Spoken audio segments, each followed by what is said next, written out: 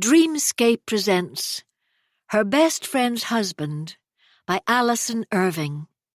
Narrated by Marcella Reardon. Chapter 1. We buried my friend Laura's husband today. It had been a terrible shock when she had found James lying collapsed on the floor following a bike ride. By the time the ambulance had arrived, he was gone. It was beyond me how Laura had managed to meet and greet all the mourners at the church door before the service. Tall and willowy, she had been dry-eyed and composed in her black dress, while their son Robbie had shaken hands with everyone, his eyes red-rimmed, his face ashen. He was tall and handsome, the image of his father. I sobbed like a baby as the coffin was lowered into the ground, the rain falling like lead on the gathered crowd, dripping from the floral reeds onto the sodden grass. It was bewildering that I had cried so much, as I had disliked James immensely. I had found him overbearing, full of his own self-importance, and he had a vile tendency to treat Laura as though he was better than her.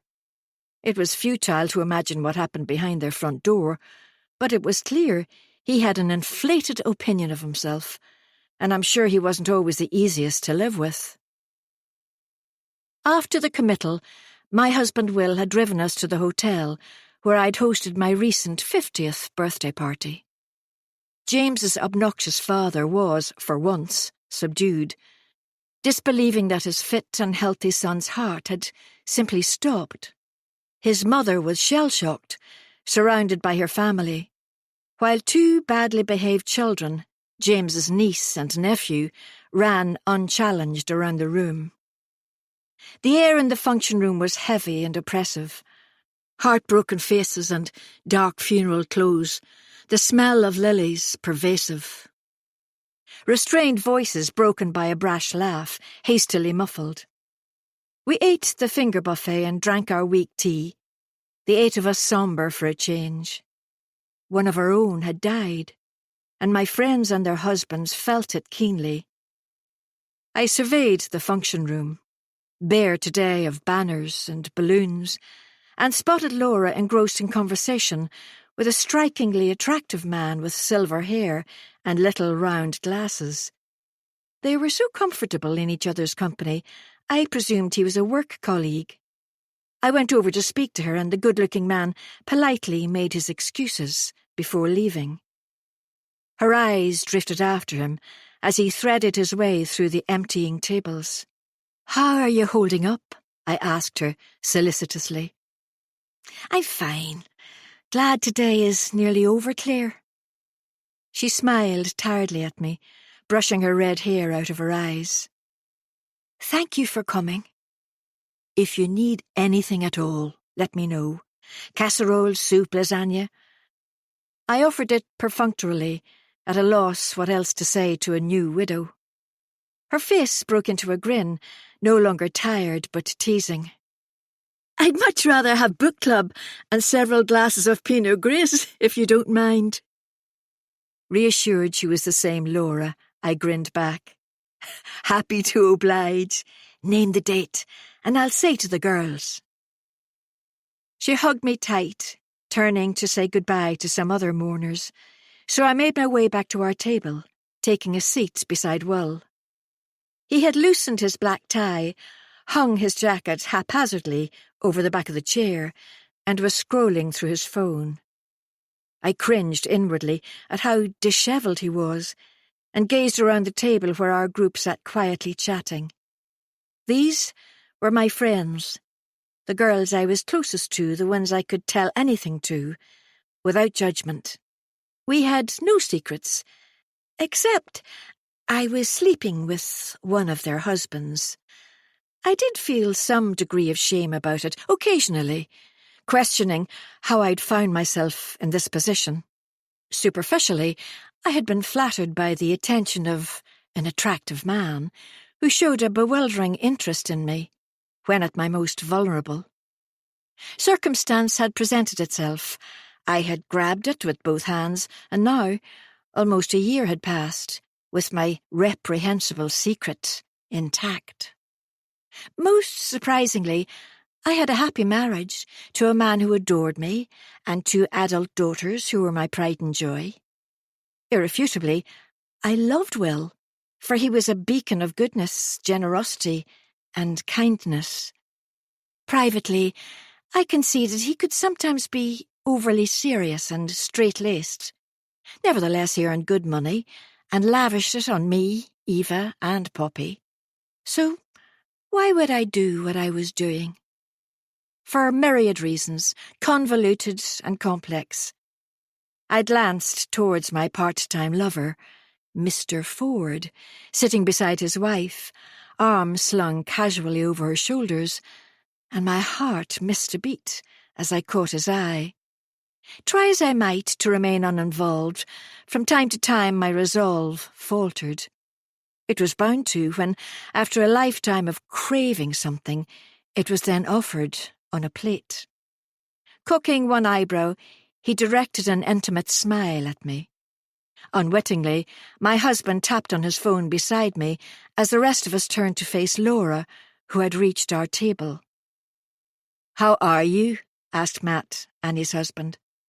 Unlike Will, he was still wearing his jacket and was as neat as a pin, brown hair tidily brushed back from his face, no sign of even one grey hair. "I'm all right," she replied, taking a vacant seat beside me.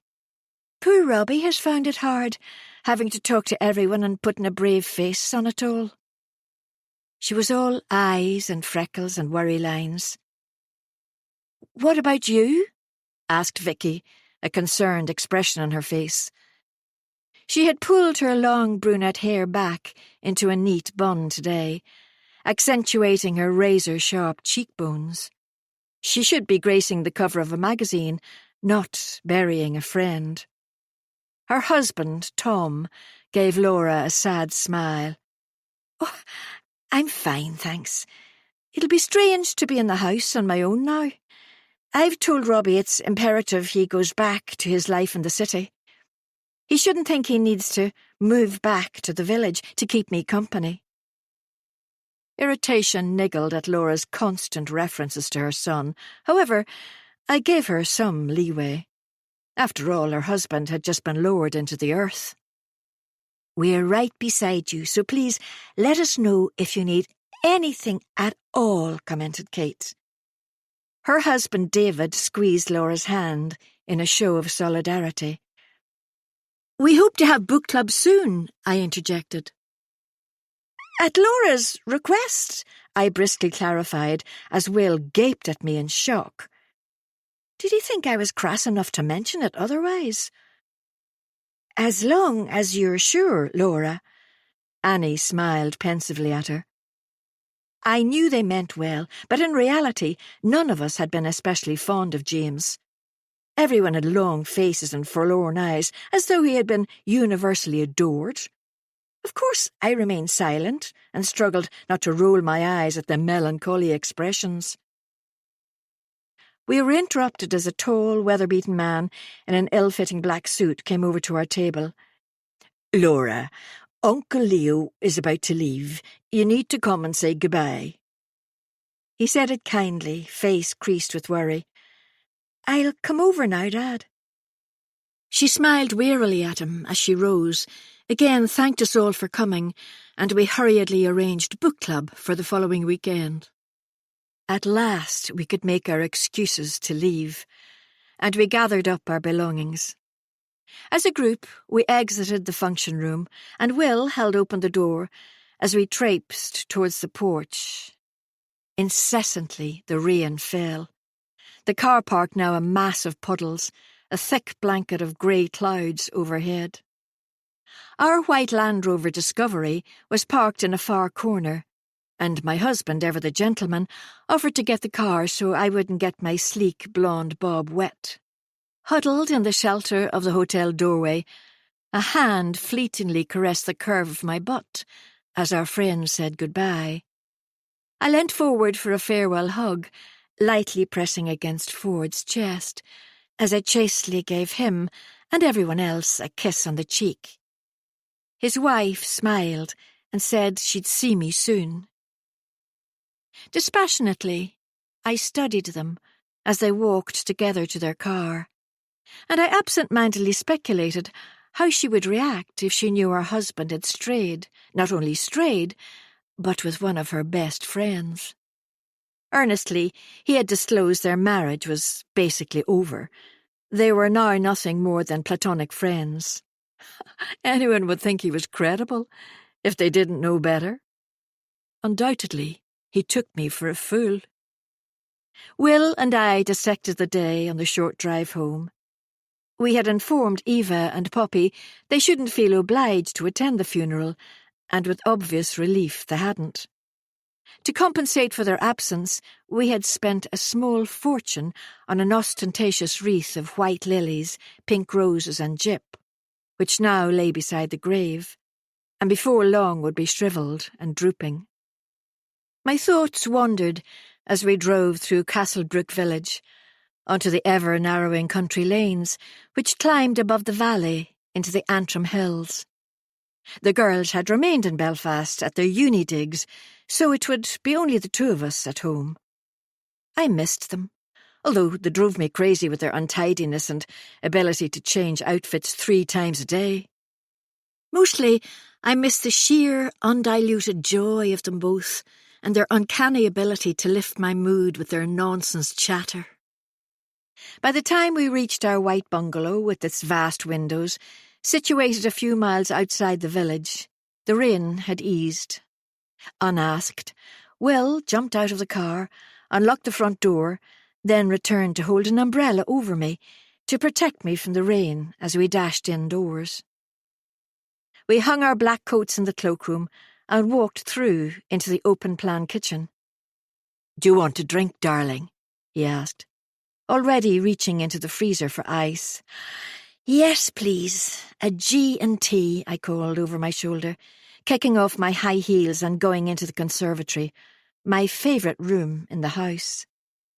Our bungalow nestled into the side of the hills, high above the valley, with open fields behind and a spectacular view below.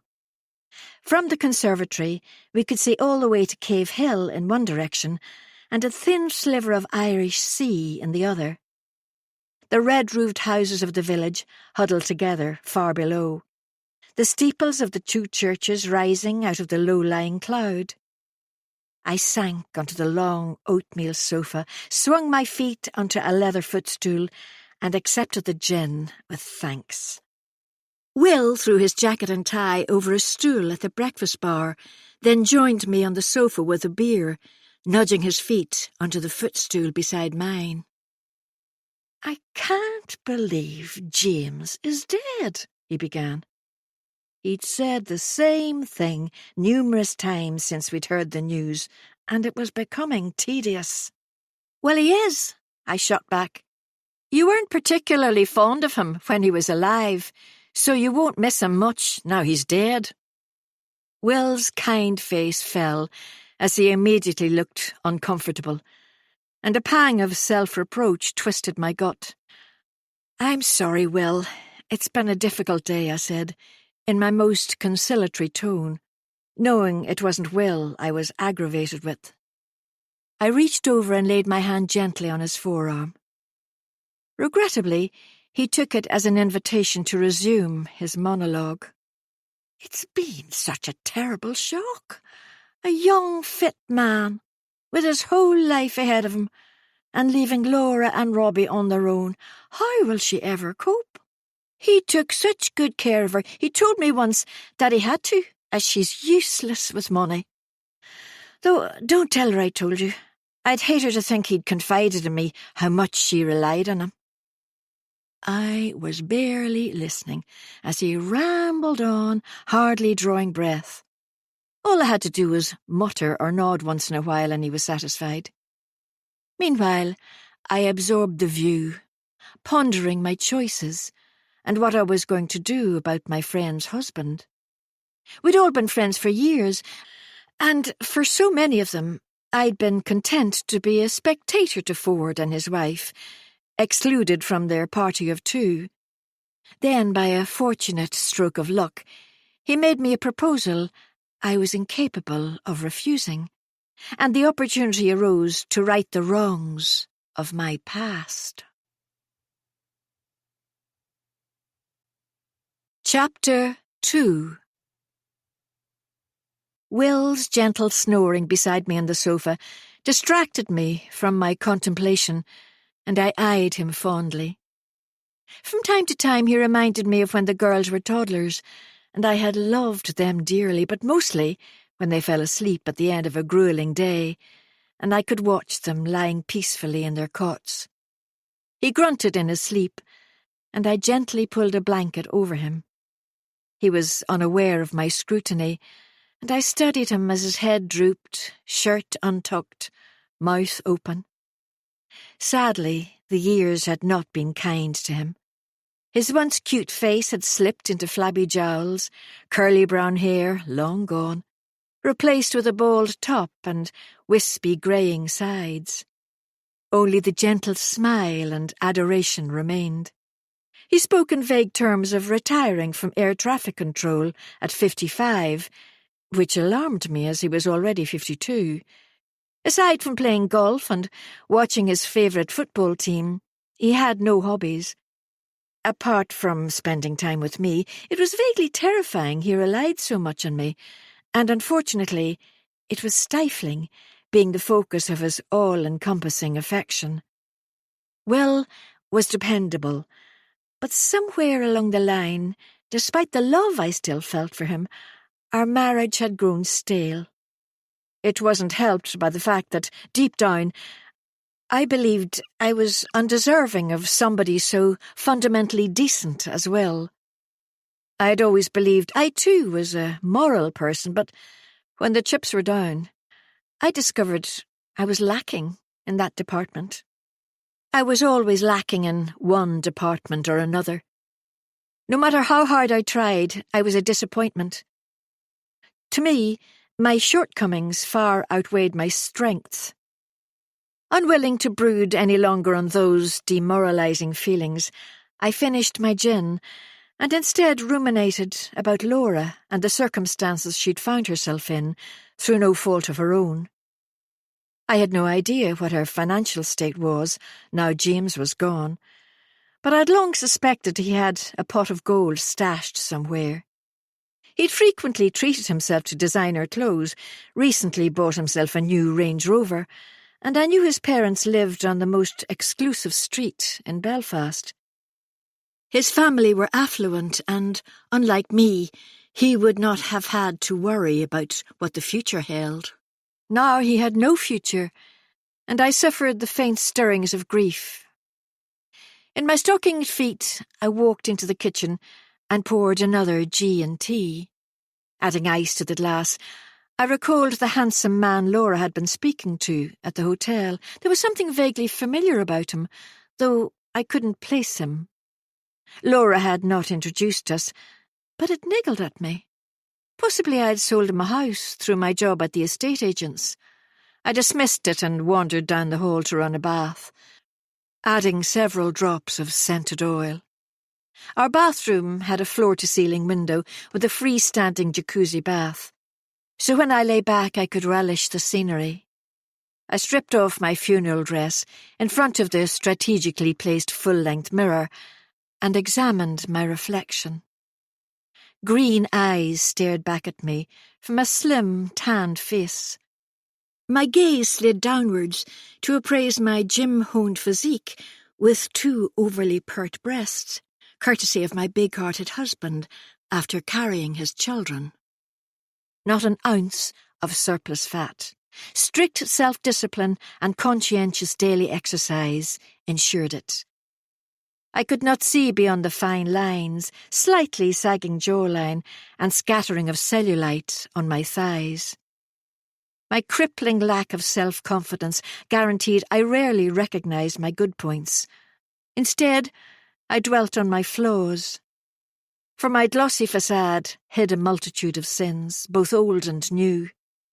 Externally, I may have seemed polished and elegant, but beneath it, I was damaged. Over the years I had perfected the illusion.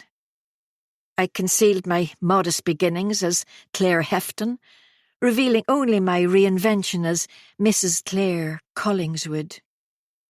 The day Will married me was the happiest of my life, allowing me to discard my detested identity and replacing it with a promising alternate. My husband had unknowingly provided a haven which shaved off the sharp edges of my angst. Tiring of my introspection, I sank into the tub and skimmed the messages on my mobile. Nothing from my daughters, loath to discuss the funeral. I had no friends other than the book club, and the WhatsApp was quiet today. No one sent the customary memes or messages in case it offended the widow. What a sobering fact. Laura was a widow. My stomach jolted in dismay for her. For widows shouldn't be young and pretty. It wasn't fair. They were supposed to be old and lined, equipped for the loss of their life partner. The natural order of things had got mixed up. Perhaps one day in the future I would urge her to sign up for a dating app. But I'd ensure she avoided married men, for seeing a married man, even on a casual basis, was stressful. Remorse could creep up on me so acutely it would take the breath from me. Laura was too fragile to be exposed to such excesses of emotion. The subterfuge, the lying, the sheer seediness of it all. As I reclined in the cooling water, I mused about Ford. The most astonishing thing was how it had begun in the first place. For years I'd been content to be a bystander to their marriage, purely observing, never interfering. Then, last October, at a charity dinner dance at the Melville Hotel, everything had changed. Annie worked for a cancer charity, and they'd held a fundraiser, the book club, plus husbands attended. I had spent the day at the hairdresser's and getting my beautician to do my makeup. The dress I'd bought cost well £500, but standing in the ladies' loo with my friends before the meal, I had a powerful sensation of déjà vu. I was transported back to my school days, and the feeling of never being good enough threatened to overpower me.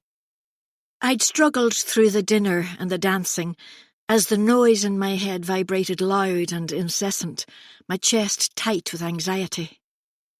Unable to tolerate it any longer, I had sought solace in the foyer and secreted myself behind a pillar on a wide sofa. Concealed far from the laughter and music, I had sat alone, waiting for my breath to steady and my pulse to slow. I was so consumed with my whirling thoughts, I'd not realised I had company until a short time later, once the echoes of the past had stilled, the memories of a time gone by flickering, but mercifully now silent. Ford rounded the corner out of nowhere, talking onto his mobile phone, and spotted me. As he hung up, he gave a small wave before walking over to me. My red dress had a split up the side, and it had fallen open. I was about to modestly pull it over when I caught him staring at my legs, where the top of my stockings were on display. He swallowed once, and rather than close the split, I imperceptibly moved, so it revealed more. He didn't move. Instead, he lifted his eyes to mine, the first glimmer of a smile, and the detonator was pressed. It became apparent what I should do. It was decided for me. All thoughts of my husband and children were dismissed, as I had embarked on an affair which was in turns frustrating and sordid and exhilarating. Over time, I learned how to split my life in two. Wife and mother on one hand, cheat on the other.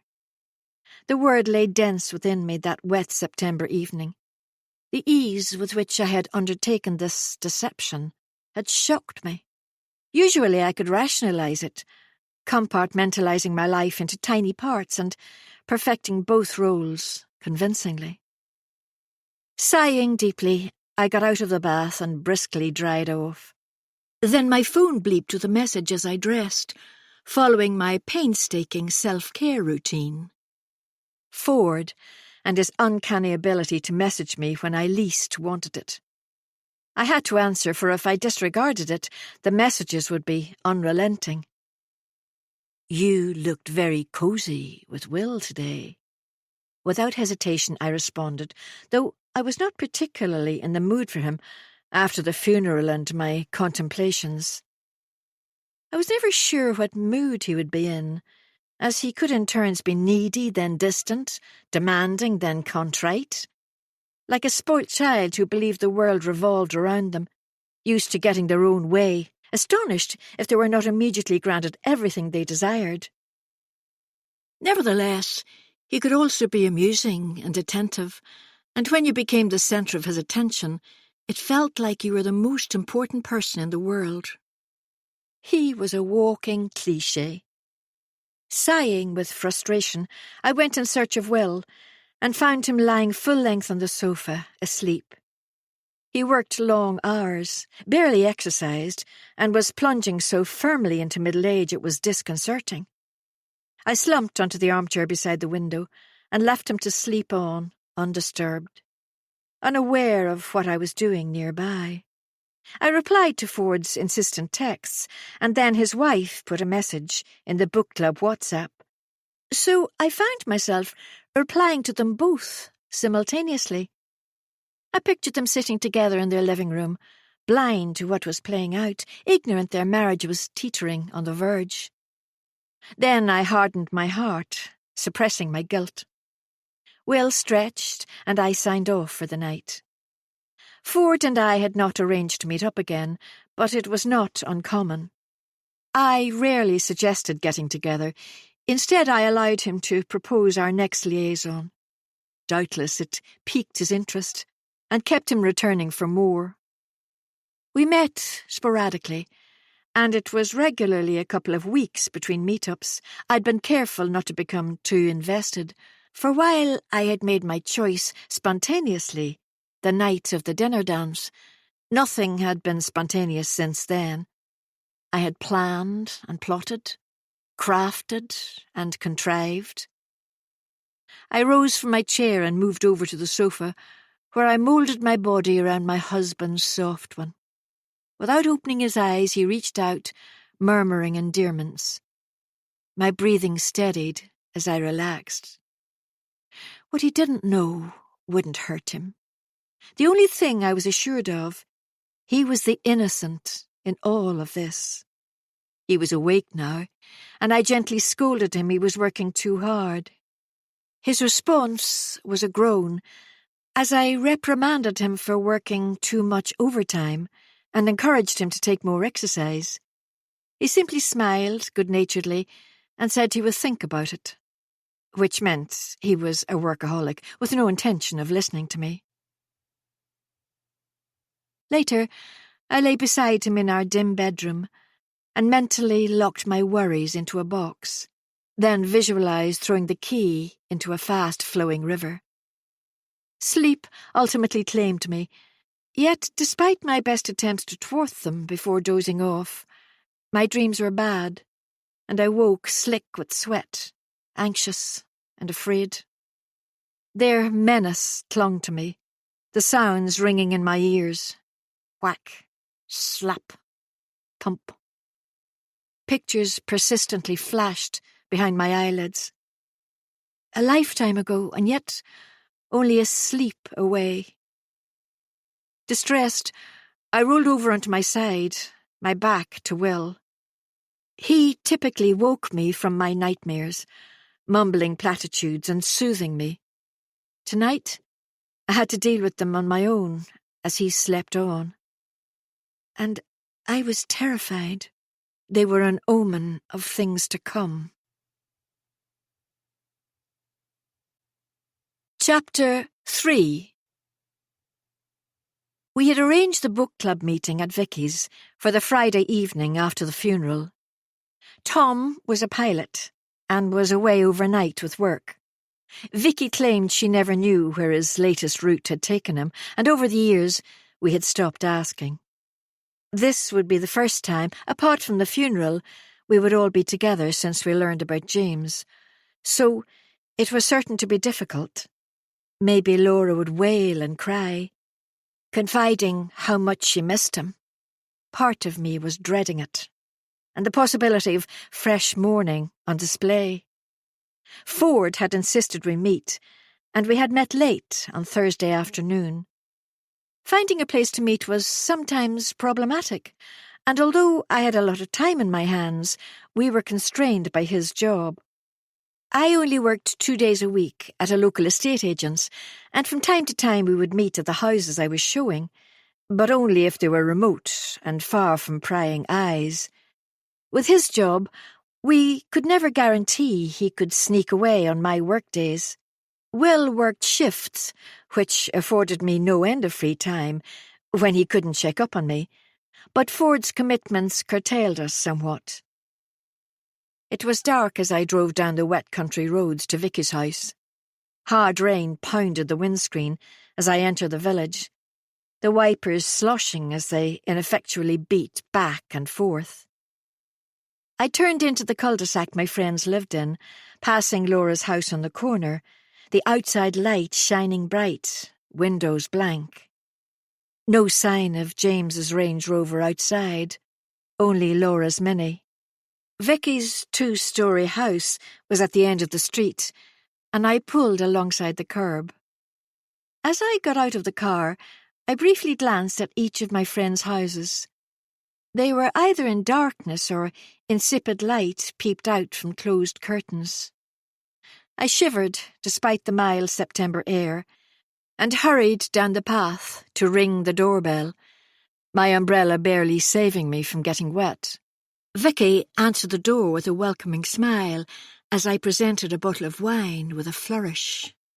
I said a quick hello to everyone in the living room, then followed her into her kitchen. "How's Laura?" I whispered, as Vicky poured me a glass of white and handed it to me. "Surprisingly good," she answered, with a slight shrug and a grimace. "Has she mentioned James?" Vicky shook her head, then led me back through to our friends. I greeted them all and tightly hugged Laura, who sat on her own on a corner armchair. The 4 of us spread out on the squishy velvet sofas facing her, sipping our drinks apprehensively, uncertain of Laura's mood. Clusters of candles flickered on the shelves and marble mantelpiece, the scent of jasmine wafting throughout the room. We had spent many book club nights in this room over the years, and yet I still admired its stylish, elegant decor. Laura immediately declared she couldn't discuss James any more and requested we act normally and keep her glass topped up. Laura and Pinot went together like strawberries and cream. The atmosphere was strained to begin with, as we chatted loudly, eager to avoid any lulls in the conversation.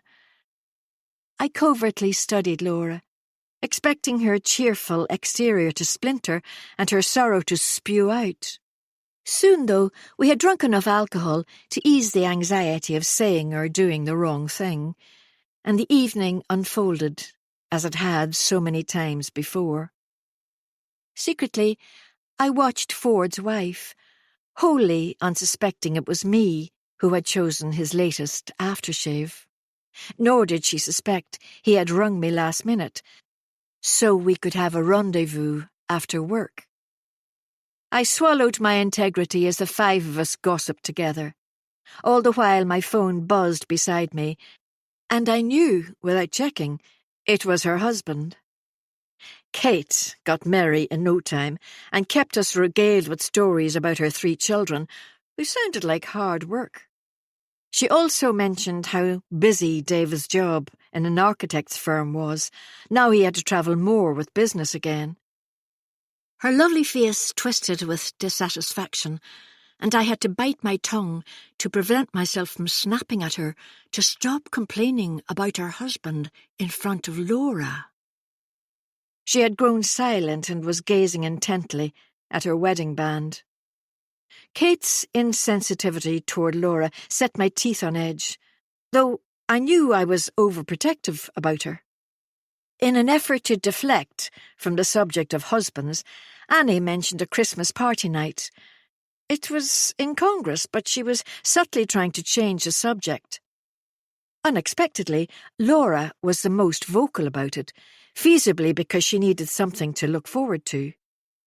Seemingly, grief could do strange things to the brain, because she asked if we would consider a night in a hotel, rather than our traditional festive meal out in Belfast.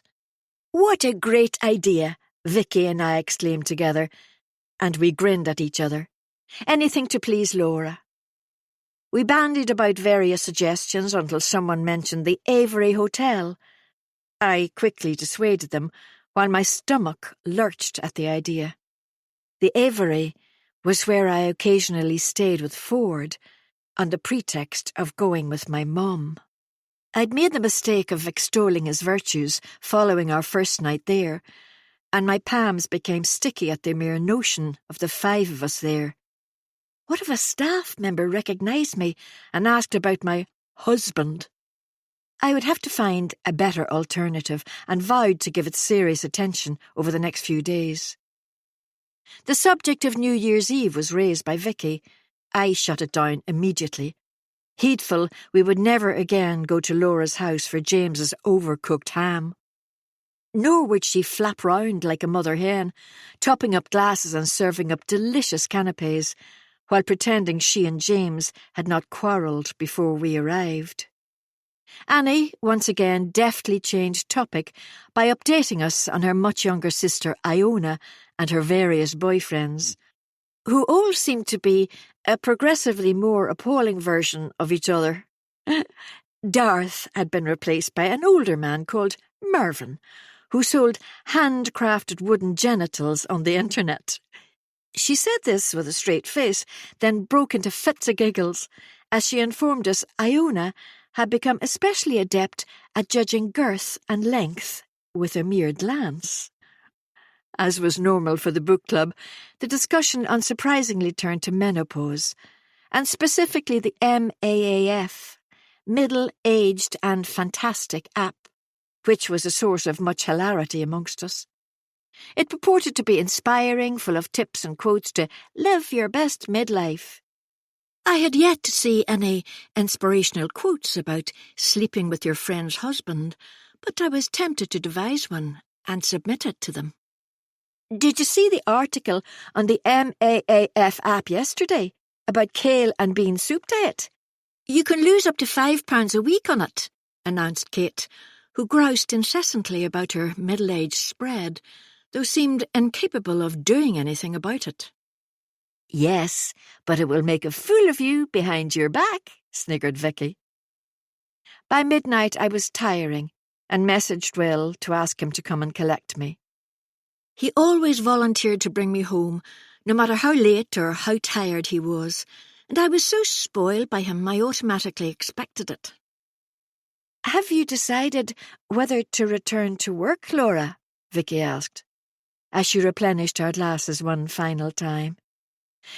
"I'm hoping to in a few weeks, after I've sorted out all the paperwork," she replied, studiously avoiding eye contact with any of us. "This is the first time I've had to contend with anything like this before, so it's a steep learning curve." "If you need any help with it, let me know," offered Kate, who didn't know one end of a spreadsheet from the other. "Laura, do you want to go to Yoga Lattes on Tuesday with me and Vicky?" I asked offhandedly, as I was hunting for my handbag, which I'd set down somewhere and forgotten. Vicky gawped at me in astonishment, and I blushed at my faux pas. "Yes, I'd like to," Laura replied, eyes lighting up at the thought of a Yoga Pilates fusion class.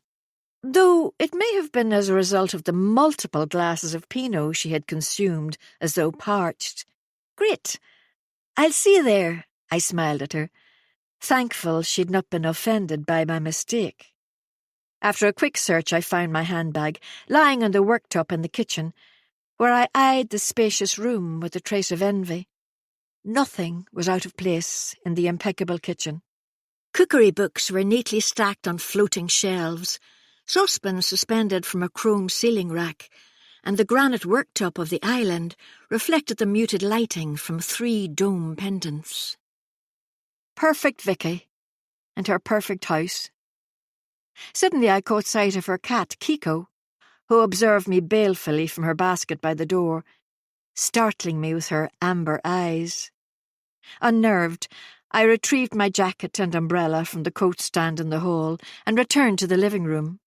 The rest of the girls were also leaving, and after the mandatory group hug, we stepped out into the peaceful street, dimly lit by murky yellow lampposts. The rain had stopped, though a damp smell lingered. No sign of life, except for a cat skittering soundlessly from behind a shrub into the gloom, making me jump. Will was waiting in the car, and as I climbed in beside him, we watched Laura unlock her door and let herself into her still, dim house. Her stark silhouette in the hall evoked a pathos in me I fought to suppress. My poor, poor friend. I pulled my coat tightly around me as I shivered, although Will had the car toasty warm. "I love you," I said, and I meant it. I reached over to rest my hand on his thigh. I can't imagine how awful it would be to be in Laura's position and going home to an empty house. If you weren't waiting for me, if you were never coming home again. Easy tears sprang into my eyes, and I blinked them away impatiently. Though I was uncertain if the tears were for me, for him, or for us. "I'm going nowhere, darling," Will replied gently. "I love you too." His worn, tender face curved into a smile, and the world righted itself on its axis. This man anchored me when I was adrift. As we drove through the jet-black night up into the hills, I refused to mope about the dishonesties and the cheating, concentrating only on Will, for I truly didn't want my husband to be a casualty of this war I was waging. I should have known. It would be inevitable. Chapter 4. On Monday morning, once Will had left for work, I fretted about him as I ate muesli and Greek yogurt at the breakfast bar. I'd been wrestling with the knowledge he'd been letting himself go, not taking care of himself as he should. He was piling on the pounds and had started buying clothes only middle-aged men wear. Trousers with the creases pressed down the front of them. Extra elastic bits at the sides, which are available only for the under-5s and the over-50s. Uneasily, I wondered if he could be depressed. Then a sharp slice of terror. Possibly I wasn't as skilled at deception as I supposed.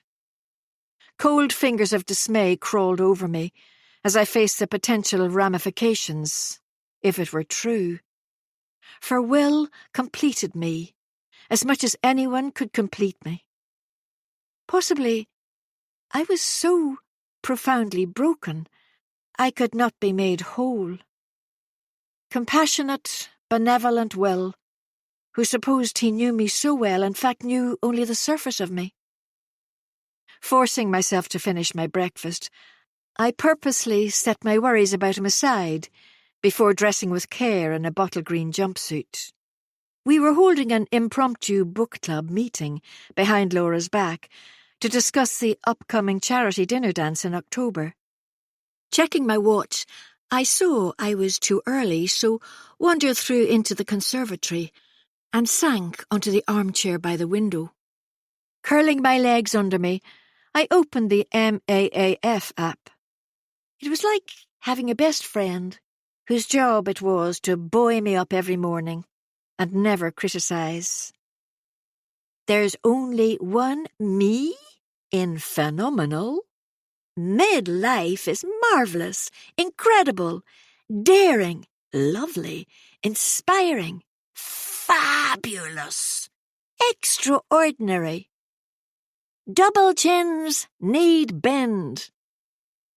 While averse to admitting I was indeed middle-aged, I readily accepted its positivity and encouragement at face value, even on days when my own positivity was at rock bottom. With a start, I realised I'd become so enwrapped with the app I was now running late, so I sped down into the village. The one downside of living so far out was I needed to drive everywhere rather than walk. On that early autumn morning, I parked my black Audi convertible beside the coffee shop under the old oak trees. Dappled sunlight threw dancing shadows on the car as a gentle breeze stirred the leaves. I inhaled deeply, exhaled my tension, and dropped my shoulders. Crisp leaves crunched underfoot as I walked into the cafe. Kate, Vicky, and Annie were already seated at our usual table by the window. They'd ordered coffees and a selection of scones, and I waved cheerfully to them, stopping only to order a skinny latte at the counter.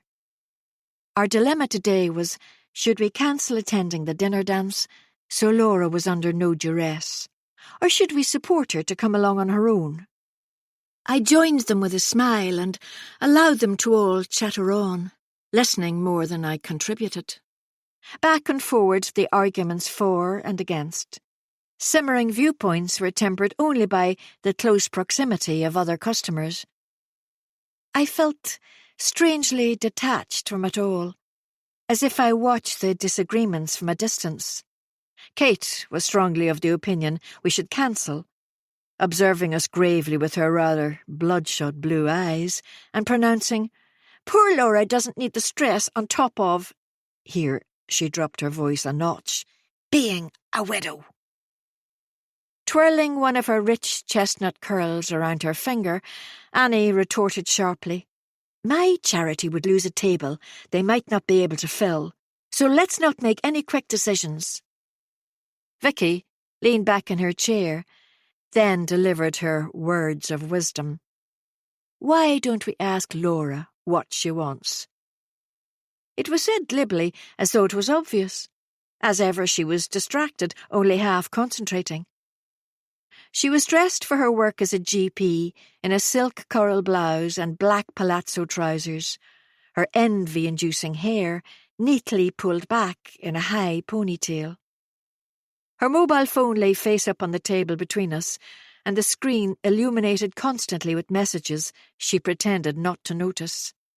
"I agree with Vicky." I smiled pleasantly at my friend. "We should ask Laura outright what she wants to do." "It's only been a couple of weeks.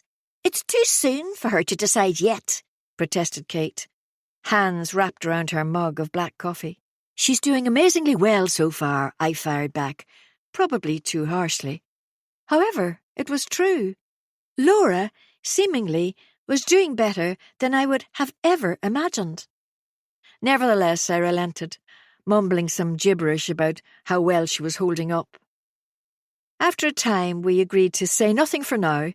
We'd wait and see how Laura was closer to the date.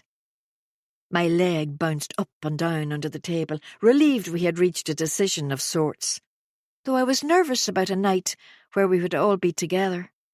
I stopped it jiggling with effort, conscious one of them might notice and comment. Music thrummed from the speakers as Dolly plaintively begged Jolene not to steal her man. Our decision made, Annie complained about how obsessed Matt had become with rowing. Methodically, she ripped at her paper napkin, discontent creasing between her eyebrows. His work as a head teacher kept him busy, and she plainly resented the time he spent training during his time off. Seemingly, he had another regatta coming up next month, this time in Cork. "Why don't you go with him?" asked Kate, with a puzzled expression. "I can't think of anything more boring than him and his teammates eating, sleeping and breathing rowing," retorted Annie. I was taken aback, for I'd jump at the chance to go on a trip with buff men in skimpy kits. However, we all sympathised with her, telling her what she needed to hear. After we paid the bill, Vicky was first to leave, explaining she had to go into work early. Annie needed to complete online training in the office, leaving only Kate and me. I asked if she'd like to go for a walk, but she declined, grumbling she wasn't feeling well and wanted to lie down. Possibly she was coming down with something. It's called a hangover, I thought uncharitably, as her unsteady hands and pale face hadn't escaped me. On the spur of the moment, I decided to drop in unannounced to Laura's and offered Kate a lift back to their street, which she accepted at once. She carped on about poor Laura to such an extent I had to suppress the impulse to pull over and deposit her on the footpath, leaving her to walk back. Fortunately for her, she lived only a couple of minutes' drive away. I slowly drove up her street and inched around a large yellow skip, which was half blocking the road outside Laura's. Bits and pieces of furniture were sticking out the top of it, and curiosity got the better of me. I pulled up outside Kate's and walked over, wanting to check if Laura was all right. She came out of the house carrying a brown leather swivel chair and wearing her customary jeans. No striped top today. Instead, she was pretty in an aqua sweatshirt. She smiled when she saw us and called a greeting. "I'm getting rid of some old rubbish," she clarified, throwing the chair forcefully into the skip. It didn't appear to be some old rubbish, and neither did the solid oak desk with the leather inlay. It landed on broken pictures in black frames, records and hardback books lay scattered in the skip. Potentially, she was having some sort of breakdown, throwing out good quality stuff. Then I noticed the expression in her eyes and said nothing. They were shining, her smile warm, content, and at ease. It seemed like the proverbial weight had been lifted off her shoulders. A tall, handsome, red-headed man exited the front door, carrying a cardboard box, and I smiled warmly at him. "Thanks, Harry," Laura said. He threw the box into the skip as yet another tall, attractive, red-haired man exited the house, carrying a bag of lycra clothing. It was chucked into the skip as well. "These are my brothers, Harry and Charlie," Laura introduced us. "You may have met them at the funeral?" I'd noticed them but straight away forgotten about them, as I had been too preoccupied with my own deliberations. "Nice to meet you." I shook their hands, thinking they could be the Pontypees in 7 Brides for 7 Brothers. I'd loved the film when I was growing up, imagining I would be captured by a gorgeous man and taken to a log cabin in the wilderness. I was so eager to leave my real life back then. Even living in a wooden hut with no running water was preferable to my existence. "I wanted to check you're all right, and if you needed anything," I explained to Laura. "I'm fine, thanks," she said. "If it suited, we could meet for a walk and a coffee later this week. I don't think I'm up for yoga lattes on Tuesday evening." "Sounds good," Kate replied. "Would Thursday suit?" "Fine by me," I answered with a smile. I only worked Tuesdays and Wednesdays, though I did toy with the idea of upping my hours when this was over and done with. We confirmed our plans to walk on a local beach on Thursday. Then I got into the car and drove off, with a last glimpse in the mirror of Laura and her brothers. The 3 of them were so comfortable standing together, like normal people who came from a large and supportive family. Normal people with no deplorable secrets. I envied her then, which was despicable. Imagine envying a woman who had lost the great love of her life. As ever, I was overcome with guilt, and my rocky self-assurance took another battering. Chapter 5. As soon as I arrived home after seeing Laura, I made a cup of green tea and nursed it in the armchair in the conservatory. Disinclined to be on my own, I texted my mum to see if she was free for a visit later in the day. Generally, the solitude of our house invigorated me, though occasionally it sapped me. I could lose hours to mindless introspection, usually resulting in my mood dipping. Luckily, when the first pangs of dejection lapped at my heels, I knew better than to sit and languish alone. A short time later, I stripped off and pulled on my gym kit. Although I had foregone scones, unlike my friends, the urge to do a workout was overpowering. I grabbed my exercise mat and put an HIIT workout onto the television in the living room. Then I repeated it for good measure. Sweaty and panting, I heard my phone ping as I finished my crunches. Ford was demanding we meet up. Giving it minimal thought, I suggested Saturday morning, when Will would be playing in a golf tournament on the north coast. He swiftly replied and suggested he come to my house. I knew his penchant for the underhand was matched only by his thirst for taking risks, so carelessly I agreed. As I stood under the pounding water in the shower, I thought about Ford and our planned night away in October. We rarely spent a night together, as it was too onerous to both arrange and to lie about. However, Will would be in England for a football match with his brothers in the middle of the month, meaning I didn't need to formulate a reason for staying away overnight. Ford would make his own excuses to his wife. Spontaneously, I considered an Airbnb rather than a hotel, wanting a change, and the opportunities it would afford. Filled with sudden energy, I stepped out of the shower, checked my phone, and saw Mum had replied to say she would love to see me. I dressed casually in jeans and a jumper, arranging my visit for later in the day, and ate a salad at the breakfast bar while searching through the available properties on Airbnb. The late September sun plunged down behind the trees as I favoured a few cottages which ticked all my boxes. I'd make the final decision soon, for time was running out. Pleased with myself, I drove to Mum's. Like me, she had moved out of Belfast years ago and lived about 20 minutes' drive from me. Her bungalow sat proud on a hill with a superb view of Belfast Lough.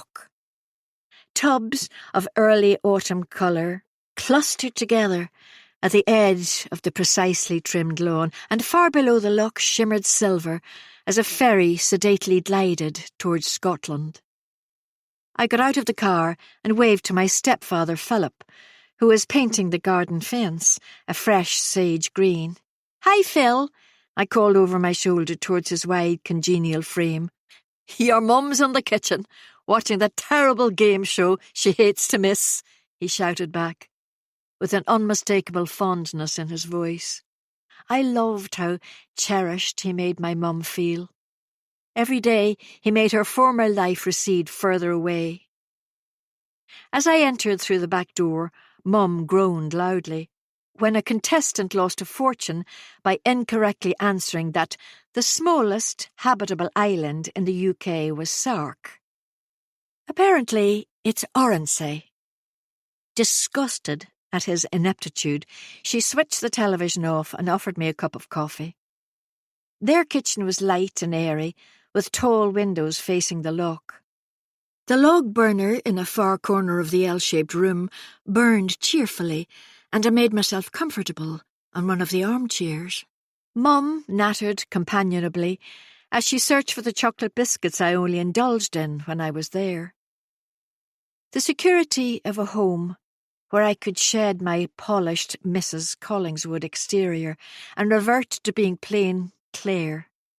Mum was one of the few people I trusted absolutely. Whereas my faith in most people had proven to be misplaced, my mum knew me and loved me unconditionally, regardless of my faults. She took a seat opposite me, and we caught up on each other's gossip. Yet I sensed she was preoccupied. Sure enough, after the smallest hesitation, she asked, in a relaxed manner, Have you spoken to Liz recently?" The words were as surprising as they were unwelcome. Mum knew I'd had no contact with my sister for many years, so it came out of left field and my hackles rose. There was too much bad blood, recriminations and regrets. "You know I haven't," I replied firmly, and waited for her to continue. I clutched the mug with such force my fingers ached, and consciously I loosened my hold before Mum noticed. "She wanted me to tell you she's been contacted about a school reunion. They couldn't find you on social media, but they found Liz. You know she'd never give out your details unless you consented." Promptly, my stomach clenched, and I couldn't speak. The words wedged within the pressure of my chest. Instead, I focused on my breathing, like I'd been taught by my counsellor. Mum continued in a soft voice, "It was all so long ago. You're a different person now." Dumbly, I shook my head at her, concentrating. In for 4, hold for 7, out for 8. I set the mug down on the coffee table and leaned forward to rest my forearms on my thighs, aware of nothing beyond dragging air into my lungs. Spots of light danced before my eyes at the connotations. "You don't have to decide anything now." Her tone was measured, and there was the briefest pause before she rushed on, words tumbling over each other in her haste. "Liz would like to meet up with you to see if you can make your peace." Helplessly, I raised my eyes to hers, so different from mine and Liz's. Hers were a washed-out blue, whereas we had both inherited our green ones from our father. The only thing I would admit I had inherited from a man I had despised. "I can't, Mum. I simply can't," I managed, when my breathing had settled. I sank back against the chair, my mind spinning chaotically, while lethargy pulled me down. The after-effects of anxiety. "You're both as stubborn as each other." Her lips compressed sadly. "Think about the reunion. Possibly it's time to leave it all in the past, where it belongs." Her expression was optimistic, her gaze too penetrating for me to respond to.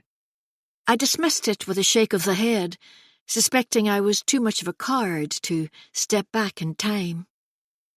Astoundingly, then, the beginnings of an idea whispered appealingly in my ear. Possibly this was not coincidental. Wouldn't it be perfect if everything came together at the same time? There was no time to consider it further, as Phil arrived in the kitchen with a clatter. Happily, it also put paid to any further talk about Liz or the reunion. Mum offered me another coffee, and I remained for a while. Phil was easy company, and he and Mum bickered affectionately together about a holiday in January. She preferred Lanzarote, he fancied Tenerife. It contrasted so vividly with my childhood, when we never holidayed abroad, but visited the north coast on the train for day trips. Before long, I needed to leave and gave them both a quick hug. Will would be back soon, and I wanted to cook him an elaborate dinner to compensate for my treachery. Though, of course, he knew nothing of it. When I pulled onto our driveway, his car wasn't there, and the empty house greeted me as the light faded, leaving me no distractions from what Mum had said. Persistently it replayed on a loop. Liz wants to meet up with me. It had been nearly 6 years since I had last seen her, when voices had been raised and doors had slammed. My throat tightened as I recalled it, and I poured a large gin to ease it. Even thinking about my sister invoked an involuntary reaction. I perched on a stool in the kitchen, sipping my drink and fighting the recollections swarming within my head, bellowing their presence. Not even Will knew exactly what my life before him had been like. We had lived in a two-up, two-down house in inner-city Belfast, with my dad's job as labourer bringing in regular and decent wages. For a time, during the Troubles, when this wee island had viciously fought within itself, he had worked with a company which was employed to rebuild bombed police stations. The not-so-hidden threat on the workmen's lives meant he couldn't cope with it for long. Subsequently, he drank too much, and most of his wages were spent in the pub before he staggered home late on a Friday night. He would hand my poor mother a fraction of his pay, then hit her a slap across the face when she dared complain. Dad drank himself to death the spring before I got married, and a nasty, bitter part of me thanked the heavens he wasn't there to walk me down the aisle, afraid of his volatility and fists. Thankfully, I heard the rev of a car engine before I could sink further down the rabbit hole, and I blinked rapidly to dislodge my memories. Will was home, and he would break the silence and consign the undesirable memories to the recesses of my mind. Swiftly, I downed the remainder of the gin and moved my face into the vestige of a smile. I greeted my unsuspecting husband with a quick peck and the instruction to watch television while I cooked dinner. He disappeared into the living room while I extracted food from the fridge. I could hear the muted sound of the television as my father's presence fluttered about the periphery of my imagination. I did what I had become expert at over the decades. I blocked him out. Deliberately and ruthlessly buried all thoughts of him. But it was harder, and it took longer than usual. Mechanically, I refilled my glass, discarding the measure and splashing in more gin than was sensible. Finally, my father was gone, his last remnants a mere shadow, and I heaved a sigh of relief.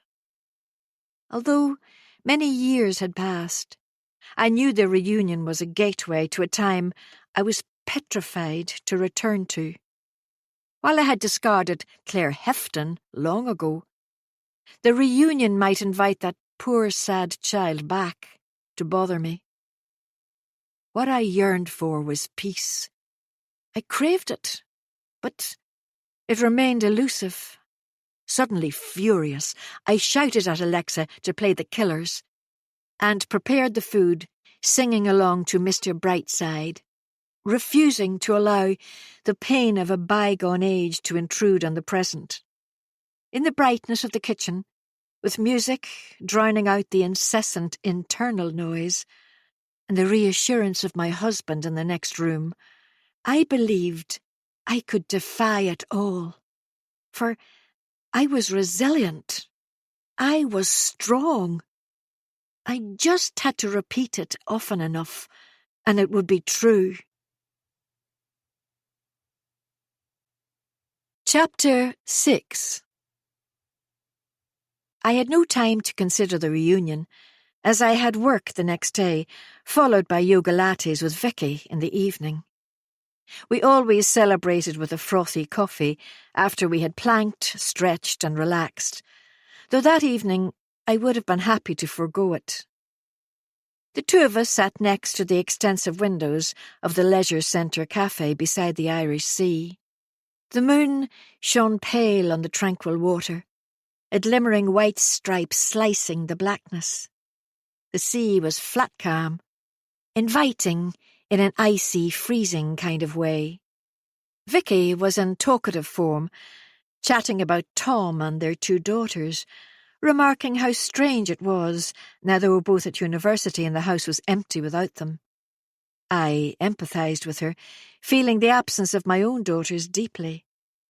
I encouraged her to chitter on as we drank our lattes, content to let her do most of the talking, when it became clear she needed a sounding board.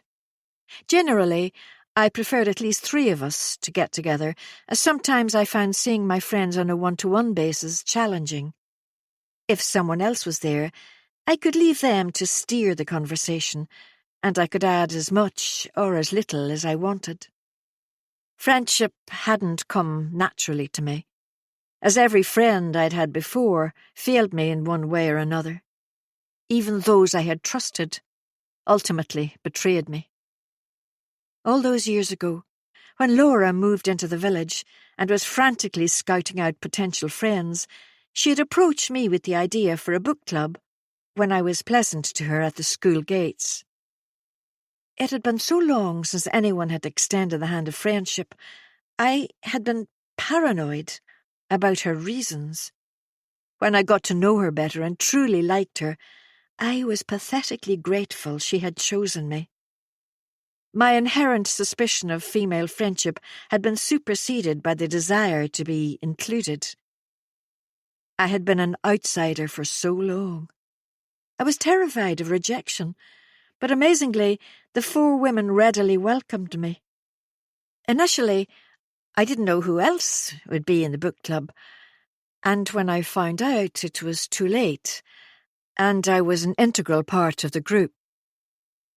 The book club had its advantages, and once we stopped pretending to read more than the wine labels, I enjoyed it better. Although we still called ourselves a book club, we had become so much more. Our husbands had become friends, and the 10 of us had socialized together routinely over the years. Our children had grown together into adulthood, causing us worries and fears we shared openly, knowing no one would gossip or judge. We trusted each other, and from a place of distrust, I had learned acceptance. With our coffee cups drained, the conversation was beginning to stall. I missed Laura's easy chat and ability to make us laugh. The cafe staff were shooting us daggers, obviously ready to close up, so we said our goodbyes with a friendly wave in the leisure centre car park. I hurried to the car, which I had cautiously parked under a streetlight. A thick band of cloud had blocked out the moon, and it was pitch black as I manoeuvred my way along the country lanes towards home. I kept the radio on for company and idly contemplated what mood Laura would be in during our walk on Thursday. Surely grief would hit her hard at some point, though she was proving to be tougher than I would ever have expected. Wednesday evening was spent selecting an Airbnb for my night with Ford.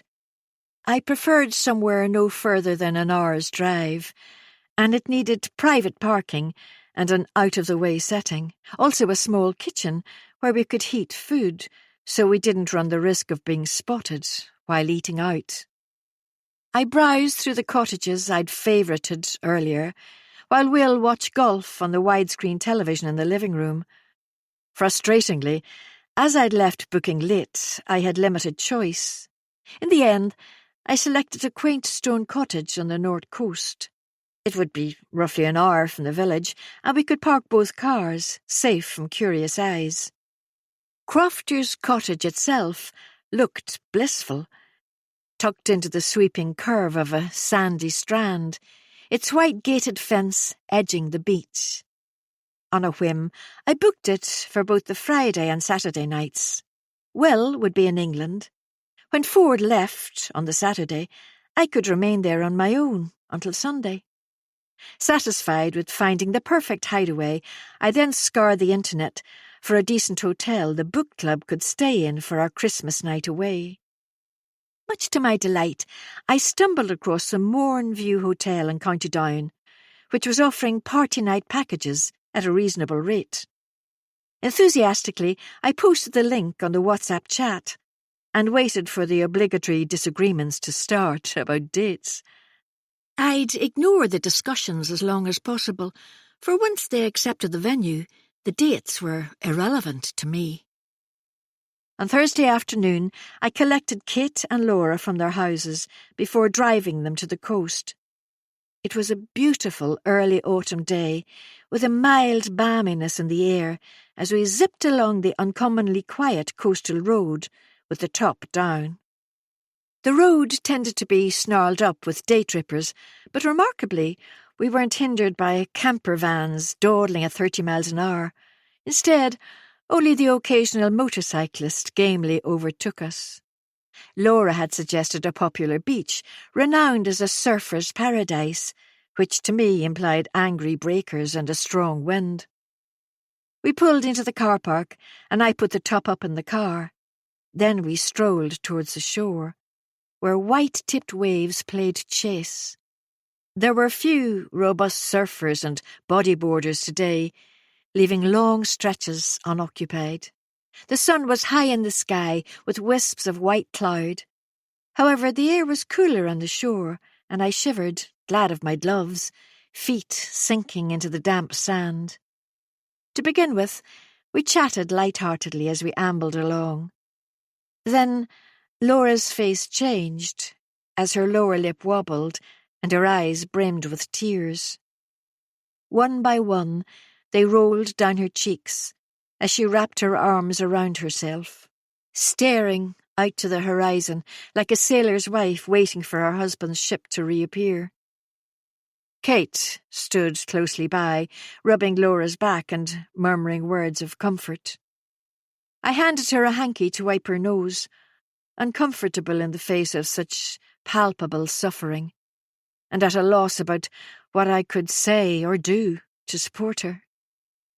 Cold gusts whipped us as we huddled in a group, when from nowhere a fierce stab of sorrow threatened to floor me. These girls thought they knew me inside and out, but they didn't. For they knew nothing of the emptiness inside and the deception I was intent on. Unable to help myself, I began to weep too. Great, ugly sobs anyone watching would assume were in sympathy with my bereaved friend. But in reality, were because I was ashamed of my true self, and frightened they would dislike me if they uncovered it. It seemed Kit couldn't be outdone, and began blubbing too, and soon the three of us were wailing like we were possessed.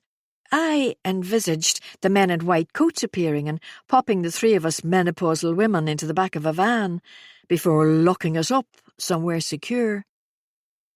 I'd forgotten how cathartic a good cry is, and once I'd dried my tears, I temporarily felt optimistic. When Laura regained her composure, she suggested we get a takeaway coffee from the van in the car park, which we could drink in the fresh air. We sat together at a wooden picnic table at the verge of the car park, the hot drinks warming us. Seagulls hovered above us, then lunged low, scrounging for food, their shrieks mournful. I raised my face to the sun, unforeseen contentment washing over me. "How are you feeling now?" asked Kate apprehensively, brow knitted. I hesitated briefly, considering my answer, which was fortuitous, when I realised she was directing it to Laura. "I'm so sorry for crying," she replied. "I was thinking back to the last time I was here, when I was so unhappy. Robbie was at university in Scotland." She lifted her eyes to us, and it seemed she was about to say more, but her gaze was drawn back out to sea, and she fell silent. Emotions chased across her face, dejection, sadness, and a hint of regret. It was on the tip of my tongue to ask if this stretch of coastline reminded her of James, but I didn't want to upset her further by mentioning him, so held my tongue. "Does this stretch of coastline remind you of James?" Kate queried, instantly infuriating me. "No, James didn't like coming here, even though I love it. We rarely walked by the sea, in fact." Laura smiled sadly. "He never once walked with me on this particular beach at all." This place was mine, all mine. There was something so poignant and sad about how she said it. I was genuinely moved. Imagine having no one to walk on the beach with. Hot tears pricked my eyes again. Try as I might, it was impossible to be unaffected by her obvious pain. Sensing my dismay, she grasped my hand firmly between her own cold ones. "I don't know what I'd do without you girls," she said, her voice thick with tears. I somehow smiled back, my throat constricting at the maelstrom of feelings. To make matters worse, Kate joined in, and the three of us sat with our hands built in a pyramid for what seemed like an hour, doing nothing but peer forlornly out to sea, as Laura wiped her wet eyes, Kate sobbing noisily beside her. I found myself staring at our hands, fingers intertwined, and an unaccustomed sensation spread within me. This is what inclusion felt like. It had been many years since the walls I had built to protect my heart had been erected, and just as long since I had chipped away at them. As we sat beside the benign Irish Sea, fracture lines appeared, and I basked in the unexpected glow of friendship for a short time. However, peace was transient, for I imagined when they discovered my secret, they would desert me in exactly the same way I had been deserted before. Therefore I withdrew my hand from theirs, and the cracks in my defences sealed over as I hid my face and swallowed my pain. Soon I would be alone again. It was inevitable. Chapter 7. Because I had agreed to Ford's suggestion, we meet at my house on Saturday morning, it was imperative neither of my daughters would arrive unannounced and disturb us. I had messaged first Eva, then Poppy, and bribed them to meet me in Belfast for an all-expenses-paid lunch on Friday. I found a parking space easily at Victoria Square, an exclusive city centre shopping centre, and walked briskly through it, barely pausing to scan the shop windows. There were a couple of expensive lingerie shops in the complex which caught my attention, and I considered treating myself to something new. Luckily, I realised it would be inappropriate to be seen by my daughters carrying racy underwear from Boudoir Confidential, so hurried past the scraps of lace and satin. The city centre streets were bustling, packed with shoppers and tourists who had been discharged from a massive cruise ship docked at Stormont Wharf. I inhaled the fumes, the racket and smells of the city before I sank onto a free seat in the chic French bistro beside City Hall. There I ordered a glass of mineral water while I waited patiently, for I knew my daughters would be late. It seemed arriving at the prearranged time was old-fashioned, but I had learned patience over the years and rarely reprimanded them for it. Will was forever rebuking me, certain we should teach them a lesson, but my heart was soft where they were concerned. To pass the time, I relaxed back on the plush seat and glanced around at the other customers. A group of middle-aged women gossiped and shared a bottle of Prosecco. A curmudgeonly-looking elderly man threw infuriated glances at them as the volume grew. The pretty young waitress was too busy flirting with the floppy-haired barman to notice. Bored, I retrieved my phone from my bag and scrolled through the MAAF app, reading its daily quotes. "I don't need you to like me because I like me," which was so flagrantly untrue. I nearly laughed out loud. I moved on to the next one. "Do not be afraid to show the real you to the world, for you are perfect in every way." Now it was simply teasing me, and inexplicably, I was so incensed. I deleted the app on the spot. I didn't need my make-believe friend pretending to bolster me while actually exposing my failings. My reflections were rudely interrupted by the commotion which accompanies my daughters everywhere. Their vivacity was infectious, and instinctively I grinned at them, happiness rising within me as they hugged me tight. They both resembled Will, with warm brown eyes and wide smiles. Eva had piled her hair into a messy bun, while Poppy's dark curls almost reached her waist. Today, they were dressed alike in wide-legged jeans and black leather biker jackets. They were my Irish twins, with only 11 months between them, and were each other's best friend. For the next couple of hours they blethered constantly, filling me in on city dwelling. They were both in the last year of studies and were hoping to get jobs in Belfast when they graduated. They had outgrown the village and the countryside, and I knew neither of them would choose to live permanently with us again. The knowledge saddened me occasionally, when the remoteness of our home made me regret not buying a house in the village. However, at the time I had been determined to live far from intrusive neighbours, and the seclusion had appealed. I hauled my attention back to the girls as we finished our lunch, and listened to them, chattering happily, squabbling in the manner only siblings can. A small part of me envied their youth and exuberance. Their whole lives spread before them. They could do whatever they wanted, whenever they wanted, with whomever they wanted. Because they had been protected, coming from a secure home life, I knew they wouldn't suffer the insecurities I'd been forced to face.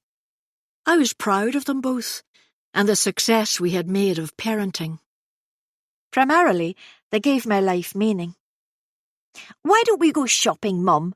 said Poppy innocuously, brushing her curls back from her clear, creamy brow. "What a lovely idea!" exclaimed Eva, the wide-eyed ingenue, playing along nicely. I knew this was code for, "We'd like you to spend a fortune on all the pretty things we want." As I had not come up the lagan in a bubble, I cut them off at the pass, gave them both £50, and told them to treat themselves, as I had a hairdresser's appointment. I excused myself, paid the bill, and hugged them again, before saying goodbye outside the cafe. They disappeared into the crowd, heads together, Eva a fraction taller, and I turned back towards the car park, my mind having already jumped onto other things. My attention was once again taken by the window of Boudoir Confidential, so I gave in and spent a satisfying half-hour selecting new, skimpy French Navy lingerie before returning to the car. Tucking the bag into the footwell of the passenger seat, I exited the underground car park onto the busy city streets. I was only half concentrating on my driving, thinking about how proficient I had become at separating my two lives. My marriage, which represented so much, could seemingly be thrown aside, discarded, as if it were insignificant, which was absurd, as without Will, I was nothing. It was him who helped heal the trauma of long ago, and who gave me everything I had ever desired, practically everything. There was the crux of it. Our marriage hadn't fulfilled my every need, and conceivably, I was destined to always pursue the unattainable. Sat in the hairdresser's a short time later, I barely made small talk, lost in reflection. I was oblivious to the apprentice washing my hair and offering me coffee. I blocked out the hum of voices around me, as I remembered when I had crossed the line from content wife to devious liar. It had happened less than a fortnight after the dinner dance, when Will was working late. Ford had come to my house to chat. I'd worn a fuchsia jersey dress, far too smart for a casual evening at home, but I was fraught with nerves, and it gave me the guise of confidence. I was split down the middle, On one hand, despising what I was on the precipice of doing, on the other, coolly anticipating what was certain to happen. It had taken me by surprise how speedily Ford had forgotten his wife, and how passionate he had been. I questioned if this was his first time straying, or if it was habitual. The ease with which he requested another meeting, a facetious comment about unoccupied houses, and a wealth of opportunity. I doubted he was a novice cheater. It came so naturally to him. Afterwards, I had stripped off my clothes and thrown them into the washing machine with an aching heart. Alone in the bathroom, I ran a bath and stared at my reflection in the mirror. I half expected to see a different face observing me, as though my actions would be seared across my cheeks. Impossibly, I was physically unchanged, the same features, a different person. It will be worth it in the end, I had reassured myself. Will knows me, and will forgive me when I explain it all. Each time it happened, it became easier to convince myself the end justified the means. However, the flashbacks and the dreams told another story.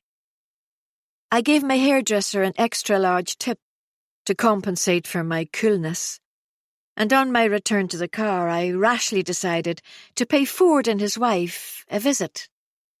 I rarely made a reckless decision, but the urge to see them both grew as I reached the village.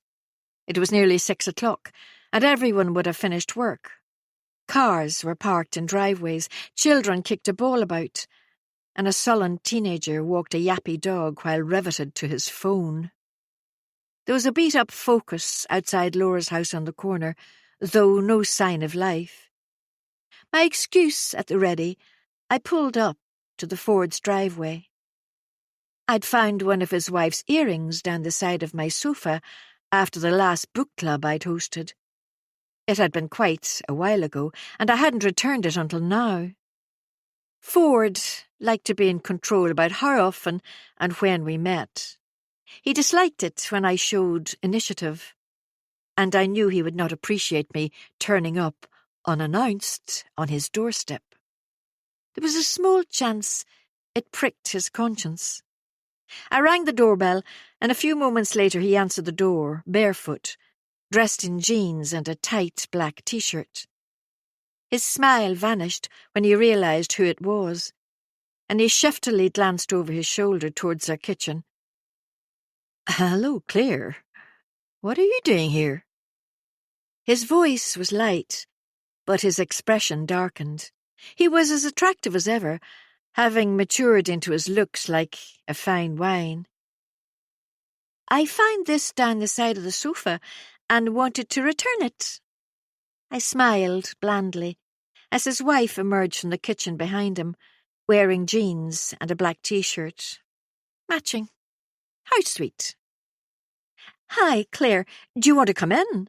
she asked brightly, stepping around him. He gave an almost imperceptible shake of the head, warning me not to push my luck. "Sorry, I can't stop," I replied, with an insincere smile. "I wanted to return your earring. I found it at last."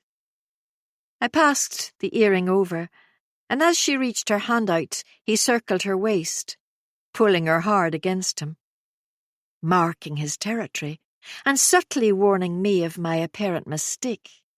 No doubt he deemed this show of solidarity would rattle me. However, I was fascinated by his discomfiture at his wife and lover standing together. She chatted cordially with me, and he, wordlessly, stood behind her. I could tell by his pinched face he was not best pleased with me. It wasn't long until I said goodbye to them both, blithely commenting I should get home to Will. As I shut the car door, I lifted my hand in a cursory wave. It was then I noticed Ford hadn't waited for me to leave. My friend was standing alone in the doorway, smile in place. A ripple of guilt spread within me. Sometimes I didn't understand myself or my motivation behind another bad choice. All I knew was I was risking everything for what could amount to very little. Chapter 8. After my visit to the Fords, I reached home before Will arrived in from work. Since my conversation with Mum, I had refused to dwell on the school reunion. Though it was never far from my thoughts, I could ignore it no longer. With some consternation, I trudged through into my dressing room and stared at the bottom drawer of the shelving unit. Taking my courage in both hands, I knelt on the carpet and tugged it open. Obscured at the back under some neatly folded T-shirts was a bland manila envelope. Although it had been years since I'd removed it from its hiding place, its contents were burned into my consciousness. Nevertheless, I knew if I was to contemplate attending the reunion, I would have to unveil its secrets. Even without opening it, my body responded, my pulse quickening, mouth dry. With quaking hands, I pulled out the envelope, turned it upside down, and allowed everything to tumble to the floor in a small heap. Photographs, scrawled lines on a page, ripped from a school jotter, a single newspaper cutting. Mementos from my past. Lying on top was a first-year school photograph of a round-faced innocent with mousy long hair, big glasses, and protruding teeth. The smile was gentle, the eyes filled with pride at wearing the grammar school uniform. It was irrelevant. The rough woolen blazer was second-hand and the skirt too short from a sudden growth spurt. The 11-year-old me thrilled at the anticipation of new adventures. I now abhorred the naivety, so unsuspecting of future hurt. I felt the usual sting of tears, but refused to let them fall. Brusquely, I set the photo down on the carpet, alongside the newspaper cutting and torn page, before I selected another photo. My maths class, taken at the end of 5th year, a few days before we broke up for GCSEs. 30 faces stared unseeingly out of the photo. Frizzy 80s perms, skinny ties, gawky boys. I slouched at the end of the front row, slightly apart from the class. Or it was possible I was simply projecting, conscious of what had occurred in the weeks before the photo was taken. Still, the thick glasses, face skinny now, with a rash of spots on my forehead and chin, braces on my teeth, in an era when they were a source of ridicule. Hair cropped short. Conspicuous by the fact mine was the only face unsmiling. A deep-seated pain gripped me. As I studied my classmates, I could recollect most names. I never forgot the important ones. My eyes were inexorably drawn to the back row. The original mean girls, or the coven, as I had labelled them. 5 friends who were convinced they were untouchable, superior to the rest of us. They spat their venom with breathtaking abandon, though saved their worst for the softest targets. Elodie, Tori, Michaela, Kathy, Anya. When I first heard it, I thought Elodie to be the most beautiful name in the world, invoking exotic suggestions of a mystical being. In reality, she was the ringleader, the instigator of all things despicable. However, with her cloud of blonde hair and sparkling blue eyes, the teachers refused to condemn her, compounded by the fact Daddy was an influential barrister. They had their choice of any boy in the school, such was their appeal. Arrogant smiles, blemish-free skin, shiny hair. One by one, I studied their faces for the longest time. My eyes moved to the boys standing either side of them, one of them laughing, mouth open, hand gesturing towards something unknown behind the camera. He was devastatingly handsome, tall, well-built, and the object of my youthful fantasies. I had nicknamed him the Hunk, confiding only in my friends Mandy and Shirley. Such a childish nickname, but it had suited him well. For 5 years I had pined after him, envisaging he would notice me, selecting me above all others to be his girlfriend. Hours were wasted daydreaming he would see beyond the plain features, Deirdre Barlow glasses, and acne. Somehow, against all odds, he would fall for me, and the coven would be livid with jealousy. Lastly, my gaze moved on to Mandy and Shirley, standing on the far side of the photo from me. We'd been smart enough to pass the 11+ exam, and had bonded in first year. The reality of life with classmates whose parents had seemingly bottomless wallets and who thrived on maliciousness had been unforgiving at times. We were not included in their extracurricular activities, and as I had not been musical or sporty or terribly clever, I was a complete non-entity. However, while Mandy and Shirley were on my side, I was able to tolerate their spite.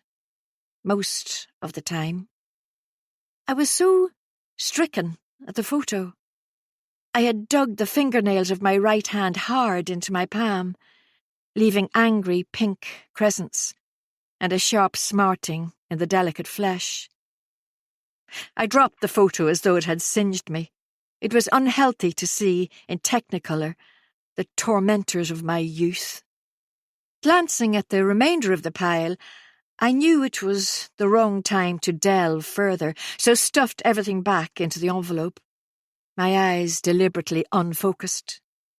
One discoloured Polaroid remained on the carpet. In some respects, the most unbearable relic of the past. A man, woman, and 2 young girls sat on a sea wall, holding ice cream cones. Their eyes were screwed up against the brightness of the sun's glare, smiles broad at the novelty of eating ice cream.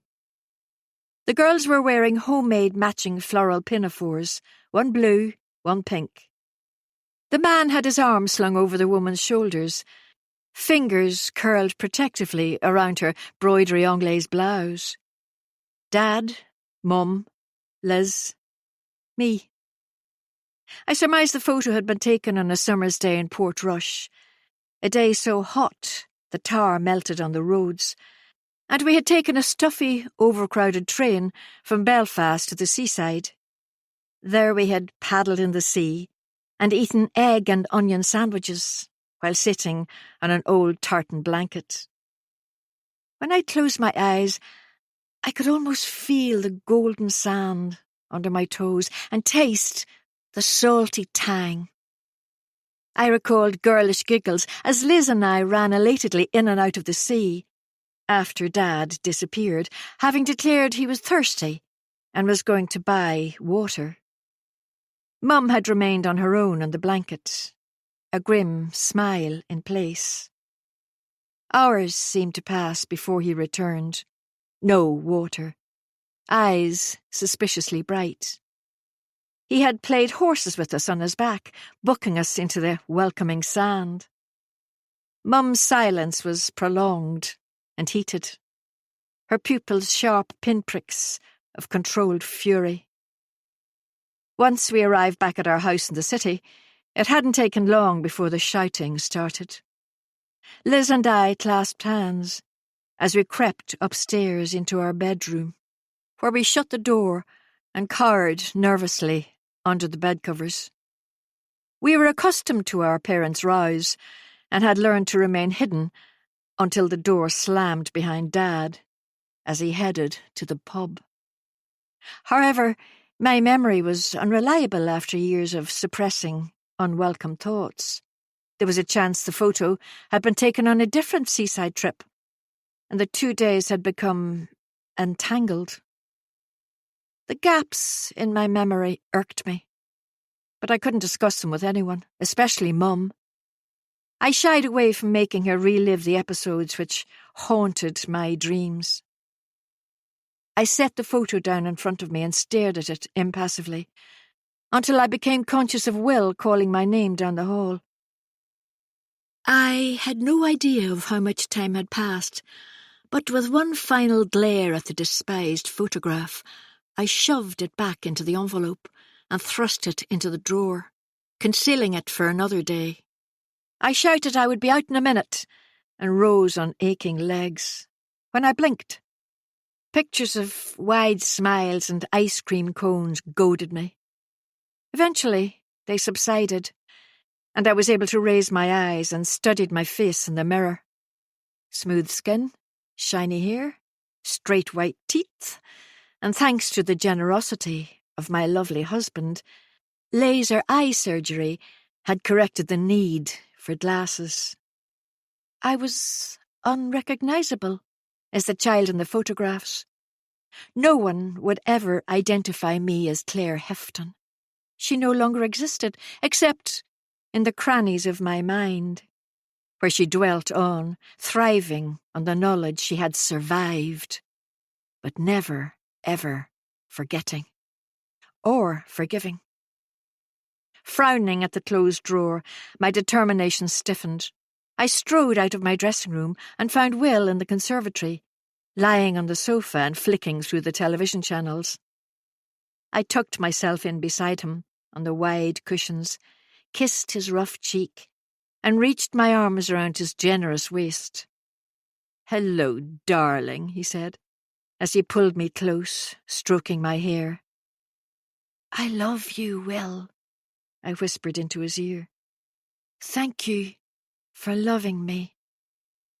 I breathed in his familiar scent, my erratic heartbeat slowing as I returned to the present.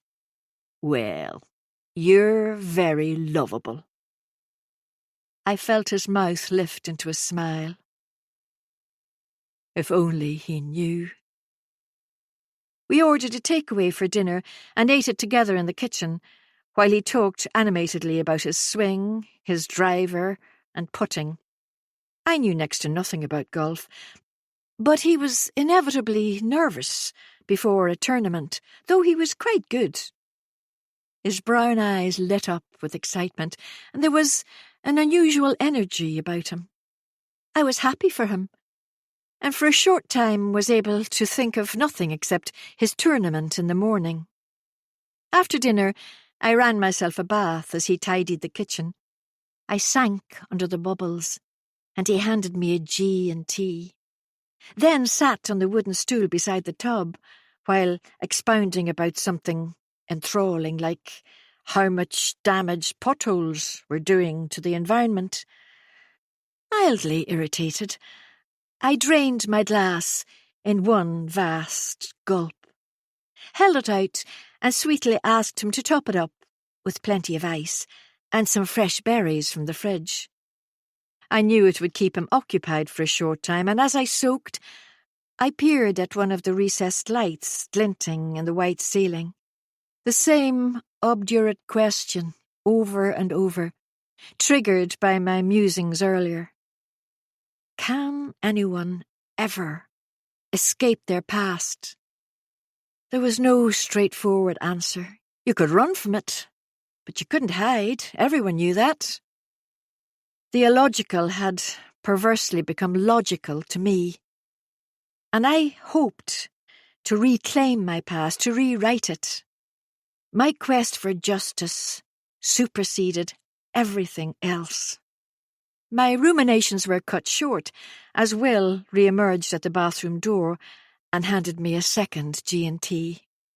I accepted it with a smile of thanks and swirled it around my mouth, savouring it this time. He vanished into the bedroom to sort out his golf bag, and by the time I had finished the gin, I was calmer, no longer ruminating on the unfathomable question. Almost inevitably, I was woken in the blackest hours of the night by Will, who shook me gently by the shoulder. It was the recurrent theme, yelling, thrashing, slamming. He held me close and reassured me everything would be all right. His soothing words coursed over me, and I consoled myself. This was the present. Those desolate days were long gone, and I had everything I ever aspired to. Almost everything. What I truly coveted was close, just tantalizingly out of reach, but possible. Chapter 9. Will slid noiselessly out of bed in the early hours to leave for his golf tournament. I barely woke and simply wished him good luck before I dozed off again. Ford wasn't due until 10, leaving me plenty of time to claw back some of the lost sleep following my bad dream. While I lay awake for hours at night, my mind jumped about frenetically. Contrarily, when dawn broke, I habitually struggled to wake, my head feeling like it was submerged under water. Eventually fully awake, the brightness of the new day chased the remnants of the nightmare away.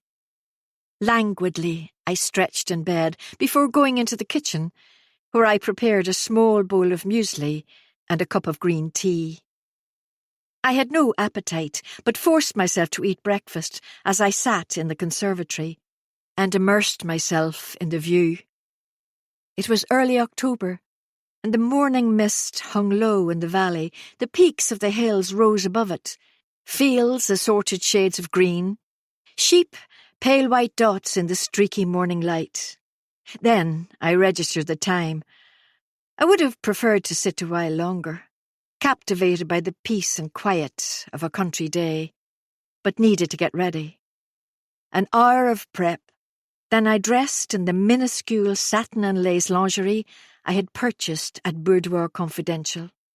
I hid it under a royal blue wrap dress. One final check in the mirror to ensure I would present a glossy, groomed Claire before I rested on a stool by the breakfast bar. The giant metal clock on the wall above the table ticked down the minutes until he was due. Half an hour later, I was still at the breakfast bar, watching as the hands of the clock moved inexorably round. I resisted the urge to rip at the skin beside my thumbnail, a nervous habit I submitted to at my most anxious. By 11 o'clock, Ford still hadn't arrived, and I fought the attraction of a G&T. As 11:30 came and went, I eased off my stilettos and poured myself a drink. He wasn't coming. Part of me was relieved, the other part irritated. A day like every other, always on his terms. I had to show no fragility or how vulnerable he could make me with a throwaway comment or action. As the clock struck 12, I heard the purr of a car engine. My heart rate increased as I strained to hear footsteps. It could be the postie, or a neighbouring farmer scouring the countryside for an escaped sheep. Or it could be Ford. The doorbell rang and I pushed my feet back into the stilettos and readied myself as I walked into the hall. One last check in the oval mirror on the wall, and a sharp tug on my dress to reveal more cleavage. It could do no harm to tantalise whoever was behind the solid wooden front door.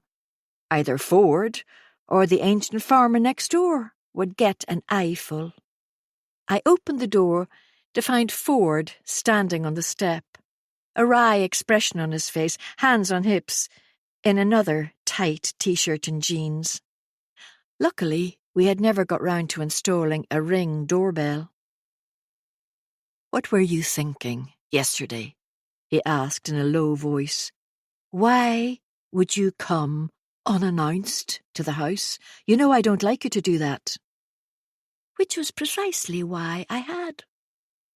In response, I lifted my chin and leaned provocatively against the doorframe, the image of insouciance.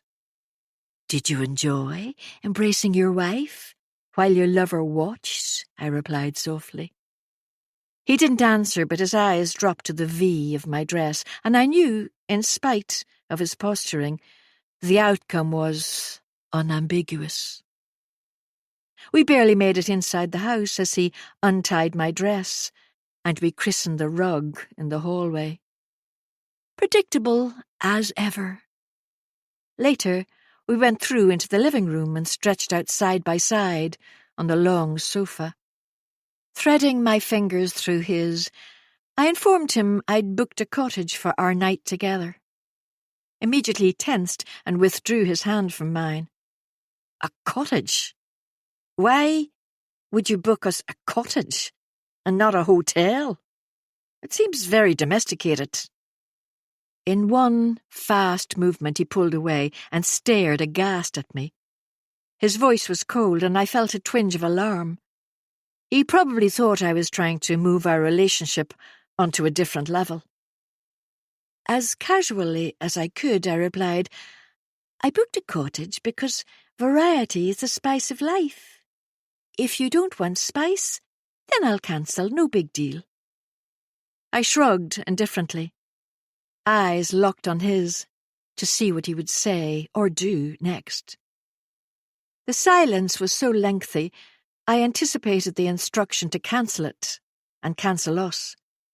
I could practically see the cogs in his head turning as he worked through all the implications. After an interminable wait, he nodded and confirmed it was a good idea. A pause, then, "Claire, things have changed at home, so we'll have to see less of each other for a while. I think she's becoming suspicious." He attempted this from time to time, feigning culpability. I doubted his wife was suspicious, otherwise she would have confided in the book club. However, I participated in the charade. "What do you mean?" I made a show of my furrowed brow. "She's made a few comments, such as wondering why I've been so busy lately. I've tried to make excuses, but I don't think she's buying them." His eyes slid to the side, a sure sign this was an elaborate lie. I sat up, swung my legs over the side of the sofa, and ran my fingers through my hair. When I turned, he was staring hard at me, the very image of decency. "There's no problem. If we need to cool things, then of course we should." My tone was sweet and different.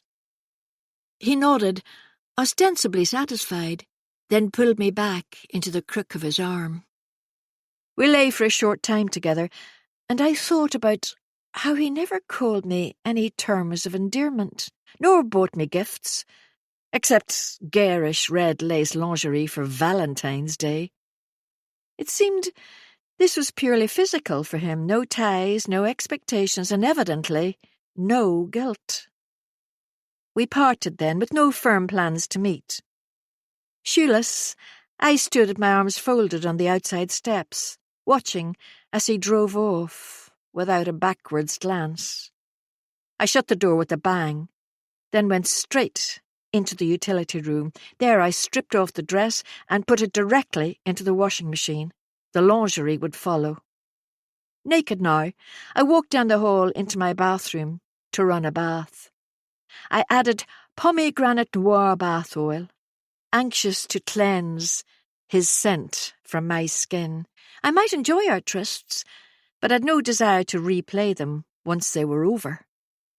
Slipping under the water, I meticulously scrubbed every last remaining particle of him off me. It was a ritual of mine. Soak, scrub, erase. The innermost part of me hated how my body responded to him, and shards of shame pierced me. I had never planned for it to last this long, On so many levels it was unnecessary. Once would have been enough, yet I had discovered it wasn't. I excused my weakness by telling myself it gave me ample occasions to accumulate all the evidence I required for my scheming. I snorted when I considered Ford and his apparent newfound morality. If someone had always been attractive and used to having women admiring them, was it possible to become immune to other people's feelings? On the contrary, if they had to work hard to improve their looks or lot in life, would they be more empathetic towards others? My thoughts meandered as I soaked. Once again, I wondered if I was the first person he had cheated with, or if was I simply the latest in a long line. Surely he was too adept to be a novice. One thing I was certain of, this was the last time we would use my home. The rest of the day stretched out before me. No friends I wanted to spend time with, no family commitments. I could drive into Belfast, browse the shops, and buy Will something nice for tolerating me. He deserved a lot more. However, a new shirt may suffice.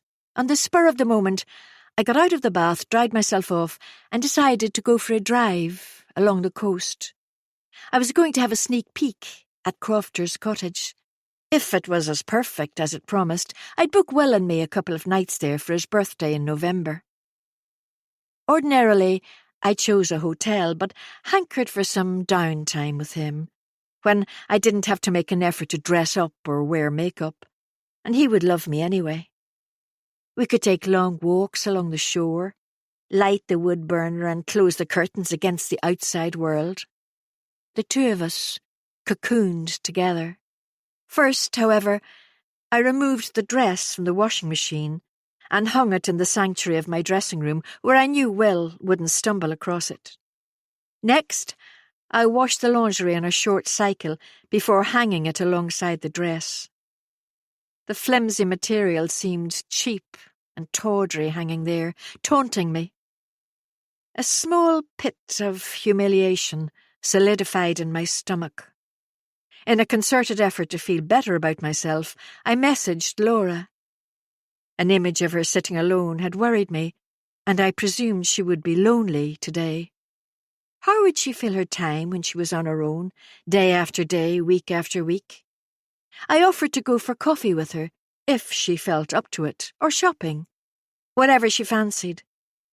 I wanted to be a good friend to her, despite my preoccupation with Ford and his wife. She messaged back thanking me and explained she had planned to go for a walk near her parents with a friend. We would do something together soon, and my conscience was salved. I texted Will, asking him how his tournament was going. I received no answer. He was simply too busy, I told myself, as I pushed my phone into my bag. He'd be full of it when he returned home later. I slammed the door behind me and took a deep breath before getting into the car. The valley spread out beneath me, and there was a chill wind. Autumn was well under way, and soon everything would be over. With a final glance at the green fields below, I sped off in search of our perfect hideaway, forgetting for a time I would be staying there first with another man. Chapter 10. I found Crofter's cottage, despite a couple of wrong turns. As I drove through Ballydon, the neighbouring seaside village, I passed a row of squat stone cottages, one single shop and a thatched pub, the stile and donkey. The tantalising smell of turf hung in the air, puffs of smoke lazily curling heavenwards. Rounding a sharp corner as I exited the village, I caught a quick glimpse of the whitewashed cottage, nestled at the far end of the headland.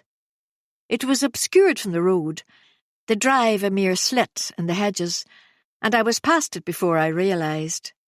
Secluded as guaranteed. I carried out a nifty U-turn on the deserted country road and returned to the village, where I parked in one of the car park's dozen spaces. Fishing boats bobbed in the sheltered harbour, and a young couple held hands as they sauntered towards the lighthouse. I pulled on my woolly hat and gloves, gasping as a fresh sea breeze blasted when I opened the door. Swiftly, I zipped up my black padded jacket against the crisp autumn day and walked towards the headland. Gulls squawked desolately above me as I stepped onto the sand, and I roamed along, skirting clumps of wet seaweed. The tide was out, and I was alone save for a single set of footprints leading the way along the water's edge. As I inhaled the salty air, while listening to the thunderous waves, the tension ebbed from me. Laura may have been right about the seaside being therapeutic after all. Even at my slow pace, it only took a few minutes to reach the cottage, and I could make out glints of movement behind the windows. True to the website, the garden ran down to the sand, the parking area hidden by the cottage. There was no way to tell who was inside. Not wanting to get caught snooping, I walked on towards the end of the cove, where smooth black boulders clustered together at the foot of a vertical cliff face. Taking a seat on the largest one, I surveyed the cottage and snapped a quick photo to confirm how private it was. I'd send it later. Then I did what I had sworn not to do earlier. I stared out towards the horizon, unbelievable. Smiling, I resolutely thought about anything other than my current state. About how I'd never been abroad before I met Will.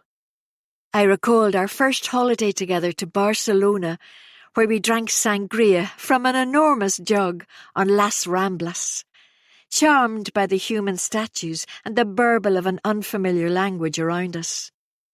About the times the four of us had gone on holiday and Will had patiently built sand castles with the girls, while I topped up my tan in a bikini nearby.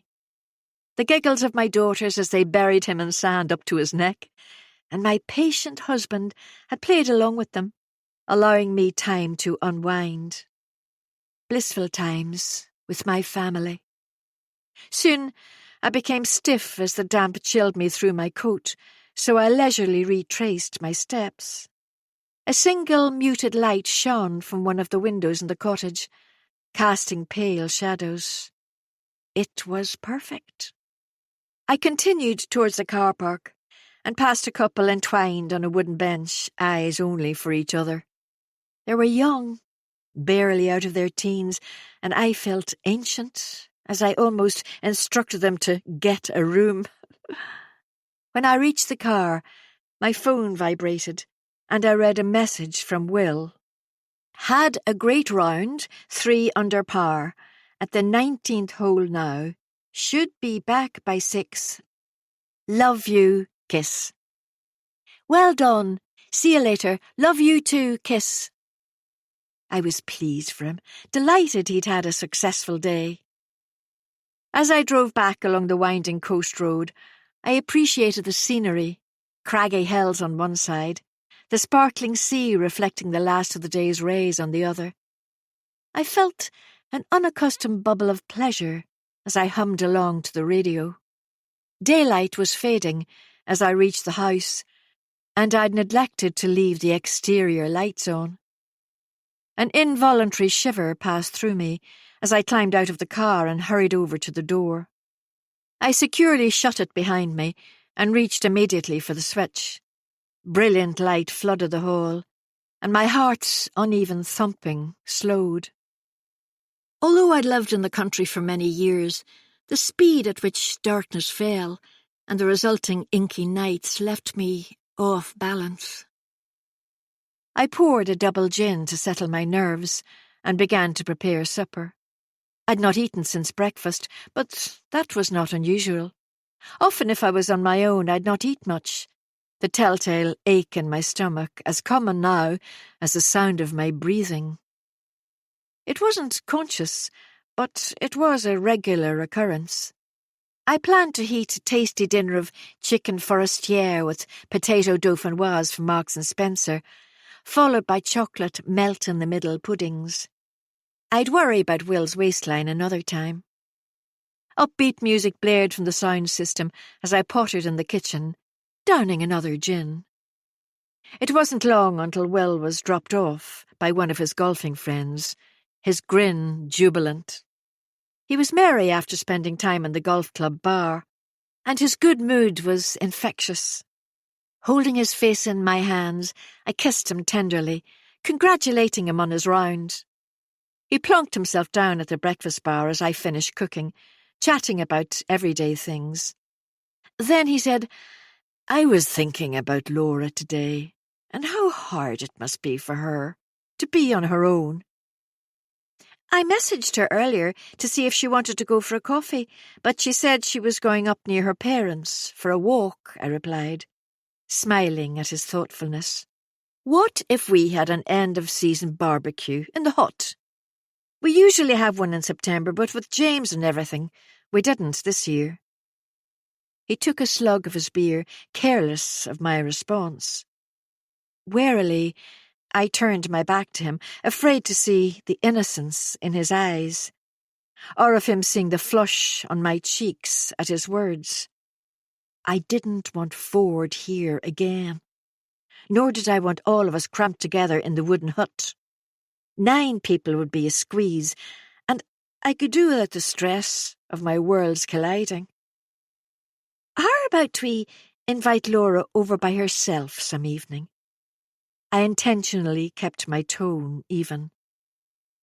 "It might be a bit strained, with only the 3 of us," Will said, finishing his beer and helping himself to another one from the fridge. "Better to have everyone here to keep the conversation flowing." I bit my lip and nodded dejectedly. Once Will got a notion for something, he rarely changed his mind. I couldn't think of even one good reason why we shouldn't hold a barbecue. I had to agree with him about this idea, one he was harmlessly proposing, for all the right reasons. "Will you message everyone and get a date sorted? You know how hard it can be to suit all of us," he asked, resuming his place on the high stool, once he had topped up my gin. Forcing a smile, I put a message in the book club WhatsApp. "Anyone free over the next couple of weekends for a barbecue in the hut before we shut it up for the season?" One by one the replies appeared on my screen. "Possibly. I need to check if we're free next Saturday. We've got plans for the following weekend." "Yes, if Laura's all right with it." "We're free next Saturday night, if it suits everyone. Busy the Saturday night after." Laura gave it her blessing, texting to say she would love to come, and I replied it would be great to see her, and I meant it. For a book club night without Laura would be like summer without the sun, or gin without tonic. "It'll be fine," I thought, as I served up the food. "I can get through one night without my life imploding." Later, Will and I lay together on the sofa, listening to music, the lamps turned down low. It seemed like it was the 2 of us against the world, my head resting on his chest, listening to the regular beat of his heart. I experienced a momentary spark of distaste at the image of me and Ford lying in exactly the same place earlier in the day, but I erased it as quickly as possible. "I've been thinking about your birthday in November," I said, in an effort to feel better about myself. "How would you like to go to a cottage on the north coast for a change?" Will beamed as he answered, "Are you sure you wouldn't prefer a hotel?" Continually putting me first. "I know how much you love a spa break." "Not this time. I think it would be lovely if we could go somewhere cosy and quaint. We could go for long walks by the sea, have a drink in a country pub, and make love by the sound of the ocean." I smiled wistfully at him, fully indulging my fantasy. "Is that why you've been searching for an Airbnb?" The words, so inoffensively uttered, caused something sharp to jam at the back of my throat. How stupid I had been. To think he was blind to everything. Did he suspect?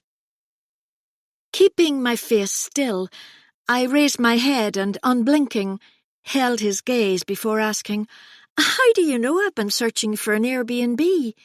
as my heart leapt within me. "You're not very good at deceit, darling." He was so naive, eyes dancing with a mixture of booze and joviality. If only he knew. "I saw you looking at the website the other night. I didn't know it was for us, though. I thought it was for you and your other man." He laughed uproariously. The idea so absurd. He supposed it was hilarious. I forced a feeble laugh too, sickened with myself. Swallowing my anxiety, I voiced a half-truth. I'd found somewhere perfect for a weekend break. "Leave all the booking and such like to me," I managed, as I buried my head in his chest, a sour taste in my mouth. "It'd be my treat, paid for by my separate bank account, which Will never checked nor monitored. For he trusted me, absolutely. Bad decisions, poor choices, one after the other. Chapter 11. In the small hours of the night, Will slumbered beside me while I tossed and turned, unable to sleep. The past had crashed into my present, horn blasting, lights flashing, impossible to ignore. Since I had liberated the photos from the envelope, I had a nagging compulsion to pick at the sore of my past. Finally, at around 2 a.m., I discarded the notion of sleep and padded through into the living room. I flicked on a lamp beside the sofa and wrapped a warm throw around me. I had struggled with insomnia periodically over the years, and mostly prevented its effects from dragging me down. I'd tried everything from lavender spray on my pillow to creating a relaxing bedtime routine. No napping during the day, however appealing. Cutting out alcohol and caffeine late at night. Truthfully, cutting out alcohol was the one thing I refused to try. With the spectre of the reunion, it seemed I was to have no respite. I had still not fully decided whether to contact Liz or not, 1 minute tempted, the next too afraid. I had to make the final decision soon, but it felt insurmountable. The wind whistled a furious tune outside the windows as I lay snug beneath the throw, while hazy recollections clouded my vision. Unable to resist, I apprehensively unlocked the door to long ago. Before I eased it open, I reassured myself I was no longer Claire Hefton. I am Claire Collingswood now. However, it gave scant reassurance. CLARE was to be pitied. CLAIRE was pitiless. I had been a shy teenager with bad skin and mousy hair, glasses and braces, no redeeming features at all, meaning I was the perfect target for a callous nickname. Hefton had become Hefty Lump. I had been called it every day for years by everyone except my 2 friends, Mandy and Shirley. The nickname had only been a small part of it all. Everything else had made the deepest cuts, leaving the most extensive scars. I had such a good heart, but they never bothered to find out. They had eroded my confidence and permanently tarnished that period of my life. Like all schools, there had been the cliques, the popular ones, the sporty ones, the musical ones, the misfits. I fell squarely into the last group. While I had Mandy and Shirley, someone to sit with at break and lunch, I was able to make it through each school day, never aspiring to get above my allotted station in life. We saw each other out of school too. However, I never invited them to our house, afraid what state Dad would be in, sober and charming or drunk and abusive. I had confided in them about my secret crush on the hunk. Almost superstitiously, we only ever called him by his moniker. Even in first year, he was gorgeous. Slightly cocky, witty, and, I mistakenly believed, good-natured. No gawky stage for him, no gangly arms and legs. Only enticing eyes and a wicked smile. Almost inevitably, he and his friends gravitated towards the coven. They were the popular girls, sticking together like glue, tittering and preening. It seemed they had it all, and were not afraid to flaunt it. In reality, they had been vicious and bitchy, displaying a ruthless indifference for other people's feelings. They were sweetness and light in front of adults, but their darkness was never far from the surface. Mandy, Shirley and I envied them and feared them equally.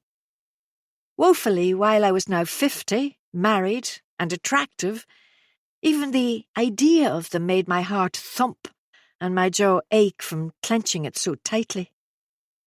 I exhaled slowly, working my jaw from side to side, counting my breaths, angry at my automatic response. They will not win, I thought to myself. I am not the person I used to be. My pulse slowed, and the ache in my jaw eased. I rose from the sofa and crept back into the bedroom. Will slept on, unconscious of my middle-of-the-night ruminations. I grabbed my phone from beside the bed and returned to the living room, intent on discovering some of those faces which were hounding me from yesteryear. Soon I had been sucked into the vortex of social media as I examined the profiles of people I had almost purged from memory. Boys I had fancied, who had snubbed me. Girls who had vindictively called me names and shunned me. Then I found the person I had been subconsciously seeking. Elodie Brooks. An insipid blonde woman smiled tiredly out of my phone at me. She looked every day of her 50 years, with a thick waist and badly fitting clothes. Her profile was private, but I could deduce from her photos she was single, painted bad seascapes, and had a fondness for Corona. Her favourite pose was in front of a rusting Land Rover in the same old wax jacket. My nemesis was a nothing. The person who had plagued me for years was a mediocrity. It was inconceivable she was so ordinary. As I had long believed she would have made a great success of her life, lording it over everyone she considered inferior. I laughed to myself, shaking my head in disbelief. Much happier, I searched further, unearthing her coven. I had spent my formative years hating them, therefore it was a shock to see their adult faces. With families of their own, to whom they doubtless preached that hackneyed phrase, "be kind," while hiding their own cruelties from long ago. Time had not been gentle on them.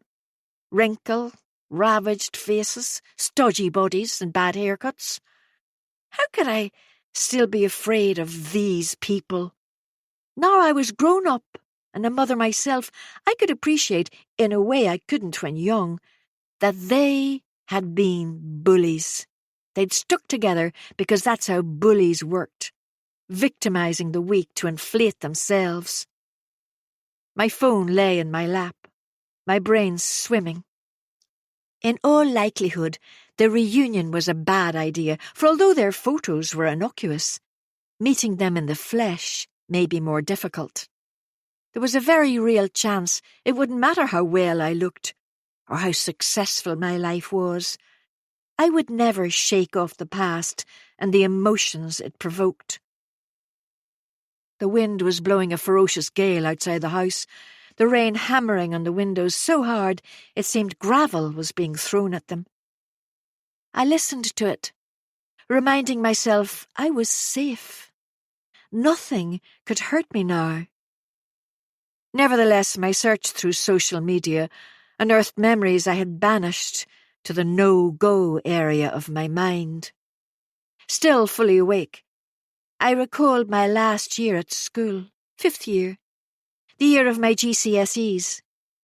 I had aspired to pass my exams and continue on to 6th form, to do A-levels. I aimed to be the first generation of Heftons to go to university, where I hoped to become a primary school teacher. It had seemed everything was on track when I passed my mocks with decent marks and got a Saturday job at Woolworths, money of my own to spend on frivolous things. Mandy, Shirley and I continued to be thick as thieves, although they weren't interested in studying and neither wanted to return for A-levels. They were obsessed with finding a boyfriend, something none of us had been lucky enough to do yet. They permed their hair and spent their money on Just 17 magazine and bubblegum-flavoured lip gloss. We had fantastic fun, and as sleep evaded me, I remembered some of our escapades. We had such fun, until it all went so devastatingly wrong. I could uncover no more that night. It was nearly 4 o'clock, and the need to sleep took hold of me, soothing my tattered edges. Something toughened within me.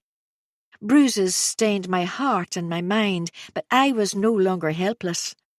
For too long, I had been defeated by the past, but slowly and surely I was seizing back control. I weighed up my options, vindicating the worst choice of all, with reasons which were, in reality, flimsy as gauze. I crept back into bed beside Will, and when I closed my eyes, the darkness was welcome. No images circling, no memories tyrannizing me. I listened to the roar of the wind, which now comforted me, blocking out the moans of anguish and distress in my mind. Sleep came, and I willingly succumbed. Next morning, I stood in the kitchen with Will and wound my arms around him. I was exhausted after my disturbed night, and wearily rested my head on his broad chest. We didn't speak for a time, his reassuring presence soothing me. I was torn. Part of me wanted to confide in him, to share some of my load. The other sensible part knew it ludicrous, and admonished me. Your husband is the last person you should unburden yourself to. To share this problem would not have it. It would multiply it 100-fold. In the end, I raised my gaze, stared into those tender brown eyes and asked, "What did I do to deserve you?" Common sense had won. "It's me who is lucky to have you," he replied, smoothing my hair back with his hand. "Every day I thank God you chose me." He was unaware I had originally chosen him for the security he offered. Over time it had grown into love and a reliance on him which was unshakable. He was my rock, the stabilizing influence when everything else was badly askew. He gave me a kiss and went outside to retrieve the bin, which had blown across the garden overnight. I leant against the units, clutching my green tea and watching ominous grey rain clouds scudding across the sky, my mind careering around unfettered. Though exhausted from lost sleep, I sought the oblivion of exercise, the craving too great to ignore. A short time later, Will was watching football on the television in the conservatory, and I was working out in the living room. Only when I achieved my aim of numbing the pain in my heart did I stop, replacing it with the good ache of tired muscles. As I showered after, I recited my new mantra. It will all be over soon. If I said it often enough, surely I would start to believe it. Then we could move on with our lives intact, the past paid for and the future rosy. Foolishly, I discounted the most glaringly obvious thing of all. When this was over, would my husband still want me?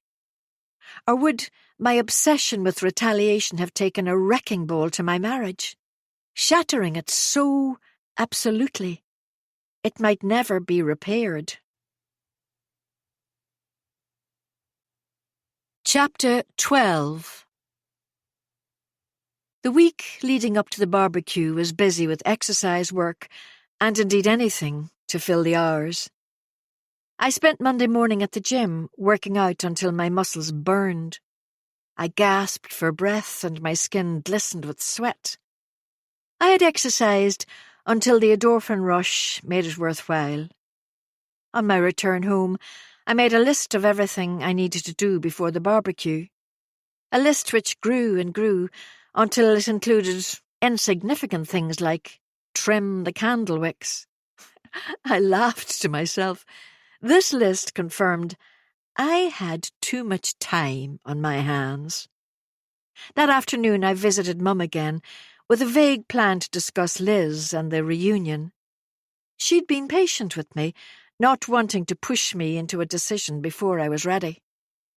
I pulled into their driveway, still unsure what I was going to do. I hoped talking it through would clarify it. I got out of the car and looked admiringly around the garden, noting the freshly painted fence and newly turned-over flower beds. Phil had started the laborious task of tidying the garden, in preparation for the cold winter months. The sage-green garden shed was tucked down the side of the house, and I peeped inside the open door. Rows of spotless tools, boxes of bird feed, and even a stray Christmas gnome made me smile. Phil was a fastidious gardener and loved nothing better than the hard labour of digging out a flower bed. I called a cheery hello as I walked into their kitchen and found him and Mum standing side by side at the sink. They were doing the dishes together, she barely reaching his shoulder. She tilted her head towards his and they shared a private smile. "The garden's looking great, Phil," I complimented him, knowing the hours of back-breaking work he put into it. His genial face creased with pleasure, and he muttered his thanks before making his excuses and disappearing out of the kitchen. I heard the subdued rumble of racing cars through the wall from the sitting room. Mum and I sat together with a cuppa, either side of the log burner, and caught up with each other's news. Ultimately, though, she asked her expected question. I was primed for it this time. "Have you given any more thought to the reunion?" Her gaze was intense, emotions running high. "Or meeting your sister?" She couldn't disguise her enthusiasm at the possibility of her two warring daughters definitively burying the hatchet, preferably not in each other's backs. "Yes, I have," I answered, astounding myself. "I'm more or less certain I'm going to go to the reunion, if I can find out who's definitely attending. And Liz can contact me so she can set it up." I held my hand up as Mum's face broke into a dazzling smile. "I'm not promising anything is going to come of this, so please don't get your hopes up. I need to move on, once and for all, and making my peace with Liz is central to it." Mum tried, unsuccessfully, to wipe the grin off her face. Smiling ruefully back at her, I dropped my eyes. It had burst from me, spontaneously, But once it was out of the ether, I didn't want to unsay it. It was time to face my demons. She probed no further, though I could tell by the set of her face she was ecstatic. I was open to communicating with Liz. Whether she was as ecstatic about me attending the reunion was less certain. We gossiped together for another while. I filled her in on Eva and Poppy's latest news, and she astounded me by divulging Liz was going to become a granny. Her only child, Max, aged 21, was going to be a dad. I was shocked, as I couldn't imagine Liz being a gran, nor Max being a responsible father. Of course, I hadn't seen him for 6 years, so presumably he had matured since then. She wants to be called Dlammy, my mum continued with a straight face. I found myself laughing at the idea of my sister being called Dlammy. Mum giggled irreverently with me, and I asked her what she wanted the new baby to call her. I was thinking, Mimi. She nearly choked on her own joke. Her name was Millicent Mildred, known as Millie to our nearest and dearest, though she had always aspired to the more exotic Mimi. As the afternoon stretched towards dusk, I made my excuses, explaining Will would be ravenous when he got home from work, and I wanted to have dinner ready for him. Mum enveloped me in a hug at the door and whispered into my ear, I'm glad you're starting to move on, love. Never forget, you're so much better than them. And it was such a long time ago. Unexpected tears welled in my eyes as I waved and got into the car. Mum's loving face was still wreathed in smiles at the hope of her fractured family reuniting. On the drive home, sorrow at the wasted years jabbed me, and by the time I had opened my front door, determination to heal the rift swept through me. I simply needed to summon my nerve and swallow my pride. Soon, I would reach out to my sister. Friday was spent preparing for the barbecue. I'd spent ages at M&S selecting all the tasty side dishes to accompany the meat Will would buy in the village butcher's on Saturday morning. Zingy slaw, slow-cooked caramelised red onions, salad and baby potatoes.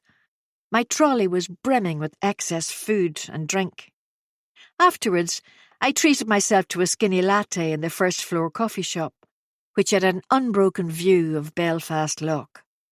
I watched the ferry sail placidly down the calm waters on its return from Scotland, but it failed to relax me, for my nerves were on high alert at the prospect of us all together.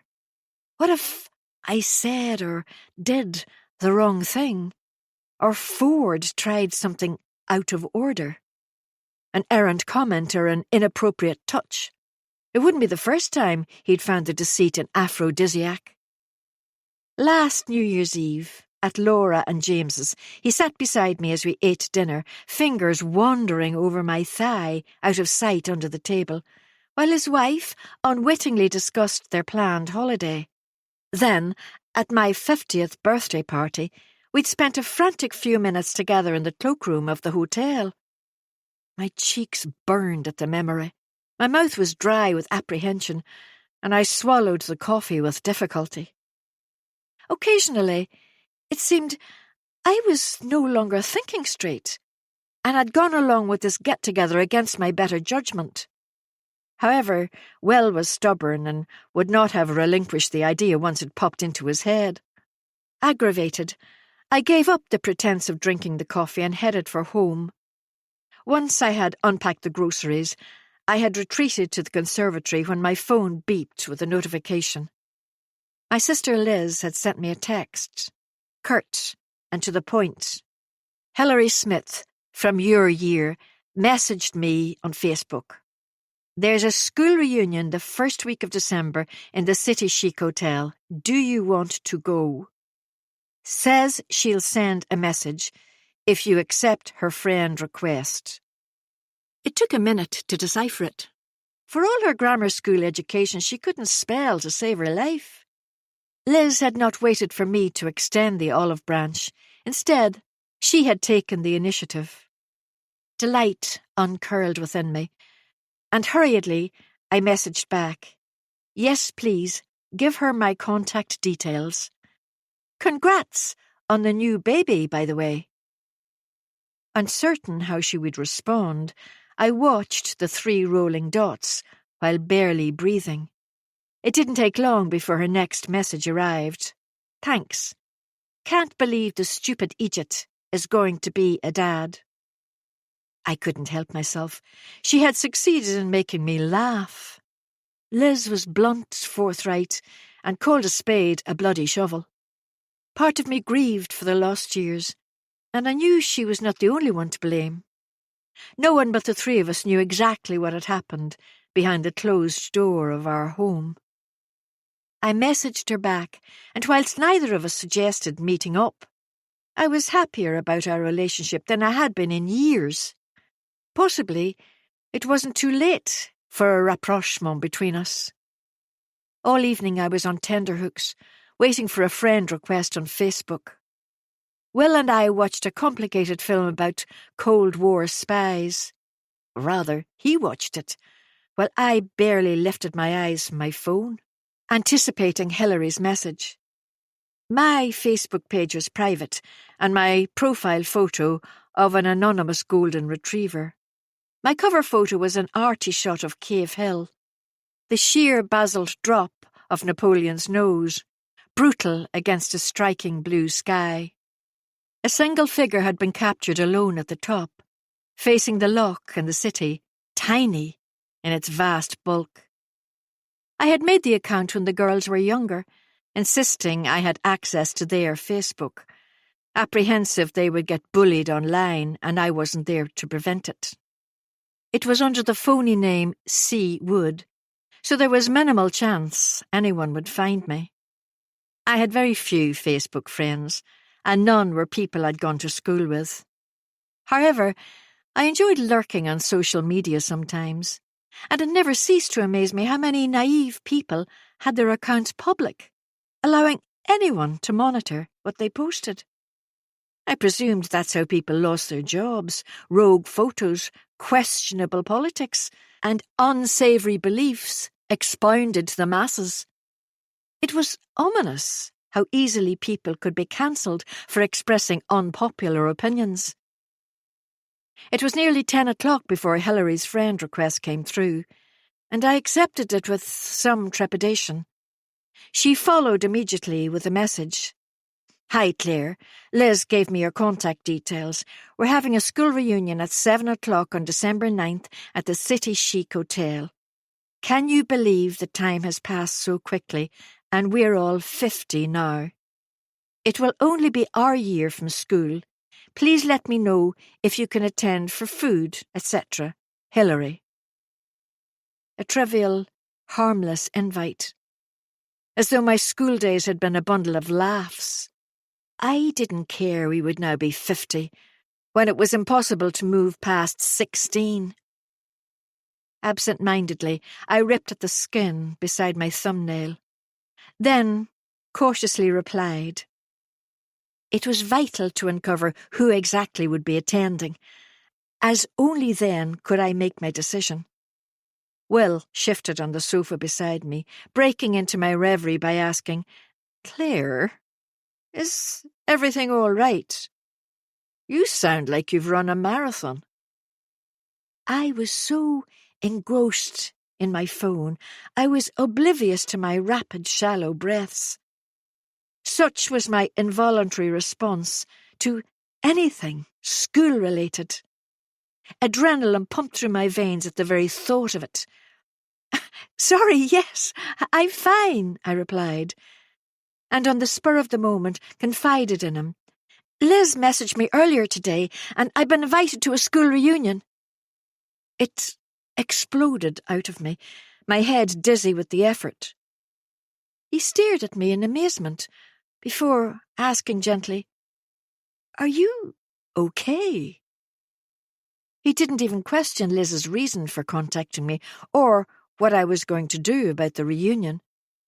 All he was concerned about was me and my welfare. My adorable, loving, unsuspecting husband. Yes, I am. I think it's time for me to lay these ghosts to rest. My voice was barely above a whisper, yet I knew it to be true. He reached out and gently squeezed my hand. I'll go with you, and sit out in the car, if you want. Solemn eyes beseeched me, trepidation written over his face. I had never loved him as much as I did then. I think I need to do this alone. I smiled feebly, unwilling to involve him in my convoluted plans. Reckoning and revenge. My savage bedfellows. Chapter 13. I thought of the barbecue hut in the back garden as our hobbit house, with its wooden walls and twinkling fairy lights, homey and welcoming, irrespective of the weather. Will had laid paving stones into the grass leading out to it, and I'd furnished it with cushions and throws in shades of blue, scented candles and a beer cooler in the corner. It would be a snug fit for the 9 of us, but it would be all right. Saturday dawned crisp and sunny, resulting in a glorious autumn day. The dry weather meant we wouldn't get wet going between the house and the hut. Our back garden caught the evening light, and as the sun bathed the surrounding trees, the russet and red leaves flamed bright. The scent of autumn hung in the air as our closest neighbour's bonfire wafted over to us. Our friends were due at 7, and by 6:30, I'd sunk my first G&T. The meat was marinating, the side dishes were prepped, and I drifted through the house, ensuring it was spotless. I'd spent the day scrubbing and tidying, while Will watched golf on the television. I said nothing, self-reproach drubbing through my veins, as I cleaned and he languished. They arrived together in 2 cars, and had pre-booked taxis home, intending to leave their cars here and collect them the next morning. Will flung open the door to greet them, and I was showered with kisses and hugs, compliments and gifts. The men all kissed my cheek, my friends gave me tight hugs. Ford asked if we'd got a new rug for the hall floor, with a loaded smile. A cold chill ran down my spine as my face simultaneously grew hot. He was never usually so crass as to allude to where we had been together. Abruptly, I turned on my heel and shakily went through to the kitchen. Before long, our house was a hive of activity, though restrained compared to our standard get-togethers.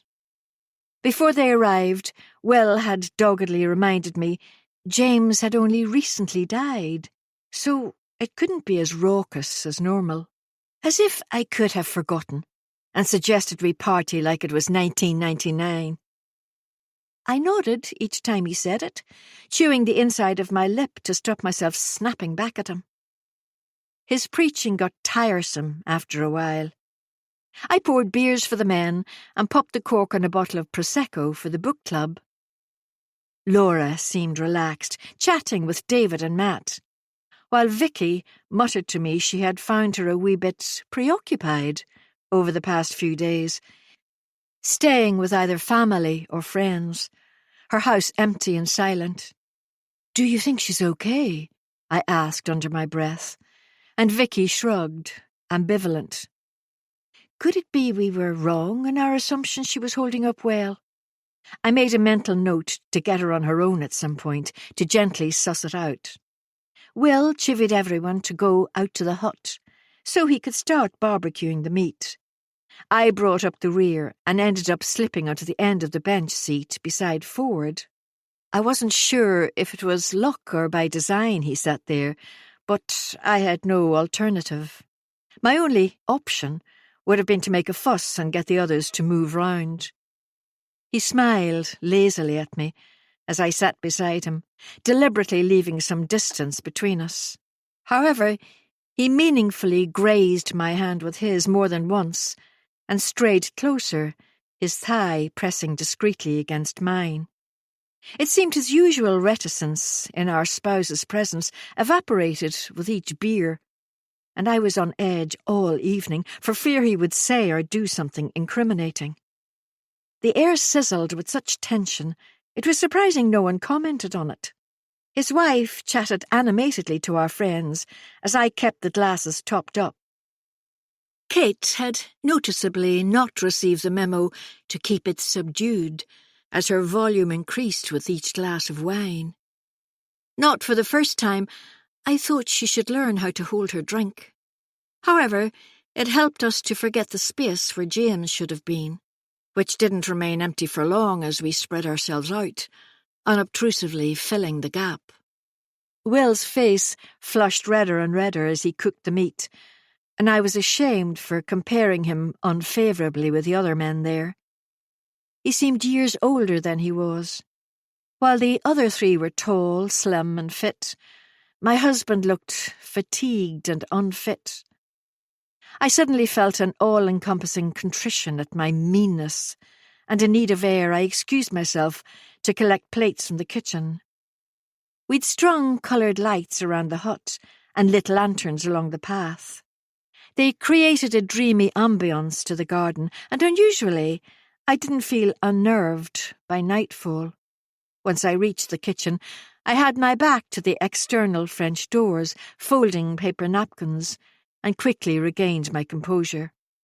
I heard a footstep behind me, and without turning sensed Ford near, though not quite touching.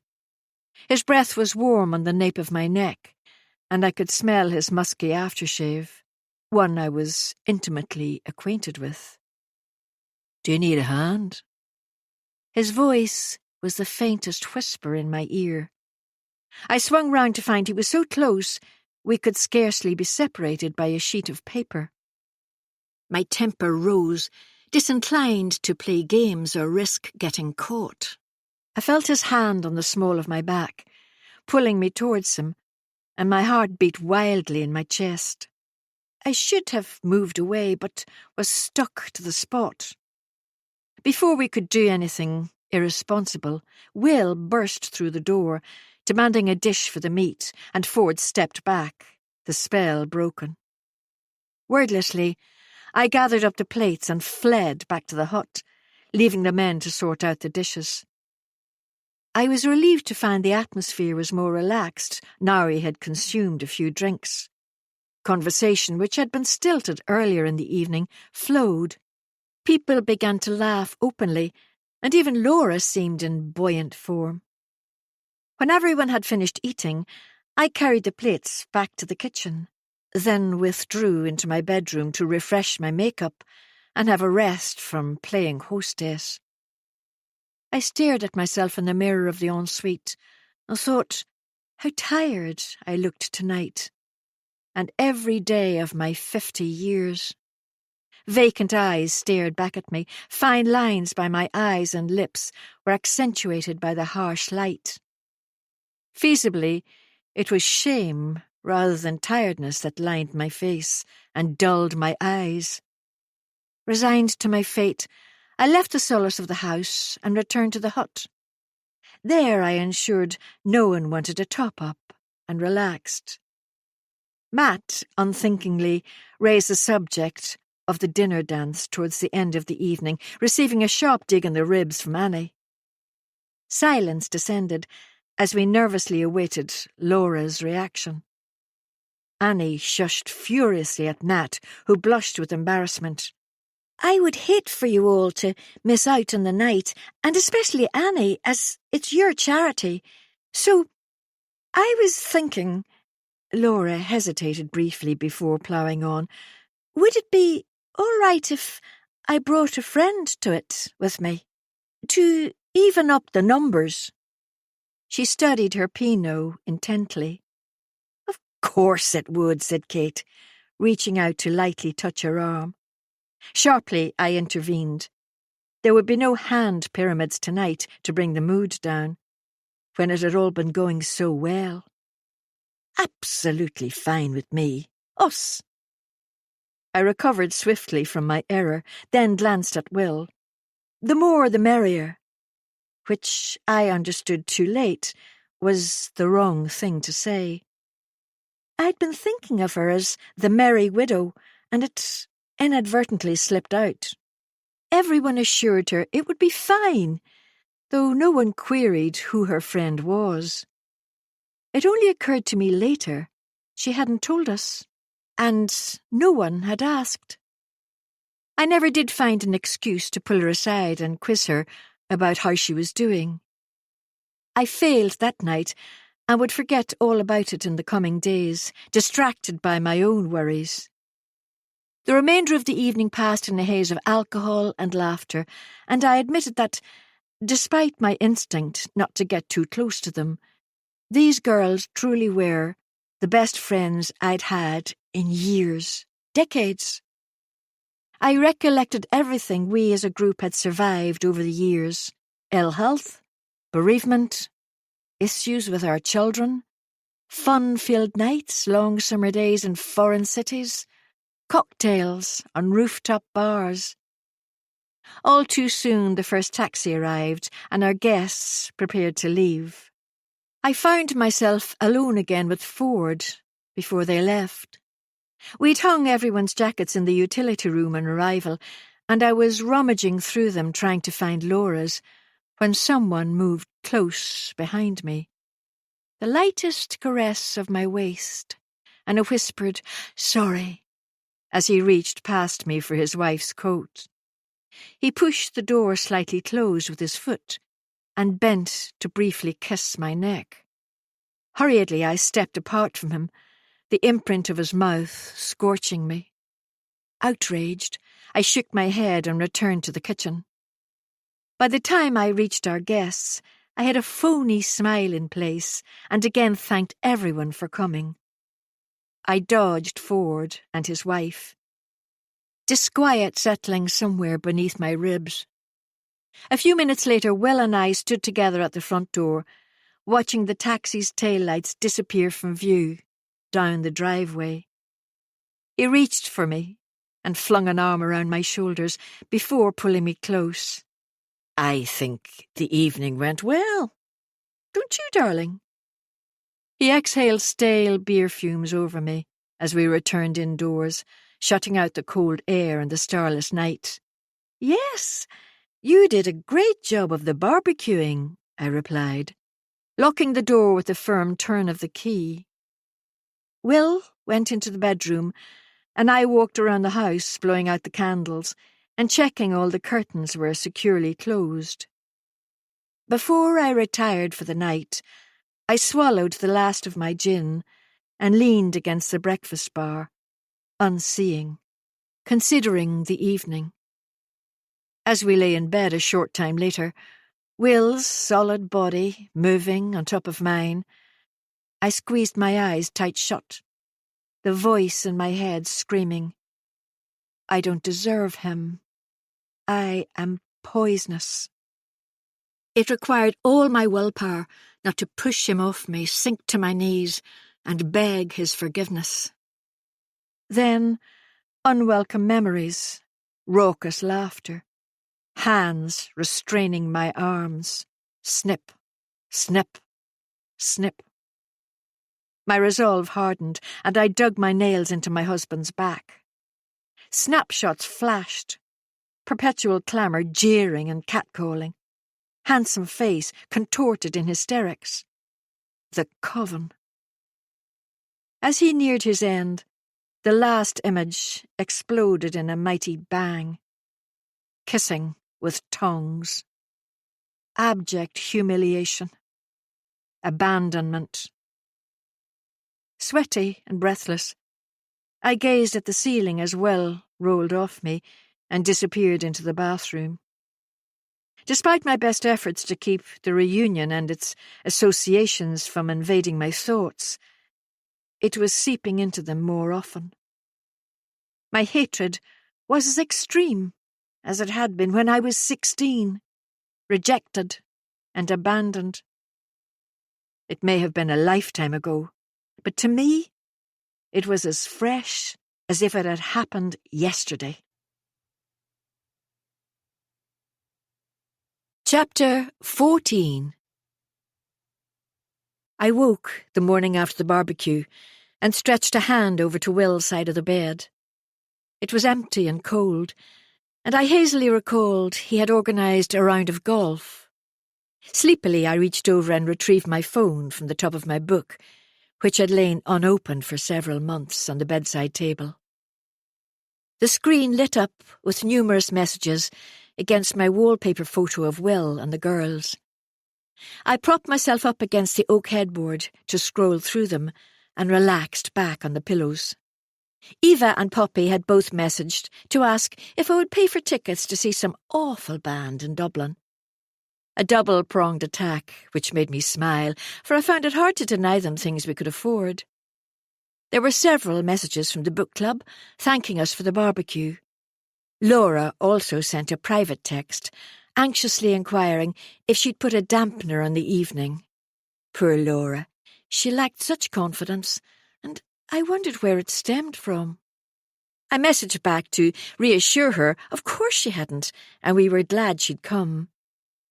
And lastly, you were looking good last night. My instant response was, yes, I was. I didn't type it, of course. Instead, I debated what I should do. Such a comment would have thrilled the teenaged me. Now, it barely fazed me. With a small fortune and a lot of grooming, anyone can be the best version possible of themselves. Intentionally, I didn't reply.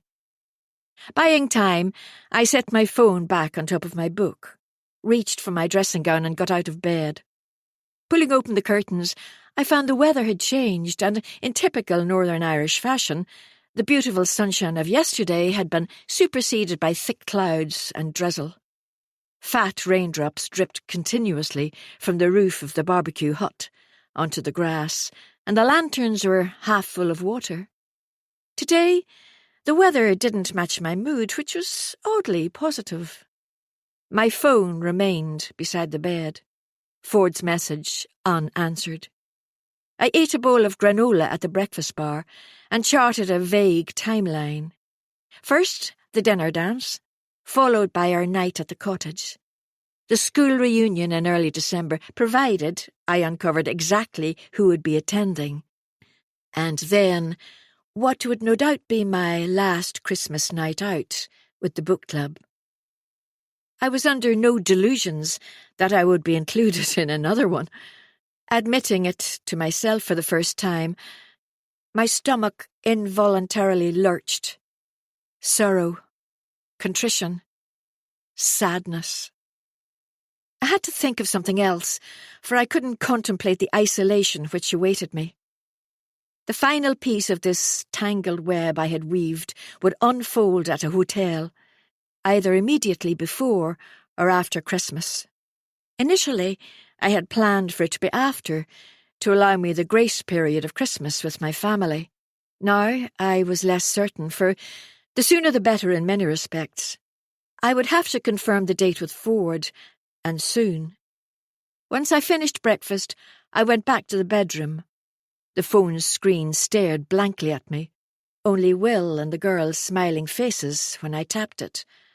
I replied to Ford, stripped off my nightwear and dressed in my lycra gym kit. I'd never exercised without makeup, though I'm at great pains to appear like I'm wearing none. Therefore I dutifully applied my war paint. Makeup sorted, I was filling my water bottle with chilled water from the fridge when I heard a car engine rev outside. Curious to see who it was, I opened the door to find Vicky depositing Tom and David on the drive so they could collect their cars. The rain had stopped, and the sun's weak rays had broken through the dense clouds. I was relieved I'd taken care with my appearance, as the only person who ever sees me looking less than my best is my husband, and he doesn't mind. Tom and David called their thanks for the barbecue before getting into their respective cars and driving off. Vicky apparently had something on her mind, as she lowered her passenger window and waved over to me. She was dressed casual in a hoodie and jeans, yet was still beautiful, and I felt dowdy in my t-shirt and leggings. Straight away she remarked on Laura's decision to bring a friend to the dinner dance. "Who do you think it'll be?" Nosiness was gnawing at her. "Someone from work, probably," I replied offhandedly, as I had no idea. Vicky was brimming with excitement, eyes glinting and smile wide.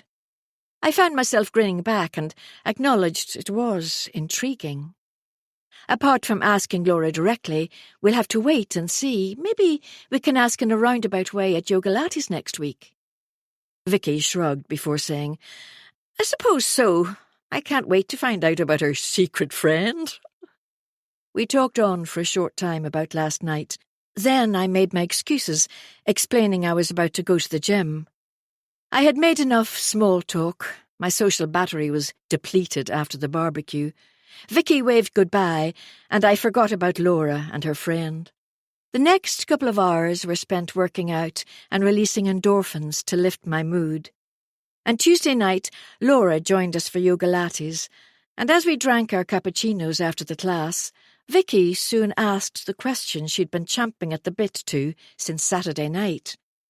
Her lovely face shone with both the exertion of the class and delight at getting to snoop.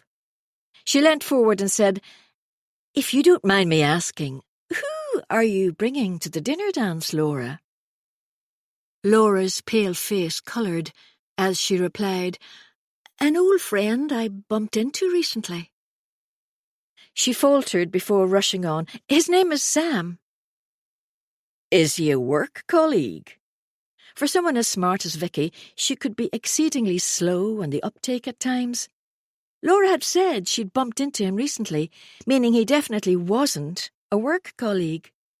Now her cheeks were distinctly pink, an unattractive stain right across her face which spread down her neck.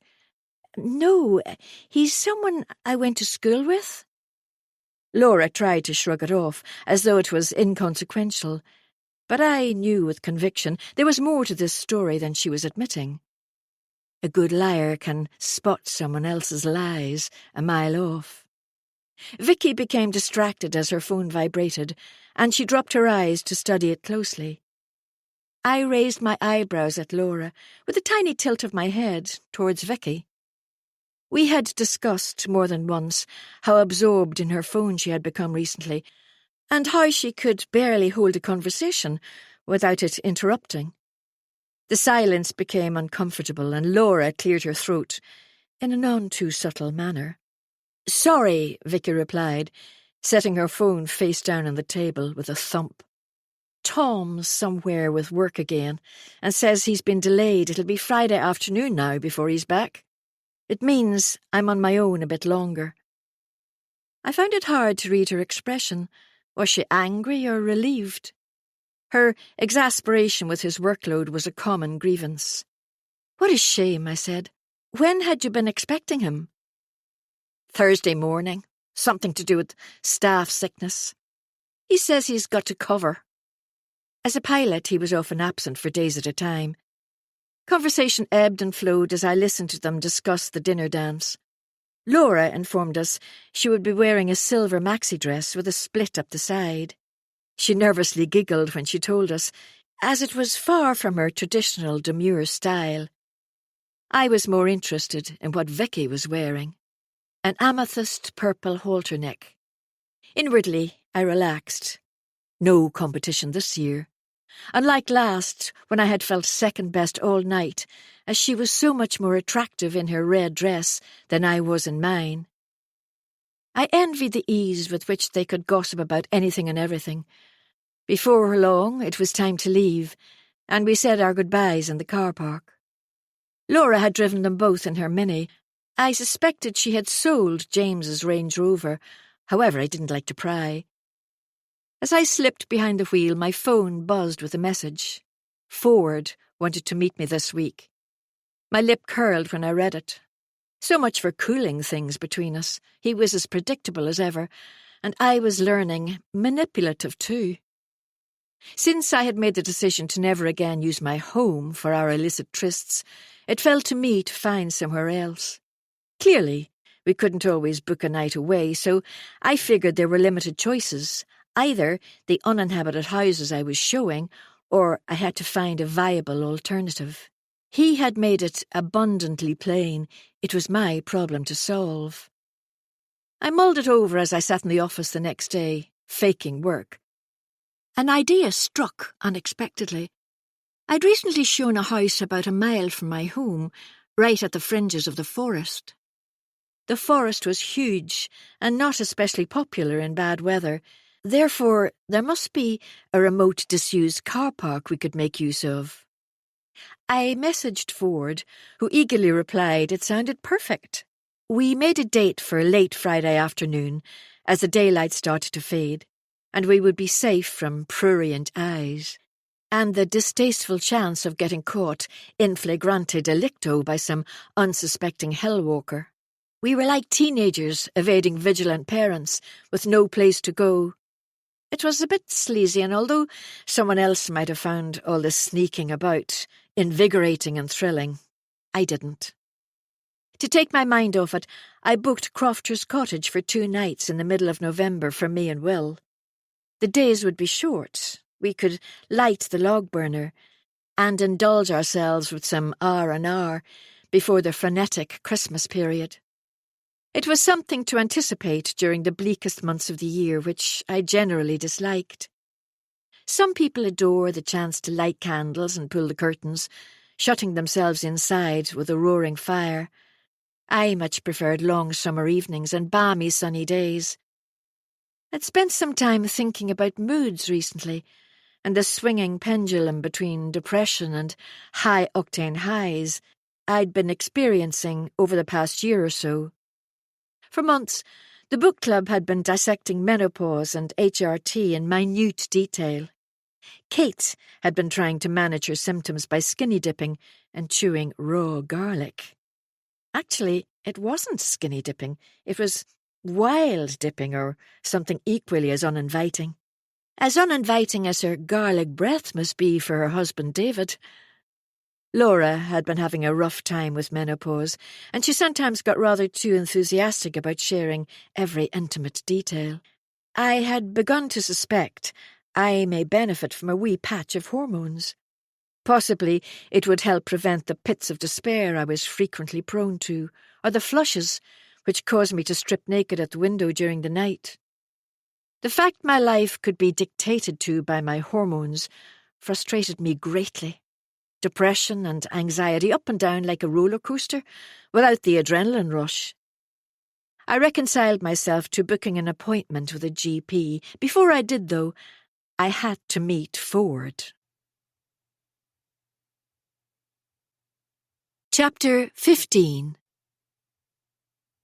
Friday was an overcast, gloomy day, and I would have much preferred to remain in the warmth of my house over meeting Ford in an exposed car park. Nonetheless, I had committed to it, and somewhat irrationally, despite my misgivings, I refused to cancel at short notice. Will would be home around 7, and the girls had texted earlier in the week to say they would both stay with us for the weekend. They would be my excuse not to linger. I'd spent the morning at the gym in an effort to relieve the tension I was feeling. A headache had settled behind my eyes, and painkillers barely eased it. Since Hilary's message last weekend, I'd been preoccupied about the reunion. If I should go, who would be attending, what would ensue if I did? Over and over, round and round, incessant thoughts scrambled my mind. It was exhausting inside my head, and exercise provided the tiniest respite from it. I forced myself to eat a bowl of soup at the breakfast bar. My nerves were ragged, and I eyed the gin bottle longingly as I gulped sparkling water. I would never drink and drive, but could virtually taste the fresh, piney flavour, and yearned for the quick relief which follows the first mouthful. My resolve waning, I deliberately turned my back, and hastily went into my dressing room to get ready for my liaison with Ford. The bottom drawer of the unit was tightly closed. Nevertheless, I could envisage the envelope and its corrosive contents. Through sheer willpower, I resisted yanking it open, extracting the envelope and obsessively staring at the photos. I dressed with care, each item calculatingly pre-selected. I was, by now, intimate with what Ford preferred, and my aim was to please. Silk lingerie, a sheer blouse, stilettos. The opposite of how his wife dressed. More what I imagined a high-class escort would choose. Scrutinizing myself in the mirror before I left, I confirmed not even one hair was out of place. Deep red lipstick and a spritz of perfume. The grubbiness of it all adhered to my every pore, and an inherent fatigue swept through me as I drove along the twisty road towards the woods.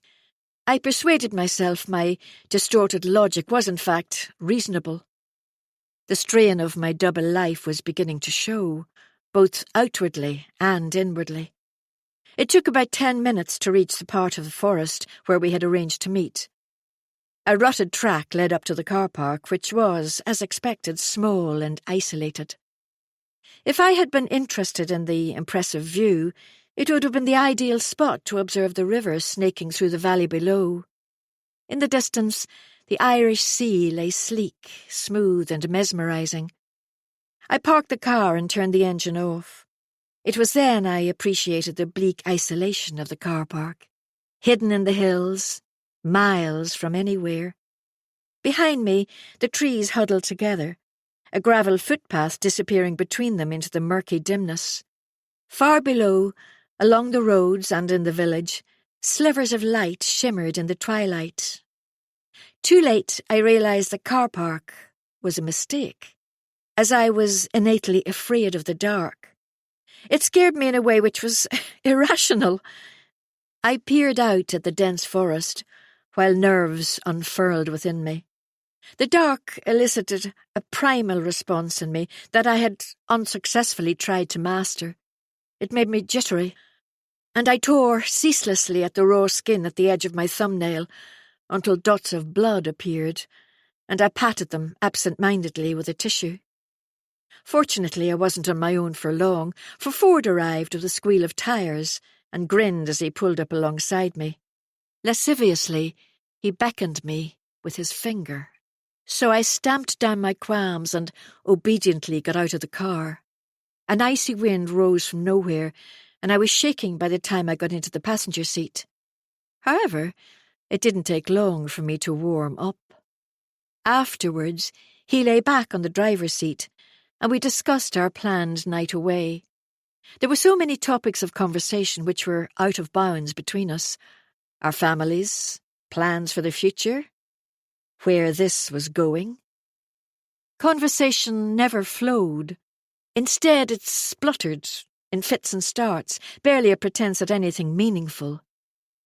Some nights, I lay awake creating a mental list of topics we could cover.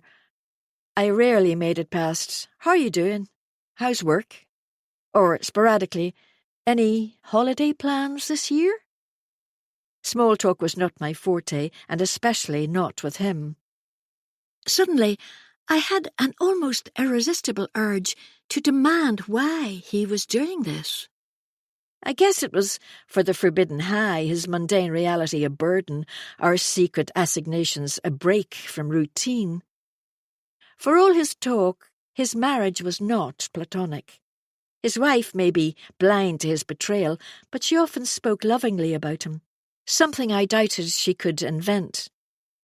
I couldn't fathom why he would risk it all, and with me, of all people. On the face of it, one of his wife's best friends. Was he doing it to pay her back for some reason, known only to himself? Or was he utterly unscrupulous and thrived on the deception? Realistically, he would never reveal his reasons. I swallowed my questions and instead rehashed the same conversations about crofters, the barbecue, the dinner dance. His eyes gleamed, as he suggested what I should wear under my formal dress, a salacious smile tugging at his lips. Not remotely contrite, nor penitent. I played along with it, while appraising this man I had become embroiled with. Despite an end-of-day shadow on his jaw and a tiredness around the eyes, he remained exceptionally handsome. A fact he was fully conscious of. He was king of the humble brag, seemingly self-effacing, but the longer this relationship had lasted, I discovered the real Ford. He was a man who knew his own mind and pursued whatever he desired, irrespective of the cost. I now believed he was immune to culpability or shame. The air between us cooled quickly, my clothes thin and insubstantial. I never complained, nor would I ask him to warm me up. Instead, I used the excuse I couldn't be late back, as the girls would be arriving home this afternoon, which was a fib, as they weren't due until much later. As expected, he didn't question it or ask about them. I left him reclined back in his seat, eyes closed, unperturbed and disinterested in my life, beyond the tenuous boundaries of this affair. The house was empty when I arrived back, and I helped myself to a large G&T before stripping off and bathing. I had no time to wash my clothes, so bundled them into the linen basket, covering them with benign jeans and a sweater. By the time Will arrived in from work, I'd soaked myself clean, was tipsy, and had buried the afternoon's activities in the do not enter area in my psyche. Once we'd eaten, we waited for the girls, as my mind flitted about and I was unable to concentrate. For I had an altogether more troublesome worry. After an excruciating delay, Hilary had answered my question about who would be attending the reunion. Before I could reconsider, and somewhat fuzz-headed after the gin, I had replied to say I would be glad to confirm my attendance. Glad to attend and share with them all how successful my life had become, in spite of their best efforts to thwart it. Inevitably, once I'd sent the message, my mind hurtled into overdrive about all the abysmal things which could hypothetically befall me in the night. Will and I sat together on the sofa, waiting for the girls, who were late, as usual.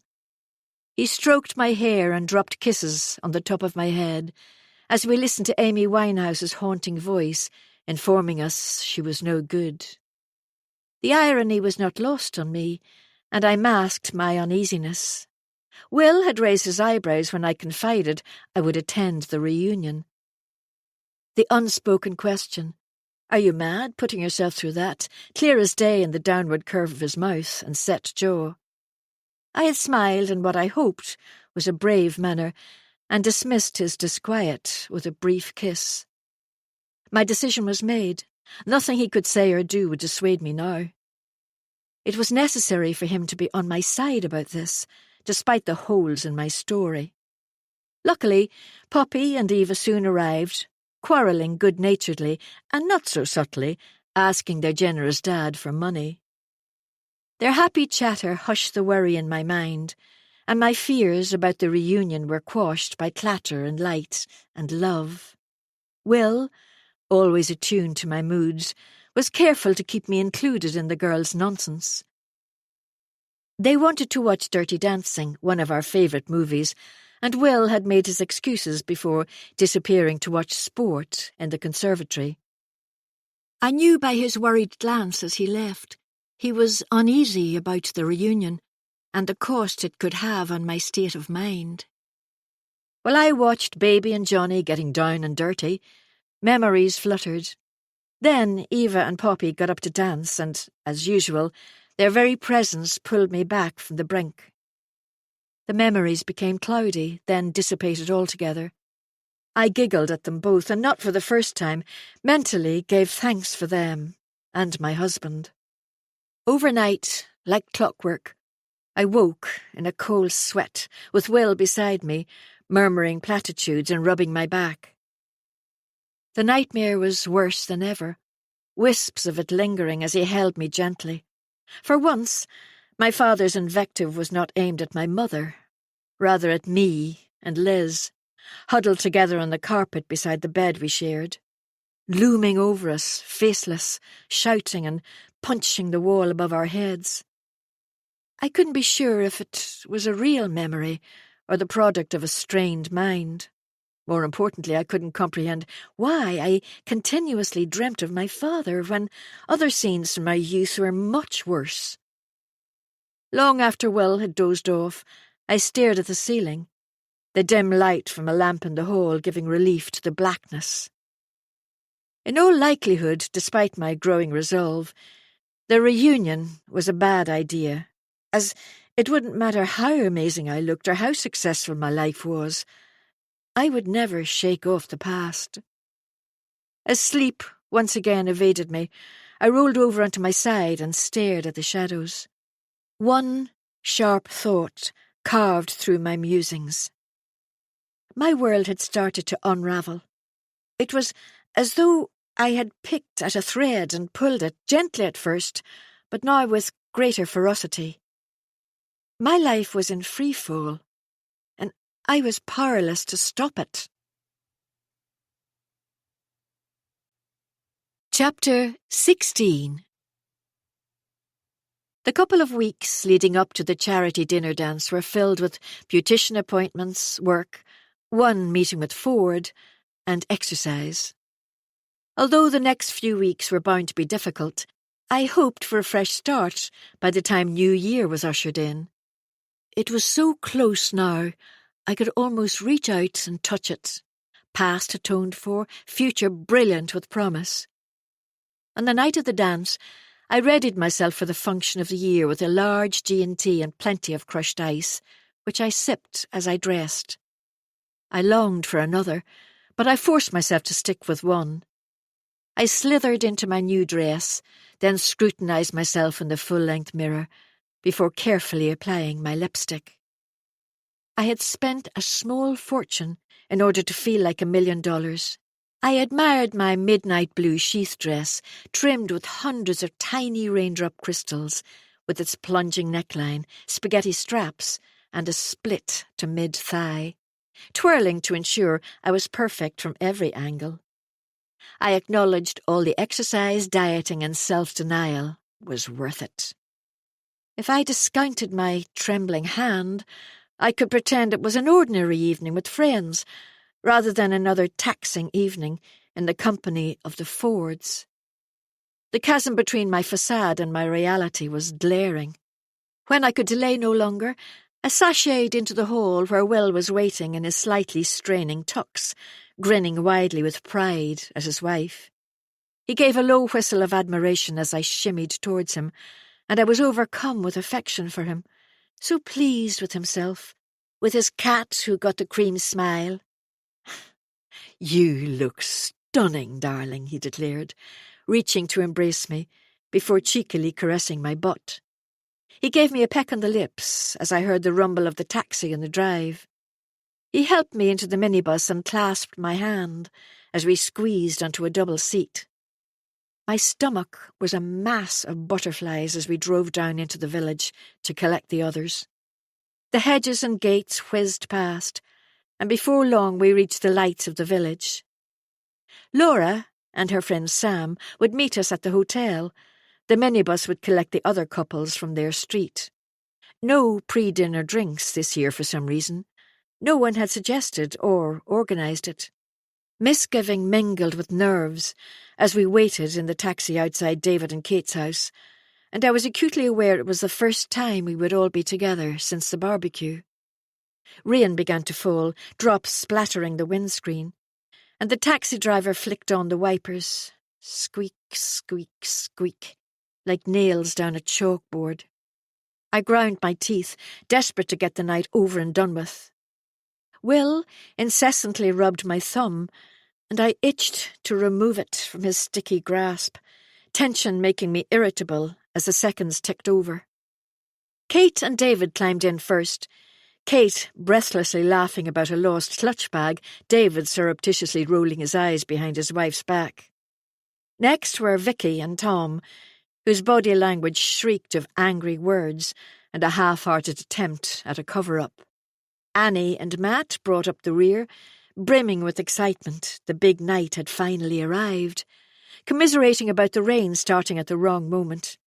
"I can't believe it's a year since the last one." Annie's lovely face was split by a huge grin. Unusually for her, she wore her hair up, tendrils of chestnut curls escaping from their pearl pins. This was her cancer charity formal, raising valuable funds for a worthy cause. 5 years cancer-free, and it was evident she appreciated them all. "I've been so looking forward to tonight," exclaimed Kate, suspiciously bright-eyed. David sat with his hands resting on his thighs, face impassive. I gave him a sympathetic smile, and was rewarded when the corners of his lips twitched in response. Wryly he looked away as Kate roared about something hilarious. Vicky sat across from us, studiously snubbing Tom, who was at pains to make small talk with anyone other than his wife. I was fascinated, as they normally presented a united front. Annoyingly, the amethyst-purple dress I had dismissed as unthreatening was in fact stunning on her, fanning flames of envy. A slinky halter neck, it emphasized every curve of her statuesque frame. It seemed unrealistic, having won the genetic lottery. She could not fail to be like Narcissus and in love with herself. If she was, though, she never so much as hinted at it. The Melville Hotel was situated in Belfast city centre, beside the River Lagan, near to where the Titanic had begun her disastrous maiden voyage. The taxi pulled up outside the opulent hotel, as close to the door as possible. Lights burned brightly within the ornate foyer, and I stared upwards to the iconic glass-domed roof. Will gripped my hand as we hurried through the fine missile, and the 8 of us crammed together in the lift to go up to the drinks reception on the first floor. We were offered glasses of cheap bubbly on arrival, and I downed Will's as well as my own. The room was beautifully decorated in the charity's colour of pink, with balloons in various shades from palest pink to cerise.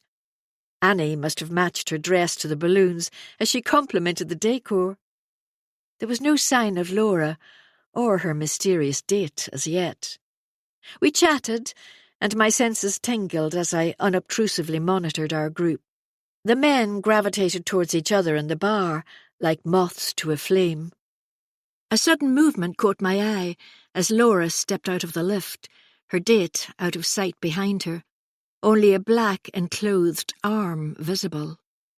She was radiant in her glistening silver column, like a butterfly emerging from its chrysalis. Glancing over her shoulder, she smiled at him, before he too was in my line of vision. The attractive silver fox she had been immersed in conversation with at James's funeral. Before she noticed us, all our eyes were drawn to them. We watched in a hushed semicircle, clutching our lukewarm drinks, while Laura and her friend walked over to us. For this was no simple friend. The very atmosphere crackled between them, as he hardly lifted his eyes from her, and she basked under his attention. James had never once made her glow like she did tonight. Shyly she introduced Sam, and as he said hello, barely seemed to register our names, his eyes flying back to her. They didn't touch, but they had no need to. A blind man on a galloping horse could have sensed the chemistry between them. When she led him over to meet our husbands, the air was thick with the whispers of my friends, buzzing about the surprise addition to our evening. She kept him quiet. Who knew Laura had such a handsome friend? He looks like he wants to coat her in chocolate and lick it off, slowly. Like schoolgirls, we tried to smother our giggles, and I humoured the charade they were only friends, for it was harming no one. Also, I was in no position to judge.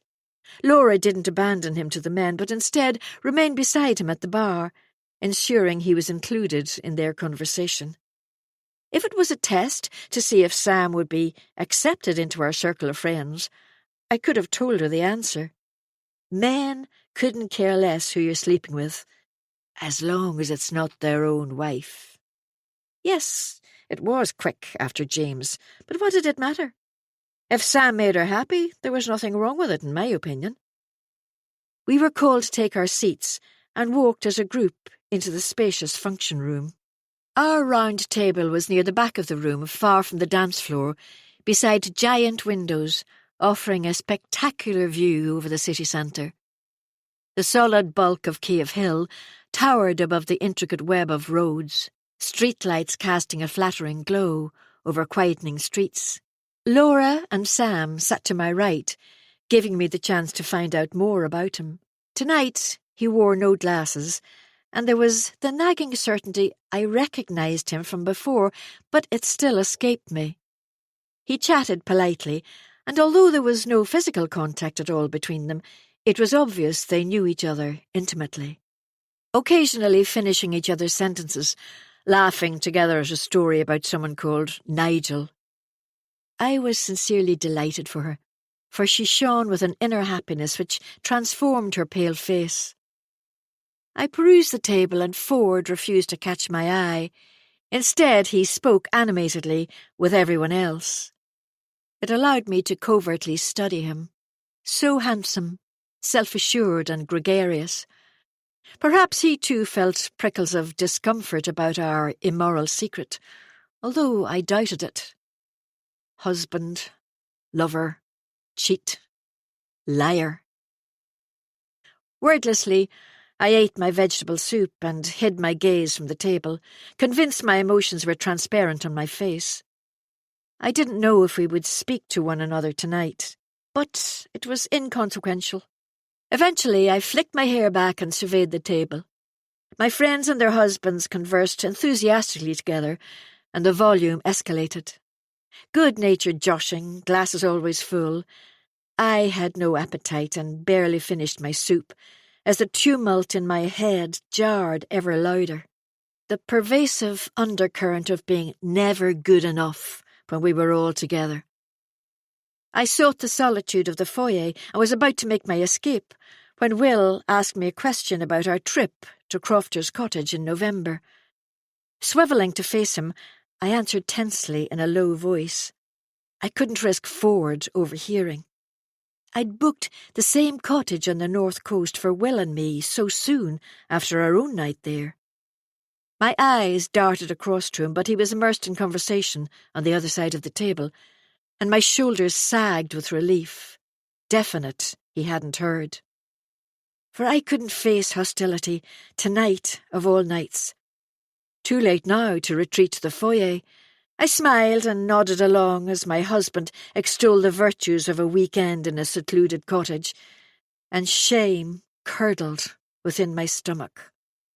Wife, lover, cheat, liar. Chapter 17. The Melville Hotel is renowned for its fabulous food, but I nibbled my way through course after course, hardly tasting it. Instead, I pushed it around my plate while drinking copious glasses of wine. Not once did Ford hold my eye, and I occupied myself by talking to Laura and Sam. They gave the impression they had been a couple for years. I made a mental note to ask her more about him when I got her alone, and then I realised where I had seen him before. He leaned forward.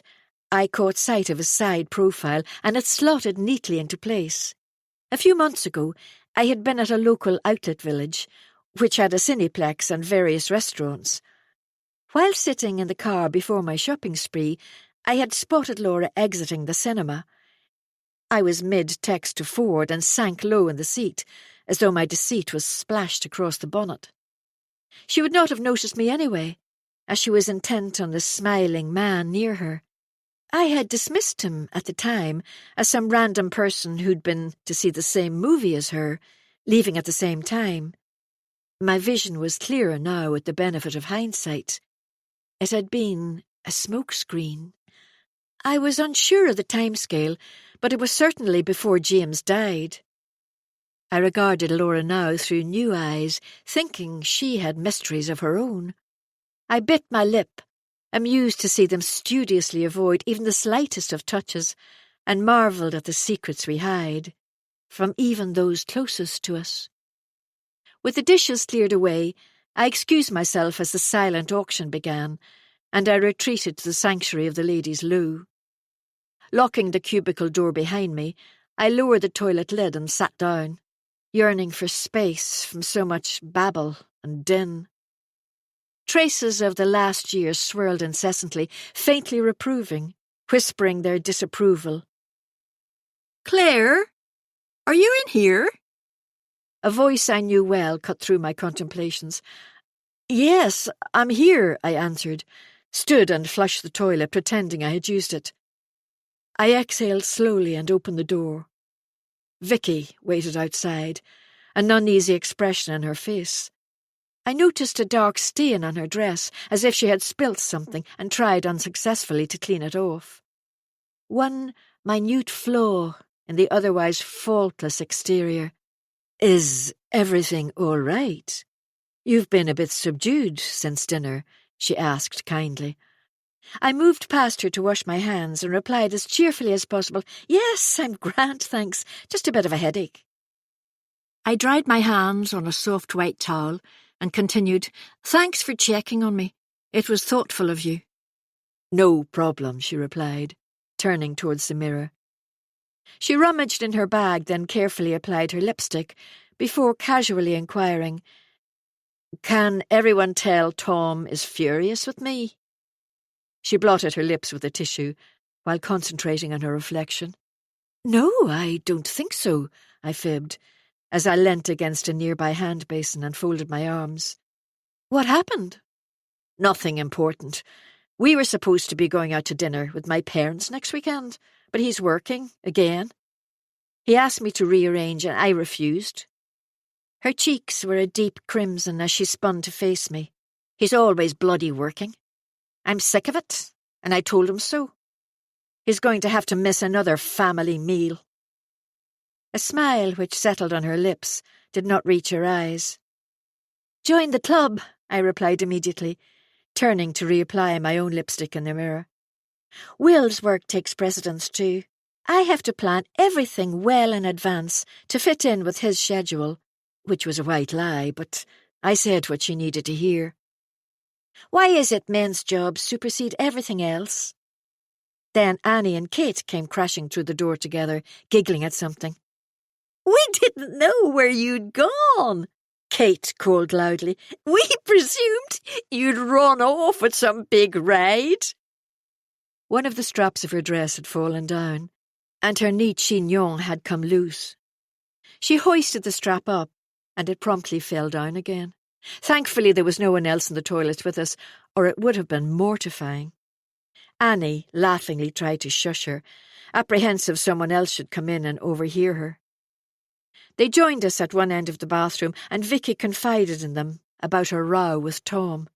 Annie interjected straight away, saying, "Matt doesn't work shifts, but he eats, sleeps and breathes rowing. Weekends, evenings, early mornings, whenever." She acted as though he was never home. Kate seized the opportunity to criticise David as well, complaining about his predilection for the gym and increased travel with work, which occasionally included necessary client schmoozing in the evenings. She even did that irritating thing of air quotes with her fingers like a 6-year-old. I let them complain and moan about their husbands, one of them unwittingly grumbling about time her husband was spending with me. Self-reproach, like a red-hot poker, charred my chest. Cheating is one thing. It's quite another to be accosted with the effects. Before I said or did something I later regretted, Laura burst through the door, face flaming, hands on hips, and demanded, "Are you all bitching about me bringing Sam?" Slickly, I answered, "No! We're all grousing about our husbands and thought it would be too painful for you to be reminded of, well, James," I finished lamely. "So, you're not discussing me and Sam?" She looked sceptical, primed for a fight. "No, of course not," cried Kate, hiccuping discreetly behind her hand. "He's very nice. We want you to be happy. Please don't think we're discussing you. I couldn't bear it." Guilt melded into exasperation as one by one everyone assured Laura they were grateful she had such a good friend to lean on. Obviously, it ended in a group hug, which made me want to scream, for the superabundance of estrogen was suffocating. Well, mostly lab-made estrogen. I flippantly exclaimed, "We'd better get back to our other halves before they sent out a search party." "You girls are the absolute best," said a dewy-eyed Laura as we left together. We'd missed the silent auction by the time we arrived back at the table, and the band was starting to play. Although I was not much inclined to dance to ABBA's Waterloo, I pasted a smile on my face and joined in with the girls, as if I didn't have a care in the world. The 5 of us danced together to a mix of songs from our youth and classic disco hits. To anyone watching, we must have seemed the perfect friendship group, tight-knit and unbreakable. Out of breath after a dozen dances, I signalled I wanted some air and returned to the table to tell Will. He offered to accompany me, but I insisted he finish his pint. Alone, I headed out to the foyer and found the same deep leather sofa I had sat on last year. It was far from the furore of the boisterous guests, with faux greenery and giant terracotta pots, perfect to conceal me from snooping eyes. The pillar obscured me from the rest of the room and gave me the respite I needed. I heard footsteps on the marble tiles, and Ford rounded the pillar jacketless, tie missing. The top button of his white shirt was open, allowing a glimpse of the tanned notch between his collarbones. "I thought I'd lost you," he said in an undertone, eyes boring into me. I lounged back and crossed my legs, allowing my dress to fall open. "Really? I didn't think you were bothered where I was." I hadn't expected him to come and find me, as I imagined he was too unnerved by the chance of his wife discovering us together. He stepped towards me and said in the same low tone, "Come here." Compliantly, I did as I was instructed. He was so close now I could smell his scent emanating from him. In a gentle movement he twirled me, so my back was pressed hard against the pillar, and then he was right before me. He ran a finger down my bare arm, leaving a trail of fire in its wake. "Don't ever think I'm not bothered," he breathed into my ear, as his hand dropped to my waist, and he pulled me tight against him. As swiftly as he had arrived, he disappeared. With every nerve-ending blazing, I watched his retreating figure, annoyed at the ease with which I surrendered to his probing hands and mouth. I needed time to compose myself before returning to the function room. Will was immersed in a sports game on his phone, unconcerned how long I had been missing. He tore himself away from it long enough, only to inquire if I wanted another drink. I shook my head and sank onto the vacant chair beside him, watching everyone dance along to YMCA. Laura was letting her hair down with Sam, getting the dance moves totally wrong, but who cared? Her pretty face was suffused with joy, for all her dancing left a lot to be desired. Vicky, Annie, and Kate danced about beside them, doing a better job of keeping time. Then the band played a slow set, and Will drunkenly insisted on dancing with me to Sam Smith's "I'm Not the Only One." Throughout the song, I was conscious of eyes on me drilling into my back. Ford sat on his own at the table, eyes fastened on me, and my insides flipped, not with longing or desire, but with the knowledge, despite my best intentions, this was not some insignificant fling. This was real life, and actions had consequences. The night drew to a close, and I needed one last visit to the bathroom before the drive home. The others were enthralled by the Clarence goodie basket Matt had won for Annie in the silent auction. I had silently watched as she had thrown her arms around him to thank him, and I held his gaze momentarily before turning away, sharply. The cool anteroom was a welcome reprieve from the almost frenetic atmosphere of the function room. I walked towards the bathrooms and realised I had been followed out when I heard the squeak of a shoe behind me. I turned and Ford almost walked into me. "Sorry," he laughed, holding both hands up in front of him. We were barely outside the room, in full view. Therefore we maintained a discreet distance from each other. Leaning over towards me, he spoke so quietly I hardly heard him. "I'm looking forward to the cottage." "And me too," I smiled tightly, as Annie made her way through the glass doors. The three of us amiably continued on together, and I hid my discontent. Not long now. Chapter 18. The secret to a good lie is to keep it as close to the truth as possible. When Will inquired what my plans for the weekend were, while he was in England, I could honestly reply I would be walking by the coast, cooking something tasty, and having an early night. I lied by omission. No mention of Crofter's cottage or who I would be spending time with. I waved him off on the Friday morning, closed the door behind him and rested against it despondently. I was going to be spending time with someone who was gorgeous, witty, and good-natured, yet I was sickened by my duplicity. The transitory feelings of remorse towards my friend at the dinner dance had long since evaporated. I slowly went through into the bedroom and retrieved my suitcase from the bottom of my wardrobe.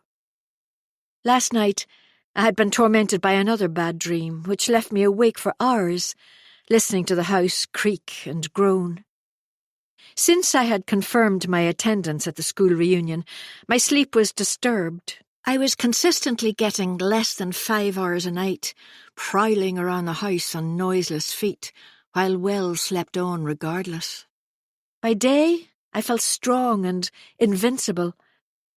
When at last I fell asleep, self-doubt struck, and the dreams were in vivid technicolor. No longer the exclusive domain of my father, other scenes featured callously now. Mandy, Shirley, the glint of scissors, mocking laughter, torn pages, Napoleon's nose. I purposely emptied my mind as I finished packing my case, instead contemplating my plans for the weekend ahead. Unbeknown to Ford, I would remain alone in the cottage when he left on Saturday. Before I dressed, I retrieved my second phone from its hiding place in my dressing room. Thanks to watching spy movies with Will, I had learned about pay-as-you-go phones, burner phones, no contract, no bills, which could be unearthed by a spouse. And I had discovered the clever way to tape it to the back of a drawer, along with the charger, meaning it would take a special ops team to discover it. The battery was nearly flat, so I charged it while I packed my toiletries. However, I couldn't resist flicking through it as I perched on the edge of the bed. It had never been used to send texts, or emails, or WhatsApps. It had only been used to store photos, incriminating photos, and one video. One day soon, though, it would be used to send messages to the single recipient in the contacts. Packing finished, I had a quick lunch of roasted aubergine soup with a flatbread and transferred the food I had bought from the fridge to the cool box. I stored it in the boot of the car alongside my small case, locked the door behind me and got in without a backwards glance. Despite the cold air and darkening clouds on the horizon, I put the top down on the Audi. I sped along the curving coast road between steep hills on one side and an angry, writhing sea on the other. The sky was thundery by the time I arrived in Ballydun and passed the Stile and Donkey pub. There were a couple of parked cars on the main street, and one lone walker strode purposefully towards the shoreline. I was so intent on catching my first sight of the cottage, I again missed the driveway's entrance. Once more I had to find the turning spot a few hundred yards along the road, where I could safely do a 3-point turn. Driving back from that direction, I spotted it easily, and as I slowly drove down the tree-lined lane, I couldn't help but smile. No matter what happened over the next couple of days, this was a perfect location for a short break. I put the top up on the car, got out and stretched, while inspecting the cottage. Although an old building, it was well loved, with pots of fading flowers and a freshly painted exterior. The lock system for the door was operated by an app on my phone, and cautiously I stepped inside, hopeful it was as inviting as the website had proclaimed. I needn't have worried. It was impeccable. Decorated in the Swedish style, all bare wood and white walls, rattan and rugs. A vase of cut flowers sat on the coffee table in the living room, the delicate fragrance fresh and welcoming. I loved it on sight, gratified with the ambiance. It didn't take long to explore. The living room and kitchenette, bathroom and one bedroom with a king-size bed. I glanced out of the sash window in the bedroom to find the ocean a stone's throw from the cottage, at the bottom of its small garden. The quintessential white picket fence and gate was the cherry on top. Retracing my steps to the living room, I checked my watch. It was 3:30, so Ford was due soon. I retrieved my small case from the boot of the car, unloaded the wine, crusty bread and other bits and pieces I'd brought for dinner. Tonight, we would have a Marks and Spencer's dinner. Thinking ahead, I decided when I came here with Will, we would eat dinner in the pub, snuggling by the open fire, huddled together at a table for two. I unpacked my case and secreted my burner phone on the floorboards at the side of the bed to charge it further. I reprimanded myself. I should have been better prepared, as it wasn't as if I was a novice at hypocrisy. Satisfied it wouldn't be noticeable, I returned to the living room and waited impatiently on the sofa. Rather nervous, I rose several times to pull the curtains, check the parking space, use the bathroom. Occasionally, I would hear a car engine, listening until it passed by, before it faded into the distance. Will rang me around 4 o'clock to say he had arrived safely at his hotel and was going out for a drink, hoping I was okay without him. Aware I'd been on edge since my decision to attend the reunion, I reassured him I was fine and not to worry, then hung up, unable to bear his loving words of concern. A few minutes later I heard a car which did not pass by but crunched over the stones on the driveway, headlights sweeping past the kitchenette window.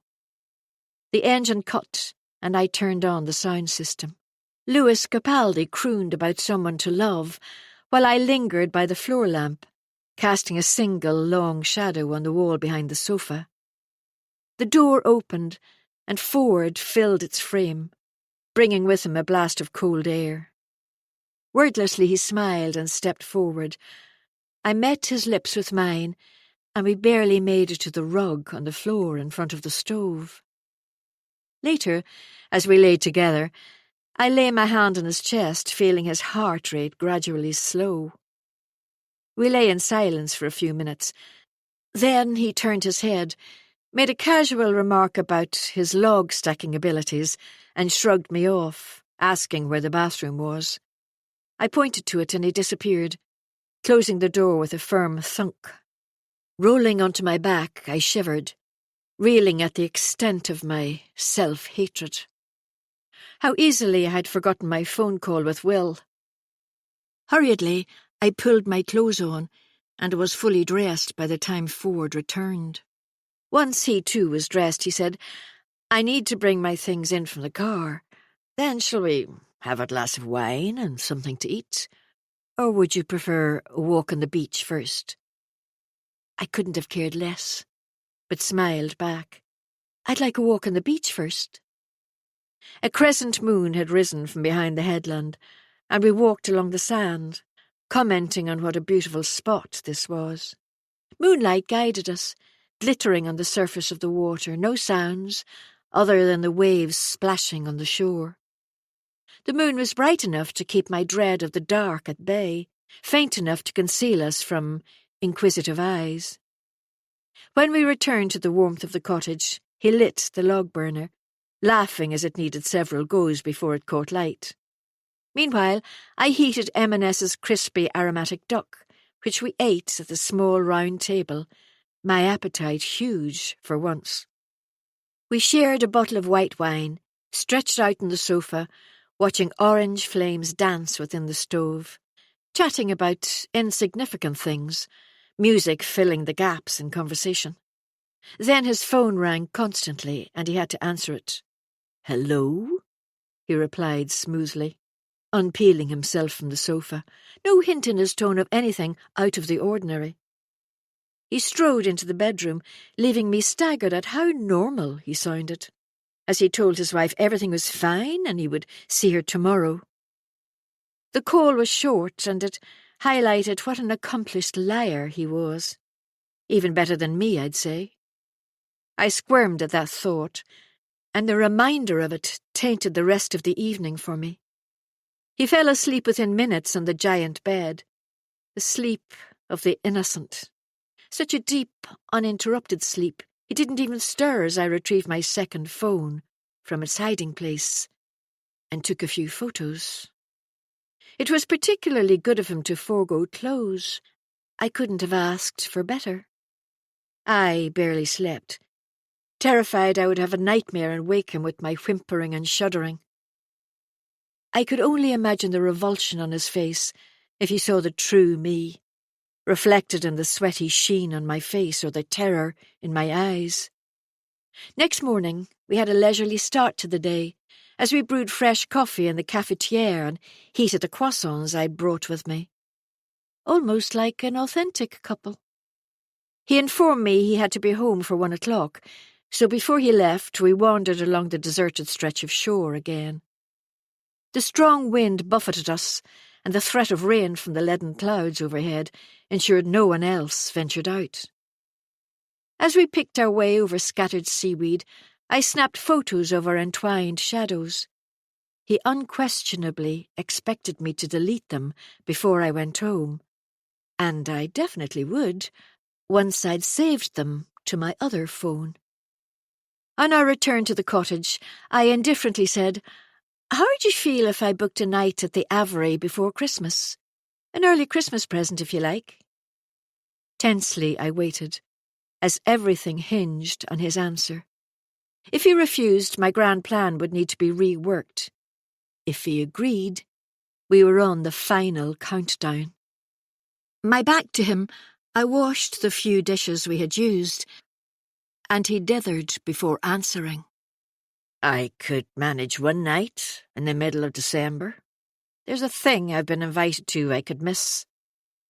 Lightly, I replied that would be good if he could let me know the date. I'd make my excuses at home and get it booked. He didn't care what I would do to make it work or what lies I would have to tell. He drove off a short time later, and I watched him exit the lane to return to his wife. I was glad I had chosen to remain at the cottage, with Will in England and the girls occupied with the 21st birthday party in Belfast. It was absurd going home to spend another night alone, when I could remain here. I would walk into the village to buy more food and another bottle of wine, impatient to explore further. I pulled on my long coat and bobble hat before walking along the coastal path to the harbour and then the shop. I meandered along, inhaling the sea air, the freshness contrasting with the warmth of the cottage. This was a beautiful part of the world. Waves smashing loudly on the black rocks, towering cliffs rising majestically. It dawned on me why people loved the sea here. It was untamed and wild, with the threat of a sudden storm blowing in from nowhere. Its fierceness appealed to me. Back at the cottage, I restocked the log basket from the outside store, showered, then towelled my hair dry with one of the luxurious towels. The rest of my time stretched ahead of me as I lit the stove, changed the music to something more cheerful, and rested on the sofa with a cup of coffee. Subconsciously, I listened for noises outside the cottage. As the sun set, I'd pulled all the curtains and ensured the doors were locked, nervous of being so isolated on my own. I had wanted this night alone to untangle my past, to revisit what had brought me to this point. It had been flickering on the margins for so long.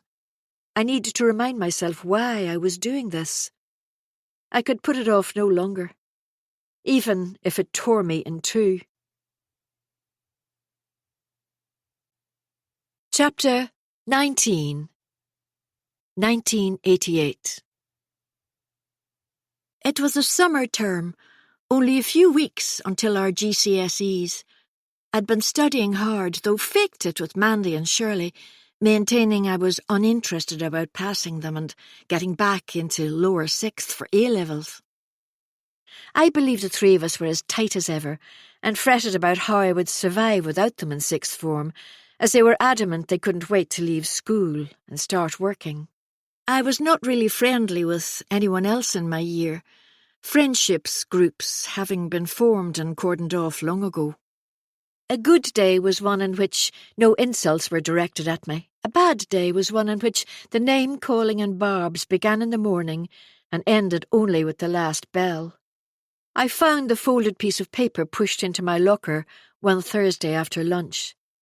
They were standing beside me, waiting while I retrieved my maths book from amongst the detritus in the metal box. They looked baffled when it fell at my feet as I opened the locker door. "What's that?" asked Mandy, brown eyes shining. "No idea," I replied, stooping down to lift it up. Unfolding it, I read it with mounting disbelief. "Fancy going for a walk in Belfast Gardens tonight. Wear the earrings I told you I liked in chemistry. I'll meet you at the climbing frame at 7. He signed his name at the bottom. "What on earth?" asked Shirley, mouth open in shock. Girls like us didn't get notes like that in our lockers. The three of us stared in awe at the note.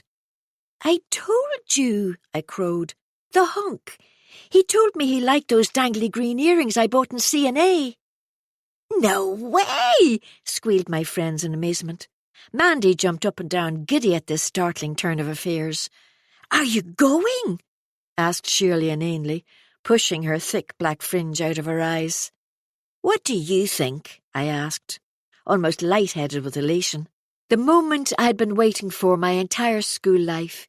He had noticed me after all, irrespective of my lowly position in the hierarchy.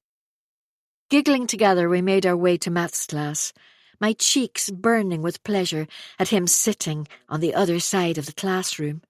My heart beat so loudly I was surprised no one could hear it as I walked over to my desk. He leaned forward to speak as I passed him. "Did you get my note?" he mumbled, so quietly no one else could hear. Nodding, I held my breath as he smiled and asked, "See you there at 7? Nodding, like one of those dogs which sit on car dashes, I took my seat. I had no idea what the maths teacher said, or any other teacher in my remaining classes either. All I could think was, he likes me. He really likes me. Over and over again I wanted to shout it out loud, but knew I had to contain my excitement. What should I wear? What would I say to him? Would he try and kiss me? Maybe Liz would let me borrow her frosted pink lipstick. Mandy and Shirley were as excited as me, insisting on walking me home and helping me to choose my outfit. We selected a white t-shirt with lacy sleeves and a pink rara skirt I had bought in Primark. It made me feel like Molly Ringwald in Pretty in Pink. It was the first time either of them had come into my house, and I was relieved to find my dad had not yet returned home. From work, or the pub. I wasn't sure. They ran home to get changed and arrived back at 6, staying with me as I got dressed, applying my green eyeshadow for me and stealing Liz's lipstick. I was a bundle of nerves, so afraid of saying or doing something stupid when we were alone.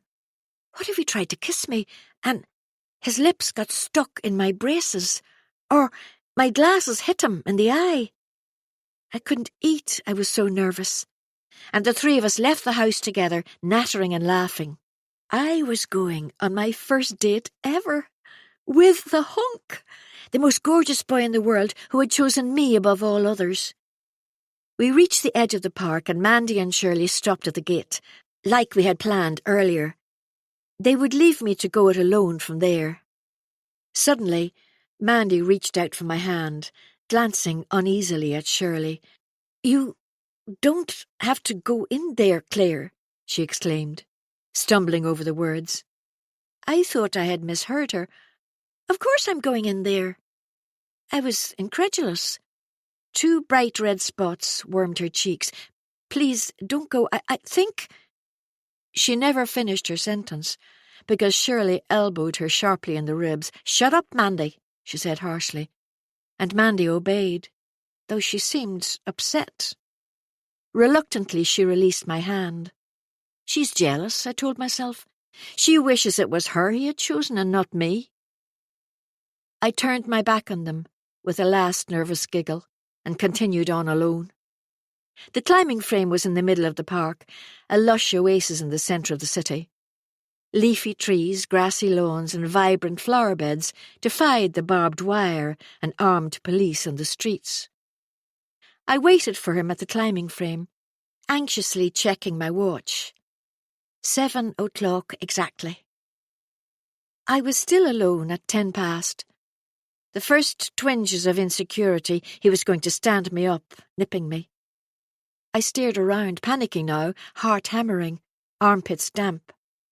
Then I saw him strolling down the gravel path, wearing stone-washed Levi's with matching denim jacket, white t-shirt and aviator sunglasses. Sauntering over, he looked even better than Tom Cruise had in Top Gun. When he reached me, I shyly said hello, and he simply stared at me, like I had 2 heads. "Do you really think I would go on a date with you?" he asked spitefully, a sneer on his handsome face as he removed his sunglasses. Flustered, I looked into his eyes, then became aware of sounds, laughter and sniggering. There were so many people hidden behind trees and bushes, all revealing themselves, while I stood stupidly staring, confounded. I recognized face after face of the other kids in my year, pointing and jeering at me. I heard "hefty lump" from behind and swung round, spotting the coven, clutching their sides from laughing so hard. At me. They were all laughing at me.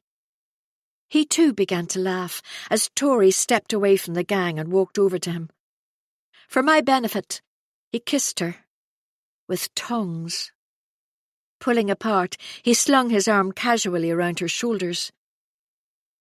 "As if he would look at you twice."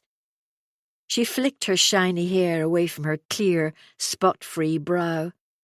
"He's my boyfriend, you pathetic sod." We were surrounded by so many people they seemed to fill the park. I was mortified and wanted the ground to swallow me up, to run and hide, under my bedclothes.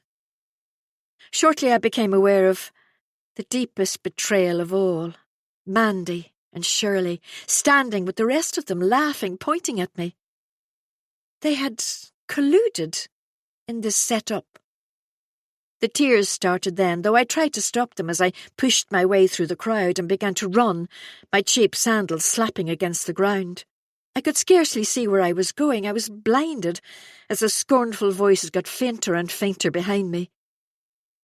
When I could run no more, I ducked behind a rickety wooden shed before I collapsed on the ground. Nauseous, I vomited my agony until my stomach was empty. When I was done, I sat with my back against the shed and cried until I could cry no more. They hated me so much.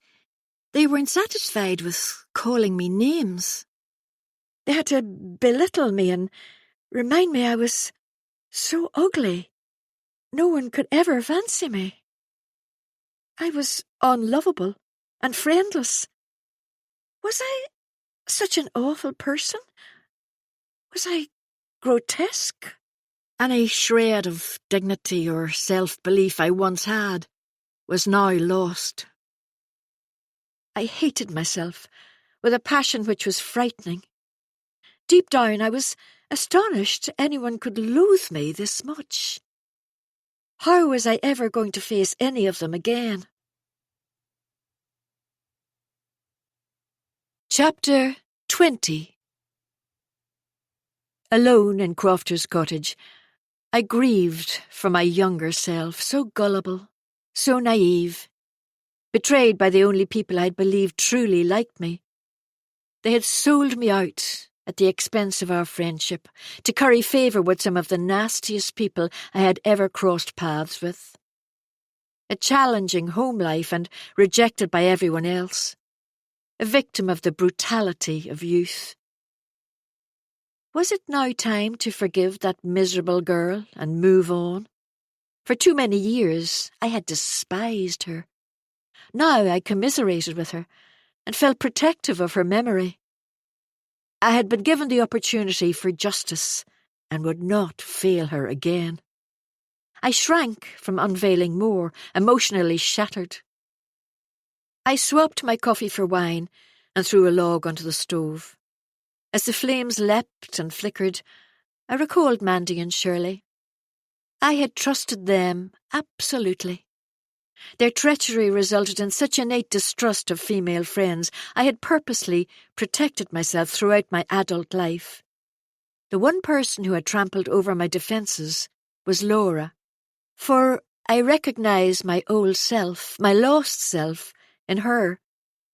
The intrinsic kindness, her almost painful quest for acceptance and friendship. A people-pleaser. The person I had been was forever gone, sacrificed at the altar of self-preservation. I had intentionally obliterated the episode in the Belfast Gardens, and its repercussions almost entirely over the years, never facing it, at least in daylight. Now I was tearing down my defences inch by inch, ripping them apart with such force it took my breath away. About 5 years after I left school, I bumped into Mandy waiting at a bus stop in the city centre. My transformation had started, glasses and braces gone, hair well cut and highlighted, my face healthy and tanned. I had developed a modicum of self-confidence from working in an estate agent's, and had gradually moved past those difficult school days. She and Shirley had come to my house the day after everything had happened. On my instruction, Mum had sent them away and they never tried again. She didn't reveal what had been said, but they avoided me both in school and out of it afterwards. That gloomy, dull day, I saw her smoking at the bus stop, face pale and wan. I walked down the busy city street, wavered for a moment, then locked eyes and strode over. I grabbed the chance to challenge her before my courage trickled away.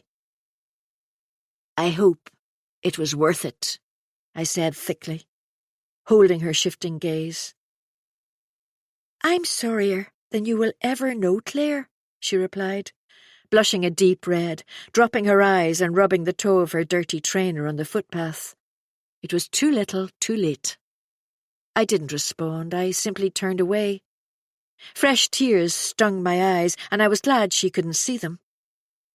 I had no idea what became of her and Shirley, nor if they would be attending the reunion.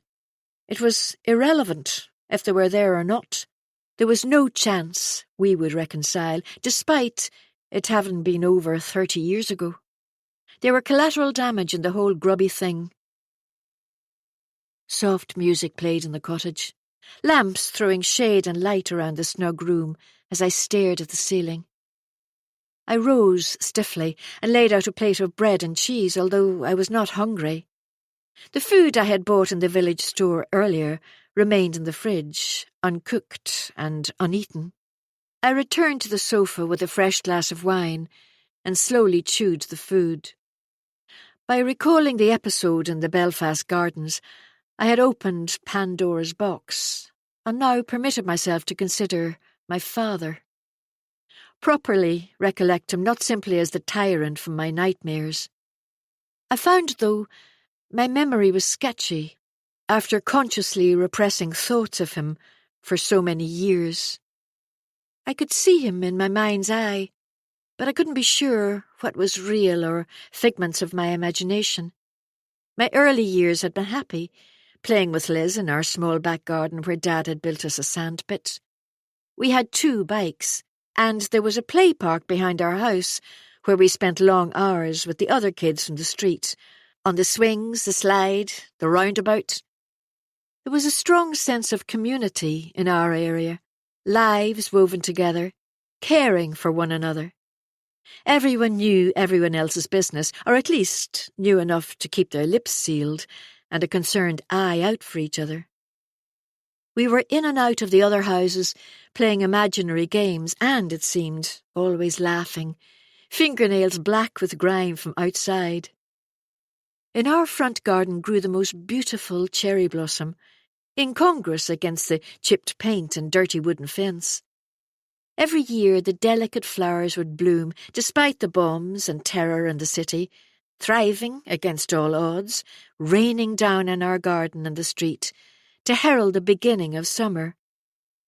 I couldn't remember exactly when Dad's behaviour escalated and he hit the bottle with such rank determination. It seemed to me he had always been explosive and fist-happy. Yet there had been a definite change in him when I was about 13, a few months after he had started a new job with a different building company. Initially, we'd reaped the benefits of his better pay, and there were less bad-tempered, drunken outbursts. Gradually, though, the outbursts grew more frequent, raging, roaring, fists through the kitchen door, living in fear of provoking his hair-triggered temper. There had been a continuous, pervasive threat of physical violence within our home, though I couldn't be certain if he'd ever hit me or Liz. As I considered the past, a deeply buried extraordinary scene sprang to mind. After the incident in Belfast Gardens and what happened next, I had resorted to spending long hours in my bedroom at home, pretending I was studying for my imminent exams. I sneaked downstairs one evening when Liz was at her boyfriend's and heard crying from the kitchen. Automatically, I supposed it was Mum, after another row. As I soundlessly approached the half-closed door, surprisingly, it wasn't Mum who was crying.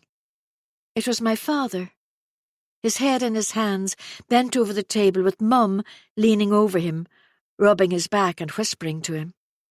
Shocked, I watched this immensely private moment between my parents, embarrassed at witnessing such an intimate act. Quietly, I crept back upstairs, shut my bedroom door and got back into bed, pulling the covers over my head. I never mentioned it, and the next day Mum behaved as though it had never happened. I ached to question her, to ask what had caused the tears, but never found the words. My phone began to ring, and I mentally lugged myself back to the cottage. Will was in a noisy bar and had to shout to make himself heard. His team had won, and they were celebrating. He kept it brief, words slurred, and endearments many. He was an affectionate drunk who would lavish anyone and everyone with love after a few. I told him how much I was looking forward to him coming home, and that I loved him, paying lip service to our marriage. Though my body was dull with fatigue, it was only 8 o'clock, and too early to retire to bed. I retrieved a blanket from the wardrobe in the bedroom and reached down beside the bed to grab my second phone before returning to the living room. I topped up my glass for the last time and demolished the remains of the bread. I then settled under the cheerful, multicoloured woolen blanket and sent a message to my daughters. They replied with a selfie on their way out to the birthday party. Poppy in a clinging short black dress, Eva in red.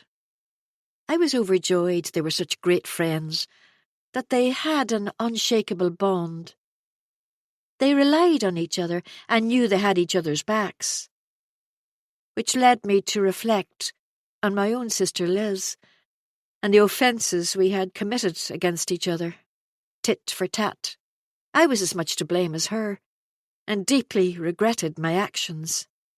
Her offence had been committed when she was a teenager, whereas mine occurred when I was an adult and should have known better. She had failed me when I needed her most, my big sister who had thrived in the school of my nightmares. Good-looking, self-assured, with many friends and even a boyfriend. She too had shunned me when I hit rock bottom.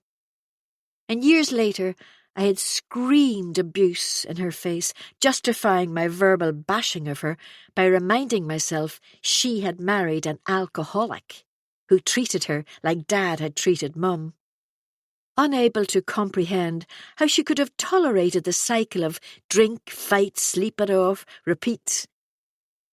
It was all my fault, though, according to Liz. I lacked the capacity to appreciate addiction, which was amusingly ironic, as I was addicted to obtaining payback, no matter who accidentally got destroyed in the process. Basically, we let each other down, and I knew she had frequently tried to make amends to me over the years. In my wretchedness, I had been unable to forgive her. Impulsively, I sent her a text. "Do you want to meet for coffee?" If she told me to get lost, I wouldn't blame her. If she wanted to meet, I would apologise. Biting the skin beside my thumbnail, I stared at the screen, willing her to reply. Unexpectedly, it was essential we meet up. She sent a response within a few minutes. "Only if it's your treat." Smiley face. It was going to be all right. One debt paid to the past. Grinning, as relief flooded through me, I asked where she wanted to meet. I didn't want to get off on the wrong foot by unintentionally insulting her. She selected the time and place, and I agreed readily. Completely spent from trawling through my past, there was one last thing I wanted to do before I sought the reprieve of the bed. I scrolled through the photos I had taken this weekend and sent the most contentious one to my burner. I then browsed through the photos and video already stored. Only 10 photos in total. Each told their own story of a sordid relationship, plainly taken over several months. No words were needed, no explanations required. Objectively, I watched the short clip, its meaning unequivocal. My main phone pinged with a book club WhatsApp message. Ford's wife had sent a cute photo of the two of them together, raising a toast to something. My lips lifted in a smile at them, blissfully ignorant as to what the future held. Soon, it would be time to end this charade. I sent a cheery response back to her photo, quashing the desire to reply with a photo of the log burner and the rug, as a reminder to her husband of what he had been doing a few hours ago. Fun, happy, faithful friend Claire replied, "Fantastic! Hope you two enjoy." Cheating, two-faced, dishonest Claire sat on the sofa and raised a toast to herself and her future. I flopped into bed a short time later, leaving a small lamp in the corner of the room burning dimly. Afraid of the dark and the dreams which were sure to haunt me after this rummage through my history. At first I lay awake with my eyes open, mind capering, but it didn't take long for sleep to come. Curiously, I slept through the night, undisturbed by nightmares. In their place, I dreamt Liz and I chased each other through a leafy garden with water pistols, light-hearted and lively, only the two of us. I woke to find my cheeks wet, yet didn't feel sad. Strangely, I felt the unfamiliar sensations of happiness and hopefulness. For too long, this had all been one massive mess. but a thin sliver of hope now penetrated it. Tantalizing hints of a happier future lay ahead of me. Lying in the comfortable bed, glimmers of positivity filled me. Chapter 21. Before I left Crofter's cottage, I had another solo walk along the sand and through the village. It occurred to me I could become addicted to walking by the inclement Irish Sea, wind whipping my hair, savouring the tangy taste. Content, I gazed out towards the horizon and recalled Laura doing the same thing a few weeks ago. Then I had been unable to comprehend her thirst for fresh air, salty breezes and a choppy ocean. Now, it made perfect sense. Nature has a way of soothing the soul, even bruised and battered souls like mine. On my return home late morning, I vowed to be the best wife I could be to Will over the next few weeks. Therefore, when he arrived home, I met him at the door to the kitchen, wearing a wide smile and little else. I held him close, startling him with my ardour. "I'm going to have to go away more often if I get this welcome when I get back," he laughed gleefully, his face grey with fatigue, worn out by the late nights and overindulgence in alcohol. "You better not," I replied instantly, turning to pour him a beer and offering him a supper. The best wife I could be. Uncharitable criticism of him had to be shut away with all the other things I felt ashamed about. On Tuesday, Kate sent a message suggesting a book club meeting at hers, supposedly to discuss our upcoming Christmas night away. After much discussion, we had ultimately settled on a Saturday night at the start of December at the fabulous Mornview Hotel in County Down. It included use of their spa facilities and a 5-course meal, followed by music featuring a famous DJ, Big Bert, which didn't exactly inspire me with confidence. When I googled him, I discovered he had once played a gig as the Waterboys support act in 1992. Famous indeed. We duly met at Kate's house the following Friday night, when it was pouring with rain and the wind raged as I drove down into the village. I would leave my car overnight in her street, and Will would pick me up after work. I'd been ambivalent what to wear with my dark blue skinny jeans, and after much internal debate, chose a plunging ivory silk blouse with a layered gold necklace nestling in my cleavage. Over the top for a casual book club evening, but I was not going to feel second best tonight. Forever comparing myself, rarely satisfied with the results. I stepped out of the car and observed the silent houses, dim light spilling out of some, others in darkness. One by one, I studied them. Annie's, Vicky's, Kate's, Laura's. What lay behind those walls? Unfaithful spouses, unhappy wives, unfulfilled dreams, secrets and lies. I shivered before I turned briskly and walked up Kate's drive. I pressed the bell, hoping she would hurry as my wet hair dripped down the back of my neck. However, it was David who opened the door with a smile. It was almost as if he had been waiting for me behind it. I grinned back at him, brushed my hair back and leaned in to kiss his cheek as I said a cheery hello. We always greeted the men with a peck on their cheeks when we socialised, a habit I enjoyed, as I appreciated rough cheeks and soft lips. "They're all in the sitting room," he said, before asking, "Can I get you a drink first?" "Yes, please. G&T if you have it. Wine of any description if you don't." It was our habitual greeting. I followed him through into their kitchen, the voices of my friends barely audible from behind the closed door. I glanced around their kitchen with a critical eye, noting it would benefit from some TLC. I became aware of David watching me, and he shrugged before reaching into the freezer for ice. "We have 3 untidy kids who leave everything lying about. He coloured slightly as he handed me my drink, subconsciously defending the mess. "You don't need to explain anything to me," I said, as I accepted the glass, ensuring my fingers grazed his, holding his gaze.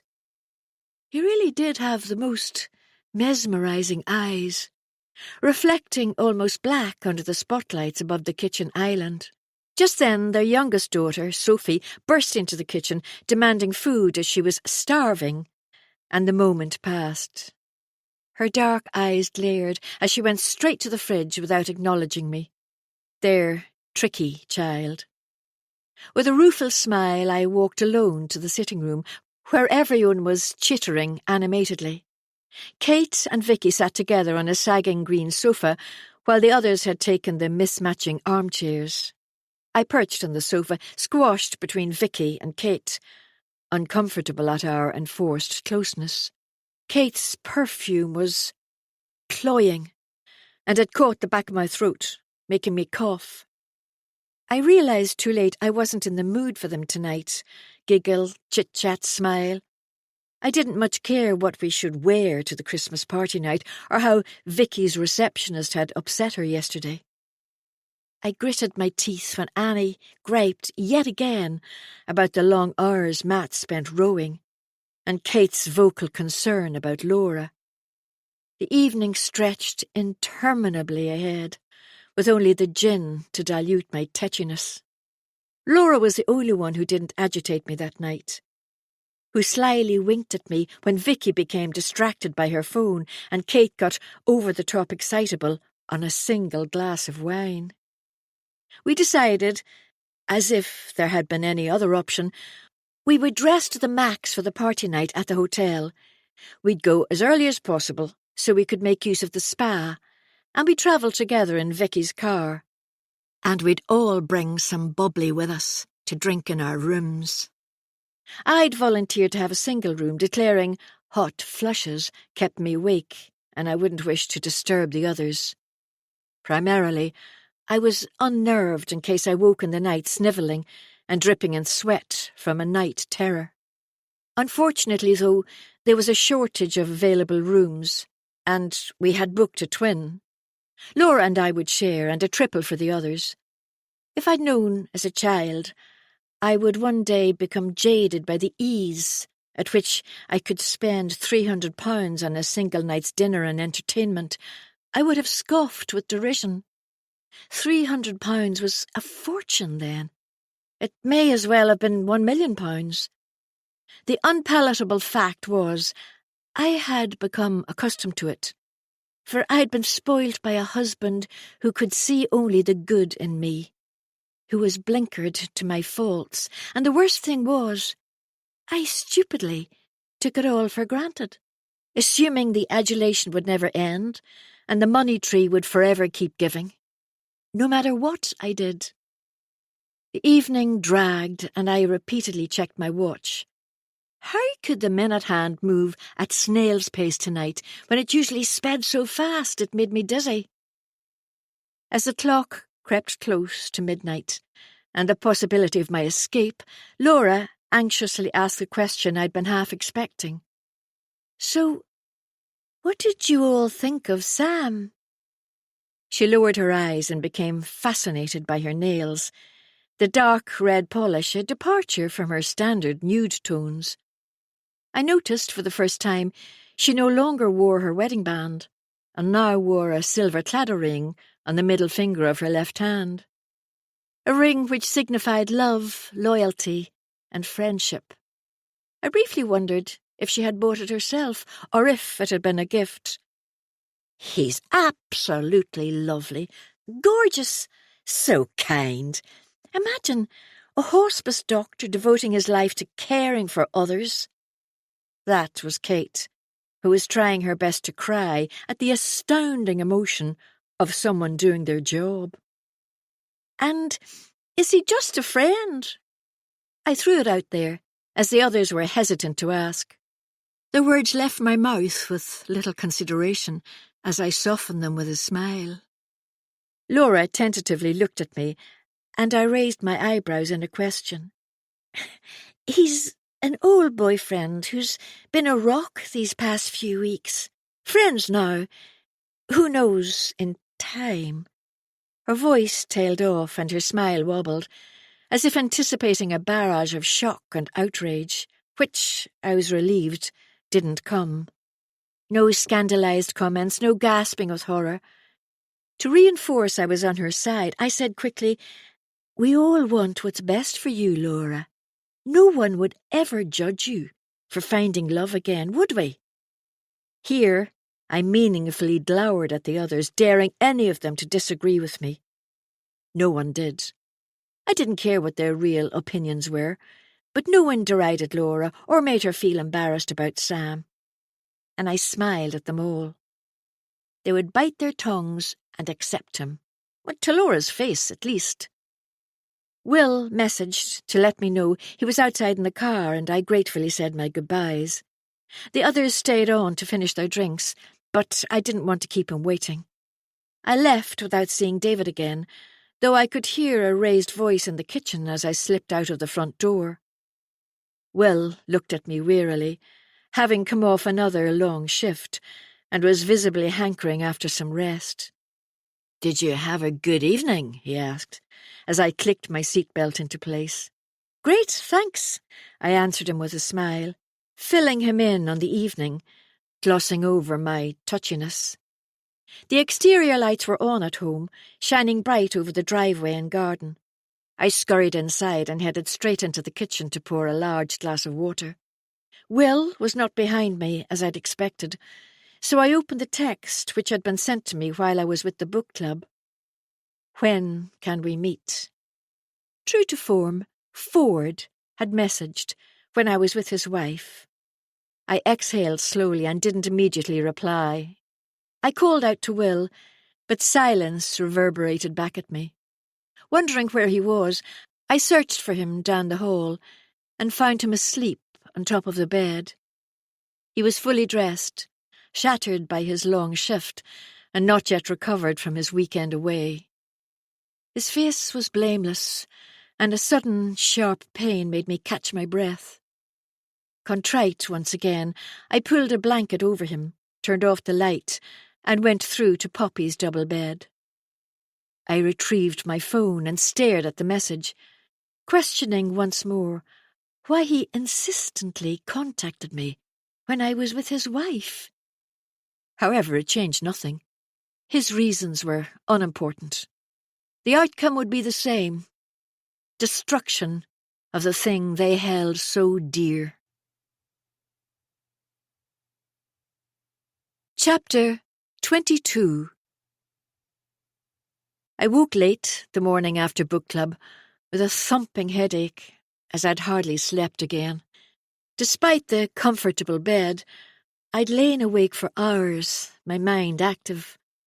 I'd fallen asleep at some point during the night's darkest hours, after Ford had messaged repeatedly, sending an explicit photo among the texts.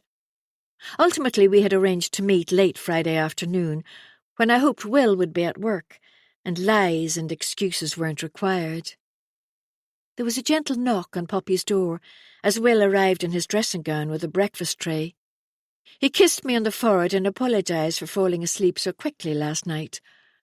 Undeserved atonement about such a minor thing. As recompense, he'd made me a frothy coffee and hot buttered toast, dripping with my favourite orange whiskey marmalade. I eased myself against the velvet headboard, thanked him and patted the other side of the bed, encouraging him to join me. As I chewed on the toast, we discussed our imminent weekend away to Crofter's cottage, our plans for Christmas, how well his golf swing was coming on. Mundane, married chatter. While he talked, my thoughts drifted. I assured myself yet again, when he learned what I'd done, and my reasons behind it, he would undoubtedly feel some degree of hurt, or even anger. He always forgave me, and surely this time would be no different. His love was unequivocal, and my selfishness knew no bounds. Still guilty over falling asleep so quickly, he asked me what I wanted to do for the rest of the day.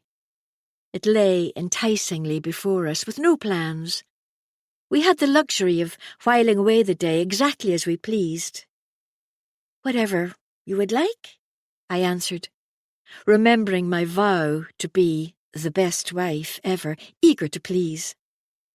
I snuggled into him, swallowing my discomfort at the recollection of the photo Ford had sent me in the early hours. I'd hastily screenshotted it, forwarding it to my burner phone before deleting it. My guilt was not so easily deleted. Will proposed lunch at Jennings, a fantastic local fish restaurant on the coast. I instantly agreed, pleased to see his face break into smiles. He lifted my dirty dishes and retreated to the kitchen, while I had a hot shower, scrubbing until I felt reinvigorated. Concentrating only on my lovely day out with Will, I dressed in an emerald jumper dress, complete with knee-high black leather boots. Even with a 2-inch heel, I'd only reach his chin, something I revelled in, as it made me feel small and cherished. I viewed myself objectively in the mirror, pleased with the results. After I applied my lipstick, I joined Will, who was flicking through the sports channels on the television in the living room. He'd dressed in a navy rugby shirt and cream chinos. Thankfully, no old man trousers today. I dropped a kiss on his forehead before we left, laughingly having to rub off the pink stain of my lipstick. His hands roamed over me, and I hugged him close, my mind shuttered and still.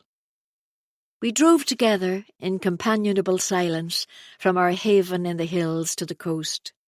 The restaurant was one of my favourites, overlooking the Irish Sea and serving the best brambles in the area. I relaxed onto one of the patterned tub chairs in the stylish bar area, while we waited on a table to become free in the restaurant. I slowly sipped the delicious drink, making it last as long as possible. While I would have preferred several, not one, I was determined not to surrender to the delights of alcohol, my automatic go-to when stressed.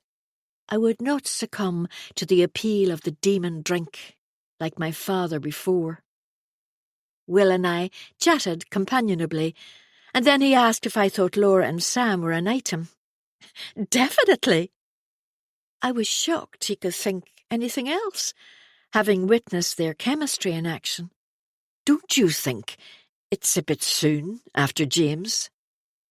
He looked at me quizzically, eyes intense. Incredulous at his naivety, I wanted to snap at him, not to be so dramatic, but instead mildly replied, "No. James had been a prize prat, and if Sam cared for her, no one should complain." I stamped down my dissatisfaction and clarified it by saying she deserved happiness, and we shouldn't judge. Will nodded once before asking, in a mournful voice, which riled me, "If it was you, would you move on so fast?" "No way," I replied quietly, taking his large, warm hand in mine. "We can't blame her if she's been offered a second chance at happiness, and please, don't talk about you dying. I simply can't bear it." Will was occasionally prone to whining defeatism, a trait which exasperated and annoyed me equally. He seized my tiny cold hand in both of his and looked at me. Sadly, I think, as if he could read my mind and see the brittleness which resided there. "I love you, Claire," he pronounced as he studied me, like an insect under a microscope. "I love you too, Will. Please don't ever question that. For a second." And of course, it was entirely genuine. Something must have caught his eye, for as he leaned forward to kiss me, he moved back and raised his hand in welcome. The beginnings of a smile hovered at the corners of his mouth. I swung my head round to find Mr. and Mrs. Ford coming into the bar area. My heart sank with dismay. An image of the photo he had sent me last night flashed bright like an electric shock. Mechanically, I fixed a rictus smile in place and rose to receive my chaste kiss on the cheek from both of them. Floral perfume from her, musky maleness from him. There was no denying how good he looked in a white shirt and jeans, she in body-hugging leggings and a caramel-coloured blouse. Ford positioned himself on the chair beside mine and casually inquired if we were planning on lunch or just a drink. Typically good-natured, Will proposed they join us for lunch and we get a table for 4. Great. Ever the actress? I replied it was a lovely idea, and only if they didn't mind company. I could tell by the glint in Ford's eye he didn't mind the idea at all. Much more fun than simply having lunch with his wife. Why not include his lover and her husband too? He not so subtly complimented me, the slightest overstepping of the mark, shrewd enough not to raise suspicions. Innocent flattery of his wife's friend to deflect from his leg touching mine. I refused to engage with him. Acutely aware of the undercurrents between us, I resolutely conversed with my friend, moving my leg so far from his the gap was unbridgeable. I'd unwisely forgotten he enjoyed nothing more than the chase, and rather than discouraging him, I belatedly realised it was turning him on. By the time we were walking through to our table, I sensed him daringly close behind me, the lightest inappropriate touch on the small of my back.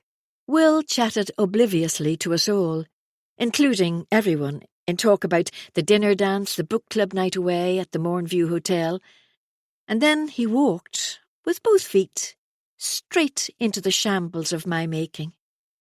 Claire and I are going to a wee place called Crofter's Cottage on the north coast in a couple of weeks' time, he bumbled on, heedless. Ford had grown motionless beside me. It looks fantastic and is right on the beach, near a traditional Irish pub which plays live trad music on a Saturday night. We're planning on shutting out the rest of the world and spending some time together before the madness of the Christmas rush. Sounds idyllic. Ford gave a humourless laugh and a sidelong glance at me. We shall think about going somewhere like that. He faced his wife and ostentatiously reached for her hand. We absolutely should. You two are so romantic, she beamed at me. So much for their platonic relationship. Nevertheless, I knew all was not as it seemed. I could stomach it no longer, so made the excuse I needed the bathroom, as Will started a monologue about coastal walks. Blood pounding in my ears, I unsteadily made my way to the ladies' toilet, where I hastily locked the door behind me. I leant my head against it, and it took every ounce of self-control I possessed not to bang it until I drew blood. For at that moment, I hated him, myself, and this situation I had contrived in the name of vengeance. A few moments later I felt calm enough to flush the toilet, wash my hands, and go into the corridor, where of course Ford was loitering with intent. Without speaking, he snatched my hand and swiftly led me into the vacant baby change room. What an interesting choice of holiday home, he said flatly, locking the door behind us. I leaned my back against the wall, silently regarding him. He lowered his mouth close to my ear and rested against me, hands placed on either side of my shoulders. Perhaps you two could book it for yourselves, I hissed, furious with us both. Perhaps we could, he replied darkly before bending to place feather-like kisses on my collarbone. I need to get back, I whispered, before he covered my mouth with his own. Pulling apart curtly, he regarded me with narrowed eyes and asked, as if bewildered, What are we doing, Claire? Really? Where is this going? I don't know, I mumbled, anxious to leave. I could have answered we had a one-way ticket to chaos and bedlam, but I didn't. I placed a conciliatory hand on his cheek and said delicately, Let's not worry about it now. Why worry about what the future holds? He nodded before saying firmly, I'll see you at the woods, as planned, on Friday. He opened the door, ensured no one was around, and I returned alone to the dining room, mind swirling. "All okay?" asked Will, and I fabricated a long wait for the ladies' toilet. Ford reappeared a few minutes later, and the four of us sat in the bay window of the restaurant, a watery sun casting its dull light over the sea nearby. It was flat calm today, no hint of the swirling eddies and currents beneath the surface. We sat together, the four of us, looking like the ideal group. Friends, lovers, enemies. The calm before the storm. Chapter 23. The day after our lunch with the Fords, I had planned to meet my sister Liz, and woke to Will's gentle snores beside me. It was only 4 a.m., the middle of the night for anyone, except insomniacs. Bone-tired, yet unable to get back to sleep, I gave up on the pretense and crept out of bed. It was pointless staying there, while my mind bounced about like the proverbial cat on a hot tin roof. 1 minute I was replaying the last ferocious fight with Liz, the next I was remembering the initial cause of our tattered relationship. Occasionally, snippets of good memories sneaked through. I would recall the years when we were each other's best friends, the two of us against the world. Rather than going into the living room, I went into our underused playroom. We had called it the playroom when the girls were small, a hangout for teenagers when they outgrew dolls, and since they were now adults, we'd furnished it as a small sitting room, complete with a sofa bed and floor-to-ceiling bookcases. To me, it would always be the playroom. I generally shunned this room, as it reminded me of a golden era, when I knew where the girls were at all times, and their biggest dilemma was if they should wear pink or purple that day. Wistfulness for those carefree days was so powerful, it could incapacitate me at times. The bookcases were neatly stacked with books, purchased primarily because of their aesthetics, not their contents. I'd never read any of them, and neither had Will. However, all the featured houses in the home magazines had extensive bookcases, so we duly cast original opinion aside and filled ours with books which had pristine spines and impeccable dust jackets. I lay down on the comfortable sofa, tucked a dark blue throw over me, the lone tripod floor lamp emitting a warm glow. I knew if I was to repair my relationship with Liz, we must both admit our faults, to forgive each other once and for all. Though I pined for a reconciliation, I was unsure if it was possible, as the cuts may have been too harsh. I was afraid of unleashing further recollections, but to move forward I knew I must confront them. From the safety of my home in the hills, I thought about what had occurred the day after my humiliation at the hands of the hunk and the coven. Even now it made me want to rail at the injustice of it all. The memory I had shied away from for so long was laid bare before me. 1988. I had tearfully slunk home after the scene at the Belfast Gardens and had a sleepless night. Miserably, I had listened to Liz's deep breathing in the double bed beside me, ignorant to my turmoil. Next morning, I pleaded with Mum to let me stay at home, claiming I had a headache, a stomachache, anything I could think of. She refused, asking me only what was wrong. How do you find the words to tell a parent they have produced such a repellent human being that everyone despised them, even their so-called friends?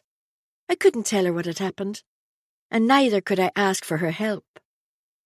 I plodded to school with my head down, trying to make myself as inconspicuous as possible, leaving it until the last second before dashing alone into the assembly hall. Keeping my eyes on the ground, I slunk onto a free seat at the end of a row, and could hear the suppressed giggles and gossiping as the news of my great stupidity spread like wildfire throughout the school. Anyone who hadn't known before school now did. No one spoke to me. No one defended me. Those at the bottom of the pecking order were now above me. Even they couldn't afford to be seen to be friendly to the idiot who believed the school heartthrob would deign to notice her. If they had, they would have suffered the same or a worse fate than me. Public shame. The social pariah. At break time, my big sister Liz came to find me, crouching alone in the corner of the locker room.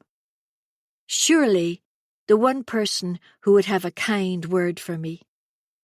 "Follow me," she instructed, pulling me roughly into a nearby unoccupied biology classroom. "You stupid bitch," she spat in my face. "You're such an embarrassment. I cannot believe you would think for a minute. Any man in his right mind would look at you twice. For feck's sake, Claire. Do you know how ashamed I am? You're my sister." Her hands shot out, and she shoved me so roughly I stumbled backwards, almost falling over a wooden stool. She strode from the room, leaving me sobbing and in pain from where she had pushed me. I sank down onto the floor of the deserted classroom and stayed there for the rest of break, before sloping along the corridor to my French class.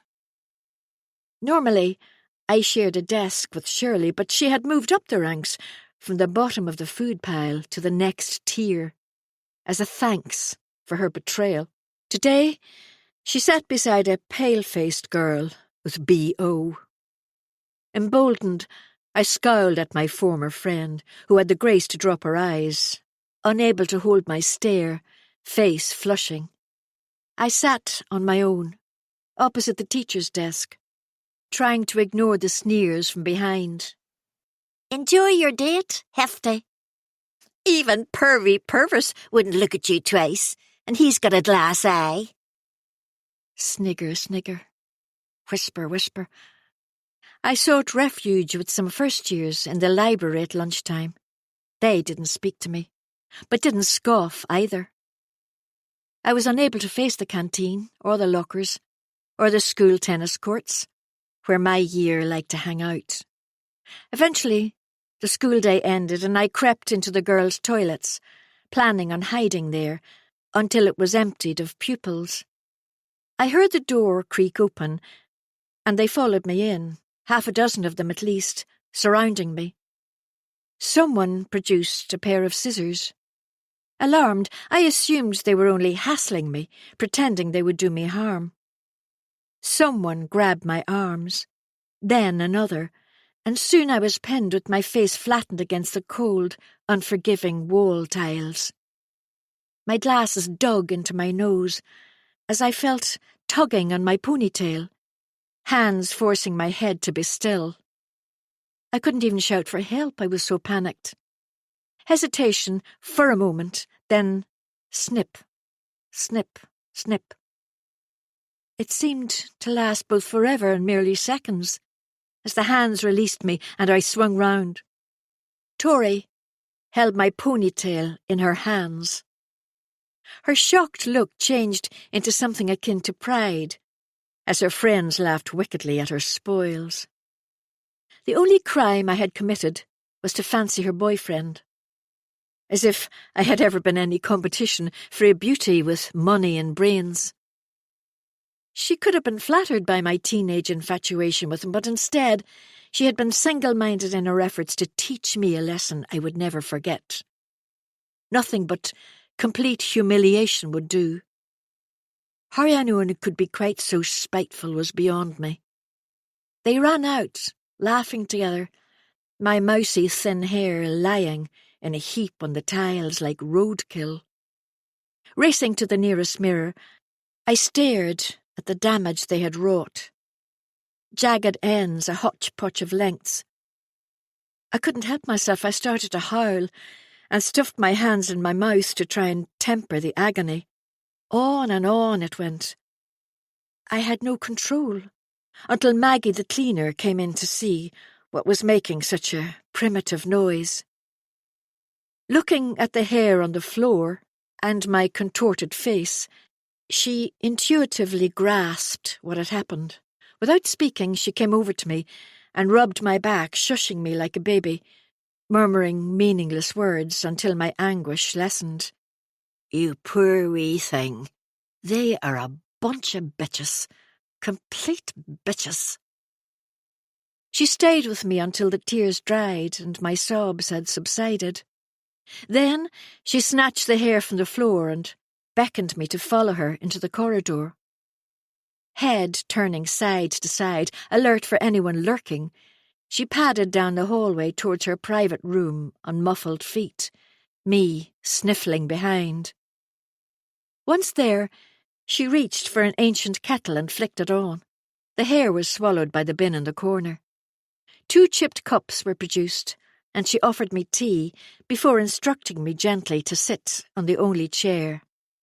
I nodded and collapsed down on it, as the shock was wearing off and my legs felt like jelly. "I hate that bunch of wee snobs," she declared, waiting for the kettle to boil. "A Lodi and her mates. What a prize git she is."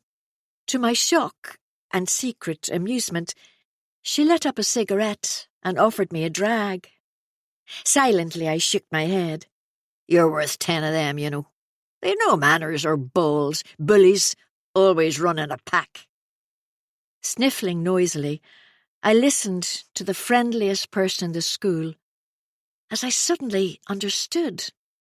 They were bullies, pure and simple.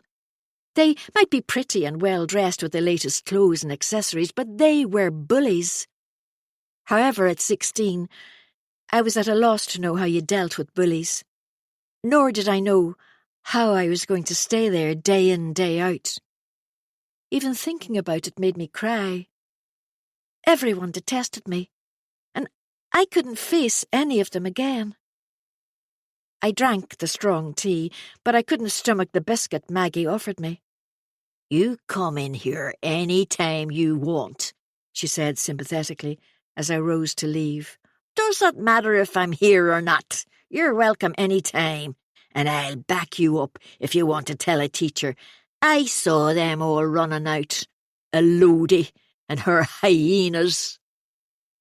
I thanked her again for her kindness, and glumly returned to the lockers to get my school bag, where it lay scuffed and discarded on the floor.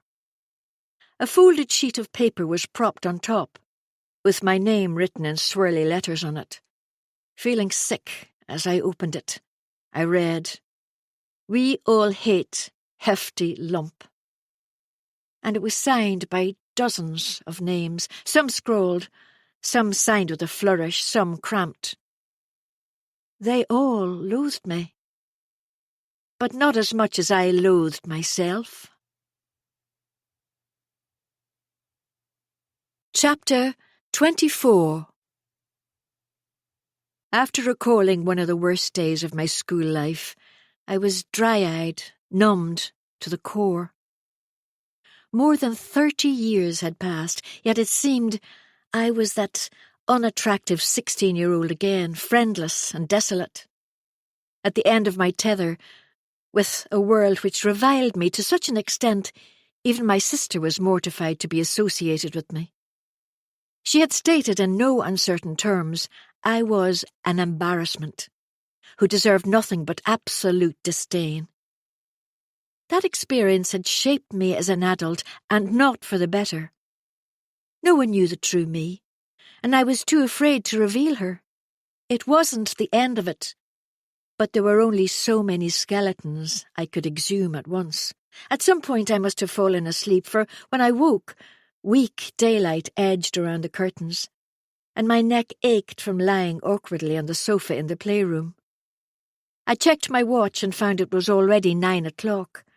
I was surprised Will hadn't come to wake me, so, grimacing at the crick in my neck, I swung my legs over the side of the sofa and stretched. After tidying the room, I went in search of my husband and found him toasting pancakes and chopping fresh berries in the kitchen.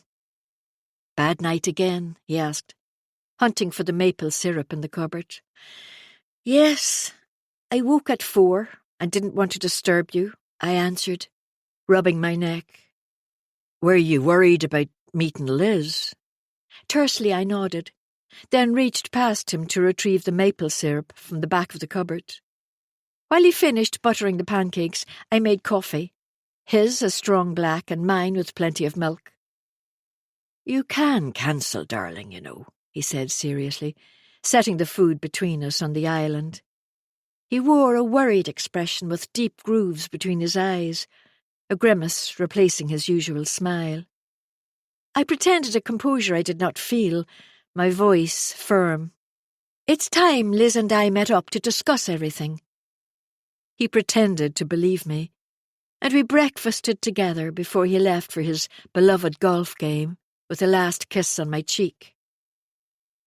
After my coffee with Liz, I planned to meet my daughters for a catch-up and to lift my spirits. Liz and I had arranged to meet at 12:30, so I showered and dressed down in a pair of bootcut jeans, trainers, and a navy sweatshirt I normally only wore round the house. Liz had always been vocal about her opinion on my marriage to a relatively affluent man, and I was at pains not to antagonise her by wearing expensive clothes. While she never directly said it, I knew she believed I was a snob who looked down on her life, which was so far from the truth it was laughable. Liz had always fitted in, no matter where she went or who she was with. She had a natural magnetism which drew people to her. Throughout her life she had been almost universally accepted, and if she wasn't, she called them out and moved on without a backwards glance or a second thought. Truthfully, I had always envied her. In order to let bygones be bygones, we both had to concede to our failings and apologise for the years of misunderstandings and upset. I was jumpy but enthusiastic too, encouraged we could improve our recent non-relationship. We'd arranged to meet at a cafe near her house, and I left plenty of time to drive there, not sure where I could park. It seemed many of the roads in her part of the city were one way, and it took me longer than anticipated. The cafe had 3 parking spaces of its own, so I parked in full view of the window tables. I stepped out of the car and pulled my padded jacket around me as a bitter wind caught me unawares. I shivered as I looked around, noting piles of rubbish tottering on the edge of the pavement, fast food cartons scattered about, and graffiti daubed on every available wall.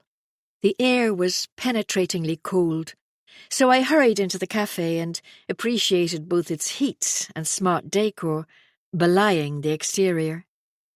Painted a midnight blue with oak tables and copper accessories, it wouldn't have been out of place in the smartest of city streets. Nervously, I sat at a table by the window and waited for Liz, scanning the menu before ordering a green tea to pass the time. My heart thumped irregularly, and I took relaxing breaths for fear I would hyperventilate otherwise. 5 minutes later, a short, peroxide blonde woman threw open the cafe door and looked anxiously about. Her face brightened when she saw me, and she raised a hand, before threading her way through the tables to me, and I steeled myself for what was coming. "Long time no see, sis," she said, before leaning down for a quick hug, taking me completely by surprise. Half-heartedly I hugged her back, inhaling the smell of cigarettes and washing powder. She was wearing a pair of black jeans and a black sweatshirt, with "Love" embossed in red rhinestones across the front. She took the chair opposite me, and we didn't get a chance to say more as the waitress arrived to take our order. "They do a great sausage bap here," Liz commented, and to please her I ordered one, though my breakfast pancakes already sat like a stone in my stomach.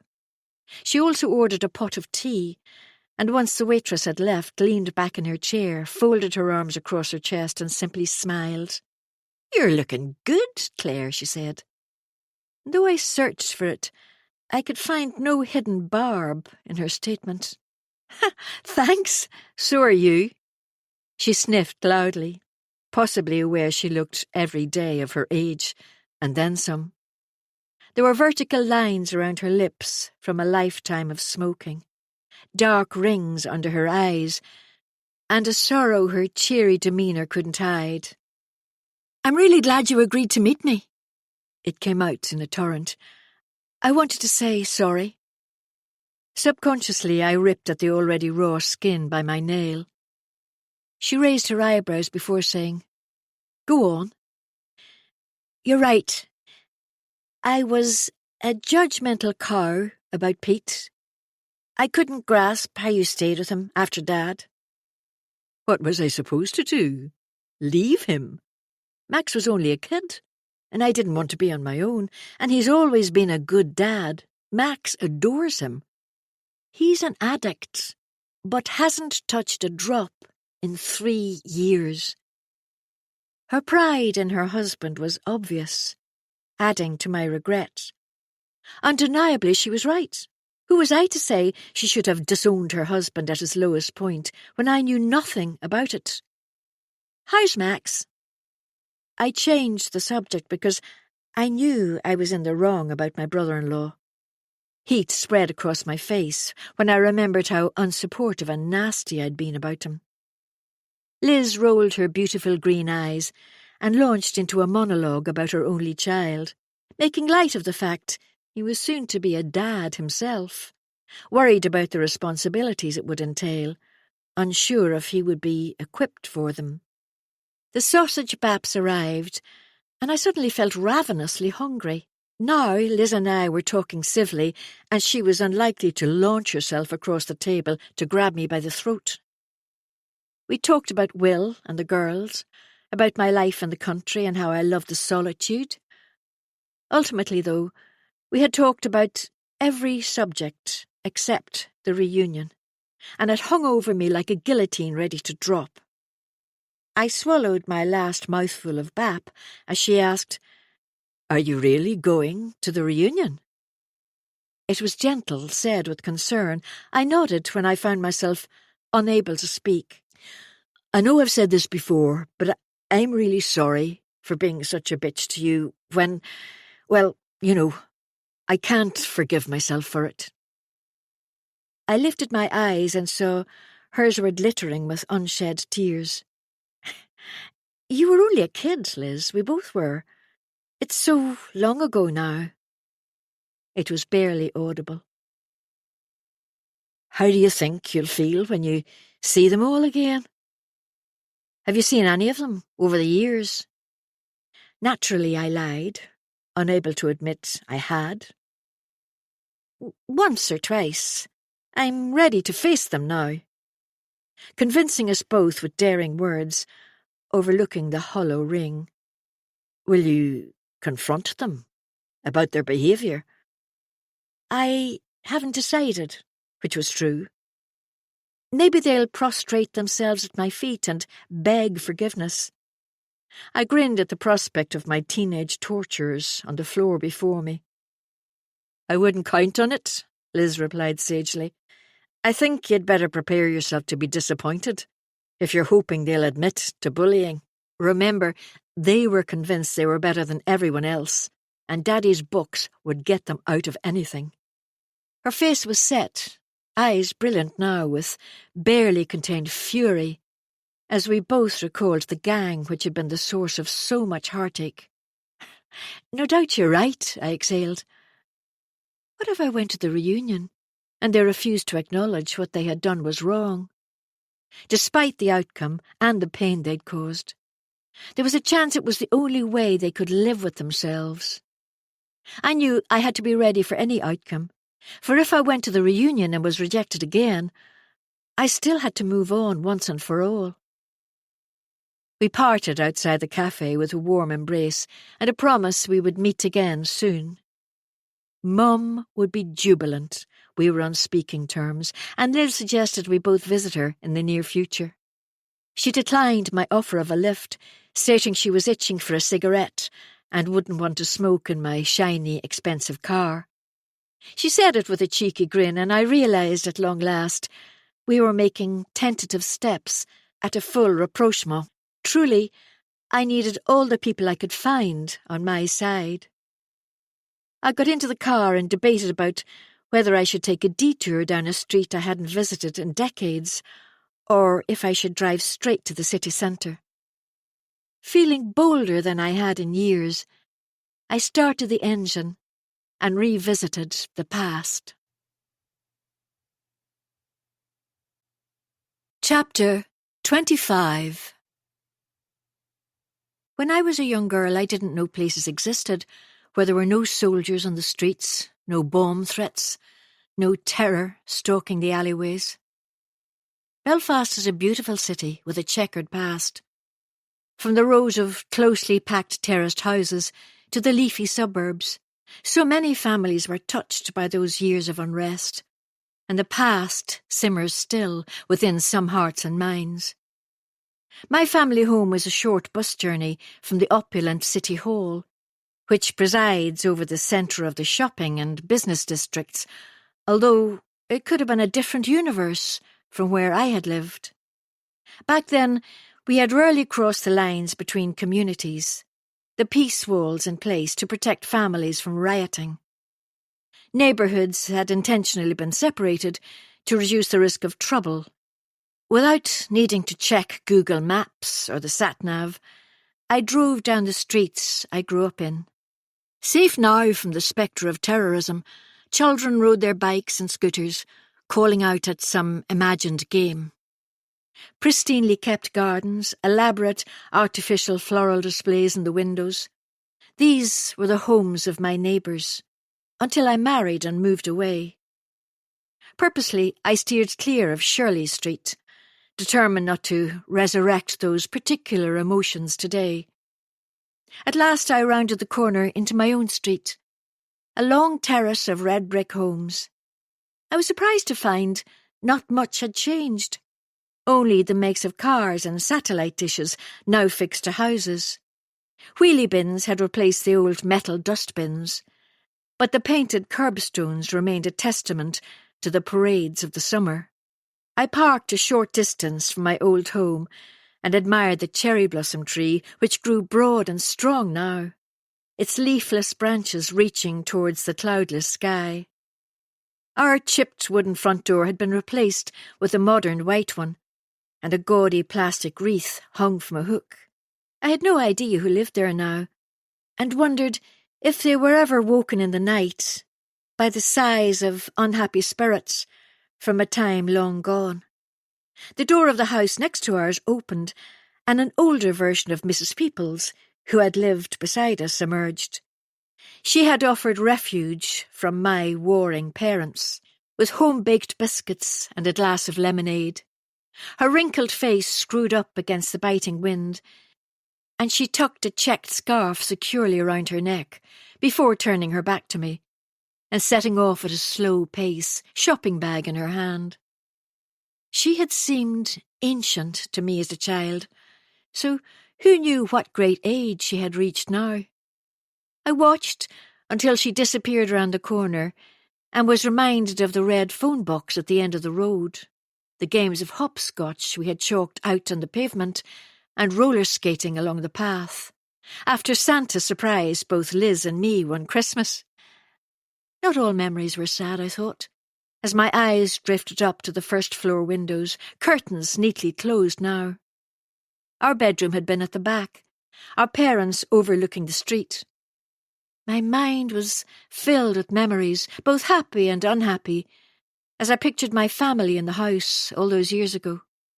Exhausted reminiscing, I put the car into gear and sedately drove off without a backward glance.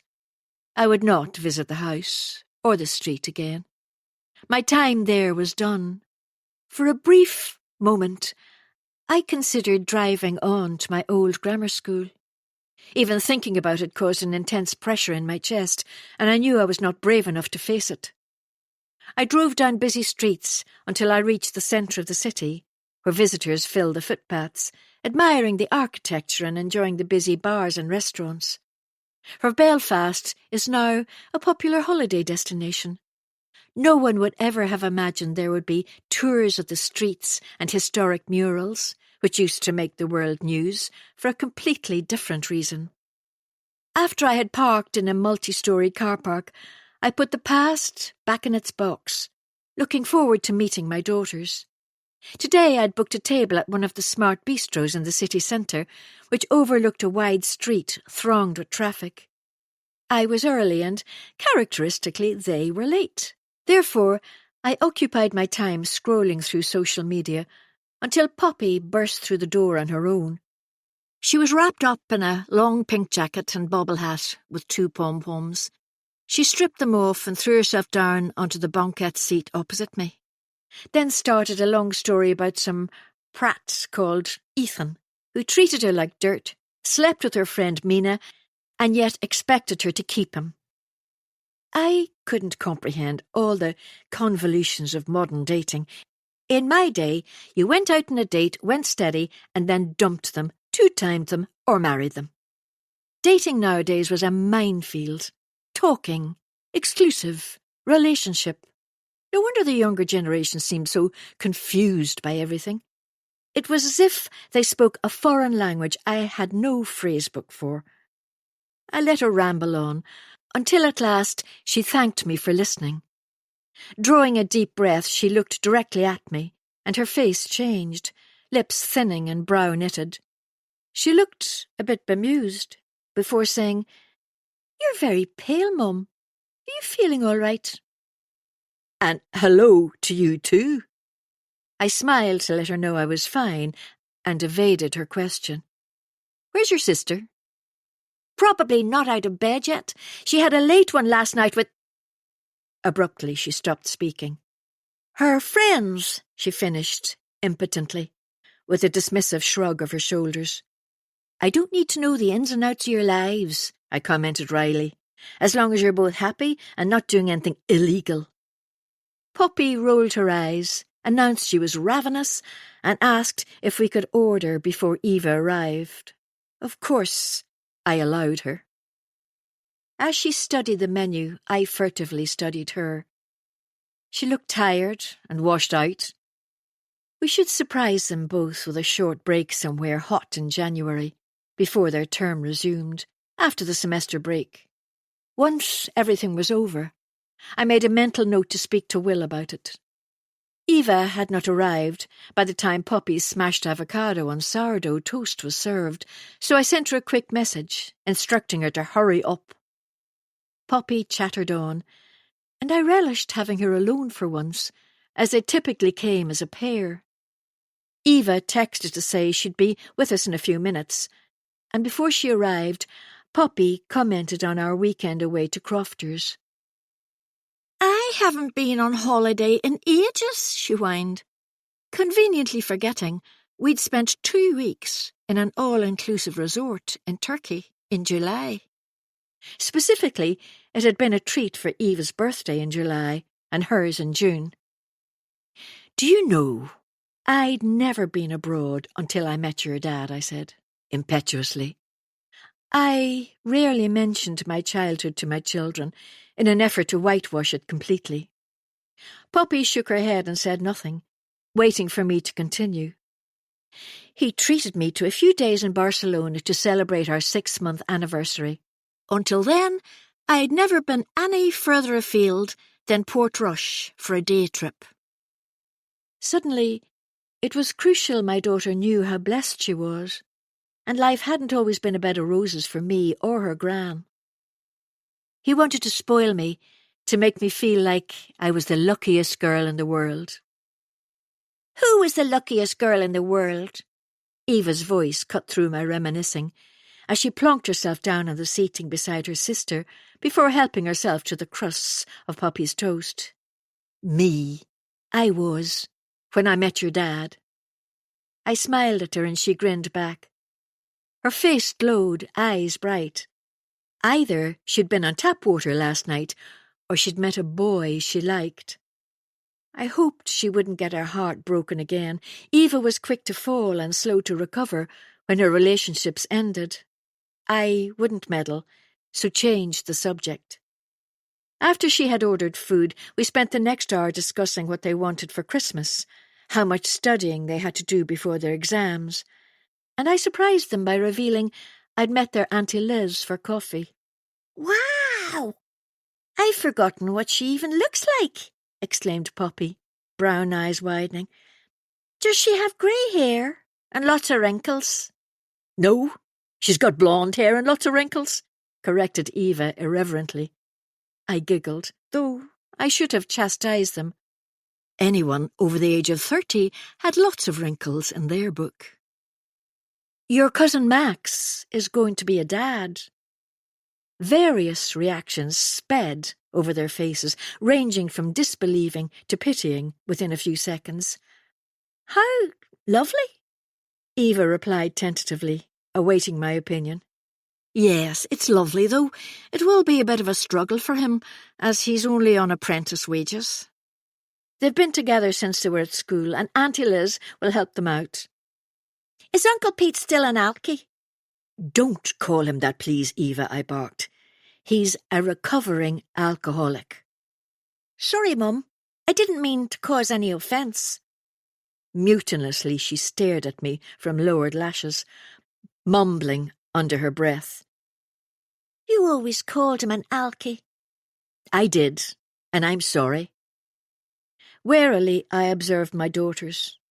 I was wrong, and I was unkind. It's an addiction, and I should have been more tolerant. "Okay, well, good then. Will we be getting together with them soon?" Poppy, the peacemaker, tried her best to smooth things over. "You never know." I smiled at them before changing the subject. "Do either of you want to go shopping?"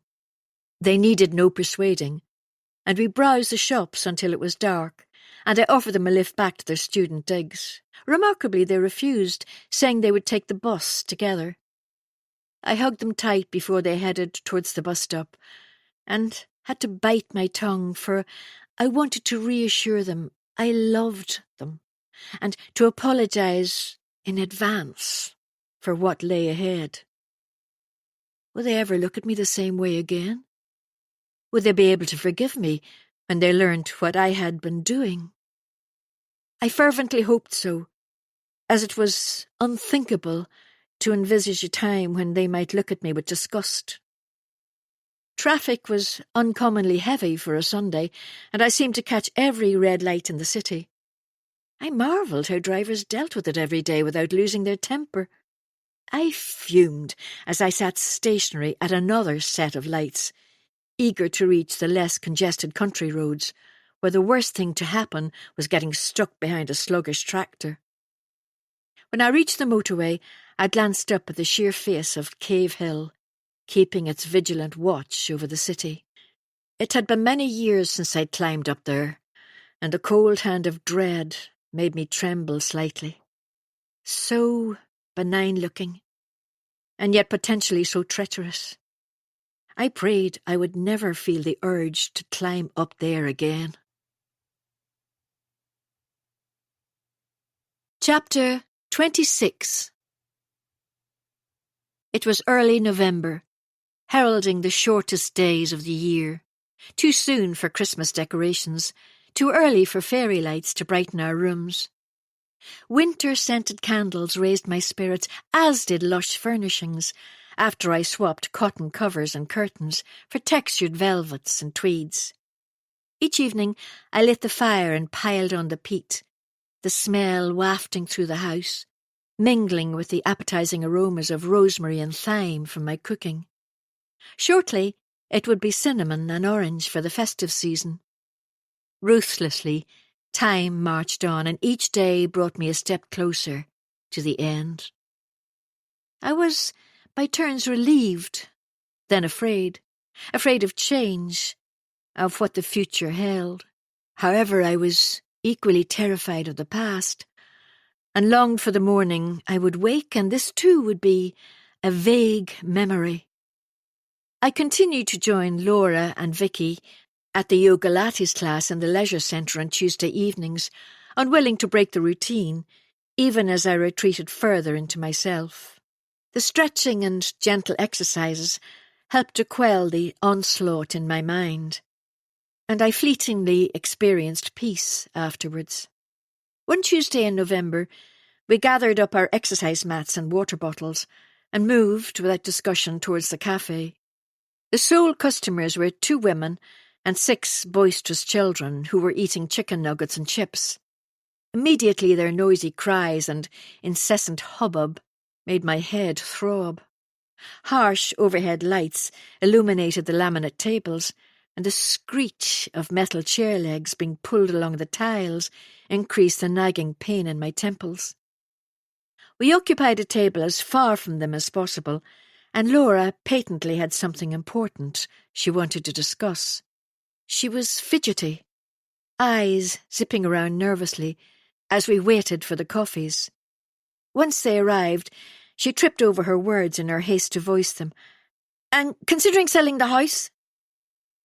Blue eyes observed us searchingly, while she unconsciously wrung her hands on the table in front of her. "What? Where would you live? Why, have you had an estate agent out? Claire, did you know about this?"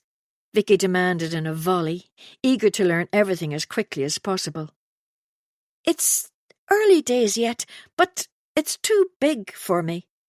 And it holds so many memories," Laura replied, eyes drawn to the exuberant kids, who were now loudly demanding ice cream from their frazzled mums. "I can appreciate that." Rapidly I intervened, before Vicky could hijack the conversation again. "Have you somewhere else in mind? Would you stay in the village, or would you move into Belfast? Will Robbie move in with you?" Vicky fired the questions without pausing for breath, eyes dancing with excitement. Laura simply laughed good-naturedly at the relentless barrage. I envied her patience as I suppressed my umbrage at the constant interruptions. Laura should be allowed to tell us at her own pace. She tucked her hair behind her ear, sipped her steaming coffee and flinched as it burned her mouth. "I don't know the answer to any of those questions yet. I'm only beginning to work it out. I love the village. However, I dislike being on my own in the house. Robbie doesn't stay often, and that's quite right. He's got his own life to live." All of a sudden, I became conscious James had not been mentioned. Not once had she uttered his name since the day on the beach with me and Kate, and it was weeks ago. I questioned how happy their marriage had been. Laura seemed particularly upbeat for a new widow, her life effortlessly moving on, his presence ostensibly unmissed. "Only you can make the choice, Laura. Our opinions don't really come into it." I smiled at her reassuringly. If she wanted to move from her 5-bedroom detached house into something smaller, it was her prerogative. I'd miss her living close by, but even if she moved into Belfast, it was barely a 20-minute drive away.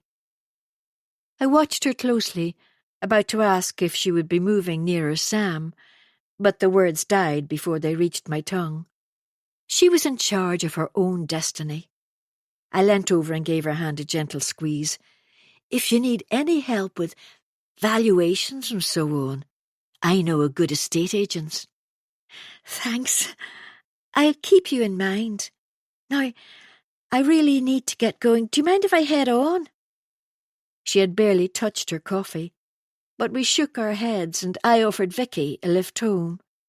With a small wave, she tucked her yoga mat under her arm, smile in place. Vicky and I eyed each other across the table. "Do you think this has anything to do with Sam?" Vicky inquired, the moment Laura disappeared through the cafe doors. "Is that why she's left early tonight as well? She didn't give a reason why she had to rush off." "No idea," I replied, taking a mouthful of my cooling cappuccino. I knew Vicky was only getting started on the subject.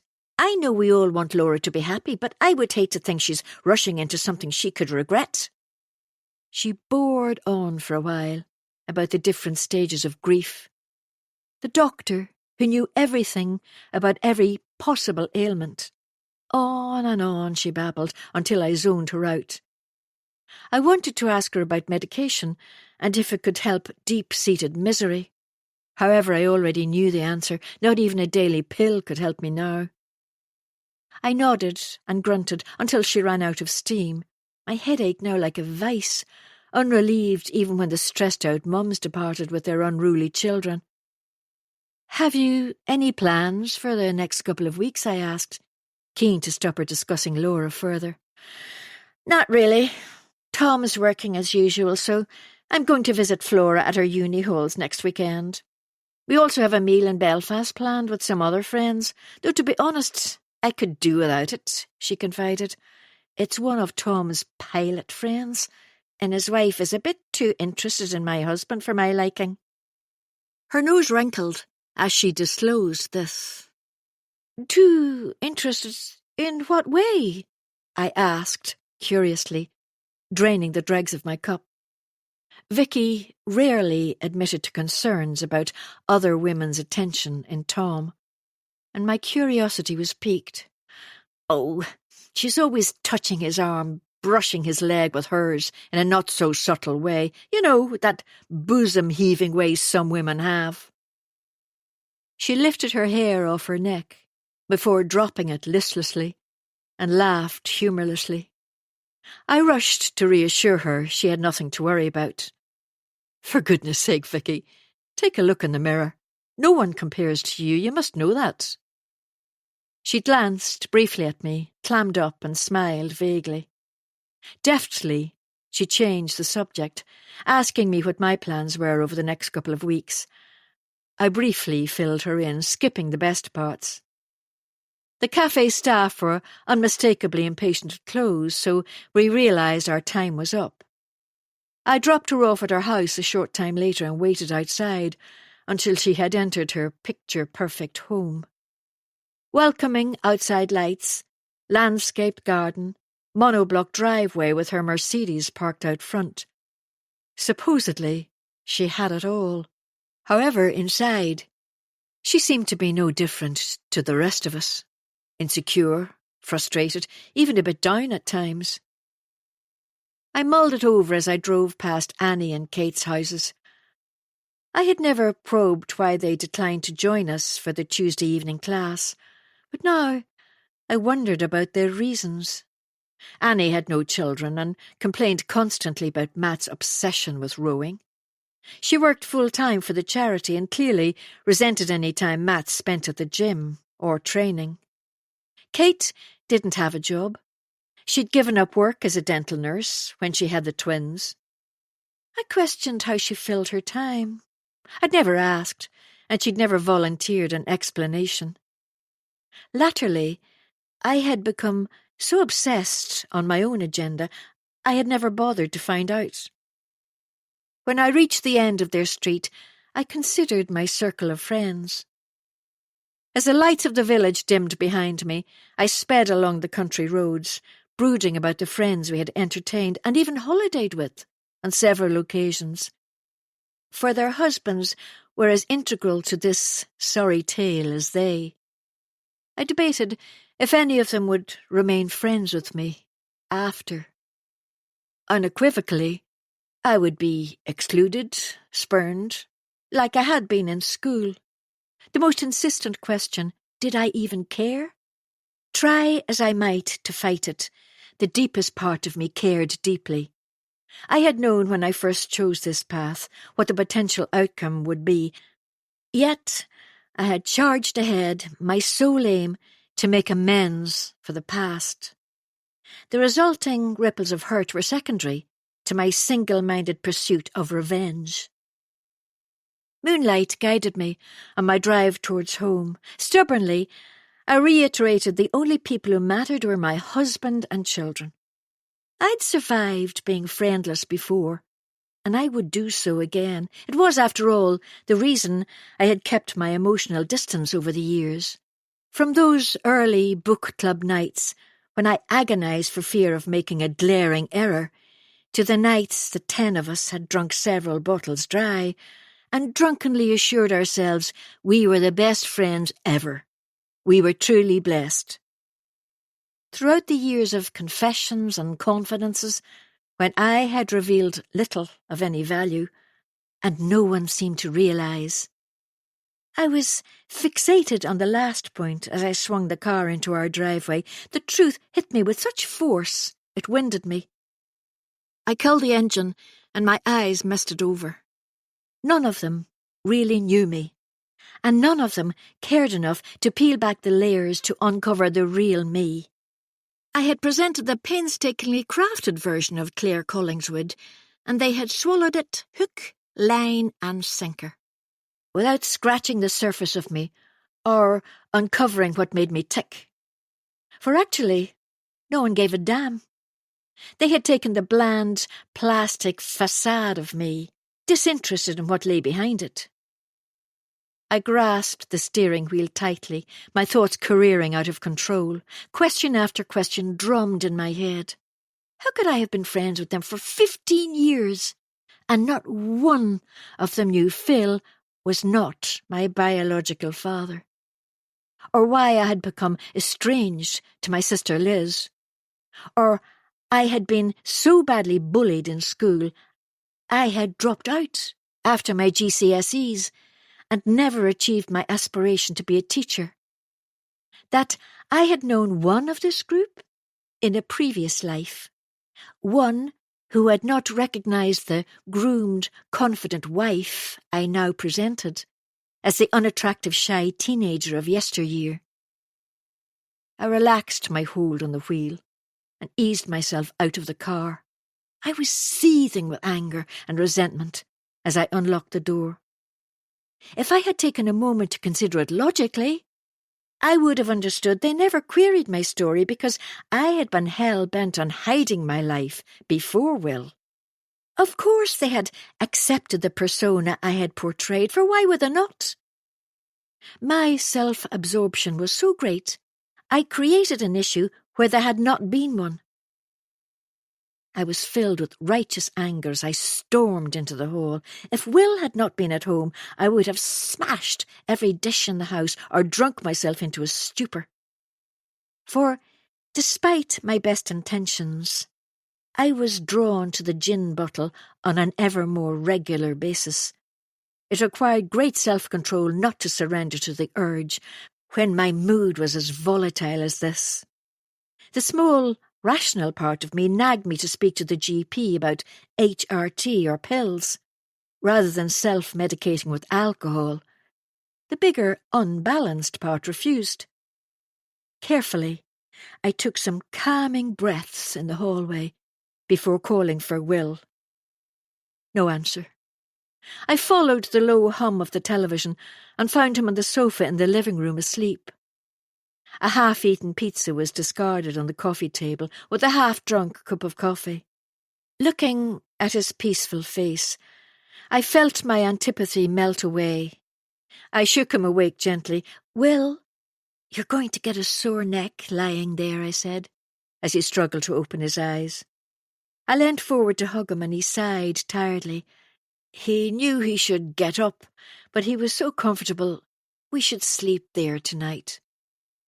So I joined him on the sofa, and we lay together for a while, as my mind raced, and I counted down the days which remained, living this duplicitous life. Chapter 27. On the Friday of that week, I had to meet Ford. As usual, the morning was spent at the gym, working out to cleanse my mind and fill my time. My temper towards my friends on Tuesday night had dissolved into nothing. I had become fired up over something petty, and as a result of my own vulnerability. They didn't know to ask those questions because I had hidden the shameful parts of me so well. It was as if they never existed. The book club did not deserve my ire. Late in the afternoon, I waited in the deserted car park at the edge of the woods. Despite my previous reservations, I'd been unable to find an alternative place we could meet, and therefore found myself reluctantly there again. The shadows lengthened, and the wind screeched through the barren trees. Rain poured tirelessly from the sky, saturating the ground, dripping from every surface and streaming in rivulets alongside the car park. I hated these woods in winter. Bare branches, harbouring who knew what. My mind fabricated all manner of menace hidden from me, imagining unblinking eyes staring.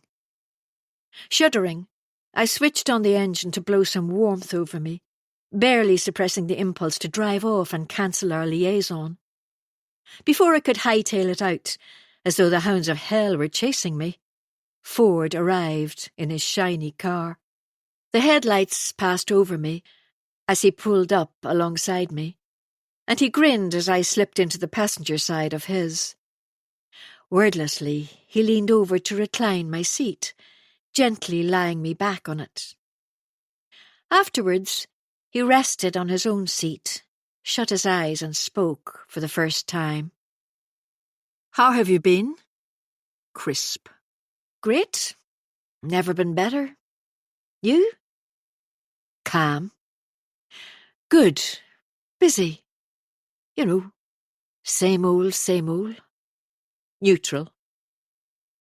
The silence lengthened between us, at risk of becoming insurmountable.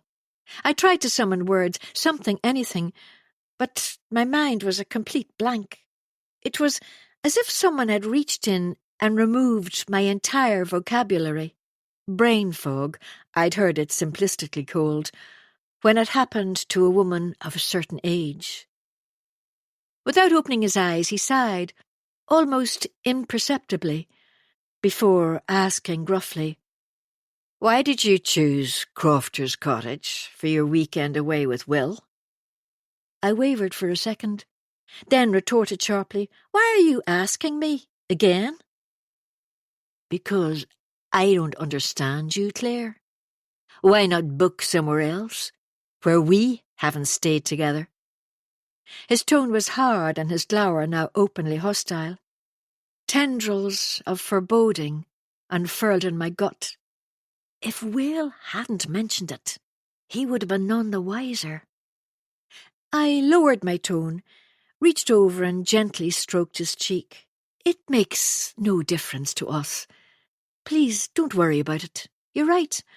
I should have chosen somewhere else. It was wrong of me." He must have found me convincing, as the tension drained from his face. He was silent for a moment, then replied, "I was serious the other day at Jennings. Where do you see this going?" Now he held my gaze, eyes stony. "I never think about the future." A blatant lie. "This is enough for me. Why? Where do you see this going?" Impulsively, I threw his question back at him. He moved away from me and studied the exceedingly exciting dash of his car. "I don't know." It was said quietly, just loud enough to ensure I heard. "This is exciting. Real life is monotonous. You are not monotonous. Glad to know it." "No, I'm not." "Have you ever done this before?" I blurted it out. Suddenly, it was crucial, I knew. I watched him as he shook his head, before he regarded me with an unblinking stare. "No, never." Said with complete authenticity. He reached out and touched my face, before he stretched out his arm and indicated for me to come over to him. Unquestionably, he was lying. If I had been remotely invested in this, I would have been distraught. As it was, it merely stiffened my resolve. The means justified the end. I smiled my most friendly smile and lay uncomfortably in the crook of his arm, with the gear stick poking into my side. I reassured myself he deserved everything which was coming. The car seemed oppressive, and I suddenly yearned to gulp fresh air and feel the wind on my skin. A short time later we parted. It was pitch black now, hard rain pelting the windscreen, and I gripped the steering wheel ferociously as I drove home. a safe distance from his red taillights. The wipers made a sluicing noise as they beat back and forwards, barely clearing the screen, and I processed what I had learned. Forward was a cheat. He'd done it before, and there was no question he'd do it again, given half a chance. When I turned onto my driveway, his lights became fainter, then disappeared altogether. He was returning home with no compunction, content with his deceit, sated and guilt-free. I parked as close to the house as possible, then ran through the rain to unlock the door. I mindlessly stripped off my clothes in the bathroom and checked my phone to see if Will had messaged me. He was in work and would be home late, leaving me with a lonesome evening stretching ahead, which was not what I needed or wanted. There was a short message which I replied cheerily to. In an effort to keep my mind occupied, I played soft rock music loudly throughout the entire house. All Out of Love by Air Supply blasted at top volume as I stripped off and wrapped myself in my fleecy dressing gown. I ran a bath, and while it was filling, I went through into the kitchen to make myself a G&T. Dispensing with my usual berries and ice, I poured the gin into the glass without using a measure, adding a small dash of slimline tonic. I should really eat something, though I had no appetite, and craved the oblivion of alcohol. I had the first one downed before Air Supply finished, so poured another, while Dawn Henley sang The Legend of the Boys of Summer. Wandering back to the bathroom, I tipped a hefty dollop of bubble bath into the piping hot water before submerging myself. I sank back, sipping my gin, plotting my next move. The reunion was in roughly 3 weeks, our night at the Avery after. It was as if a huge clock in my head was marking time to doomsday. Slowly I relaxed into the suds, and an annoying earworm reminded me I could no longer overlook the rest of my story. Theoretically, if I had only one more drink, I would work up the courage. My mind whizzed about, skirting the issue, while I scrubbed my skin clean. I had set my phone on the wash-hand basin, and it buzzed incessantly with texts. Probably the book club with their silly chat and memes, or my daughters demanding something, or my husband ensuring I wasn't lying in the bath, drinking gin on an empty stomach, and preparing to do something unwise. When the water had cooled and goosebumps chilled my arms, I slowly rose. My head spun, and I giggled as I stumbled, somehow invincible. Nothing and no one could hurt me while I was half cut on a miserable November evening. Cautiously, I stepped over the rim of the bath and reached for my towel. After drying off, I noticed my clothes from earlier remained in a heap on the floor. Lacy red lingerie, easy access dress. Repulsed, I gathered them up in a pile before going into the utility room, where I chucked everything into the washing machine. I switched it on before replenishing my drink. The emotive soundtrack was still playing as I added ice to my glass.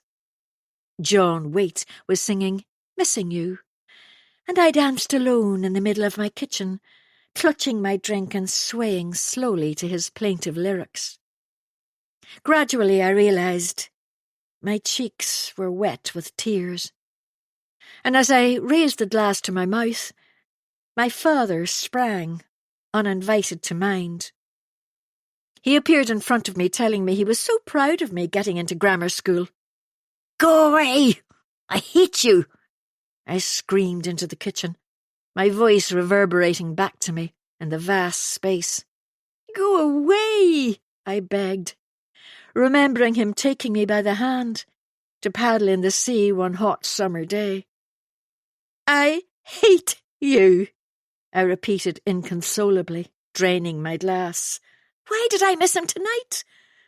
When he'd been dead for so many years and haunted my dreams with only violence and unhappiness.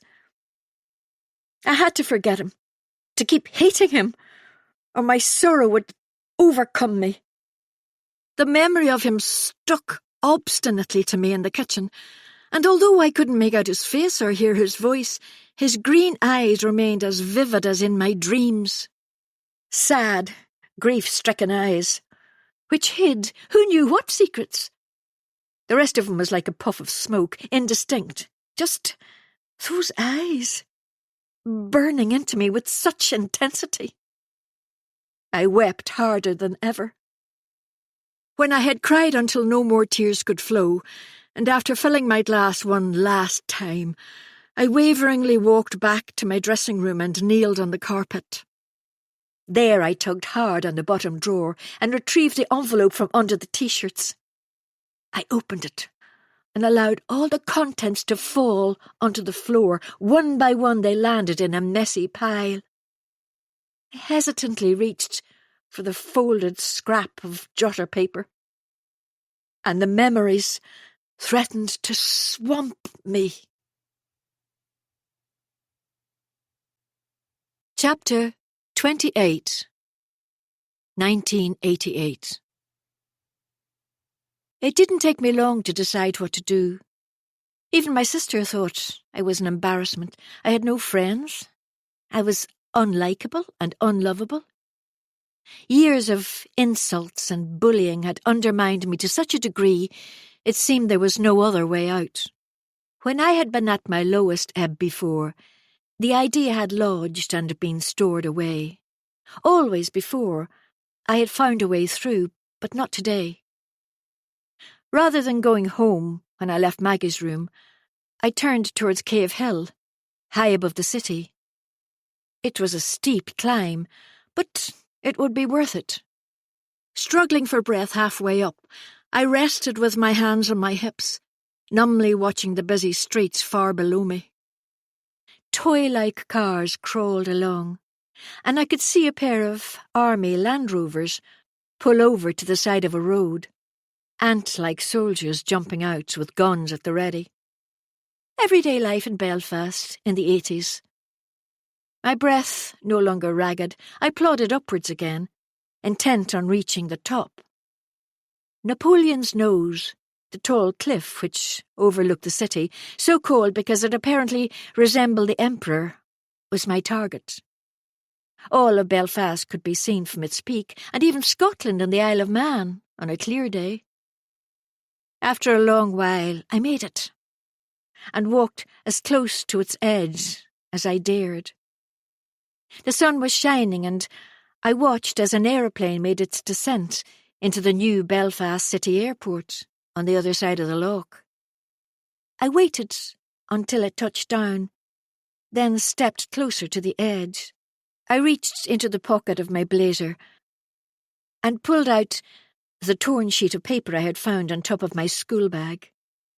It swam in front of my eyes, all the people who despised me for simply being plain and timid. I pushed the sheets back into my pocket and looked down. The ground was so far away. My hand shaking, I removed my glasses, everything blurred, and made it seem less terrifying, which was good. I inched forward and drew a deep breath. Then I felt something nudge the back of my leg. It made me jump, and I swung my head to find a golden retriever observing me with chocolate eyes. It had soundlessly padded up behind me and was now looking expectantly at me, tail wagging. I put my glasses back on to see more clearly. "Go away," I said. Instead, it came closer again and nuzzled its velvet nose into my hand. What was I going to do now? "Puppy," a gentle voice said from behind me. A woman with a frizzy perm had appeared from nowhere, lead in hand, jacket tied around her substantial waist. "You need to get your dog away from the edge," I called out. "She might fall over and get hurt." "Puppy," she unenthusiastically repeated herself. The dog sat down beside me as if riveted by the bustling city below. "Please, I'm worried she's going to fall." I was feeling nervous now, for if she fell, it would be my fault. "I don't think she's going to come away unless you do." The woman shrugged her shoulders, seemingly blasé. I mulled it over for a minute, then nodded. If I moved back now, then I could return when the dog was safe and the woman had left. With a last glance at the jagged ground below, I turned my back on the cliff edge, and the dog followed at my heels. Once we reached the woman, she patted the dog's head, nonchalantly stating, "She likes you. Otherwise, she wouldn't have gone over to you." I snorted, retorting instantly, "Well, she's the only one who likes me." Uncomfortable at my unthinking admission, I glanced back to where I'd been standing a minute before, right on the edge. "Oh, she's an awfully good judge of character. If she didn't like you, she'd have bitten you," the woman said with a grin. I imagined I could sense her relief. Now there was a few meters between me and thin air. Had this been deliberate? The woman was about Mum's age and didn't appear unduly bothered, though. So, conceivably, I was mistaken. She was simply a passer-by with a disobedient dog. However, she didn't leave like I hoped and said, "Why don't you give Poppy a pat?" The beautiful dog lifted her head when she heard her name, tail wagging again. I could almost say she smiled at me. Tentatively, I lifted my hand and patted her soft, silky head. The edge of the cliff didn't seem so appealing suddenly. Without even realizing it, I was walking alongside the woman and Poppy until we came to a wooden bench overlooking the city, a safe distance back. "Do you want a Mars bar?" she asked, as she sat down, and did not insist I join her. It was then I realized I had eaten nothing all day. I looked at the proffered bar and nodded. Smiling, she handed it to me. I didn't get many bars of chocolate, and as I ripped the paper open, the tantalizing smell hit me in the face. "My name's Eva," she said, closing her eyes and lifting her face to the sun. "What a lovely name," I answered, through a mouthful of chocolate. I was eating it so fast it barely touched the sides of my mouth. "I'm named after my gran. What's your name?" "Claire." "Are you named after Claire Rayner?" "Who?" She smiled to herself. "Oh, no one. It's a pretty name." "Nothing about me is pretty," I shot back, finishing the delicious chocolate.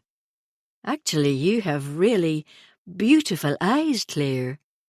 You may not believe me now, but I guarantee one day you will. No one thinks they're pretty when they're young and living through the nightmare teenage years." "I hated school," she continued on, ruffling Poppy's head. And so we sat there in companionable silence for a bit, and I thought about her words. Maybe this really was nothing more than a terrible, awful stage of my life. There could be something better waiting for me in the future. Eva refused to leave me alone and unobtrusively stayed at my side. When she offered me a lift home, I found I couldn't refuse, and I did what any sensible teenager living in Belfast knew not to do. I got into the car with a stranger, who firmly insisted on coming to our door with me and speaking gently to Mum as I waited pensively in the kitchen. Mum came in a short time later with tears running down her face as she hugged me, and the stranger drove off with her dog. And I never saw her again, but I never forgot them. Chapter 29. Will found me lying asleep on the carpet of my dressing room after he came home from work, and gently carried me through to our bed. I was only vaguely aware of his sighs in the half-light, of muttering sorry as he pulled the duvet over me. He may have shared my bed, but was more likely to have spent the night in one of the girls' rooms. The only blessing from the whole sorry episode was I slept like a baby through the night, undisturbed by nightmares. Next morning, I woke alone, with the mother of all hangovers, and gradually pieced together my self-pity party of one. Sad music, tick. Maudlin wallowing, tick. Getting paralytic, tick. Something fuzzy needled me. It was just out of reach, yet its threat jabbed me. I tried to work out what exactly was filling me with foreboding. With mounting horror, I remembered putting my tacky lingerie and dress in the washing machine.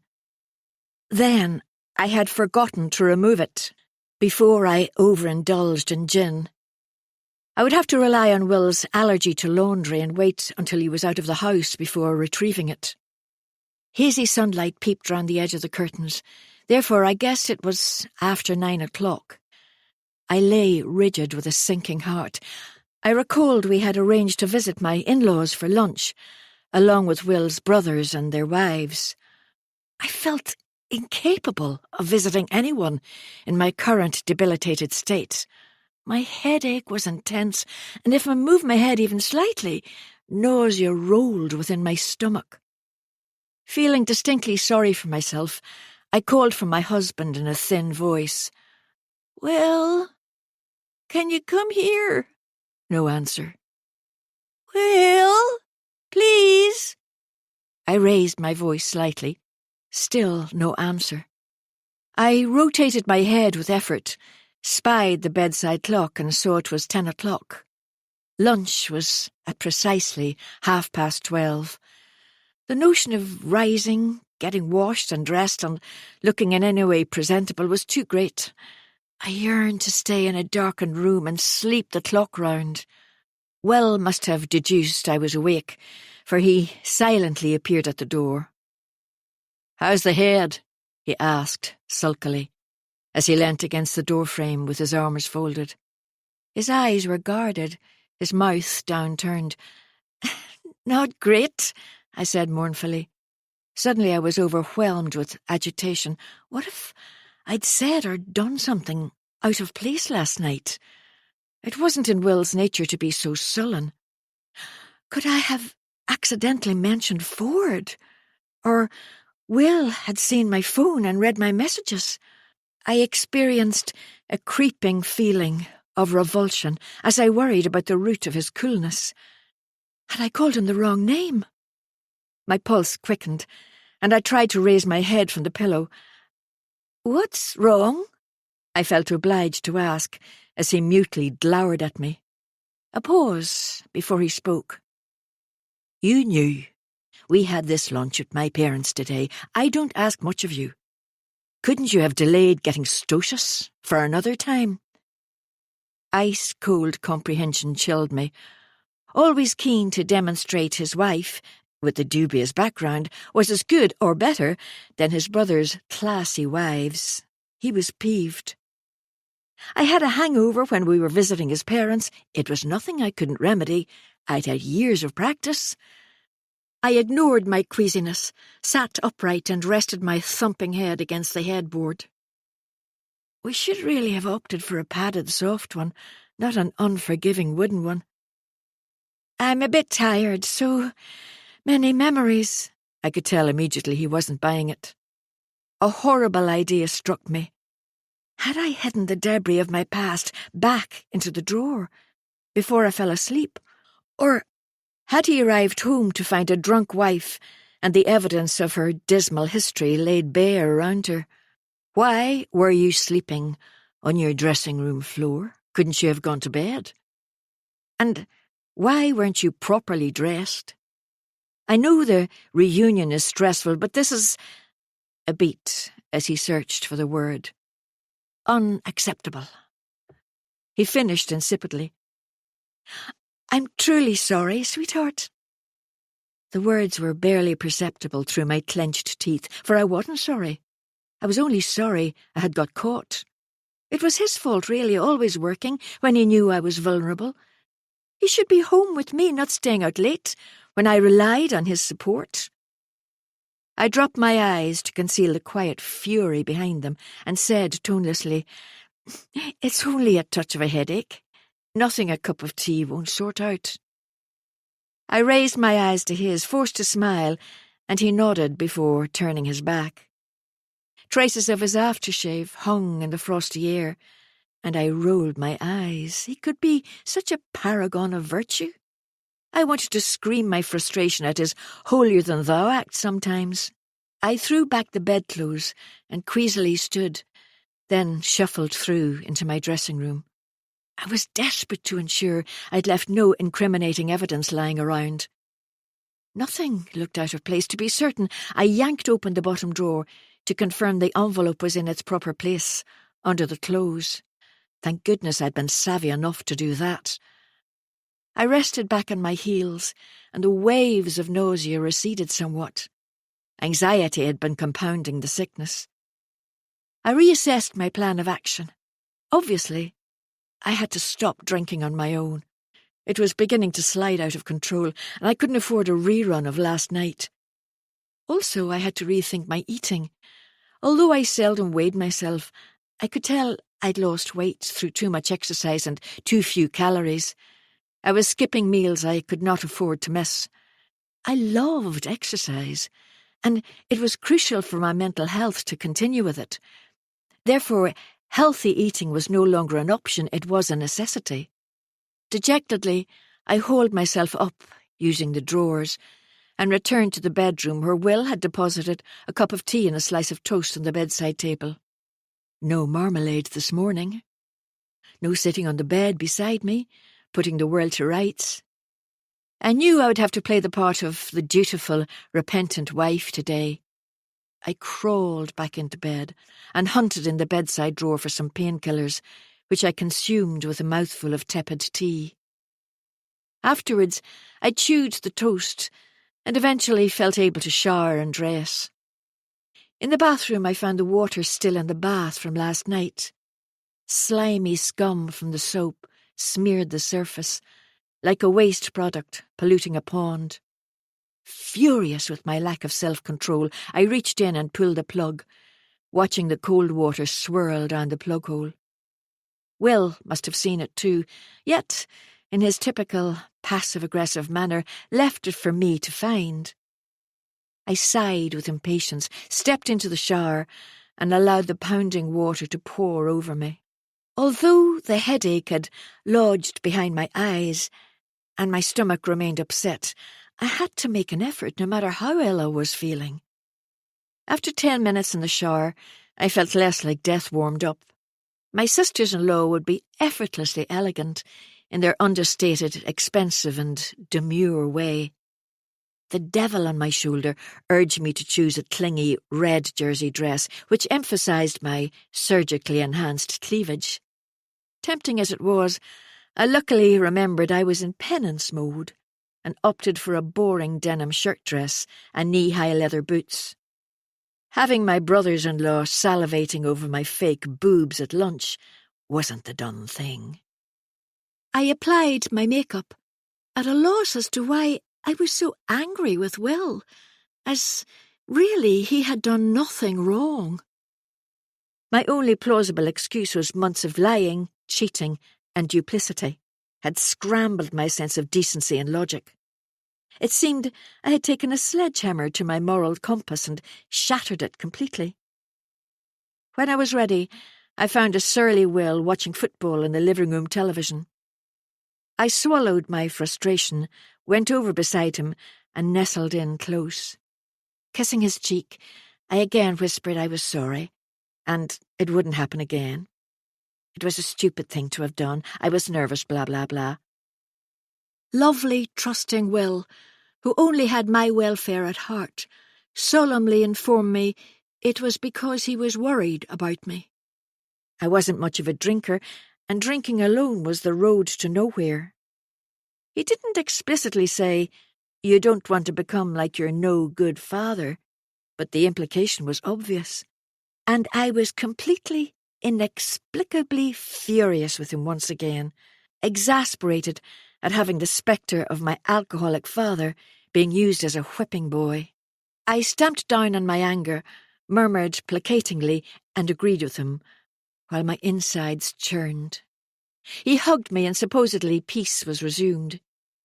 He drove me to his parents' house and I was silent, consumed with my musings.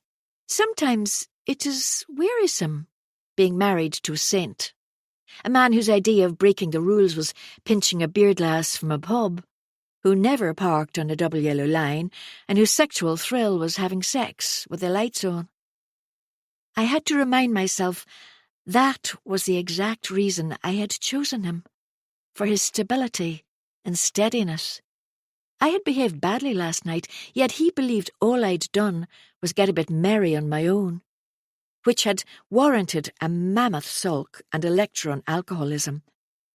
Then, the dawning awareness, so subtle I was barely conscious of it. If he discovered what I had really been doing, his moral outrage may be so great he would never forgive me. With that axe hanging over me, he pulled into the driveway of my in-laws' house. Suppressing my irritability, I placed my hand on his arm and smiled wanly. "I'll drive home, sweetheart, if you'd like to have a glass or two of wine." "Thank you. That would be lovely, darling," he replied, his broad face breaking into a smile. I climbed gingerly out of the car, clutched Will's hand and forced a smile. My decent in-laws were completely oblivious to my underhand dealings, and I needed it to stay that way for as long as possible. The entire afternoon a small voice badgered me, saying that I had never been good enough, and I never would be. Chapter 30. At last, Will and I were going on our long-awaited weekend break to Crofter's cottage. In the intervening period, I worked out at the gym, cooked nutritious food, and limited myself to 2 glasses of G&T each evening. There were doubles, but I restrained myself from having any more than 2. Usually my resolve to quit drinking completely fell by the wayside once the headache eased and my stomach had settled. The morning before we left for the cottage, I drove to Marks & Spencer to stock up on essentials. We planned to eat pub grub in the Style and Donkey on Saturday evening, though the rest of the time would be him and me cosseted from the world. Although only November, the shop was already decorated for Christmas, artificial trees decked with sparkling baubles, festive songs on repeat, the shelves brimming with gift ideas and scrumptious food to seduce. I salved my conscience by overindulging in gift-buying for Will, the girls, and my mum. I also purchased some of the demure white lingerie Will favoured, eyes skimming over the minuscule sets Ford preferred. Retail therapy at its finest. Bags laden with the gifts, I decided to quench my thirst after my shopping spree. When I reached the cafe, I spotted Annie sitting on her own, nursing a latte as she flicked through a magazine. She glanced up before I could slip away unseen, so I mechanically smiled and waved back. I fervently hoped she wouldn't launch into a moaning session about Matt, for that was her favourite topic of conversation. I carried my skinny latte over to the table and sank onto the seat opposite her with a groan, depositing my many bags on the ground. She surprised me by immediately questioning me about Laura and her vague idea about selling the house. Her eyes shone with excitement as she quizzed me as to whether I knew the details. Mildly surprised by her avid interest, I was, however, relieved there was no hint of criticism in her tone. Then she asked, conspiratorially, "Claire, did you like James?" Honest eyes, seeking an honest answer. "Not really," I replied carefully, averse to saying the wrong thing, unsure what Annie was inferring. "Me neither." She dropped her voice as though Laura was going to jump out from behind a potted plant in the corner. I was taken aback, having presumed she would subscribe to the don't speak ill of the dead concept. Did you notice how he liked to tell her what to do, and was forever making snide digs about how she looked when we were together? I nodded as I supped my steaming coffee, waiting for her to go on. James's unpleasant comments about Laura used to infuriate me, as her face coloured and she noticeably deflated. I wish. Annie gazed pensively out of the window at the loch before continuing. I had been brave enough to say something when he was alive. Checked if she was all right. Her frank gaze swung back to me, and she chewed her lip in consternation. Do you think she would have admitted if there was a problem? I asked faintly, because I doubted she would have. The intricacies of a relationship could be hidden behind a smiling facade the grim reality never revealed. Despair and discontent could remain a shameful secret, concealed from closest friends and family. However, once Annie voiced her concerns, I acknowledged to myself I had worried about Laura too, and now felt ashamed for not having pursued my gut feeling. I had sensed all had not been well in their marriage for some time, but I had buried my head in the sand, instead festering in my own mire. Annie shook her head, curls bouncing, and smiled ruefully. Possibly not. She's like a different person now, and it can't all be down to the handsome Sam. It's like— She hesitated as she searched for the words, before ending with a flourish. She's thriving, not just surviving. I grinned at her, while remorse stabbed me. Deliberately ignoring it, I finished my coffee and made my excuses, explaining I still needed to pack for our weekend away. Wistfully, she told me to have fun, before adding she had better leave too, as she was due back in the office. On the drive home a short time later, it crossed my mind a life with no children must be entirely different to the life of a parent, even when your offspring have grown up. The thought of never experiencing the unconditional love a parent both receives and gives saddened me. I'd never inquired if it was through choice she and Matt were childless. It was simply too personal and might distress her. By the time I pulled into the driveway, my brain had moved on from my chat with Annie and was overcrowded with clamouring thoughts. Ford, his wife, the reunion. I packed the food into the cool box and tucked my new underwear into my case.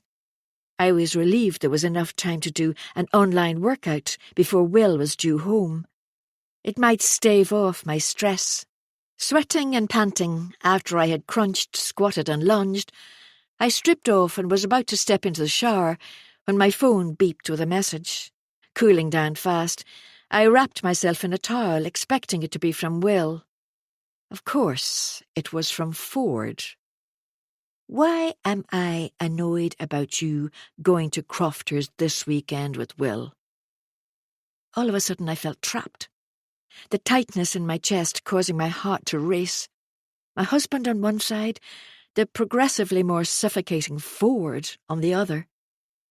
Since he had discovered I had booked Crofters for me and Will, he had exposed a different side of himself.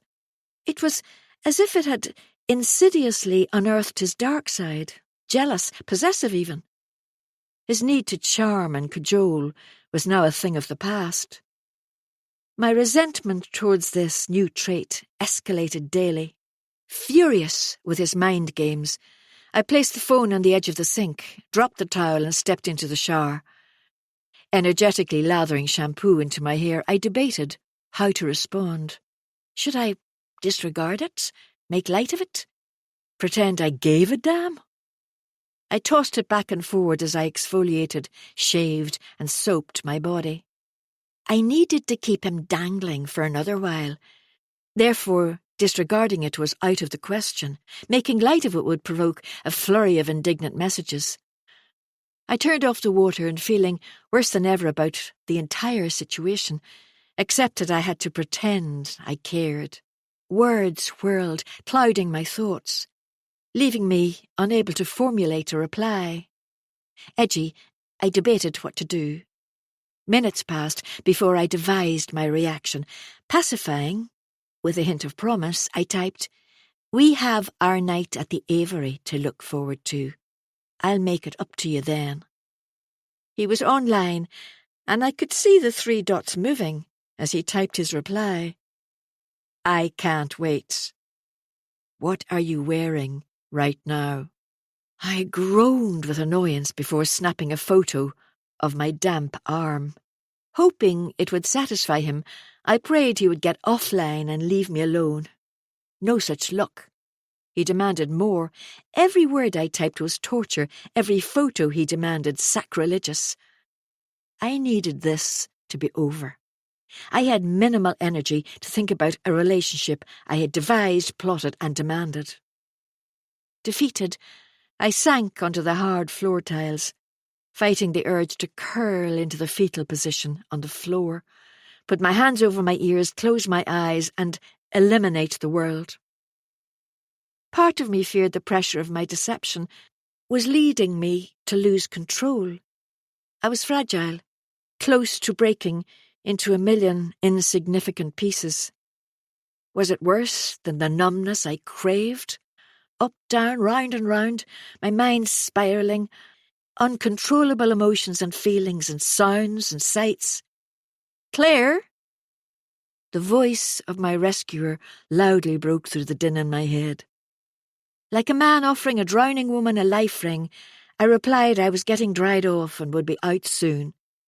I grabbed my phone and put it on aeroplane mode so I couldn't hear, see, or think about anything other than my husband.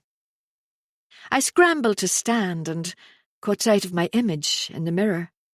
Empty eyes, drawn face, ribs stark, mocking pert breasts. Resisting my intrinsic negativity, I fought to regain my positive attitude. A knock at the door made me jump as Will asked if he could come in. Unconsciously, I wrapped the towel around me, smiled and opened the door. He had an optimistic look in his face and brandished a gift bag, dangling it from his fingers. "What's this?" I asked, as I recognized the logo of an exclusive city jeweller. "I saw it and thought of you." He resembled an overexcited child on Christmas morning as he handed it to me. I untied the black ribbon and withdrew a small velvet box. I gasped with astonishment as I revealed a delicate gold chain with a 3-diamond drop pendant. My eyes flew to his and I stuttered, "This weekend is for your birthday, not mine." He shushed me, instructing me to turn around so he could fasten it behind my neck. I lifted my wet hair and he stood behind me, hands resting on my shoulders as we stared at it in the mirror. It was the most beautiful and caring present I had ever received. He whispered in my ear, "The 3 diamonds are for me, Eva and Poppy. You've made me the happiest man in the world." The bile rose as we locked eyes in the mirror. In a moment of madness, I imagined confessing all. However, sanity prevailed. Would he ever look at me this way again? After? I doubted it. Desolation and nostalgia for our happy life together, before Ford, stirred within me. I allowed him to hold me as he kissed my neck, removed my towel, and led me by the hand to our bed. The eyes are windows to the soul, and I shut mine, afraid Will would glimpse what lodged there. When it was over, I watched him go through into the bathroom, my inner voice silent yet reproachful. I heaved myself off the bed and dressed in the jeans and fuchsia-pink jumper I had selected earlier. Acting the part of the loving wife was not challenging. Performing the role of the honest, faultless partner was almost unachievable. But Imposture that I was, act I must. After drying my hair and tying it back loosely, I decided to be makeup-free this weekend. The two of us, no gimmicks, no game-playing. Momentarily I contemplated leaving my phone at home, until I dismissed that idea. However, it would remain on aeroplane mode for as long as possible. Will packed the car, while I ensured the windows and doors were locked. With a final glance around my home, I banged the door behind me and slipped into the passenger seat. The weather was drab and miserable, with low-hanging clouds promising a downpour.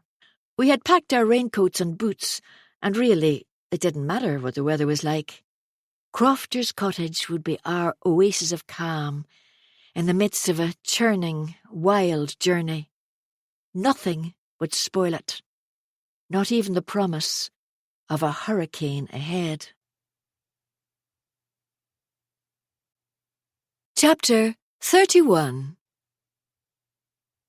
We spent a blissful couple of days at Crofter's cottage. As forecast, a raging storm hit the coast late on Friday night. A ferocious wind howled outside as rain battered the windows, and we remained snug within the solid whitewashed walls, the wood burner flaming bright as we fed it all weekend. I recoiled from recollections of my previous stay there, as best I could, drowning out unwelcome images with music and chatter. We rushed to the pub on Saturday evening for a hearty meal of scampi and chips. There, the peat fire smouldered in the corner as musicians played live trad music. It was cheerful and warm, and we snuggled together like newlyweds in our booth by the bar, my mind free of recriminations for once. We laughingly ran hand in hand back to the cottage later, stopping to kiss like teenagers in the shelter of a doorway. I tasted the sea spray on his lips and felt young and free, unencumbered by guilt or regret. We shook off our wet coats, and I unveiled Will's birthday present before unveiling my birthday suit. I'd bought him a Tag Heuer watch he had coveted for some time. The superstitious part of me agonized. Gifting a watch signifies an imminent break in your connection, and I worried about tempting fate. Ultimately, though, I dismissed it as drivel, impatient to see his face suffused with joy. We enjoyed our time there so much, I rebooked for Valentine's Day before leaving on Sunday morning. Following our return home, I calculated the book club night to the Mornview Hotel was now less than a fortnight away, which ominously meant it was barely 3 weeks until the reunion. I should be preparing for Christmas, but I was drained at the enormity of what lay ahead. Before the book club party night, I wanted to meet with Eva and Poppy to finalise their Christmas lists. There was the long-awaited catch-up with Mum and Liz, which we somehow had not yet organised. Also, I wanted to buy a new dress for the reunion. I had rummaged through my wardrobes, selecting then discounting dress after dress. Too dowdy, too long, too clingy, too nondescript. At times, my mind screeched with nerves. Compounded by the proximity of the reunion, Ford had hounded me throughout our stay at the cottage. Message after message illuminated the screen when I switched my phone on. My blood had boiled at his dogged efforts to ruin my precious weekend with Will. His relentless bombardment with unwanted communication exasperated me. I had half expected him and his wife to roll up for a walk on the beach outside the cottage, and I'd been relieved when the gale blew, extinguishing any chance of it. However, he left me no choice. I had to meet him again before the book club night away. We contrived a meeting at a house I was showing over lunchtime on Tuesday when he could slip away undetected for a while. It was easy to fabricate a strong work ethic when you had as many viewings as I did at lunchtime. Of course, they never resulted in a sale, which in hindsight was a lapse in judgment. Unwilling to use the forest car park again, I'd chosen a remote farmhouse in the hills. It had lain empty since the owner moved into a nursing home in the spring, and his son was keen to sell as he had no inclination to farm. There had been scant interest, especially as the frigid winter days exacerbated its isolation. My colleague, who was dealing with the sale, was on sick leave, and I hadn't sussed it out before our rendezvous. When I arrived in the badly maintained yard, it reminded me of a derelict site featured in a slasher movie.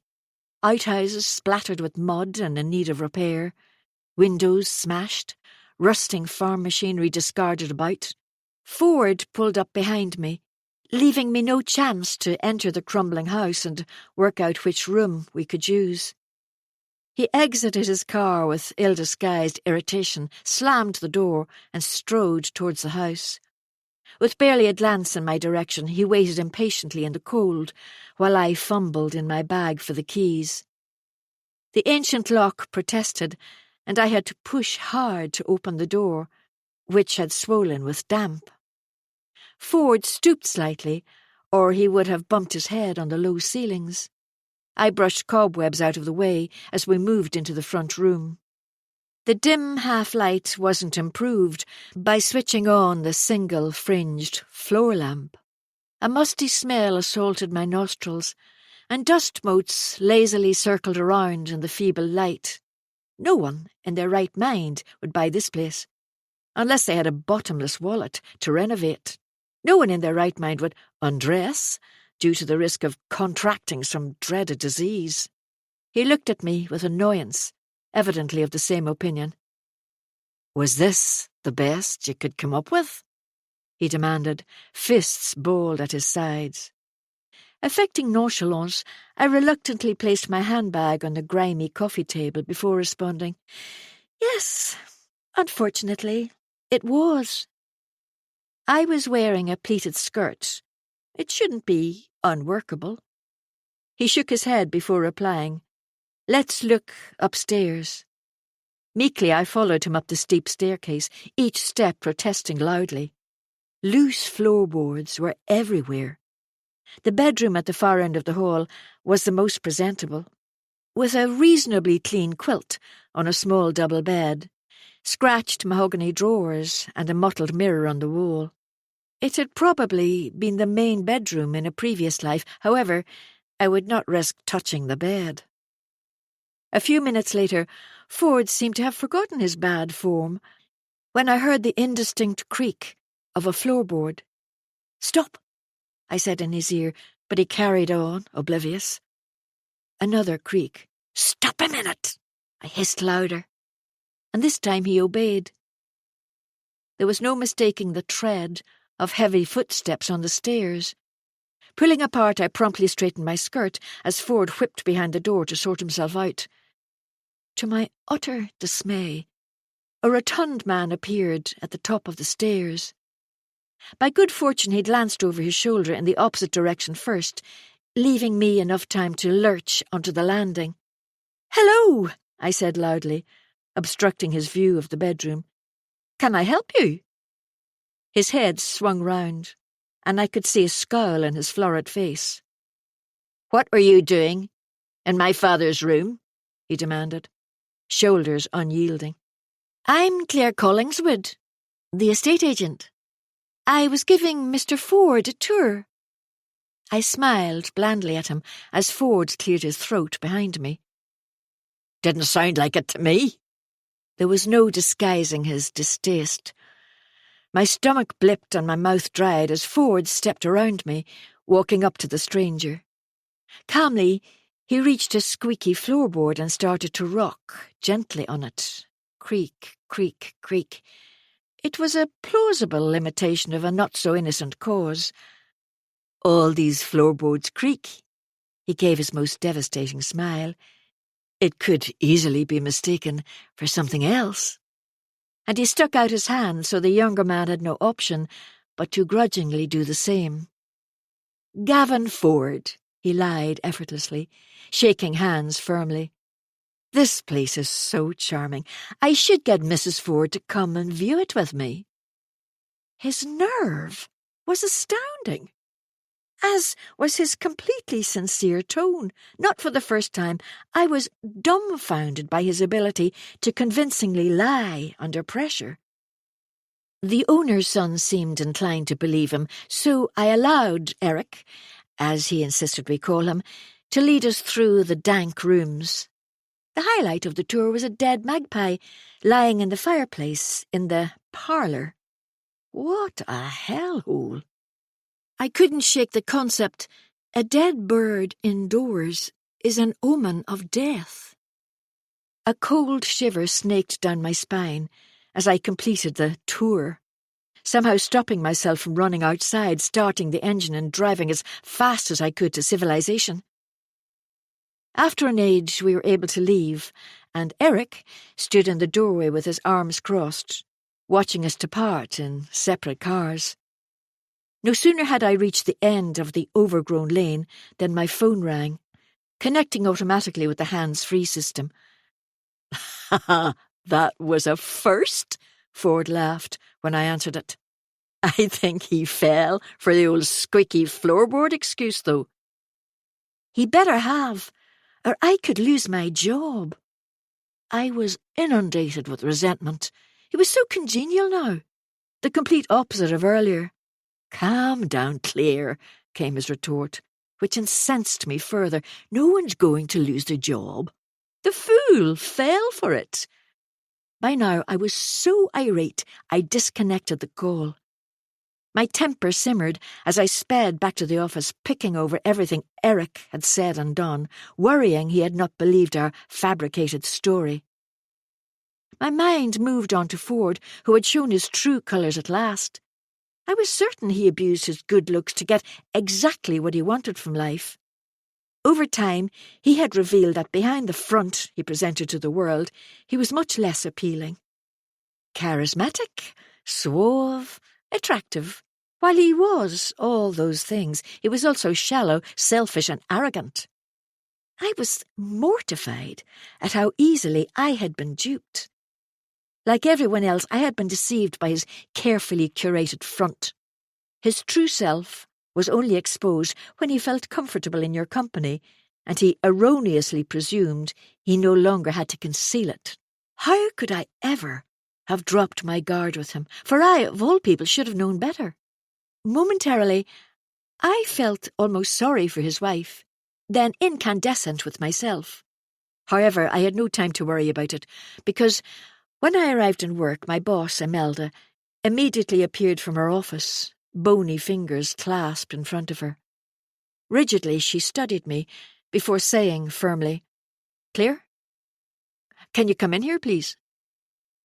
Her eyes blinked rapidly behind her glasses, her back ramrod straight. Unsure why I'd been summoned, Kevin at the desk next to mine shrugged to indicate he didn't know either. I rose slowly, smoothed down my skirt with clammy hands, and strolled into the tiny, windowless room. "Close the door, please," she said sternly, and I felt a surge of anxiety. Obediently, I did as I was told, and she indicated I should sit on the uncomfortable metal chair opposite her desk. With no preamble, she started to speak, and it became obvious I had a whole other problem to contend with. Chapter 32. Will was working that Tuesday night, leaving me painfully isolated when I arrived home. I was shell-shocked following the impromptu meeting with my boss. Imelda had been terse, pale eyes balefully staring, as she listed Eric's accusations.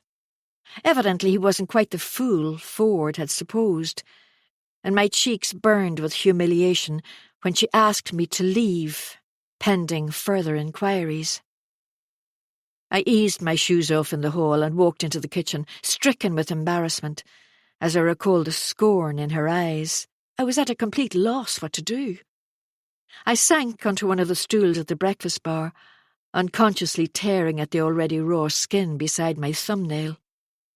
Her steely tone and glacial manner had chilled me.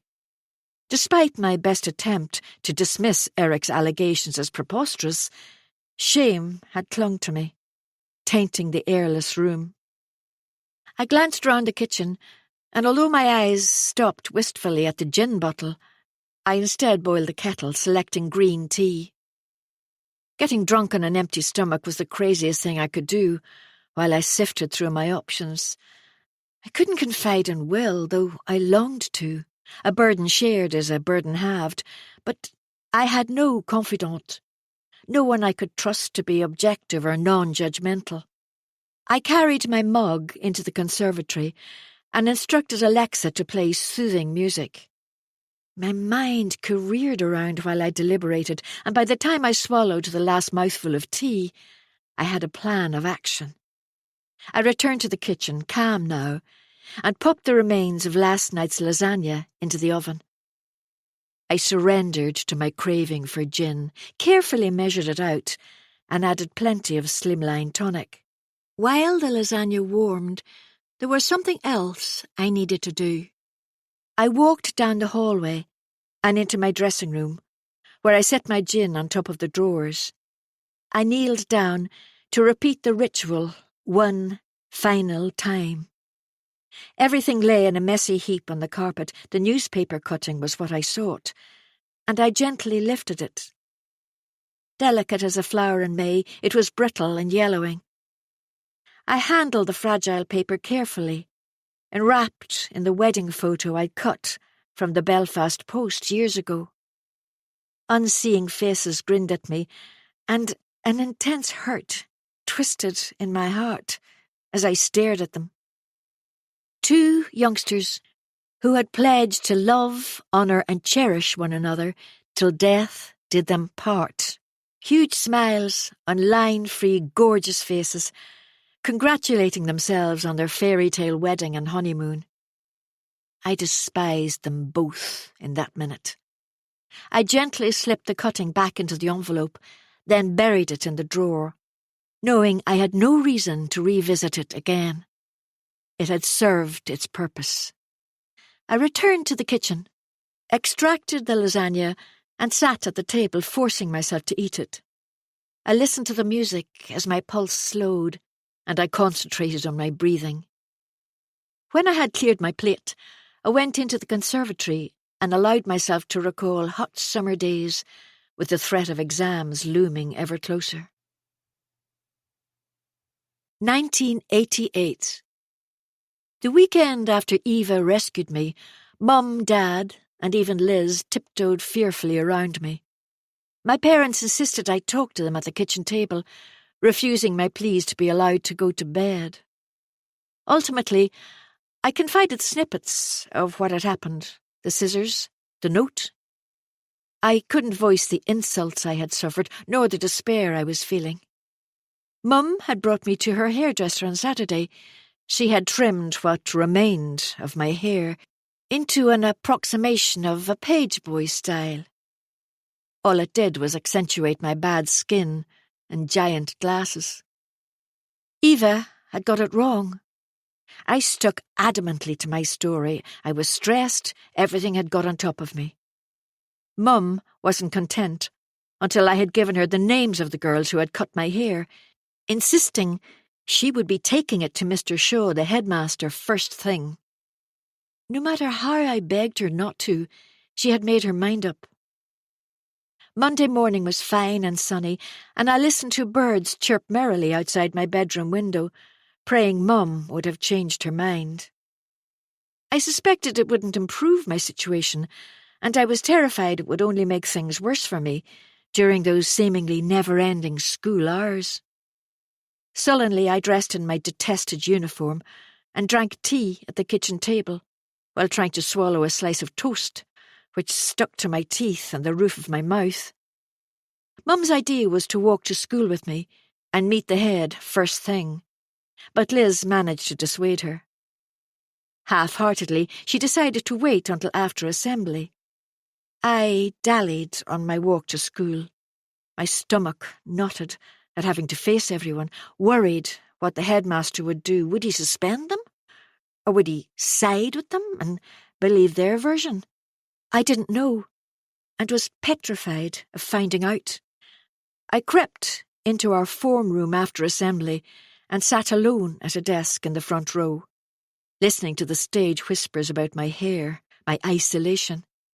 Not one person spoke to me, and I had to fight the impulse to flee screaming from the room. Mrs. Simpson, our form teacher, entered shortly after, and I noticed how she compressed her lips into a thin line at the sight of me. Did she know? If she did, she gave no hint, as she painstakingly conducted roll call. Before we had a chance to scatter for our next class, there was a knock at the door, and the school secretary bustled in before calling out the names of the perpetrators. Elodie, Kathy, Tori, Michaela, Anya. Mr. Shaw wants to see you in his office now. Possibly it was my imagination, but a hush descended over the classroom as their smug faces paled at the command.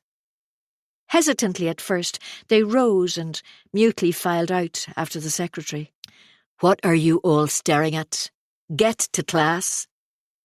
Mrs. Simpson took no notice of the hubbub, which had started as soon as the coven left. Every moment of my English class was agony as I awaited their return. About 20 minutes later, Elodie strutted through the door, with Tori and Kathy trailing behind. They grinned and threw me looks of pure malevolence when passing my desk. Elodie brazenly knocked my pencil case on the floor as the hunk sniggered loudly from where he lounged in the back row. Not chastened, not repentant, entitlement oozing from them. As expected, my mum's meeting had achieved nothing. Mr. Shaw evidently believed the coven and their distorted explanation. It was 5-1. Popular versus unpopular. There had been no chance I would be declared the winner. Mr. Shaw didn't even bother to discuss it with me. I was persona non grata. They were omnipotent. Punishment was swift and harsh. As word spread, I had tried and failed to get acknowledgement of their role in my distress. I was sent to Coventry by the entire year. Not only did they blank me, they also literally turned their backs on me daily, making it glaringly obvious I was universally despised. Anonymous notes littered my school bag and locker. Scissors were taken to my PE kit. Food was stolen from my Tupperware lunchbox. Each day, I slunk into Maggie's room to spend my breaks with her. She would shut the door and feed me tea and biscuits, prattling about this and that, while smoking like a train. Her good nature and sympathy enabled me to finish those last few weeks of classes, before we were granted study leave and I sat my GCSEs. Finally, I could be free of education, beaten by the system and the injustice of it all. Now that I had permitted myself to remember everything, I questioned my sanity in attending the reunion. Nevertheless, I belatedly appreciated how easy it was to rewrite the past. I conceded I had changed parts of the story to fit my own narrative. Not everyone had been awful to me. A couple of girls whose names I couldn't recollect had shown me compassion. One had offered me her bag of crisps when my lunch had been thrown on the ground and stamped on. Another had wordlessly handed me a spare T-shirt for games after my own had been butchered. They, too, were unpopular and were careful to have no witnesses to their kindness. I understood too late, and only with hindsight, they risked being dumped into my silent hell for showing solidarity with the outcast. It was important to remember how they, and Maggie, made my life easier. The headlights of Will's car swept past the windows, glinting through the wooden slats of the blinds. Instantly, I commanded Alexa to play happy songs. By the time he came into the kitchen, I was washing my glass in the sink, and Fleetwood Mac's Little Lies was blaring from the speakers. "What on earth are you listening to?" he asked, as he removed his wet coat and hung it in the utility room, an amused look on his face. "I love a bit of Fleetwood Mac," I replied airily, humming tunelessly along. "I thought you'd be in bed," he said, head stuck into the fridge, eyeing the contents for something to snack on. "I'm not tired. I wanted to wait up for you." I wound my arms around him from behind and closed my eyes while resting my cheek against his back. He lifted out a block of cheese and set it on the worktop before turning to face me. Gently, he lifted my chin and looked directly into my eyes. I held his gaze. Apparently satisfied I was neither drunk nor miserable, he leaned down and gave me a quick kiss on the lips, before turning back to the cheese and buttering some crackers. "How was work?" he asked, through a mouthful of food. Same old," I replied uncertainly, unable to look at him. "Though, if I'm being honest, I'm getting bored of Russell Estates. I might look for a different company in January." "Well, you've been there years. They say a change is as good as a rest," he replied unknowingly, and pushed me no further about it. Good old Will, who believed anything I said. And on that wild and stormy November night, I was immensely grateful. Chapter 33. With precise planning, I cunningly hid my indefinite suspension from Will. If he was home on Tuesdays or Wednesdays, I would rise at my usual time, dress in workwear, and leave him with a kiss and a sinking feeling in my stomach. I changed my clothes in the car and parked by the ocean, where I walked for miles on the coastal path. The rolling waves and stiff sea breeze eased my mind, giving me the freedom to mentally prepare for the arduous weeks ahead. Ironically, as the end drew closer, I felt emotionally stronger and more capable of dealing with it all. On my return home, I would work out, then shop compulsively, online. Purchasing a plethora of Christmas gifts for my family, I dismissed the experts' advice to combat insomnia and occasionally fell into an exhausted sleep on top of the bed or the sofa as daylight dimmed to dusk. When I subsequently couldn't sleep at night, I no longer brooded. Instead, I scrolled through social media, delving deeper and deeper into the lives of those I would see at the reunion. When I slept, my new recurrent dream involved Napoleon's nose, though without Eva and Poppy to save me. There was only me, the sheer drop, and the insidious yearning to jump. I'd messaged Ford the day after my suspension to inform him about my situation. I was not surprised his chief concern was for himself, unremitting messages grilling me as to whether Eric could uncover his true identity, alarmed his wife or employer could find out. Furiously demanding if there was any way of determining when we'd use the houses I was selling for our liaisons. No expressions of interest in me, or how I explained my enforced leave from work. His self-absorption was astounding. Heatedly, I confirmed it was not possible to uncover his real name or for anyone to discover his dirty little secret.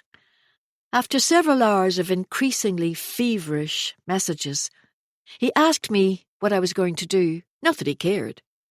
All he cared about was saving his own skin. The following week, I met Eva and Poppy for coffee in Belfast. I'd carefully concealed my pale face with makeup, my weight loss camouflaged under a loose sweater and boyfriend jeans.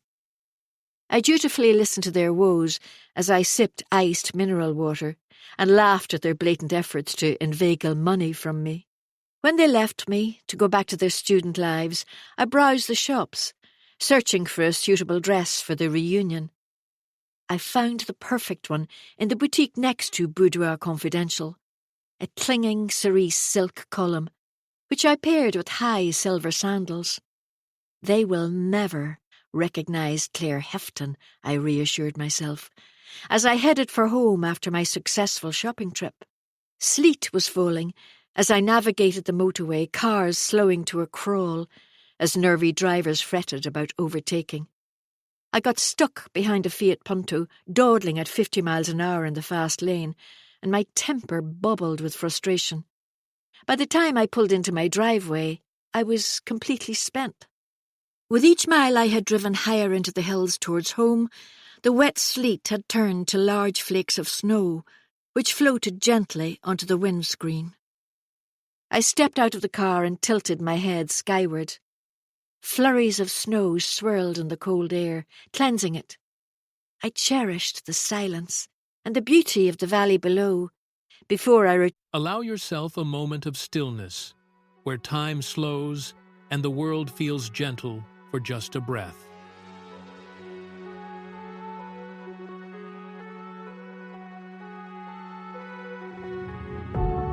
Heart racing, we're on the prowl. In the dark, we're not backing down. In the dark, we're not backing down. Whispers in my ear, you're taking control. I can't resist, you got me in a hole. I can't resist, you got me in a hole. Fingers tracing, you're leading the way. I love this feeling, I can't help but stay. Love this feeling, I'll just stay. Fingers tracing, lead the way. Love this feeling, I'll just stay. Fingers tracing, lead the way.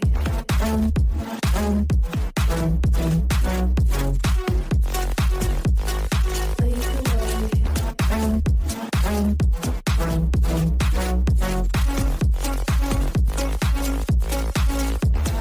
After you, lead the way. I'll follow you. Tonight I'll stay. After you, lead the way. Heart racing, we're on the prowl. In the dark, we're not backing down. In the dark, we're not backing down. Whispers in my ear, you're taking control. I can't resist, you got me in a hole. I can't resist, you got me in a hole. Fingers tracing, you're leading the way. I love this feeling, I can't help but stay. Love this feeling, I'll just stay. Fingers tracing, lead the way. Love this feeling, I'll just stay. Fingers tracing, lead the way.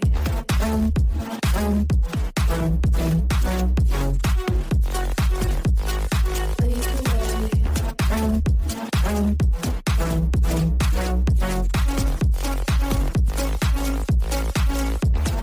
After you, lead the way.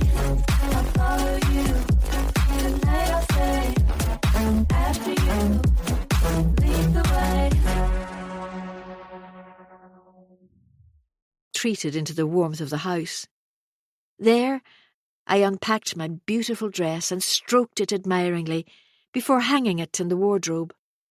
It was sumptuous, and I knew when I wore it, it would fill me with confidence. Over the next few days, I shunned the book club, preferring my own company. I cancelled yoga lattes and a last-minute book club meeting at Laura's. I fabricated a crippling headache, no longer wanting to venture onto their street, nervous I would inadvertently bump into Ford. I was deliberately keeping him at arm's length, disinclined to see him until after the night at the Mornview Hotel. His messages had tailed off as the days had passed, with no bomb blast from Imelda's investigation. As long as I replied to the book club messages, there would be no clue anything was amiss. Soon, I became fixated that not one of my so-called friends cared enough to visit my house and check I was all right. Dourly, I decided my misgivings about them had been correct all along. Female friends were unreliable, untrustworthy, and most of all, unfaithful. As I watched the snow fall outside the windows, carpeting the earth, I considered them all. Vicky and her perfect life, Kit and her self-serving tears, Annie and her griping about Matt having interests other than her. Laura. I realised she had a perfectly good excuse for her preoccupation. Shamefully, I admitted I had been a poor friend to her since James died. I sent her a private text, asking how she was, and although I did not offer to meet before our night away, I smiled with relief at her cheerful reply. She was going to be all right. 10 days to the reunion. 14 days to our night away at the Aviary. Spikes of anxiety, interspersed with eager anticipation. Generally, I was cool, calm, and collected. Months of anguish now a distant memory. Before either showdown, I arranged to meet Mum and Liz. Mum had been unable to control her pleasure when she learned we had managed to right some of our wrongs. She had become tearful, and it struck me how disturbing she had found our long-standing sibling war. Another thing to feel regretful and contrite about.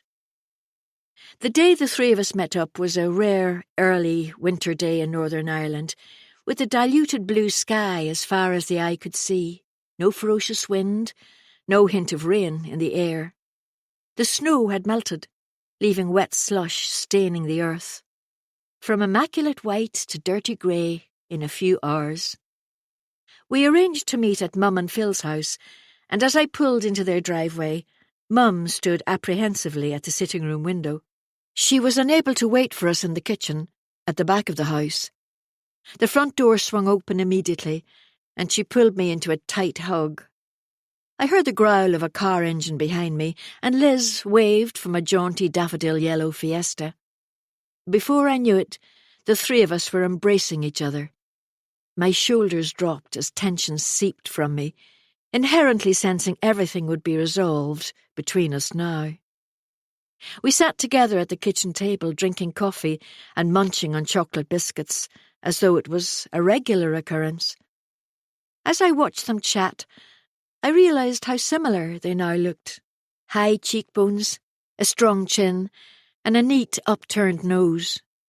Their eyes were both wide set, but that was where the similarity ended.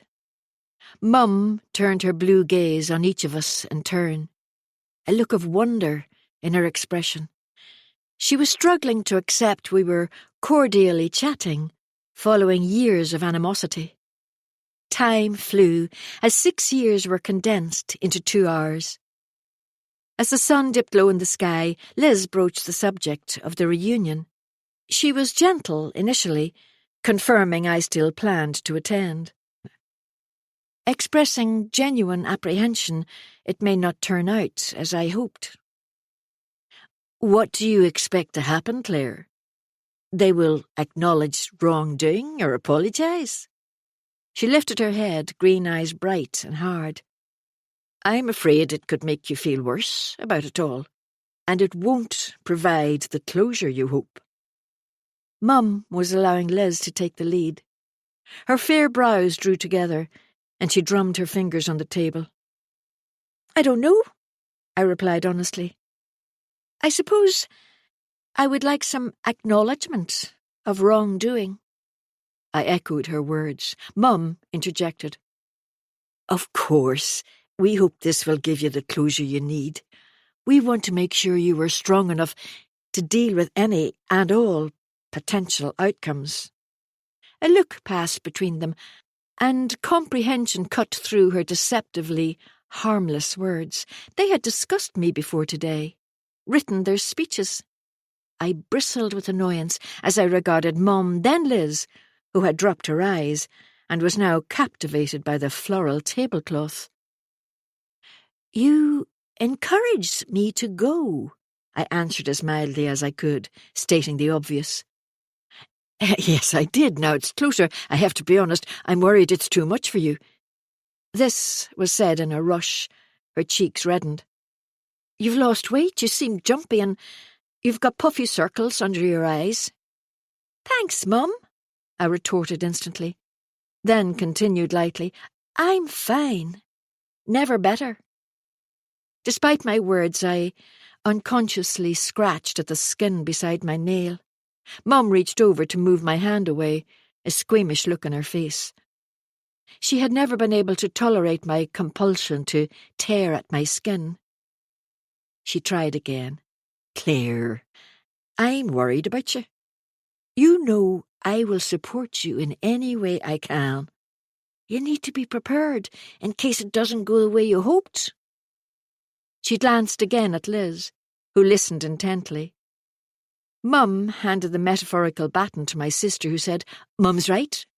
Think about it. I regret even contacting you about the reunion. I should have ignored the message, but it was an excuse to get in touch with you." She cradled the mug between both hands, a frown darkening her features.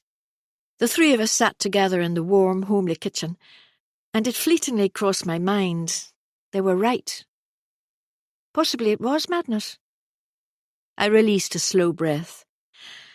"I'm glad you reached out to me, Liz, and I'm happier than you can imagine we're speaking again. I'm not the same person I was when I was at school. I have a good life. I'm married to a man I love who makes me very happy. Anyway, the person who caused the most problems for me isn't going to be there."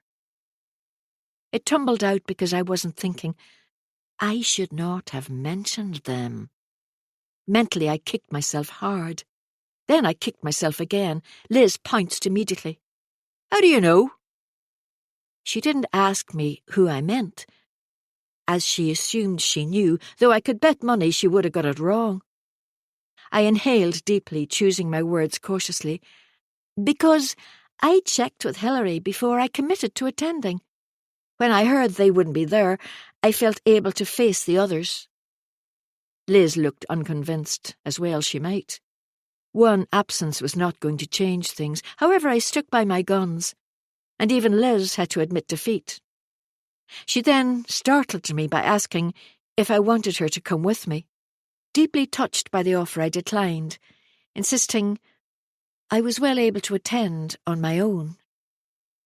I sensed Mum remained dubious, and I suppressed the impulse to tear at the skin at the side of my nail again.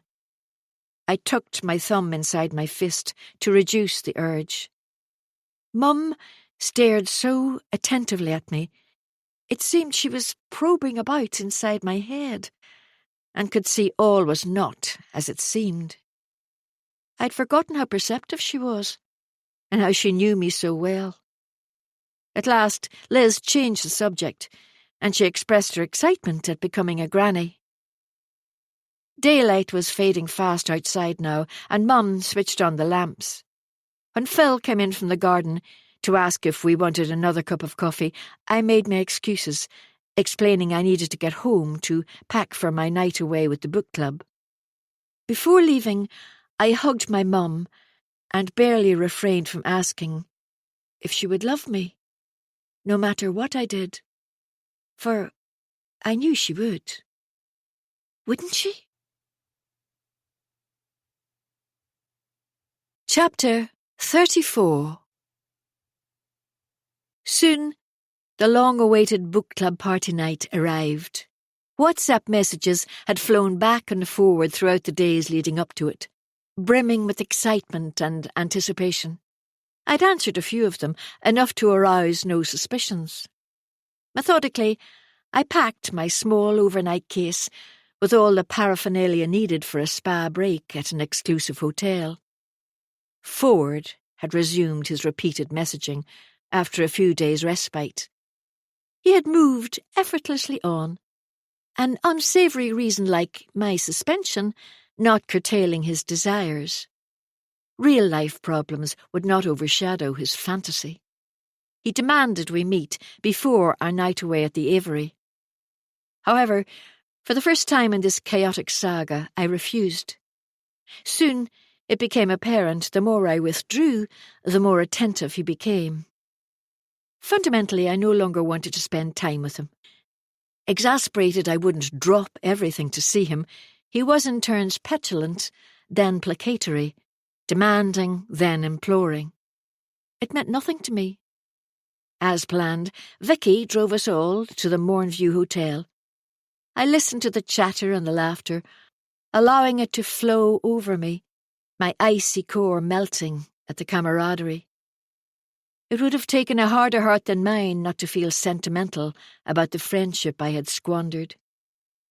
The twin room that Laura and I shared had a sea view, modern prints on the walls, 2 armchairs, and a magazine-strewn coffee table. After I unpacked my case, I went into the bathroom and pulled on my black swimsuit, with chain detail at the back. Inevitably, I critically surveyed my reflection in the mirror. I was now a size 8, and my collarbones protruded in a disconcerting way. Makeup-free, my face was wan and drawn. By the time I exited the bathroom, Laura was in her swimsuit, a flattering navy and white polka-dot costume, with ruching detail across the stomach. She grumbled about weight gain and menno belly, but I truthfully told her she looked amazing. Self-criticism was permissible only in the privacy of our own minds. We pulled on the opulent robes and complimentary slippers, grabbed our bottles of Prosecco, and made our way down the corridor to the other bedroom. A grinning Kate opened the door as soon as I rapped it. She brandished a glass of bubbly, while the others reclined companionably on the beds in their bathrobes. The triple room was barely bigger than ours, and one of them would sleep on a sofa bed. I was relieved I hadn't volunteered for this room, as I could feel the intimacy of so many bodies bearing down on me. Forcing the brightest smile I could manage, I popped the cork of my bottle and topped up the glasses before settling on one of the chairs. "To friendship," I toasted, ignoring the bitter taste in my mouth. "To the best friends anyone could ever have." That was Kate, her chin trembling with emotion. "Thank you for being there for me when I needed you the most." Laura raised her glass to us. "Sharing my life with my best friends is the most precious thing ever." Indisputably, Annie had been memorising the MAAF app, or drinking early. "Cheers." I appreciated Vicky's brevity. Nerves frayed by the interminable toasting, I waited for the effect of the alcohol to kick in as the volume increased. They were in high spirits, the break a release from the humdrum of daily life, the grind of work and family. After we'd emptied 3 of the 5 bottles we'd smuggled in, we unsteadily made our way down to the spa. Thick carpets and plum walls led us to the spa complex. Indoor and outdoor pools, a steam room and sauna, heated beds and deluxe furnishings. The alluring scent and soft music was the ultimate in tranquility, and I was powerless to resist. While the others swam in the pool or sweated in the sauna, I braved the cold and headed for the outdoor jacuzzi. I reclined alone in the steaming hot water and stared out at the mountains the hotel was named for. A brilliant full moon hung over them, the sky clear with thousands of twinkling stars. Mist shrouded the peaks of the Mourns, blurring their edges, casting an ethereal glow. No wonder this was the land of myths and legends. My contemplation was disrupted by Laura clattering through the door. Pink-cheeked with the heat of the spa, she discarded her robe and climbed down into the jacuzzi before sighing contentedly. "This was a great idea, Claire. So much better than a meal out." "It was you who suggested a night away," I replied, smiling at her. There was something particularly refreshing about being in the frosty winter air, while still feeling pleasantly warm. "How are you doing?" I was conscious it had been some time since I had asked her. "Good, thanks." Resting her head back as the underwater jets came to life, she closed her eyes and remained silent for a moment before commenting, "I'm getting used to everything now. I'm virtually certain I'm going to sell the house once all the legalities have been completed." "Are you looking for somewhere else?" I asked. Instinctively, I knew her answer before she spoke. She opened her eyes and, with a quick check to ensure we were alone, lowered her voice. "I'm going to move into Belfast." "With Sam?" My voice was barely above a whisper. She nodded, daring me to challenge her with a jerk of her chin, eyes blazing. I grinned at her and inquired if she was going to tell the others. She firmly shook her head. "Not yet. It's not going to happen for some time, and I don't want to hear how it's too soon from Vicky and Annie, or get that disapproving look from Kit." Here she contorted her face into a good imitation of the look Kate wore when James was mentioned. I giggled as Laura said, "Sometimes she makes me feel like I should be sitting in a dark room, crying incessantly about my widowhood." Meow. Laura had the ability to surprise me. "Why did you tell me?" I asked, curious. "You're my closest friend, but shush, don't tell the others." Her smile was warm, and I was inordinately delighted by her admission. Even if she changed her mind in the coming days, I'd remember her comment. "You're my closest friend too," I replied impetuously, as I felt the telltale prick of tears. Before we could discuss it further, the door opened and the others came tumbling out, tittering together. As Laura and I made room for them, she caught my eye before grinning at me in solidarity at our secret admissions. Soon it was time to leave the spa and get ready for our evening. In the bedroom a short time later, I pulled on my cerise silk dress. I'd discounted the other dresses, wanting to portray graceful, attractive Claire tonight. It was my armour. The clock was ticking on the book club. Our last night together should be memorable. While Laura used the bathroom, I checked my phone. Multiple messages had buzzed through while I was using the spa, demanding answers. From Will, anxious I had arrived safely and was enjoying myself. So caring, so smothering. From Eva, who, in her own inimitable way, had something important to discuss with me, but had completely forgotten I was away. She stroppily messaged it would have to wait until she next saw me. She'd undoubtedly spent all her loan and needed money from me to buy my Christmas present. From Ford, what was I doing? What was I wearing? Monotonous now. I didn't respond to him and switched my phone to aeroplane mode after replying to Will and Eva. Laura emerged from the bathroom, and once she had buckled the straps on her sandals, we were ready. She tucked her arm through mine as we took the lift downstairs to the smart bar area. The others were already seated at a gilt table with yet another bottle of Prosecco. Yet again we toasted our friendship, the bubbles fizzing on my tongue. I covertly glanced at each of my friends, who grew ever more raucous as the alcohol loosened their inhibitions.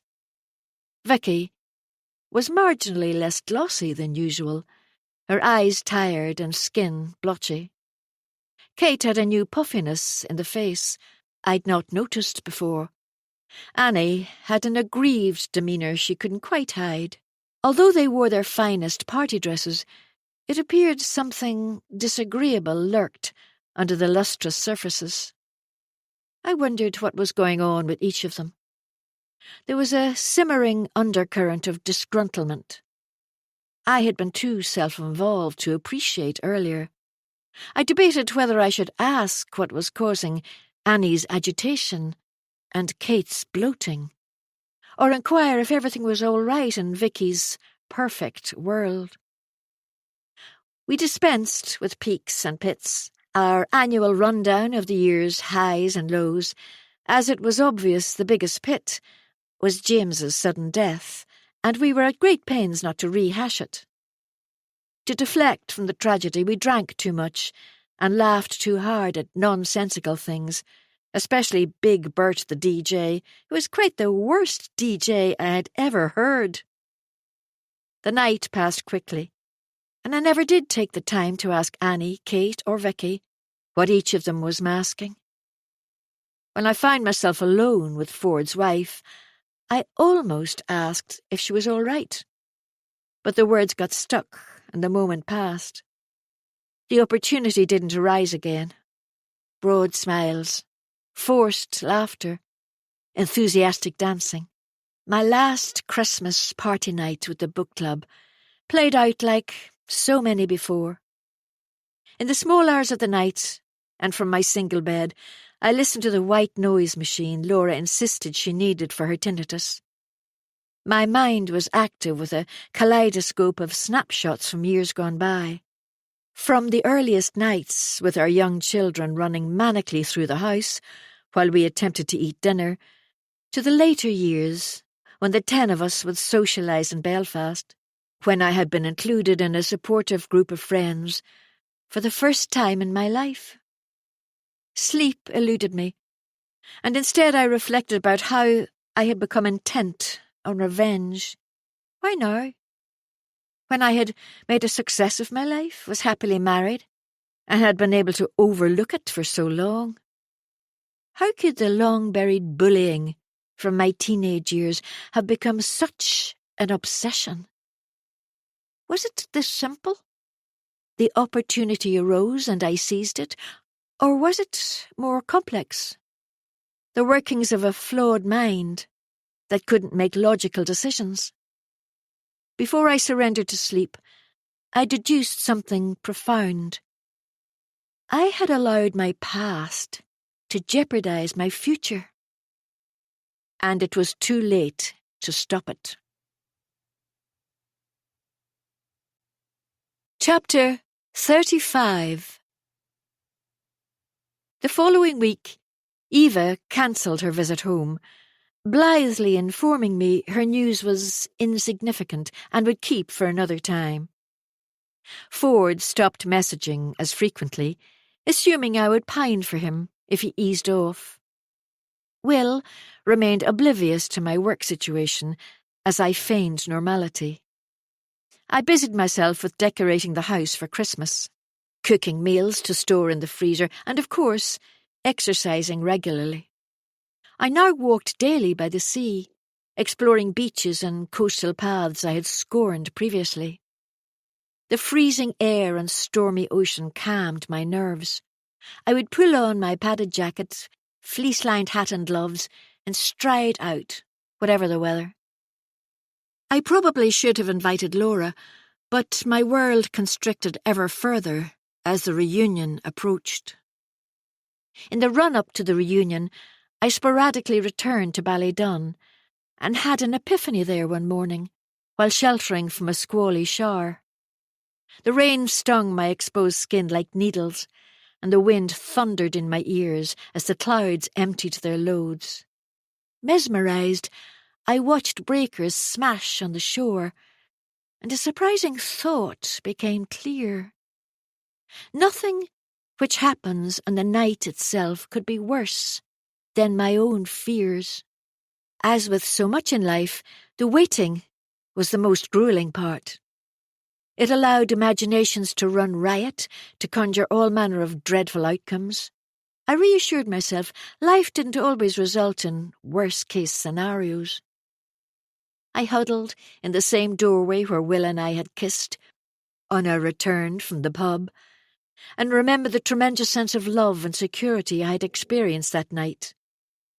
He was unaware of the game I had been playing, the game which soon would be at an end, and I could then focus solely on my marriage. Due to this newfound serenity, I slept solidly through the night before the reunion. I woke refreshed, positive I would get through the evening with my psyche intact and ghosts put to rest. I spent the day at the hairdresser and the beautician before dressing with care. First, my most flattering lingerie, then a spritz of my favourite fragrance, before I let the silky cerise dress fall over my body.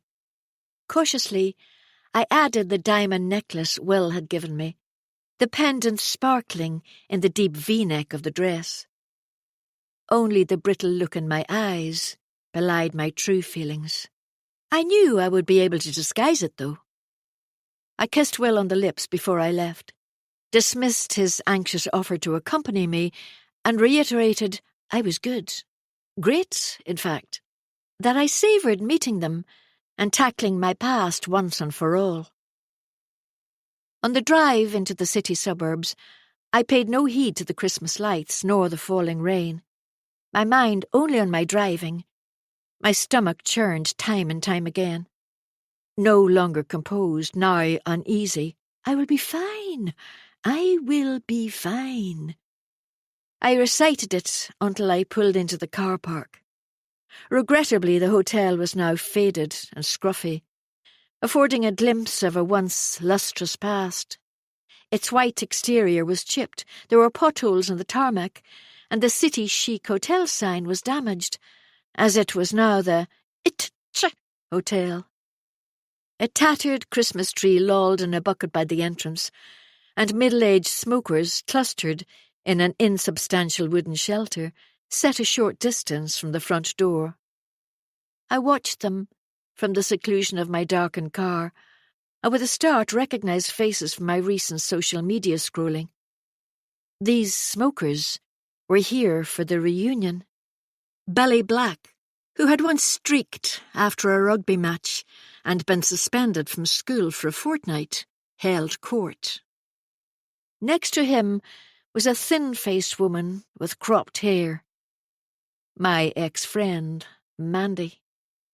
She appeared emaciated, though it may have been a trick of the light or the eerie glow from her cigarette.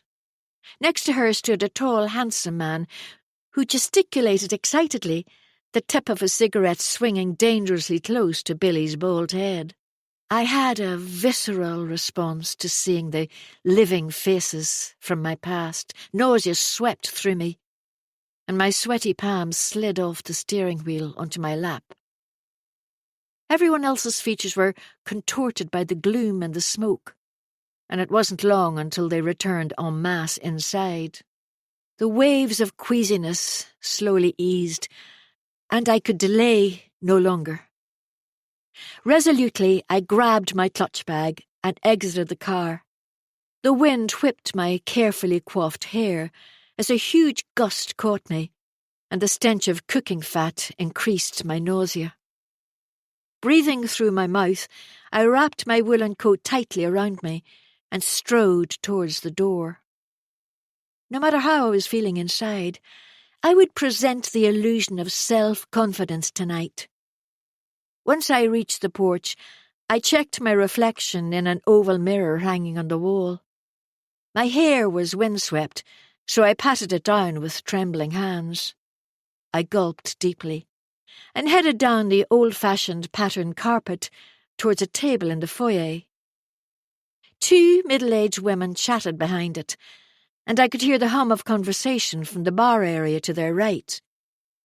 I recognised Hilary, who had sent me the original message, so I smiled and forced one leg after the other until I was standing directly before them. She looked happy and healthy, and wore a wedding band on her ring finger. She glanced at me and paused mid-conversation with someone called Lynette MacMeekin. I didn't recollect Lynette at all, but they were both wearing name badges, so it was easy to pretend I did. A cluster of badges lay unclaimed on the table, and I spotted my own amongst them. Claire Hefton. I would give no one an inroads to my new identity. For one night only, I would be Claire Hefton again. Except a new, improved version of her. "Oh, hello. Are you here for the reunion?"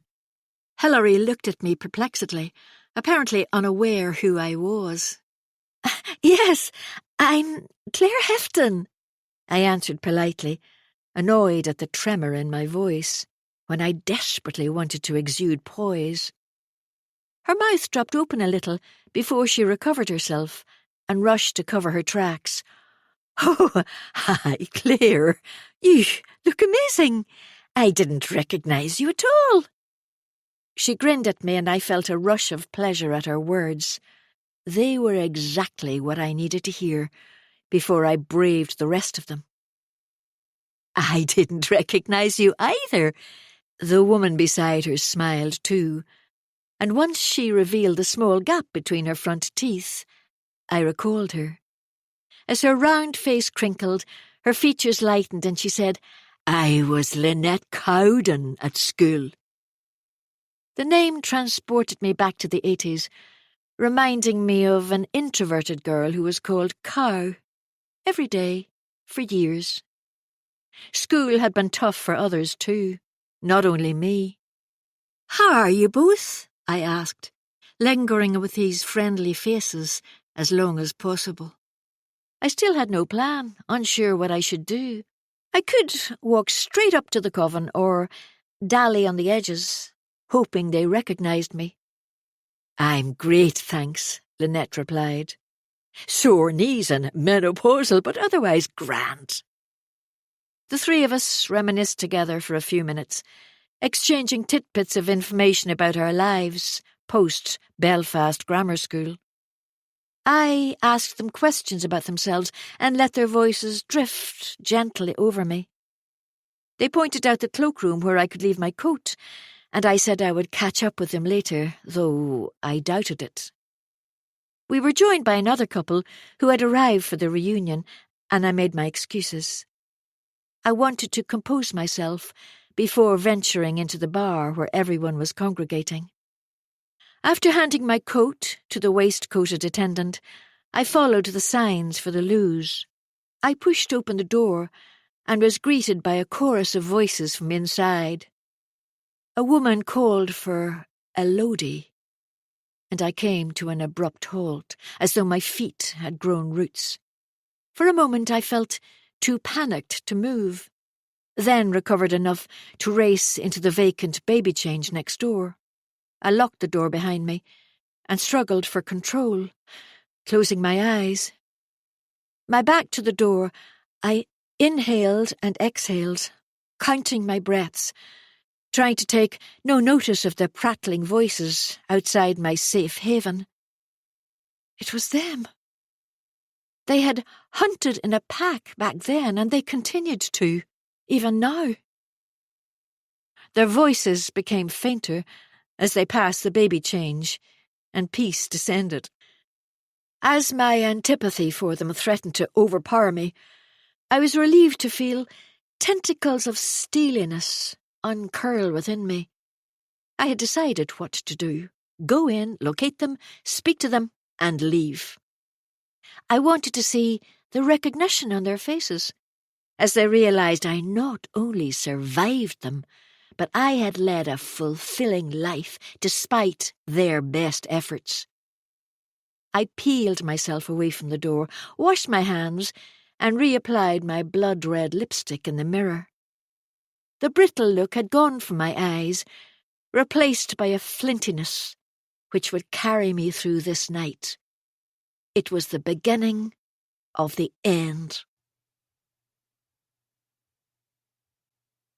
Chapter 36.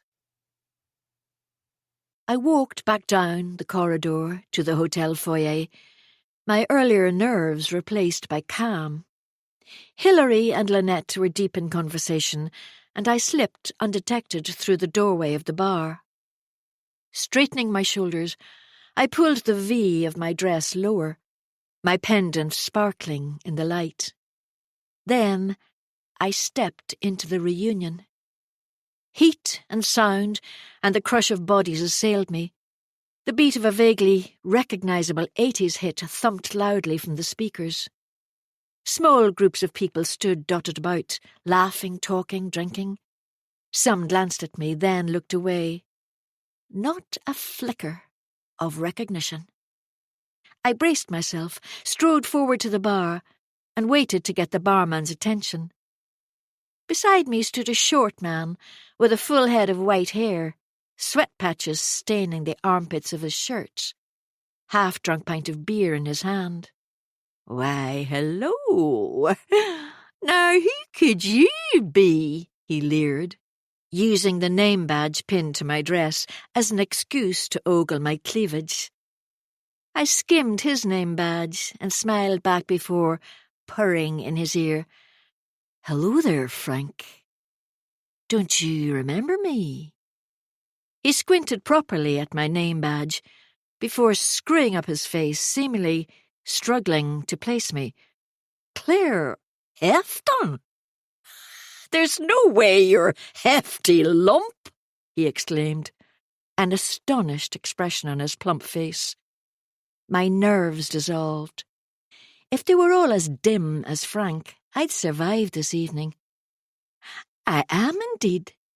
I'm sure you're no longer called by your nickname either, and it's been a while since I was Hefty Lump."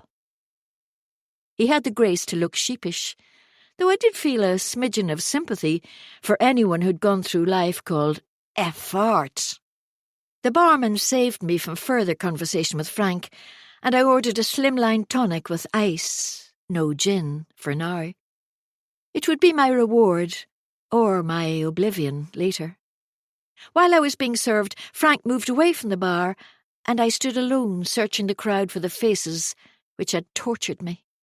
I spotted the clique, sitting at two tables they had pushed together. The popular ones had gravitated towards each other, and as the years fell away, I watched them closely while leaning against the bar in splendid solitude. Elodie, surrounded by her coterie, head thrown back, laughing riotously. My stomach didn't clench and my heart didn't pound as I surveyed them. It was apparent while it might be 30-odd years since school, it was as if it were yesterday. The coven and their hangers-on reunited. I had no time to scrutinise them further, as I was joined at the bar by two anxious-looking women. Noting their names, I engaged in polite conversation, less awkward than when on my own. If they remembered my story, they were good-mannered enough not to remind me of it, and we exchanged titbits about our lives since our school days. I gave them the pre-seed version of my life, successful, content, fulfilled. Soon the room was crowded with countless middle-aged bodies, the noise increasing as more people piled in. Hilary took to the small stage at the end of the bar and signalled for the music to be turned down.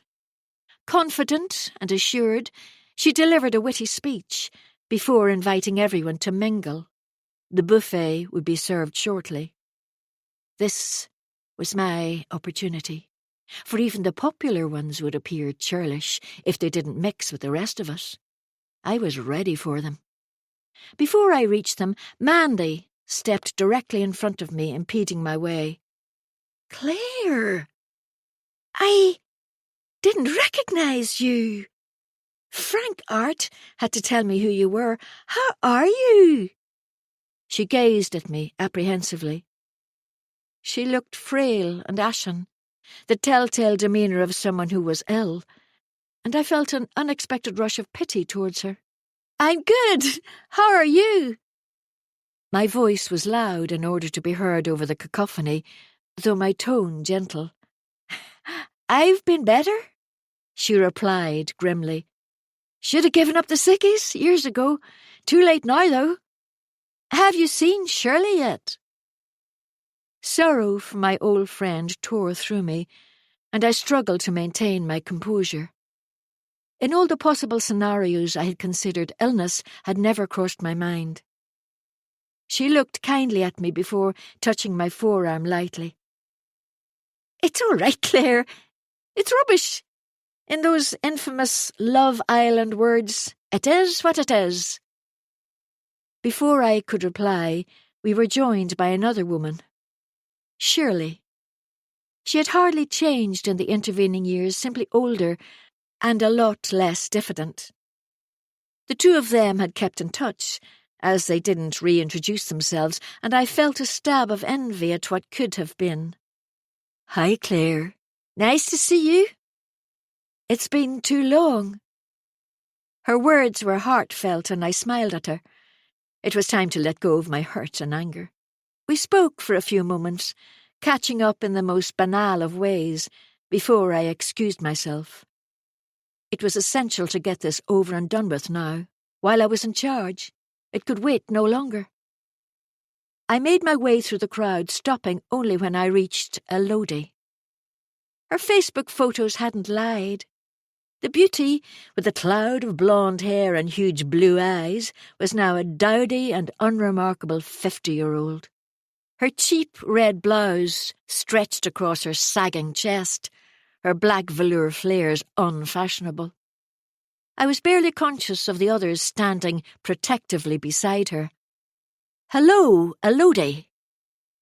My voice rang clear, so she couldn't fail to hear me. Her eyes dropped to my name badge. Then she indifferently returned my glare, expression shuttered. "Claire Hefton?" She said it knowingly and shrewdly. "I don't remember you. Were you in our year?" It was calculated and cold, and yet it filled me with fire, not ice. "Oh, yes." I smiled straight into those frosty blue eyes. "I was indeed. Have you forgotten the fun you had at my expense? The name-calling and the bullying? For that is exactly what you were, Elodie, a bully. And your friends." I casually waved my hand to include the group beside her. "We're bullies as well." Conversation dwindled around us as she stared defiantly at me. No shame, no apology. Entitled younger Elodie resurfaced. The briefest discomfiture shadowed her face before she rallied. "I have no idea who you are, or what you're talking about. Do you?"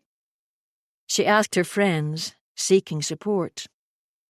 Elodie had not matured enough to own her past behaviour, though it seemed the others had. No one answered her. Silently they watched us. She beseeched them again, and again not one of her gang replied. The question hung unanswered between us. Her face reddened while I waited. "I don't remember you, and I was no bully." Her words lacked the bluster of before, without the encouragement of her friends. "Well, I've never forgotten. And you were a bully, Elodie. You bullied me and anyone else you thought beneath you. Here we are, 50 years old, and yet you haven't the decency to admit it. Do you know something? You're a nothing, and a nobody. And you lot," here I raised my voice and my eyes to include all her group, "are no better. No doubt you preach about being kind, but none of you were. Have you honestly forgotten?" The words escaped their prison, fired with gusto, firm and strong. However, Elodie stood her ground, refusing to back down, and it became obvious she couldn't lose face. She had built her life on being superior to everyone and anyone, while conversely achieving little. The only place she had achieved greatness was to lead a group of bullies in school. There she'd been a big fish in a small pond. She was firmly clinging to the brilliance of a long-dead era. When no one answered me, I found it didn't matter. Their silence told 1,000 stories, as did the downcast lashes and rosy cheeks. Then, a lone voice. "I remember, hefty lump. You were a complete state, if I recall correctly. Anything which happened was because of your own stupidity. Don't blame the rest of us." I dispassionately observed the speaker and did not bother to reply, for I was conscious of a rumbling anger in the room. Those who had once been too afraid to defy this clique were now free of them. Another voice spoke up from behind me. "I think you should shut up and have some manners. Claire's right. You were bullies. Didn't your parents teach you if you can't say anything nice, don't say anything at all?" It was Mandy. Eyes fierce, breath short. She'd always been quick-tempered and apparently still was. At her side was Shirley, who backed us, condemning their denial. The three of us stood together as a small ripple of well said and spot on grew. Elodie turned and marched towards the table she'd been sitting at, as one by one her friends dawdled behind.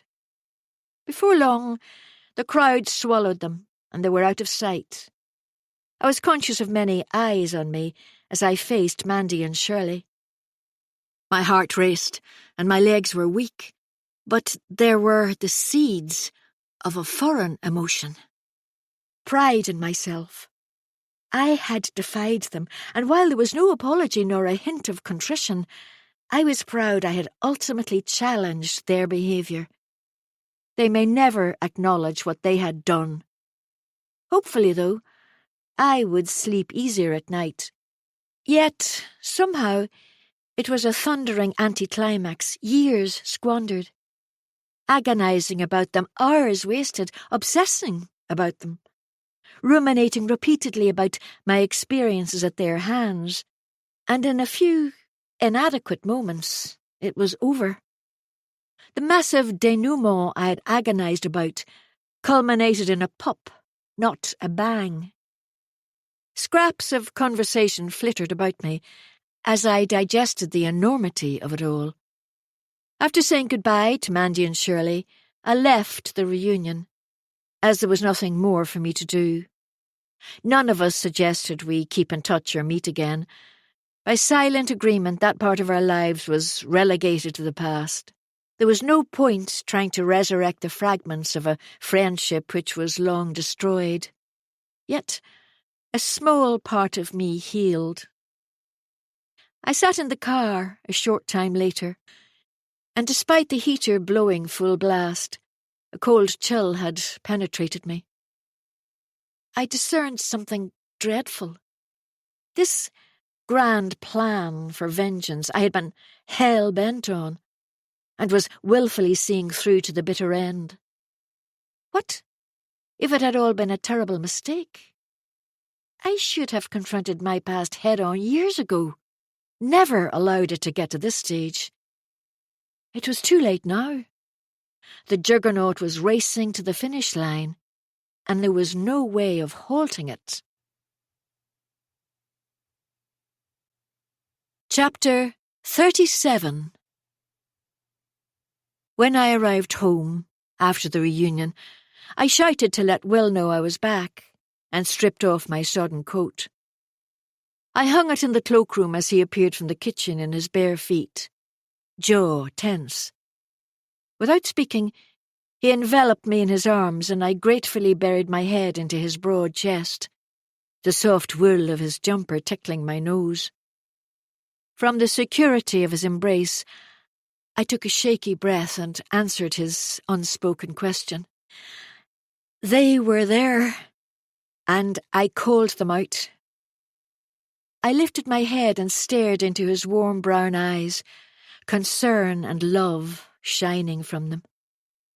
Some of them were ashamed and remained silent, and Elodie denied it all, pretended she didn't remember me, even when Mandy and Shirley spoke up. It's over, Will. I did it. I have closure. The barefaced lie was obscured by the truth. This wasn't over, and I did not have closure. It would come later when I faced my last demon. I'm so pleased and incredibly proud of you, darling. Now you can move forward and forget them. You have your night away with your mum now to recharge your batteries." He believed I was going to the Spa Hotel in Donegal again, some nameless place he wouldn't be able to check up on me. I smiled automatically, unable to hold his gaze. Recharging my batteries was not an option. Later that night, I lay beside him in bed, rerunning the entire evening repeatedly. It was as though a burst of fireworks exploded in my head, a flurry of light and sound which merged and tangled, but at the end provided release. The greatest barrier had been overcome, and after the turmoil came silence. My mind peaceful, sighing in relief. No nightmares haunted me, no dreams at all. The next morning, and on subsequent days, I prepared myself for the finale. My mind divided, fighting pessimism on one side, subduing regrets on the other. I placated myself I was strong, in a good place mentally, and well equipped for it. The temperature had dropped outside. The rain had finally relented, replaced by an icy wind from the east, bringing frost and a bite to the air. Still, I walked by the sea, my breath a cloud in front of me, my nose red, and thoughts settled. Finally, the day of reckoning arrived. I woke to an empty house as Will had left early to cover for sickness. He would arrive home later, when I was at the aviary, and the last act was unfolding. I was instantly alert, as expectation pumped through me, sizzling with urgency. Prepared to spill my secret, impatient for the revelation. I leapt out of bed and hurried to Eva's bedroom, where my packed case was secreted from sight. I lifted it onto the bed and tugged the zip open, eyeing the contents, ensuring once again I had everything I would need. I returned to our bedroom and strode through to the dressing room. There I prized my second phone from its hiding place and charged it while I showered. I had no interest in what was stored on it. With some difficulty, I ate a slice of toast and washed it down with green tea. I was as ready as I would ever be. With a last check of the locks, I glanced around my home, a flutter of anxiety as I imagined my return, uncertain how I would confess my sins to Will. Although I had visualized this day 1,000 times, the fallout was unknown, a void yet to be filled. Ford and I had arranged to meet at the hotel, which suited me, as I wanted to take a leisurely drive up the coast road. I had no plans to walk by the sea today, and hoped the drive would calm my nerves. Spontaneously, I pulled into a lay-by and cut the engine. The winter sun hung low in the cloudless sky, pale orange stripes reflecting on the shimmering surface. The sea continued its relentless offensive on the beach, never tiring, never resting. Gulls swooped overhead, their cries drowned by the crashing of the waves. Soothing and repetitive. It alleviated some of my angst. All too soon it was time to leave, and I drove the last few miles with the radio on, music drowning out the static in my head. I listened to the lyrics, emptying my mind of anything else. Soon I turned onto a narrow road with high hedges and overhanging branches. It was beautiful in the summer, when the greenery teemed with birds and flowers bloomed in the hedgerows. In midwinter, the starkness of the branches had an eerie splendour, enhanced by red berries and a smattering of frost. Before long, I reached the tall pillars at the entrance to the hotel grounds. At the end of the sweeping drive, the white-columned hotel hugged the banks of the river, its spa concealed by a high wall. I drove on until I reached the car park and found Ford had arrived before me, discreetly parking in a secluded corner. I pulled alongside him and smiled over, suddenly anticipating what was ahead. His egotistical face broke into a wide grin, and I imagined it in a few hours, when the smug look had been wiped from it for good. I hadn't seen him since the disaster at the farmhouse, and he had been irked by my ensuing disinterest in meeting him. The look in his face suggested his aggravation had thawed at the prospect of a night together. I climbed out of the Audi and watched as he uncurled his tall figure from the car. Jeans and a tight white T-shirt with a black leather jacket. All that was missing were aviator shades. We didn't embrace, but maintained the illusion of casual acquaintances as we strolled to the front door, past a row of brightly lit festive sculptures. A log fire was burning in the welcoming entrance hall, the imposing mantelpiece bedecked with holly, ivy, and giant candles. An ornately decorated Christmas tree stood at the foot of a winding marble staircase, and a few well-dressed guests were scattered about. I scanned quickly to ensure I recognized no one. It would be devastating and maddening to fall at the last hurdle. After checking in as Mr. and Mrs. Ford, we made our way to our deluxe room on the first floor. A luxurious king-size bed filled the space, and the room had a small balcony overlooking the river. On a summer's evening, it would be a sun-kissed haven to relax and enjoy a pre-dinner drink. However, darkness was already falling that cool December day, and I drew the curtains before flicking on the lights. Ford insisted we make use of the spa facilities, which I readily agreed to, having no wish to be alone with him, if at all possible. I unpacked my case and pulled on my black swimsuit, the same one with the chain back I had worn to a different spa with his wife a few short days ago. Selecting it had been thoughtless, as the reminder of the book club trip at the Mornview Hotel triggered my anxiety. I made vague excuses, then retreated to the bathroom.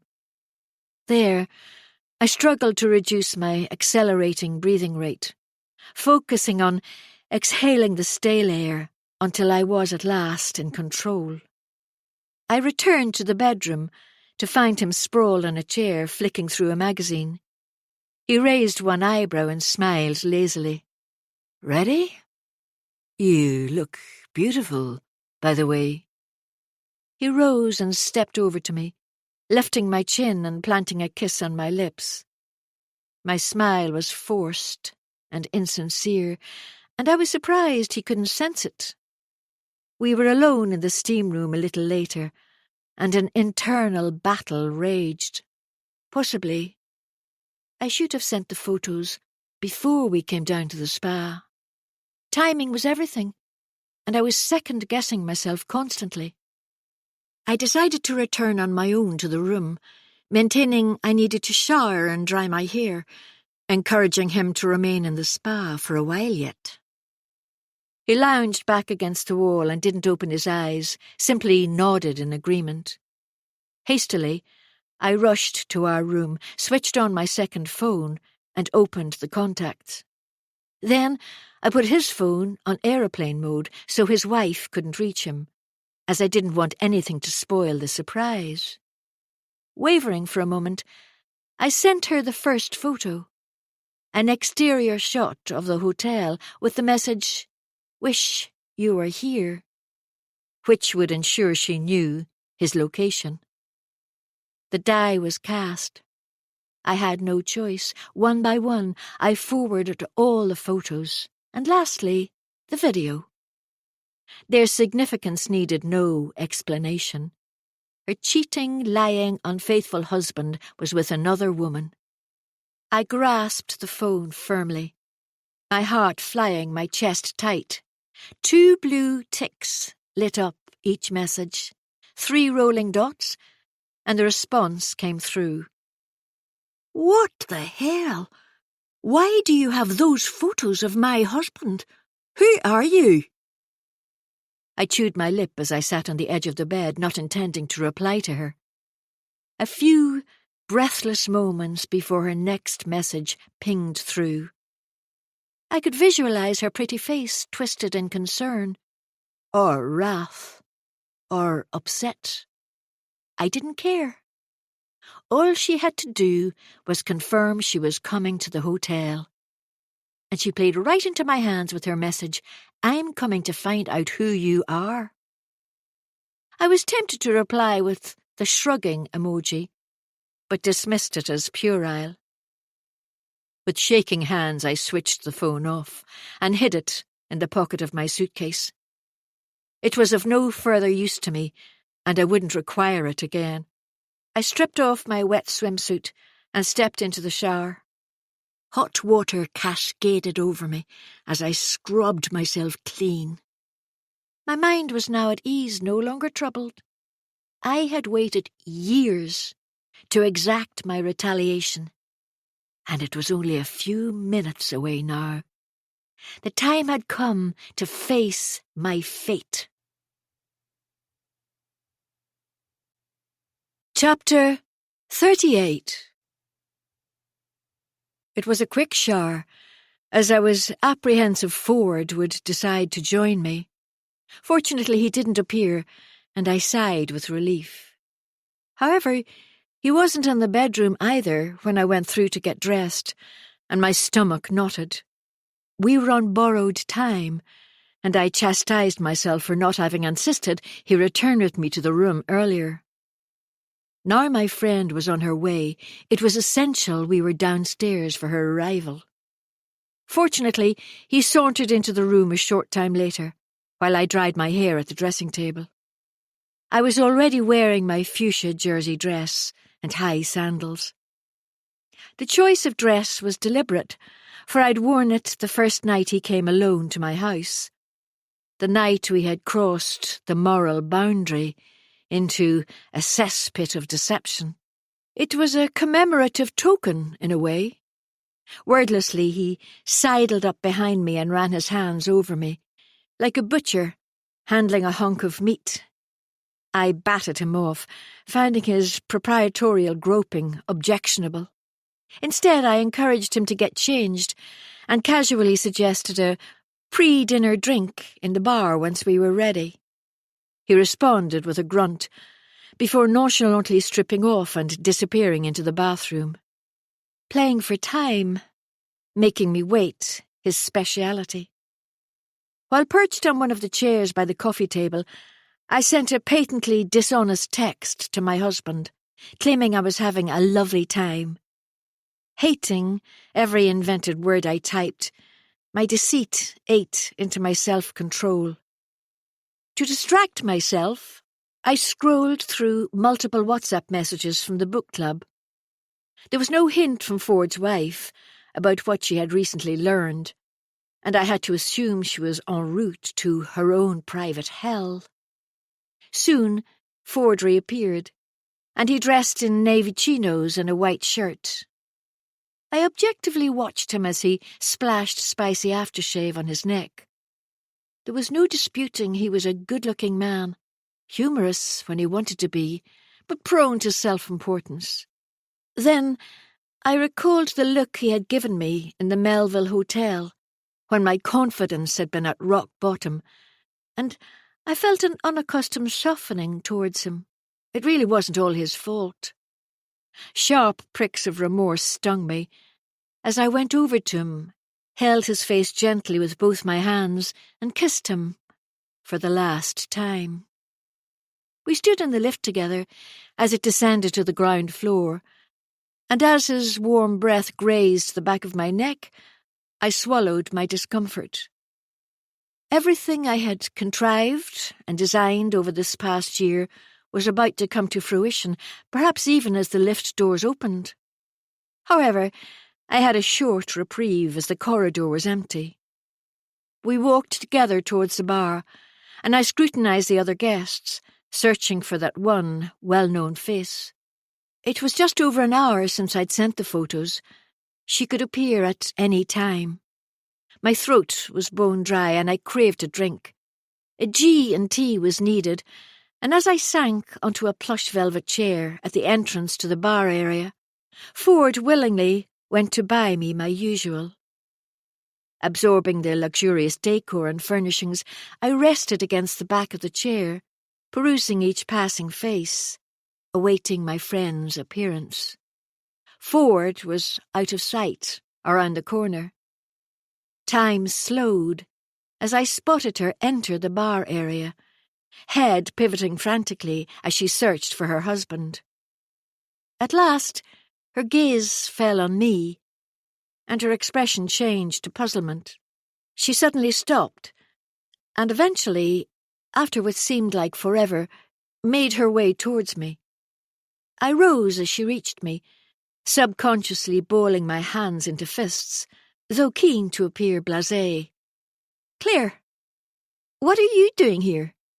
You said you were going to Donegal with your mum." She bit her lip, brow furrowed with anxiety and confusion. I hesitated as her eyes slid past me, her expression changing from one of bewilderment to incredulity. Her mouth fell open, eyes widened with shock, as she stared behind me. I turned as though in slow motion to see what she was looking at. Her husband, Tom. He had come to an abrupt halt, a pint of Guinness in one hand, a large ice-filled gin glass in the other. There could be no doubt we were together. He threw me a distressed glance, his cheeks reddening, as his gaze flew back to his wife. "What? Why? I don't understand." Vicky's anguished eyes flitted between us, her face a question she couldn't process. Then, brutal comprehension. "You're here together." A statement, not a query. "Yes."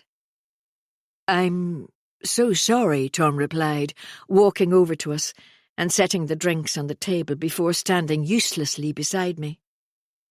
"Hello, Vicky," I said, my tone light and inconsequential. "You!" she barked furiously. "How long?" She addressed this to Tom, her face now hard, initial shock tapering off. "Not here, Vicky." He shook his head. "Let's go somewhere quiet, please." His pleading tone ingratiating. "Yes. Why don't the three of us go somewhere nice and quiet? Of course, our bed's not made, and there's only 2 chairs, so our room's not exactly suitable." I pretended to mull it over, before purposefully continuing. "Where do you think we should go, Victoria? Or should I call you Tory?" I stared directly into the eyes of the person who had tormented me, and who had declared me worthless, the person who coincidence had led me to years later, when our children attended the same primary school, and her friends had become my friends. She had haunted my dreams, guaranteeing I was incapable of leaving the past behind. When offered it on a plate, my thirst for vengeance had been so great, I had fixated on destroying her perfect life, in the way she had almost destroyed me. Tom hovered beside her, puzzled. He had no idea what I meant, and Vicky mutely gaped at me. He perceptibly moved closer to her, reflexively taking her side. He tried to intervene, asking bemusedly, "What do you mean? You've never been called Tory. You've always been Vicky." He was incidental to all this, really. They hadn't even met until their 20s. "I haven't been called Tory for years. How did you know? Who are you?" I had to strain to catch what she said, an appalled look on her beautiful face. "Claire Hefton," I answered unemotionally. "Do you remember me from school? Hefty lump, you called me." My stomach curdled as I waited for her answer. "Yes, I remember you," she stuttered, lifting her hand to her mouth. as her face changed. Colour drained from her cheeks, and she dropped her eyes, which had filled with tears. "You bullied me, Vicky. You and your friends. Do you ever think about it? Why didn't you go to the reunion? Were you too embarrassed?" The words tripped over each other as I seized the opportunity to verbalise what had been reverberating in my head for so long.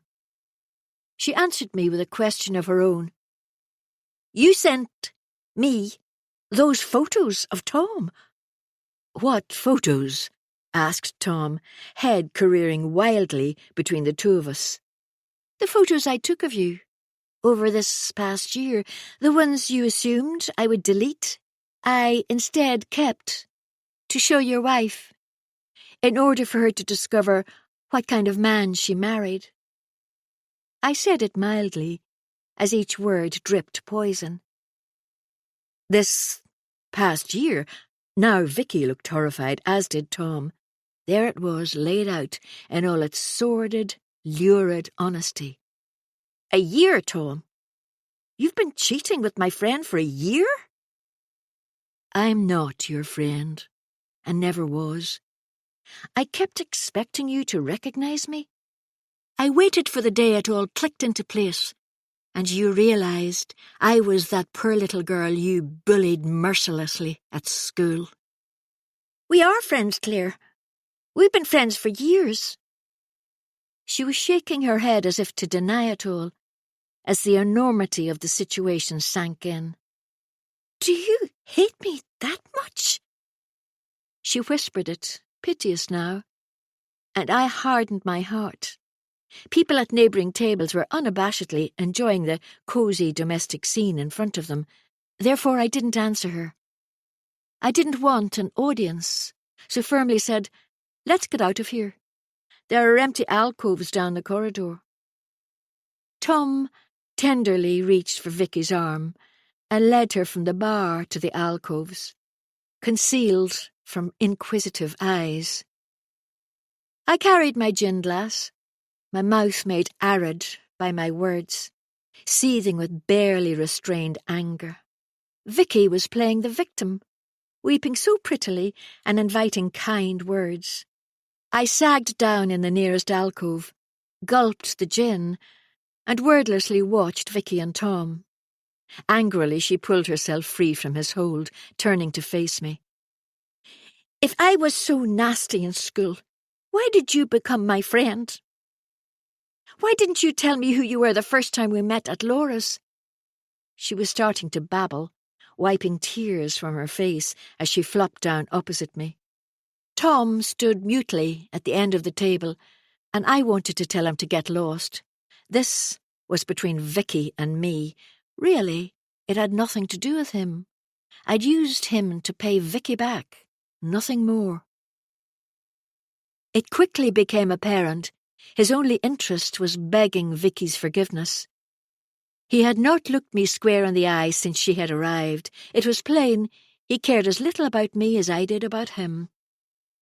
As I was about to speak, she admitted, dejectedly, "You're the latest in a long line of women, you know, Claire. Tell her, Tom. She's just one of many." Tom crouched down beside her before pleading, "I'm so sorry, Vicky. I'll never do it again. Please forgive me. This time I mean it." If I wasn't so enraged, I would have laughed out loud. He was even more despicable than I imagined. The facade of the strong, loving husband was cracking in front of my eyes, revealing a serial cheat and philanderer. My instincts about him had been correct. "We need to talk alone, Vicky. Why don't you go and pack your bag, Tom? Then you can discuss this at home with your wife." He needed to be out of the way in order for me to twist the knife completely, without interruptions. Vicky nodded, before agreeing firmly. "Go away, Tom. I can't even look at you now. Leave me to talk with Claire on my own." He started to reply as she shook her head, and he slowly stood, with a quick glance over his shoulder at me. He disappeared, leaving us alone at last. Chapter 39. Vicky wiped her eyes with her hand before asking, "Why did you do it, Claire?" "I wanted to get you back for those years of abuse you doled out in school. I wasn't going to sugarcoat it." "You could have been honest with me. I don't understand how you could have said nothing for years. How could you have an affair with Tom while pretending to be my friend?" She began to cry again, and I fought to suppress the urge to shout at her. "Stop crying, Vicky, for goodness sake," I snapped. "You were a complete bitch in school, you and those friends of yours." She paled further at those words, but stopped crying as if on command. Convinced she'd simply used the tears to elicit sympathy, I hurried on. "You made my life a complete misery. And then, when you were called out by Mr. Shaw, you, Elodie, and the others turned the entire year against me. No one spoke to me for weeks. I had to go into school every day completely isolated. You butchered my hair, and you planned the nightmare at the Belfast Gardens with George McClure." Words which had been pent up for years came tumbling out of me. Her head dropped onto her hands, and she could no longer maintain eye contact. "I'm sorry." That was all she said. Nothing else. No explanation, no excuses. I waited as the silence between us grew. That's it? I was incredulous. After 30 years, she couldn't offer even one word in her defence. I stared astonished until she raised her eyes. She repeated it. "I'm sorry." Well, that feeble attempt at an apology is not good enough, Vicky. A leopard doesn't change its spots. You were one of the original mean girls. There's no way you could become this paragon of virtue, doctor, wife, friend. I knew my voice was becoming high-pitched, though I was incapable of preventing it.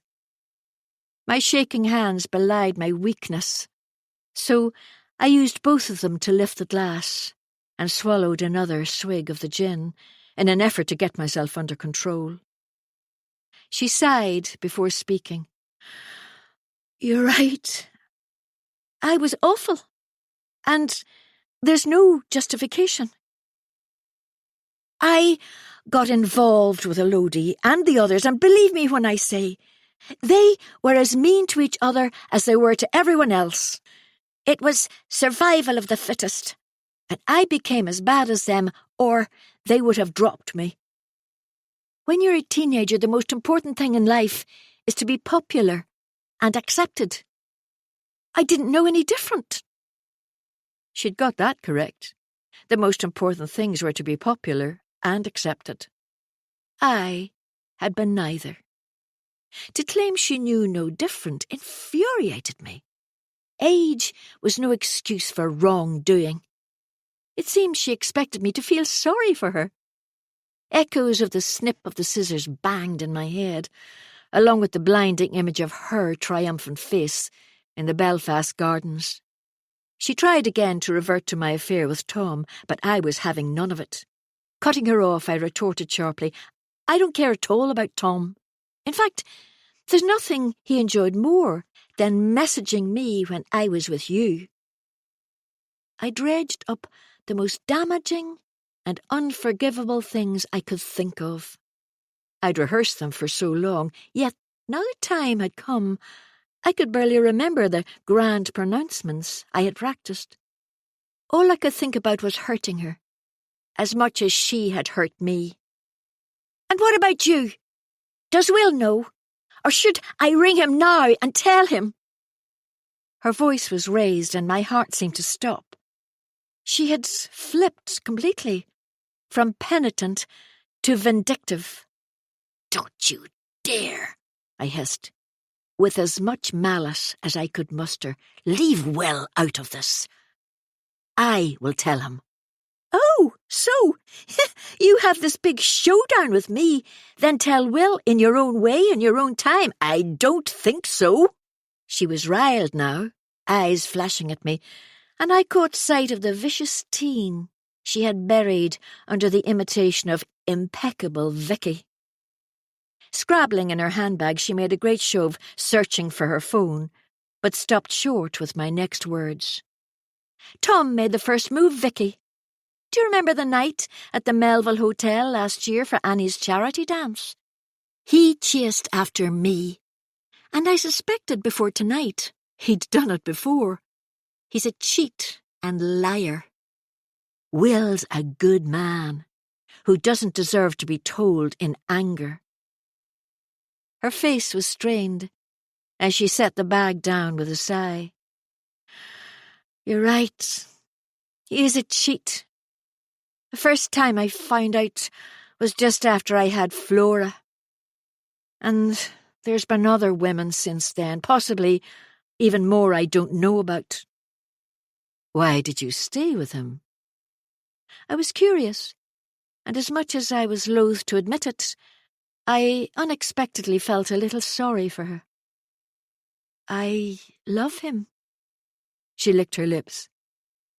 I assumed he'd never do it with one of my friends, because no matter what you think, that's what you've become, Claire.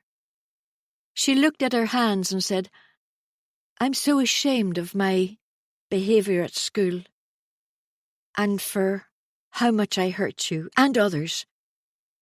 I realised by sixth form how vile Elodie and the others were, so when school finished I dropped them completely. I haven't seen or heard from them in years. That's why I didn't go to the reunion. I was frightened to face them, and everyone else. I've tried to make up for my dreadful behaviour over the years, even though there's a part of me that knows I can't. And you have no idea how much I regret it all. She'd said it. I felt an overwhelming relief as I dropped back in the chair, overcome with weariness. I'd got the apology I had demanded and desired. And surprisingly, it all seemed so trivial, so inconsequential now I had heard the words. All that remained was the stark reality. I had cheated on my husband, and I was going to have to confess all to him. I don't understand why you said nothing for all these years. Why now? Her face was drawn and she was wringing her hands. How could I tell her I didn't understand myself, why I'd done it? I'd never given reprisal much thought until the night at the hotel, and then it spiralled so rapidly. I'd got caught up in the catharsis of dishing out some of the pain she had caused me. For years I'd secretly been thrilled Tory from the popular clique had chosen me to be her friend. And it had been enough. And then I'd been unable to resist Tom's advances, and some twisted plan had formed for the ultimate betrayal. Maybe, like Laura always said, there was a kind of menopausal madness which exacerbated bad behaviour and made the most irrational things seem rational for a time. It didn't make sense to me, so how could I explain it to her or anyone else? Mutely I shook my head. I don't know, I replied bluntly. Were you never really my friend? No, I lied. It was always a means to an end. She stood up and said so quietly I barely heard it. I considered you one of my best friends, Claire, even if you never considered me one. She snatched her bag and I saw her reaching for her phone, probably to ring her husband. I was completely alone with only my guilt for company. I'd done what I wanted. I'd destroyed the image of her picture-perfect marriage, only to discover it was far from perfect without my meddling. The veneer of their ideal life had cracked open and spewed its secrets. And now I had my own confession to make, but it would wait until tomorrow. Why did I not feel triumphant? Why did I want to curl up in a ball and rewind time to the first night at Laura's when I was introduced to Vicky? I should have admitted straight away I was Claire Hefton and demanded an apology about her role in my past. I should never have allowed this friendship to form or retribution to have preoccupied me. Hot tears splashed down my cheeks as I made my way back to the empty bedroom, my grand plan collapsing around me. I'd cheated on a man who loved and accepted me, despite my many flaws and faults, to try and seek vengeance on someone who had concealed their spiteful past. I'd been a fool.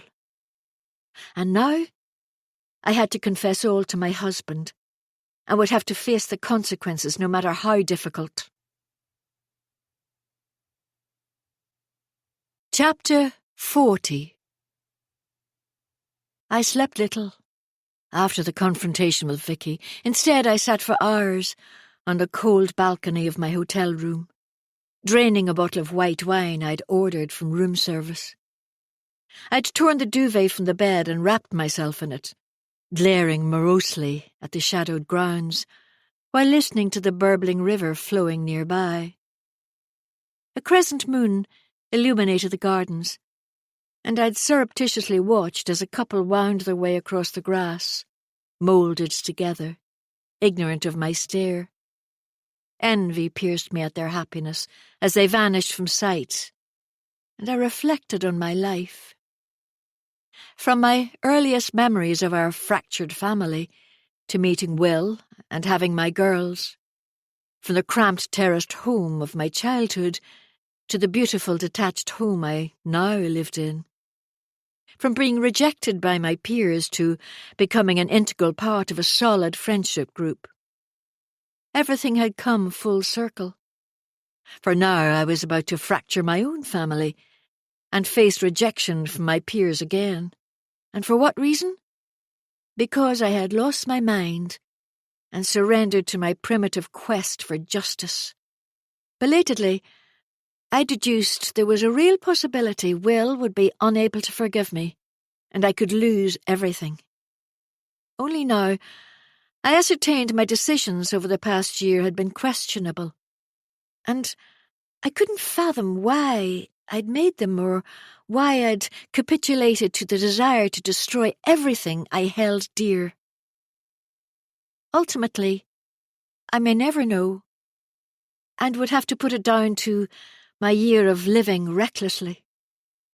In the end, shattered by my ruminations, I dragged the duvet indoors, where I coiled into the fetal position on top of the bed and shut my eyes. Before I fell asleep, I was comforted by the knowledge, finally, it was finished. And maybe, just maybe, Will could move past this and we could face the future together. When I woke next morning, it was already check-out time and I had a vice-like pain in my head. I'd eaten nothing except toast yesterday morning and then polished off the double gin and a bottle of wine. What an idiot. Nausea swelled as I stood up, and I had to wait for it to subside before I could shower. I needed to scrub my skin clean of the past day, although I knew the stains of it would linger long. When I had showered and dressed, I packed my case. I had no further need of the secret phone, and didn't have the inclination to look at the photos one last time. I would cut up the SIM card and smash the phone at some point. Briefly, I surveyed the room. Tom had cleared out before I'd returned yesterday, and I'd had no communication from him since. My other phone had been on silent throughout, and now I read the messages I'd missed. I scanned the excess of mundane messages from my family and friends. Vicky hadn't been online, and had therefore not yet updated the book club about her discoveries. I was certain her version of the past would be at odds with mine. I had to presume she would not divulge that we'd known each other a lifetime ago. Really, what did it matter? I'd made my choices, no matter how ill-judged, and whatever happened as a result of them would happen. The book club would doubtless be confounded at my duplicitousness, astounded at my deceit, and Kate would cry and wail at the unfairness of it all. Dejectedly, I tucked the phone into my handbag, and with a last glance around the room, wheeled my case to the lift and hit the button for the ground floor. Checking out of the hotel and the drive home passed too quickly, not helped by my headache and sickness. A nightmare of my own making. I pulled up in front of the house to find Will had installed light-up reindeers in the front garden, along with 2 miniature trees either side of the front door. A fresh berry wreath hung from it, its lights welcoming in the gloom. He had done it to surprise me, as he knew my abhorrence of short, dark winter days. My legs felt like lead as I slowly climbed out of the car and headed for the door, leaving my case in the boot. When I stepped into the hall, I inhaled the festive scent of orange and pine from the candles he had lit for my return. Tears choked me as I called feebly for him, hearing his hello from the kitchen. I trudged in, and he frowned when he saw me, asking anxiously what was wrong. "I need to tell you something, Will. Please, come into the living room with me."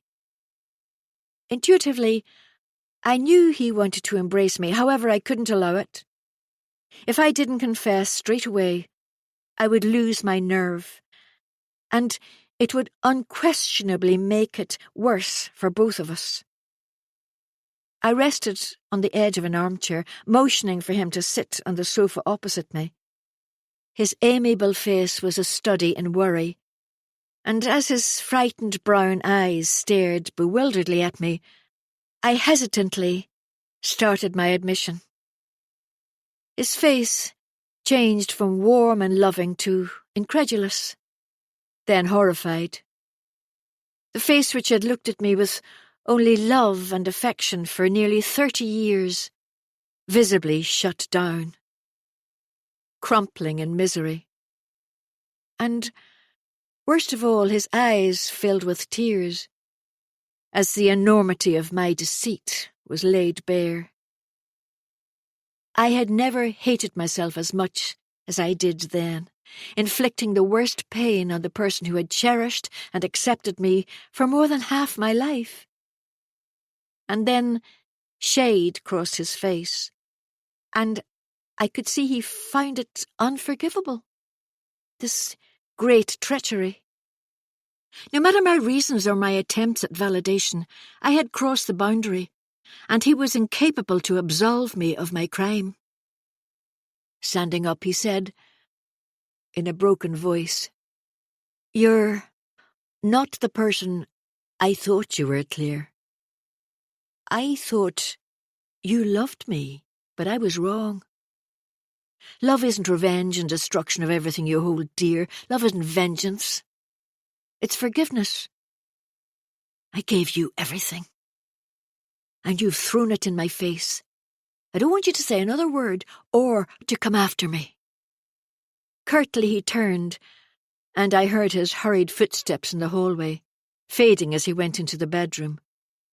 At first I sat there, wallowing in self-pity, and then it dawned on me what it meant. He was leaving me. Quickly I sprang up from the chair before rushing into our bedroom. He was flinging clothes into the ancient overnight bag which lay in the bottom of his wardrobe. He refused to look at me, or to answer my increasingly frantic demands. He talked to me. Furiously he zipped it up before moving up close to me. "Get out of my way, Claire."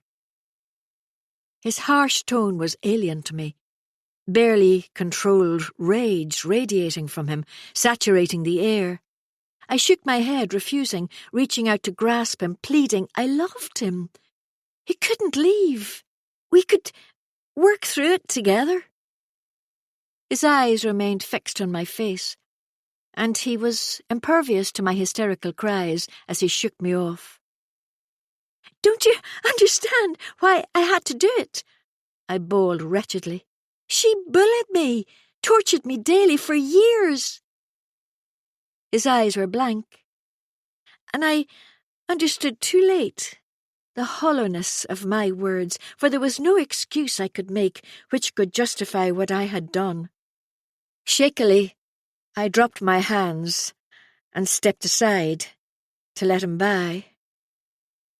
As he passed me, he asked sharply, "Are you going to tell the girls, or will I?" Well, I managed, and he nodded once before leaving the room. I stood motionless as I heard the front door slam behind him and the sound of his car engine revving. I had no idea where he was going or what he was going to do. Sinking to my knees, I roared and railed against the unfairness of life and my own lunacy. Any time I had considered his reaction, I was convinced he would forgive me, like he had always done. Such was my delusion, I had never expected him to leave me. I had anticipated hurt and even anger, but never inflexible fury. I had to hope it was simply the heat of the moment, and he would be back, would allow me to make amends. Ultimately, he would forgive me. However, his harsh tone and detached face had chilled me to the bone. I don't know how long I lay on the bedroom floor, disbelieving, exhausted.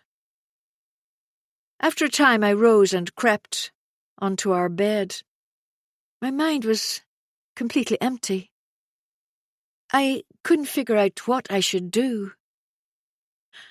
I kept praying he would return so I could make him accept my apology. Then I realized, with mounting horror, I hadn't actually said sorry to him. It had seemed so glaringly obvious to me. I profoundly regretted everything. I'd forgotten to say the words. What kind of person was I? Self-loathing, my old companion, swept through me. No wonder my husband had left me. And once I'd confided in my daughters, they would categorically desert me too.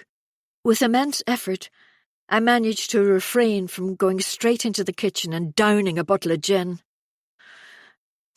Despondently, I went outside to the car and seized my handbag, which was lying on the passenger seat.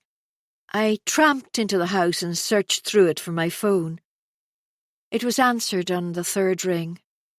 "Mum, I've done something dreadful." The mollifying tones of my mum calmed me a little, and I was able to say those appalling words. "I've been cheating on Will, and now he knows."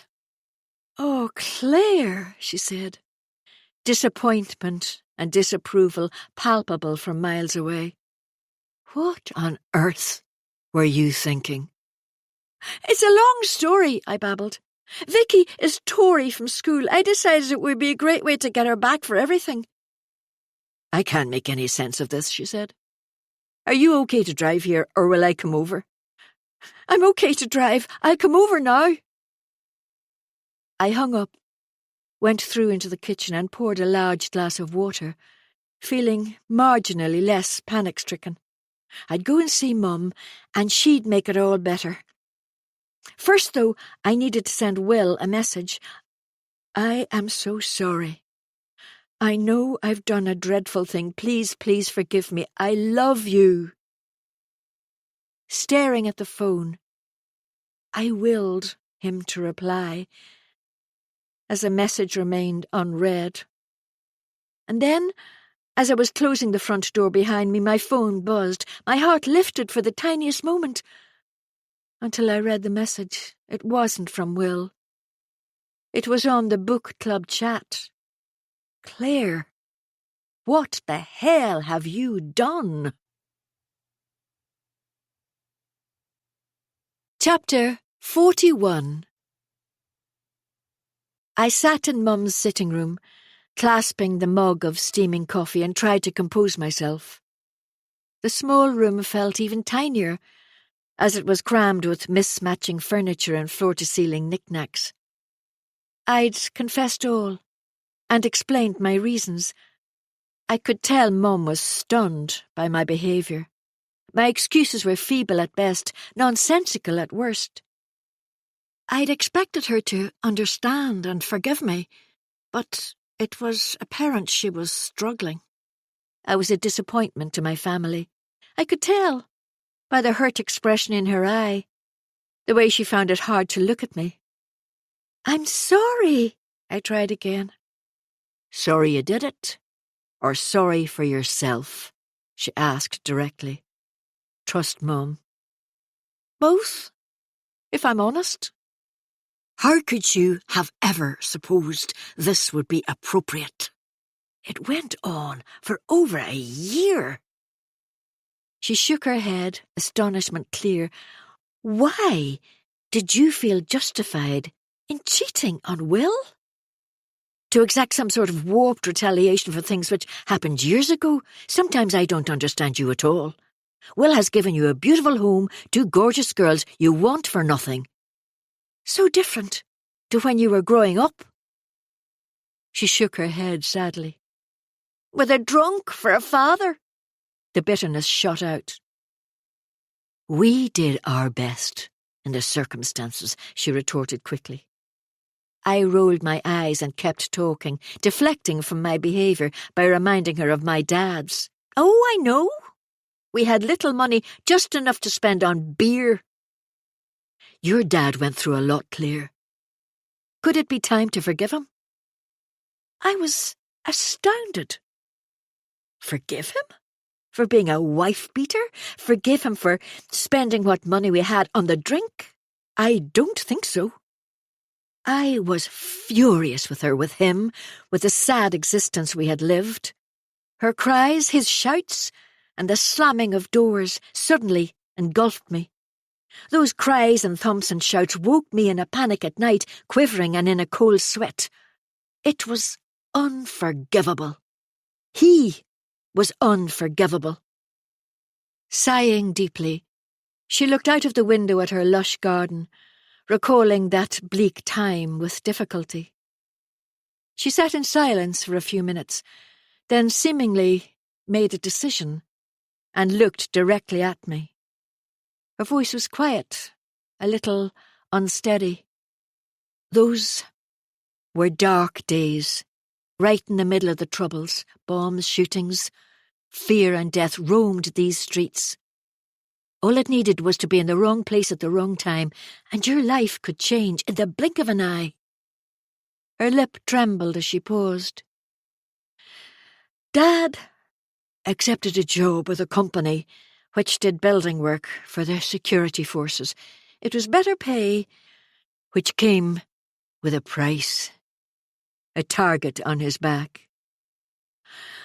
One day, he was waiting with 2 other workmen for the minibus to collect them to take them to their next job. He nipped into the newsagents for a sneaky packet of cigarettes. As he paid for them at the till, he heard gunfire. She was upset now, eyes glistening with tears. He hid in the shop until the shooting stopped, then went outside. His 2 workmates were dead on the footpath. If he hadn't gone into the shop for the cigarettes, he would have been shot as well." She looked defeated at the memory, and I recognised her pain as raw, as if it had been yesterday, not decades ago. He couldn't forgive himself. He felt he was a coward. Survivor's guilt, they call it now. It plagued him. The image of those men lying there, him hiding in the shop. He came to believe it would have been better if he'd run out and been shot too. He lived when so many others didn't. What did he have to complain about? Soon, the only respite he got from his nightmares was drinking to forget. He would come home, I would fight with him, and he'd lash out over and over until he drank himself into oblivion one last time. My insides wrenched at the tail. I never knew any of this, because I had never asked. Selfishly, I had no interest in why a man would become a pale shadow of himself, of the trauma he had witnessed and lived through, of a guilt so great he could see no other way out. I loved him so much, Claire, and we had been so happy until then. One sunny June day changed everything, and he withdrew to a place I couldn't reach. I tried to help him, but I couldn't. Nothing could. The booze took the edge off it for him. Stiffly, she got up and went over to the wooden display cabinet, overcrowded with her ornaments, and opened the middle drawer. Stooping down, she reached in and brought out an old-fashioned photo album in purple, green and brown, a throwback to the 70s. She placed it gently on my knee with a simple instruction to open it. Nervous, for some unknown reason, I did. And on the first page was a wedding photo of a young couple running through a shower of confetti. Their grins were wide and they held hands firmly. My parents. How in love they looked. Without speaking, I turned the pages, photo after photo of them together. Happiness personified. Then, one after the other, with first one little girl, then a second. Both with the striking green eyes, like their father. My father. In every photo we were smiling, on the beach, in a swimming pool with armbands on, gathering bluebells in a wood. I remembered none of it.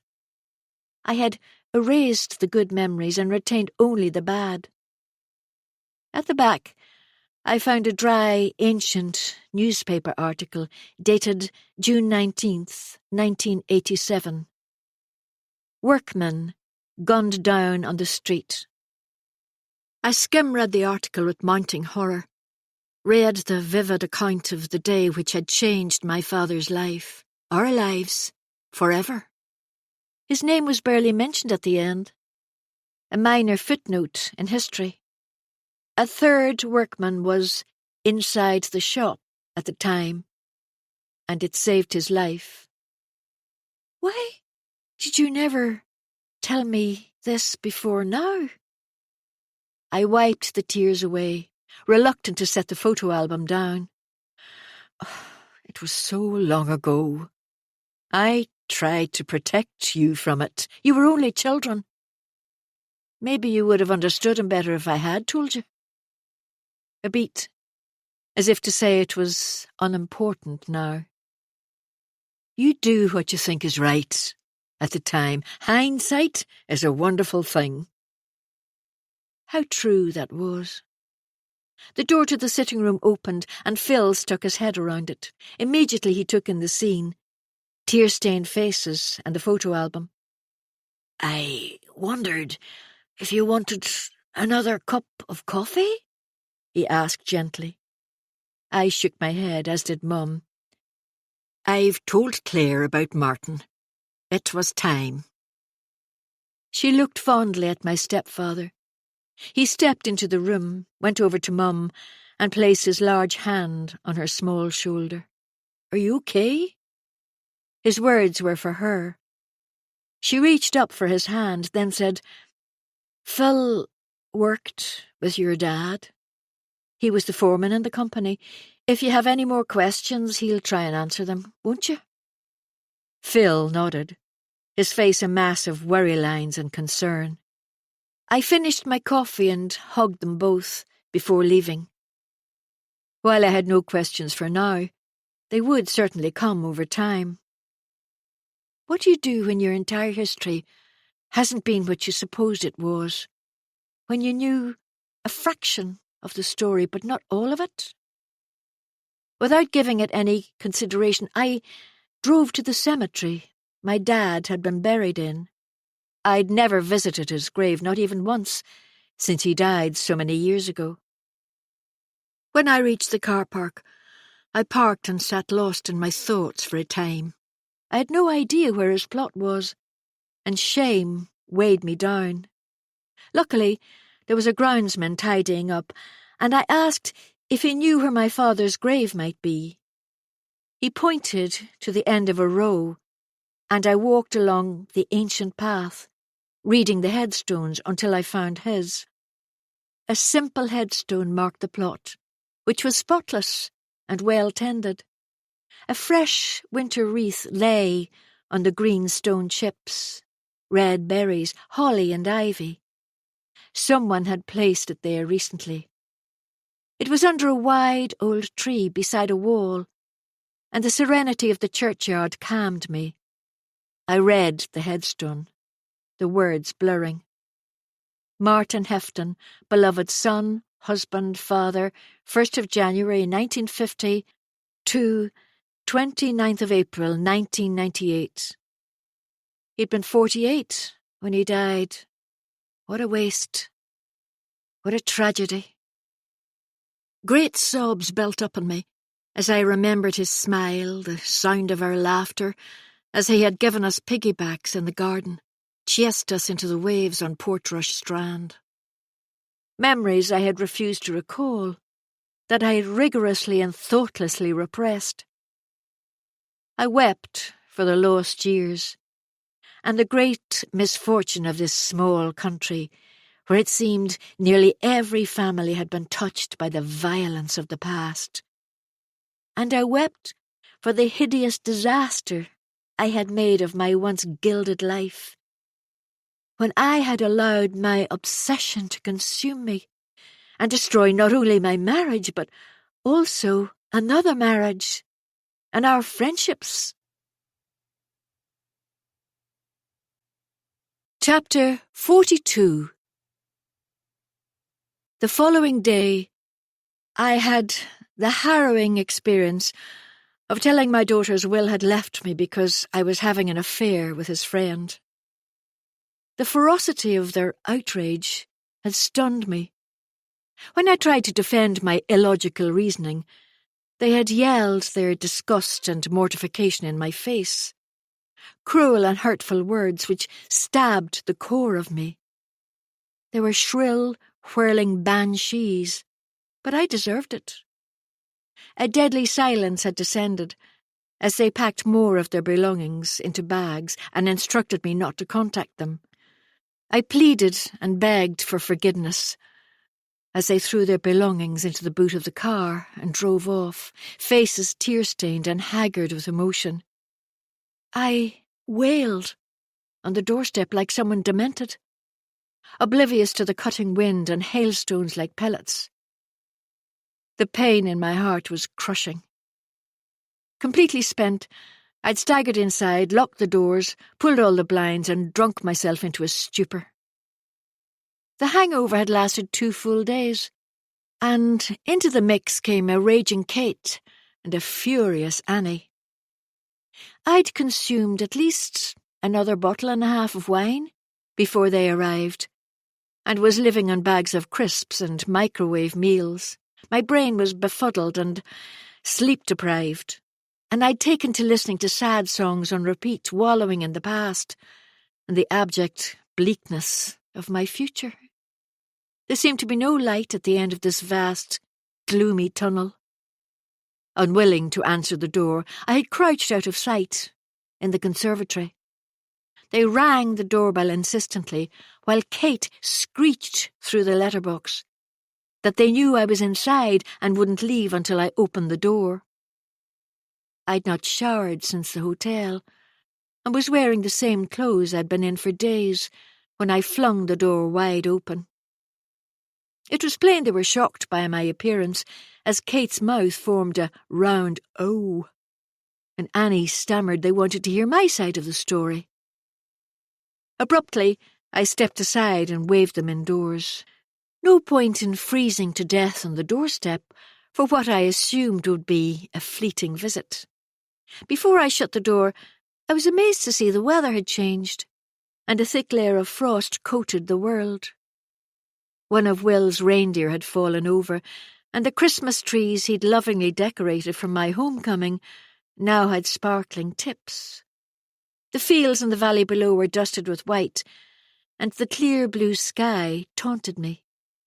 The air was crisp and cool, and I sucked it eagerly into my lungs, easing the tension. In times gone by, I would have adored this winter wonderland. Now it swamped me with jagged loss. I slammed the front door with a bang, and turned to find them speaking animatedly together in the hallway. I had no intention of offering them a coffee or a seat, so crossed my arms and leaned as casually as possible against the door. "Well, what do you want to know?" I asked defiantly. Annie's glare was calm and direct, while Kate's intense desire to unravel the whole despicable tale spilled over. She was practically bouncing up and down in her trainers, eyes alert, with barely restrained hunger for every scandalous detail. "Why did you do it?" she asked tremulously.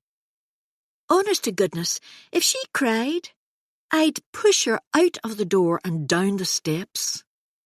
"What have you heard?" I replied, interested to find out exactly how one-sided Vicky's story had been. I stared at them both, these friends of mine, who thought they had known my every secret, had shared every feeling. How wrong they had been. "You and Tom have been having an affair, and you've broken Vicky's heart," Kate exclaimed, chin jutting aggressively. Not even trying to stop from rolling my eyes, I looked at Annie and raised my eyebrows. "We're here so you can tell us your side of the story clear. I don't believe for 1 minute you've done this for no reason." At least Annie was showing a modicum of wit. "And if I tell you my side, what then?" I said tiredly. "You only know a small bit of it.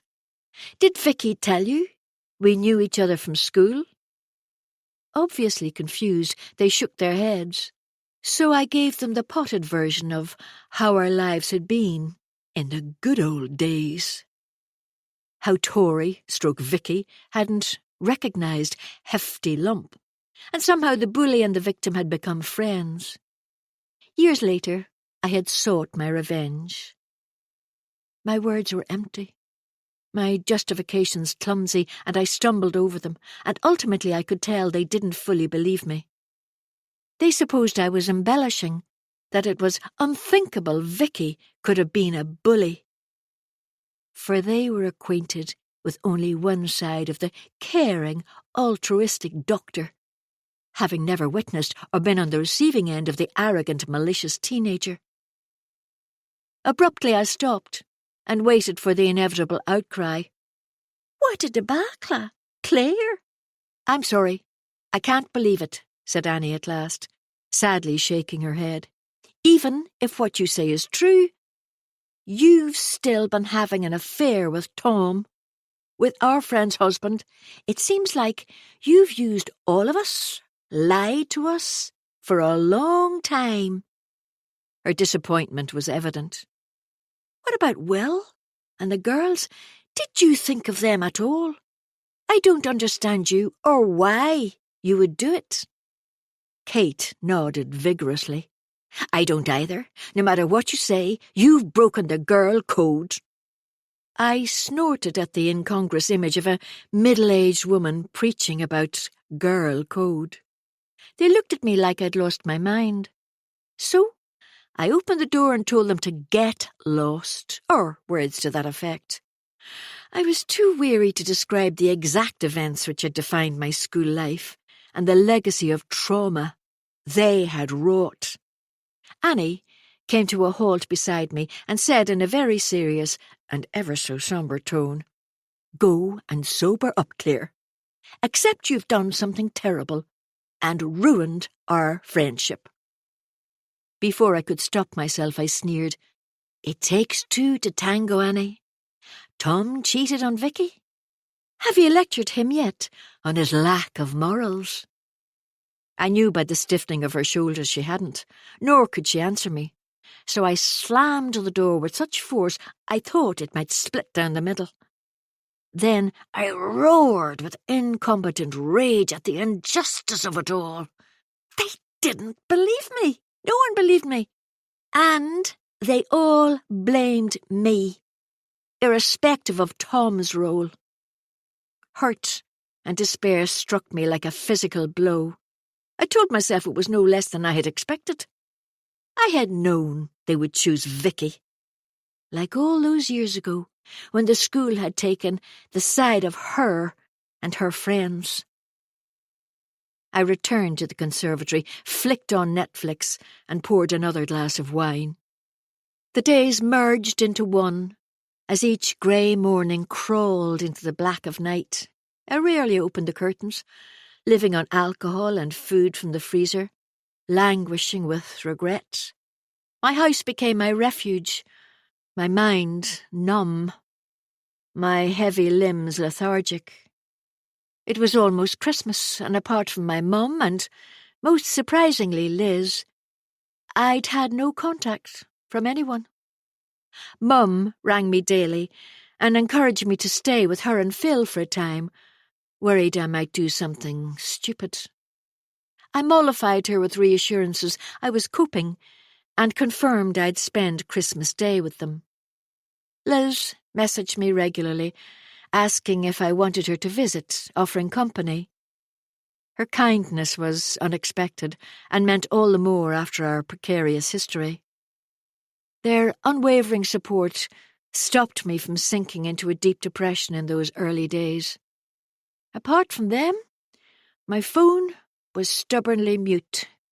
There was nothing from Will, my daughters, or the book club. I'd been removed from the WhatsApp group. There had been radio silence from Tom and Vicky as well. No doubt they were whispering sweet nothings into each other's ears, or perhaps renewing their wedding vows. I'd never taken Vicky for a fool. But if she stayed with him after this, that's exactly what she was. I messaged Will and the girls daily, begging their forgiveness. They never responded. I wished they would miraculously reappear on the doorstep, and we could rebuild our lives. Helpless, hopeless wishing, which tormented me. I suspected Will had moved in with his parents. Sadly, I lacked the courage to go and find out. The thought of seeing the animosity and revulsion in their eyes stopped me. I could have driven to the girls' digs, but, again, my nerve failed me, terrified they would refuse to answer the door. Surely they would come home for Christmas, for it seemed impossible they wouldn't. After a few days, I had to face the unpalatable fact. They were not going to simply reappear and resume our lives as though nothing had happened. At some point I ran out of alcohol and basics, so risked driving into the neighbouring town to buy more. I avoided the village, scared I would see Vicky or Tom, reeling at the prospect. I showered quickly and changed my clothes for the first time in days. As I pushed the trolley around the supermarket, hair still wet, my nerve endings jangled as tinny Christmas music played deafeningly throughout the shop, and overexcited children ran like headless chickens up and down the aisles. I detested Christmas now, and sobbed in the sweet aisle as I remembered I hadn't bought Eva and Poppy any treats for their stockings. The sinking realization, even if I had, they wouldn't be opening them beside the tree, and they'd be somewhere else with someone else, and I'd be alone. I'd wiped my streaming eyes and wheeled the trolley to the self-service till, which refused to serve me, until some young girl with long talons and a puckered mouth confirmed I was over 25. Her contemptuous look at the 3 bottles of gin and 6 bottles of wine made my cheeks hot with indignation and shame. "I'm having a Christmas party," I lied, and her sniff of disdain was audible. My shoulders slumped with embarrassment as I scurried out of the shop, head down, hoping not to bump into anyone I recognised. Relief swept through me when I reached the solitude of the car, and I hastily unloaded the bags into the boot. I'd have to shop elsewhere for a while, fearful of the shop assistant and her withering gaze. Spontaneously, I drove the long route home, into the hills and along the coast road. When I reached a curve in the road, I slowed down, searching for a white car parked in front of my in-laws' house. As anticipated, Will's car was out in front, though there was no sign of life. I sped up, tears blinding me, having confirmed where he was, glad he was with people who loved him. I had to suppress the urge to swing round and drive up and down outside, until he burst from the house and I caught a glimpse of him. When I arrived home, I heated the tasteless chicken curry I had bought and washed it down with wine.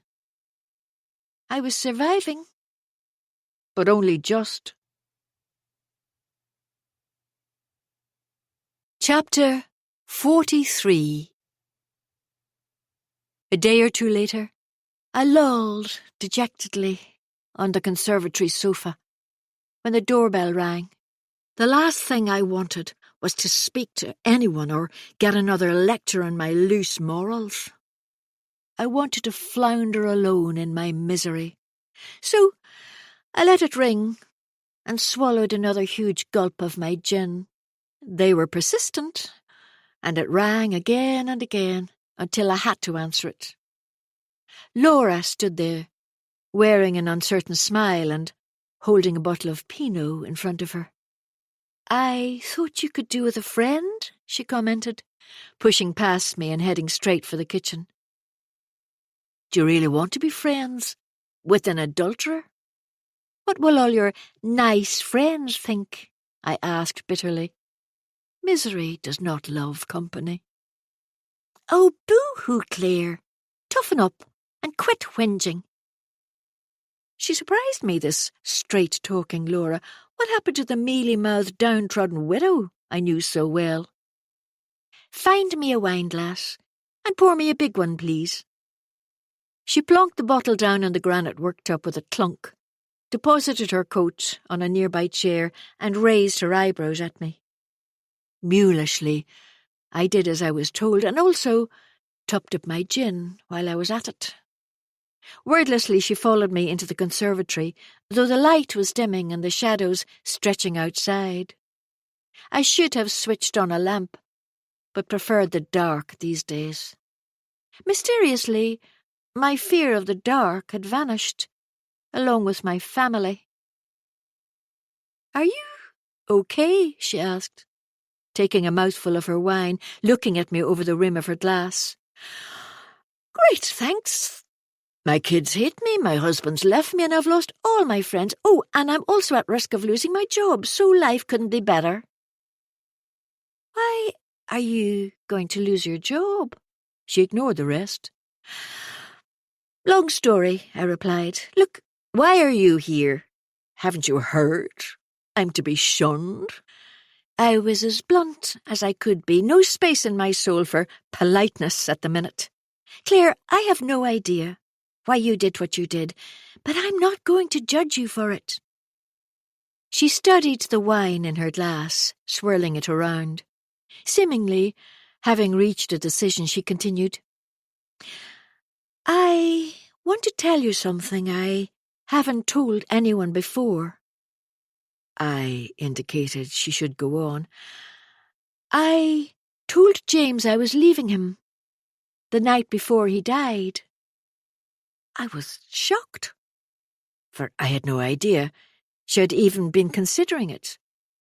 How had it come to this? She'd never hinted at a rift so great she wanted to end her marriage. I opened my mouth to speak until she raised a hand to stop me. "Please, I need to tell you this? In my own way? I was desperately unhappy in my marriage for a long time. James was difficult in the extreme, and for the last year or so, he'd become so controlling, it seemed I was going to suffocate. He put a tracker on my phone and lied about our finances.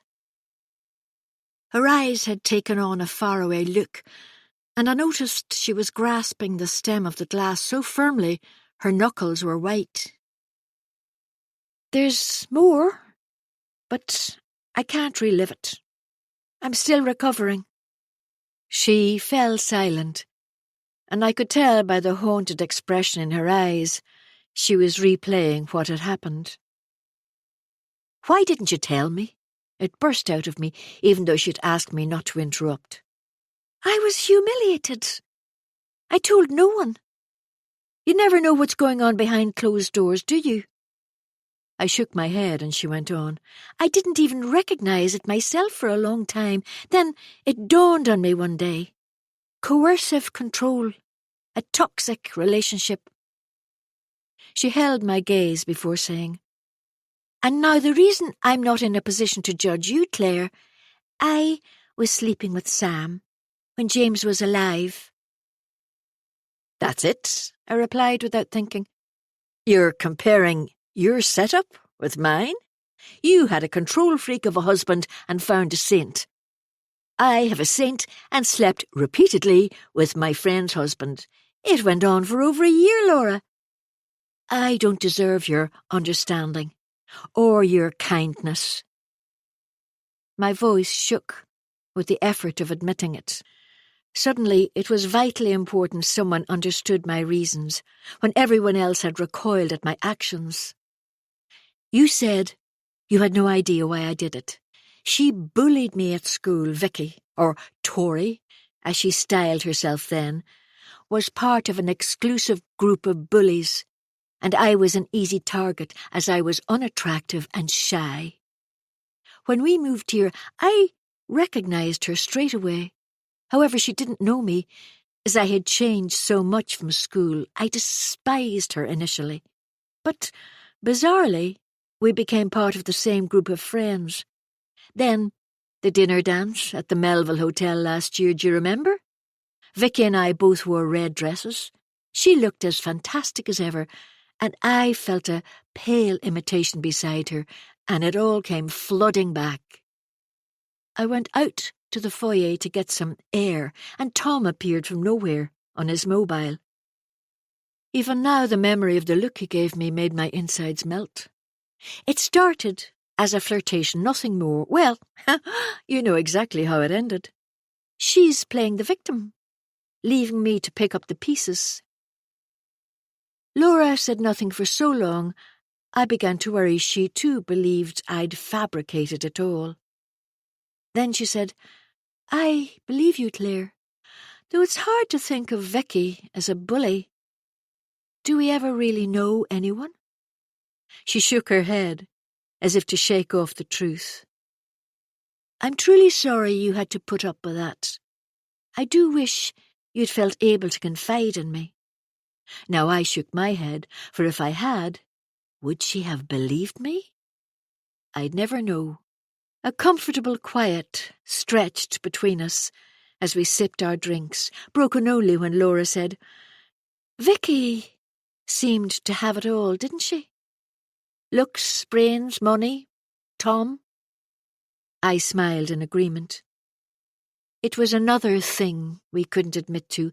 We pretended we confided in each other, but it was smoke and mirrors. I hid my appalling secret, and you hid yours.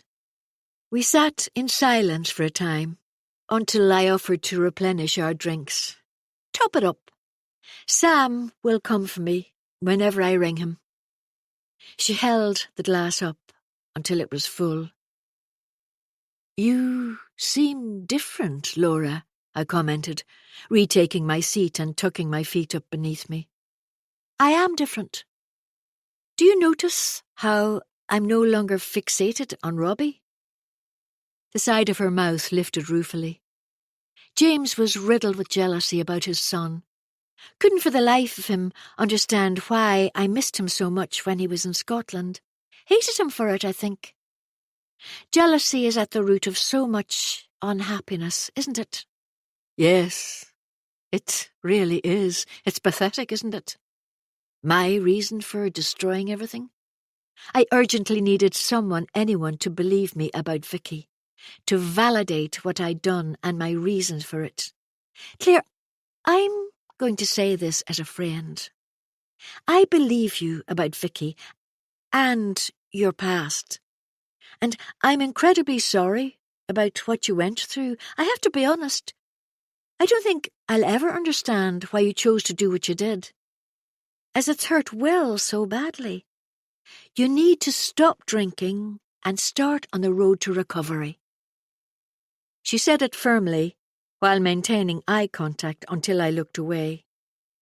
Your girls are furious with you, but they love you and they'll come round. How do you know? They think I'm the worst mother ever. I almost shouted, heartache consuming me. Because Robbie and Eva are in a relationship. She smiled grimly at me, and I could tell she regretted that she was the one divulging this piece of information, and not my daughter. She's been at our house quite a bit over the past week. And I mean Sam's house, not the one in the village. That's why I've not been round here until today. I've been staying with Sam and supporting Eva. I started to weep then, for that was certainly what Eva had wanted to tell me. I'd been so engrossed in my own life, I'd failed her. And she'd never confided in me. Her childhood friend was now someone important to her. She'd relied on Laura to guide her through this difficult week. Laura leaned forward to take hold of my hand before squeezing it reassuringly. She loves you, Claire. Children find it almost impossible to acknowledge. Their parents are people in their own right and not simply Mum and Dad.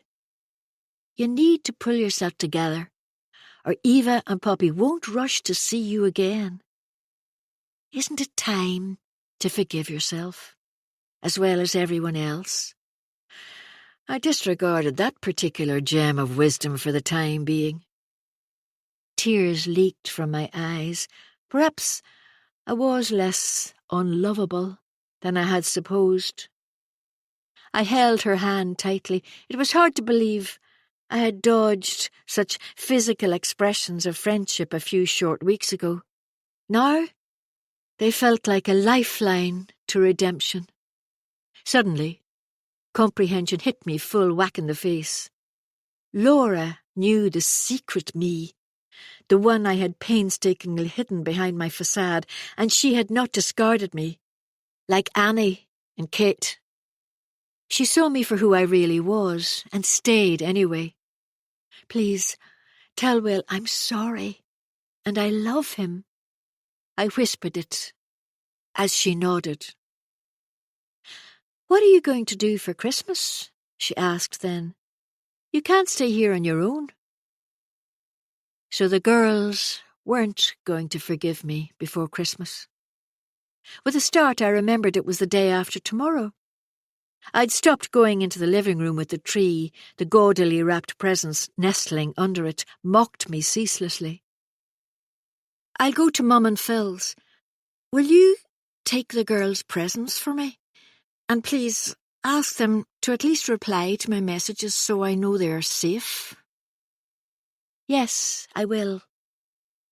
I need you to promise me you're going to stop drinking and start eating properly. And Claire, you need to see the GP.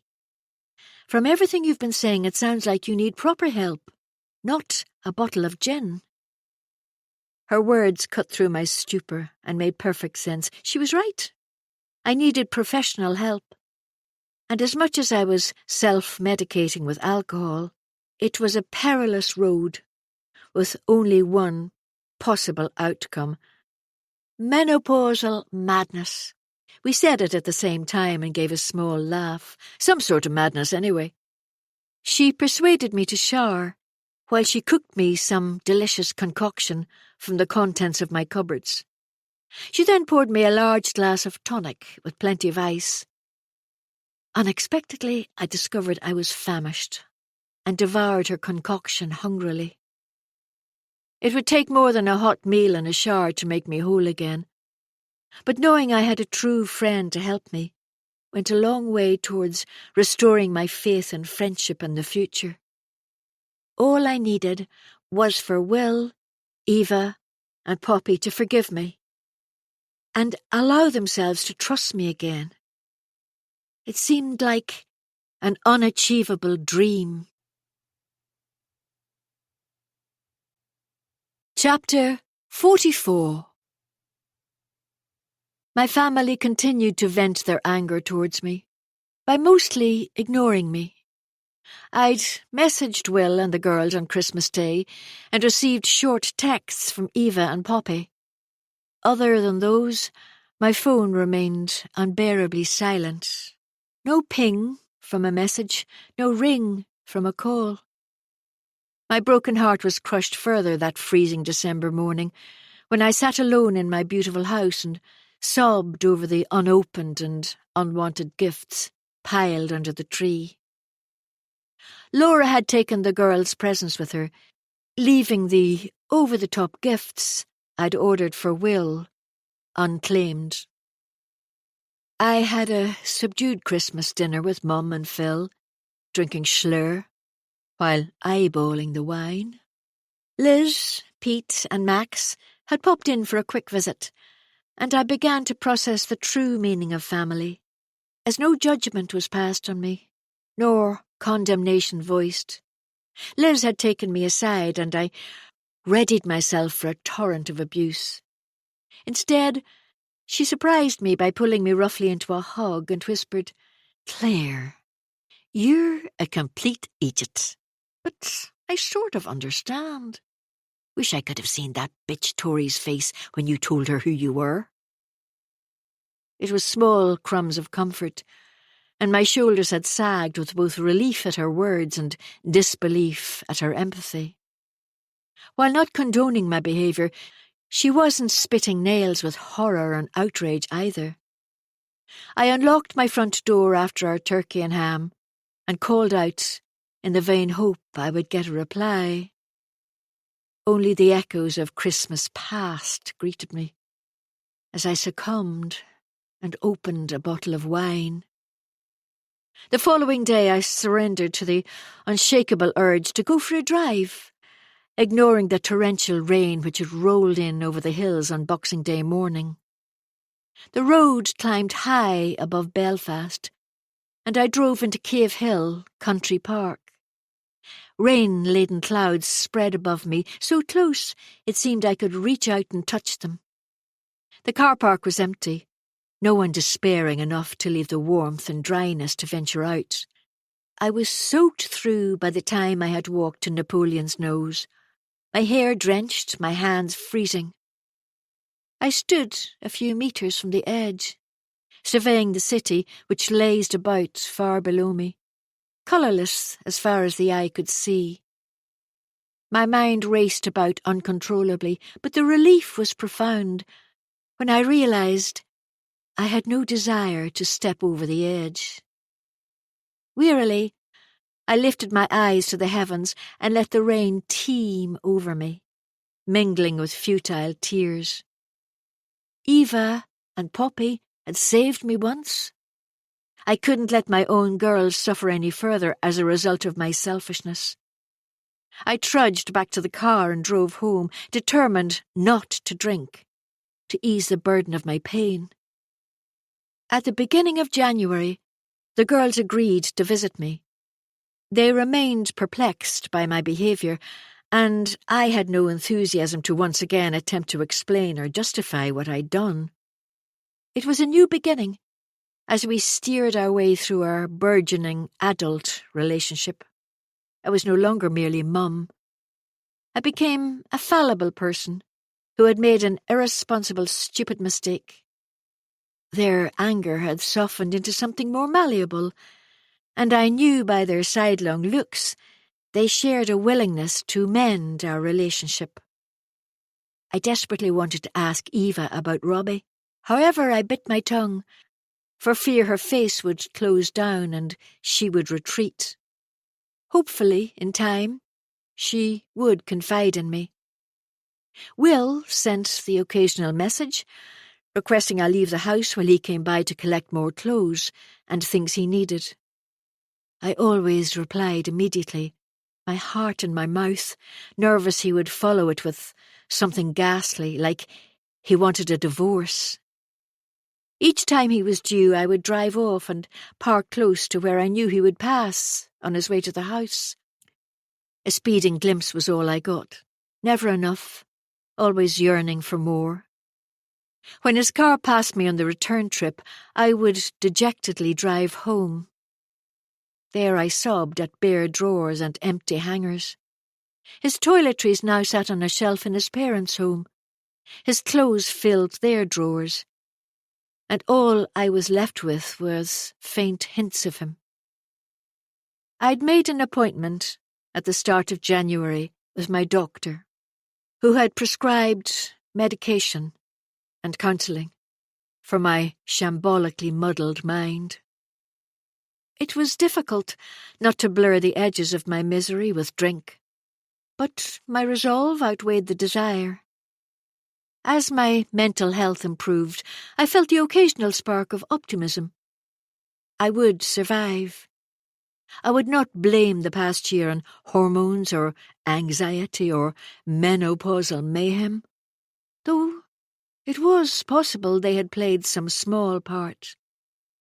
Imelda, my boss, had contacted me the week after the festive holidays to inform me I could resume work after a written warning.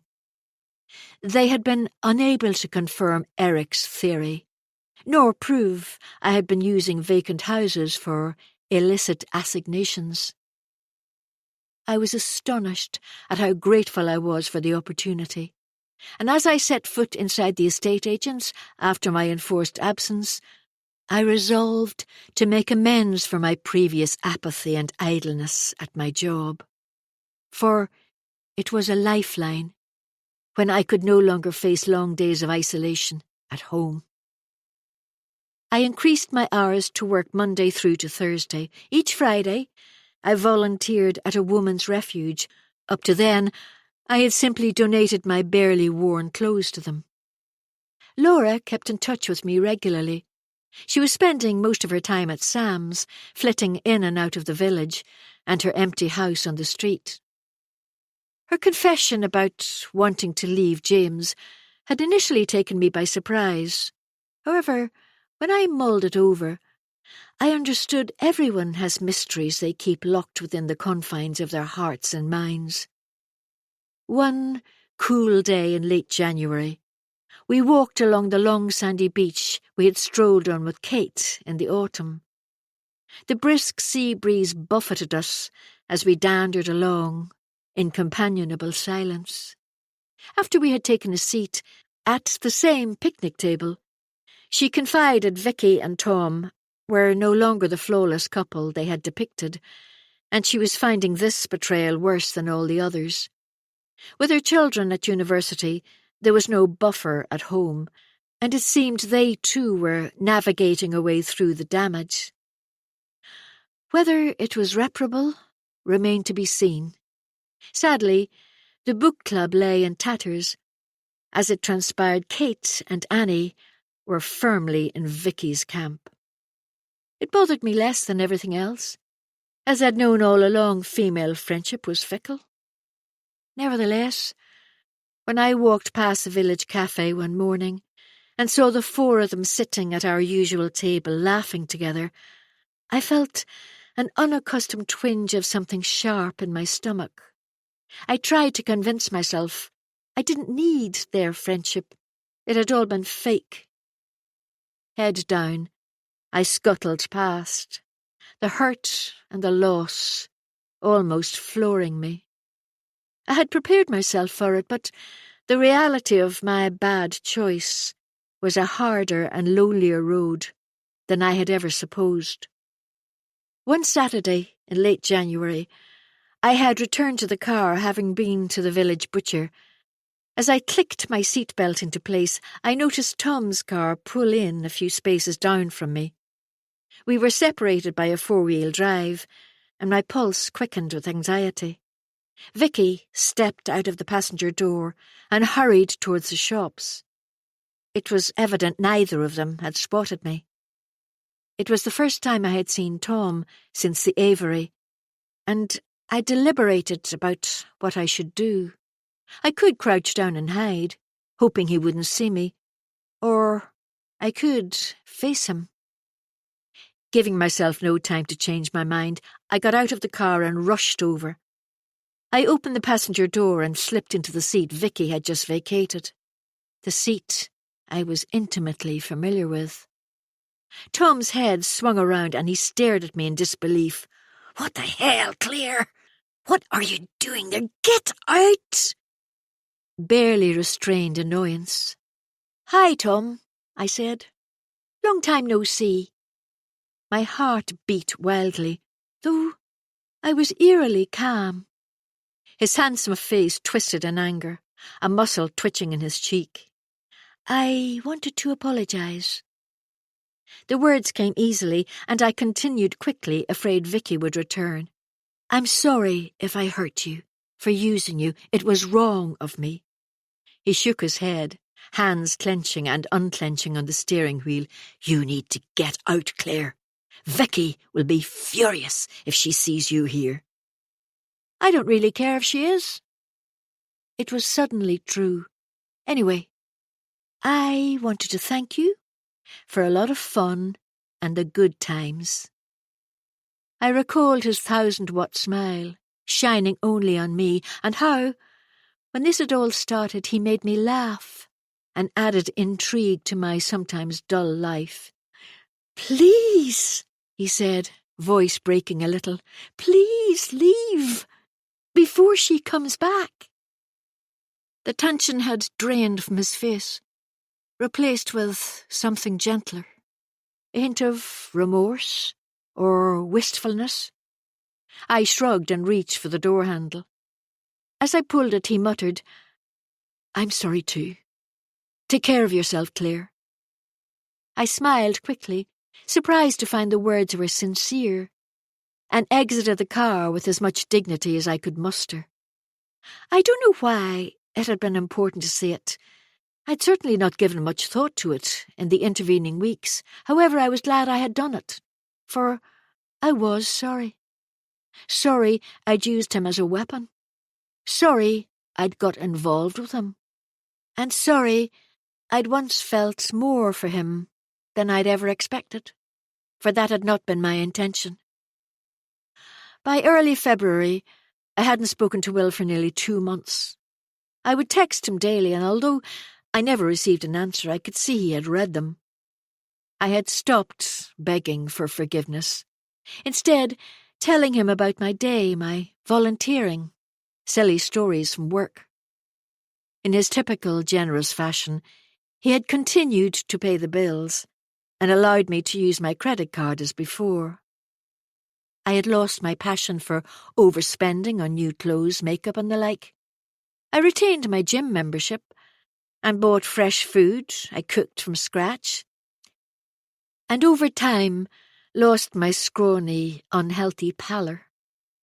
One evening I got an email from Airbnb to remind me it was nearly time for our trip to Crofter's Cottage for Valentine's Day.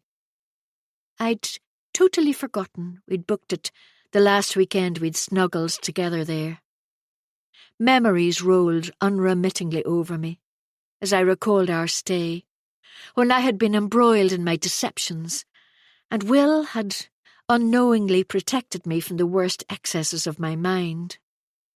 Spontaneously, I decided to go on my own, the notion of a couple of nights away with the ocean outside the window enticing me. I could go after my morning at the Woman's Refuge, eat pub grub in the Stile and Donkey, and walk by the restless ocean. Filled with positivity, I planned my weekend with precision, and debated for a time whether to include it in my daily texts to my unresponsive husband. Eventually I decided against it. I couldn't bear to reopen old wounds, for I wanted to protect him now, rather than him protect me. With help from the counsellor the GP referred me to, I began to understand I had taken Will and his love for granted, and I had sapped his good nature for everything I could. While once I had found it endearing, in the end it had become intolerable, and I had subconsciously fought against it. For he had placed me on a pedestal, and I couldn't live up to his expectations. Rather, I had taken a wrecking ball to it. On the Friday of Valentine's weekend, I drove along the now familiar coastal route, past the stile and donkey, and yet again missed the concealed driveway. Cursing while smiling a little, I turned the car at the same point in the road and found it easily on the return. The weather was stormy, wind whistled through the trees and stripes of grey were splashed across the sky. I got out of the car and inhaled the tangy air avidly. Tubs of early spring colour welcomed me at the door, and I used the app to unlock it. I flung it open, and the overpowering feeling of sorrow and loss swept through me as I entered the living area to find it unchanged. I wondered if I had been rash returning here alone. Then I caught sight of the sea through the front window and watched it, fascinated. "You'll be okay," I reassured myself. "You made your bed, now you've got to lie in it," the devil on my shoulder whispered. I carried the cool box with my food into the kitchen, depositing it into the fridge, a bottle of white wine stuck carelessly into the door. I had reduced my drinking to a healthy level, unable and unwilling to abstain completely. Once I retrieved my case from the car, I shut it with a bang. Reluctant to miss any more of the dying daylight, I went straight outside for a walk. Only me, the beach, and the gulls. Spontaneously, I took a photo of the cottage and sent it to Will. Then I switched my phone off, incapable of watching the screen remain blank, with the absence of reply. I walked the length of the coastal path, along the harbour to the lighthouse. Rain fell untiringly now, and I breathed deeply while releasing my stress with each exhalation. Small boats tossed and turned angrily, and waves broke around the lighthouse as ripples sped across the bay. I strolled back towards the cottage and picked my way along the sand, dodging waves and seaweed. The outside light shone dimly through the murk, and I firmly closed the door behind me. I shrugged off my wet coat and stepped into the shower. I planned to have an early dinner at the Stile and Donkey, and as I stood beneath the water, I reminded myself of all the good things in my life. My daughters, Mum and Phil, my renewed relationship with Liz, Laura. I had so much to be thankful for, and I couldn't allow the negatives to drag me down. Briskly I dried off, dressed in jeans and a sweatshirt, and went into the living room. There I futilely searched for my car keys, having forgotten where I'd set them. As I emptied the contents of my handbag onto the table, I was startled to hear wheels crunching over the stones on the driveway, and the sweep of lights briefly illuminated the kitchenette window. Frightened, I stood uncertainly behind the table. I couldn't remember if I'd locked the door, and my heart raced as I heard footsteps outside. Before I could move, the door opened and cold air rushed in.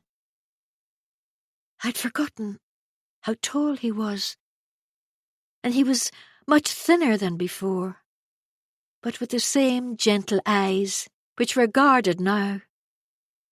His look was reserved, and I dug my nails into my palms, unable to speak. Then Will smiled tentatively, and calm flooded over me as it became clear he had forgiven the unforgivable. Perhaps redemption was possible after all.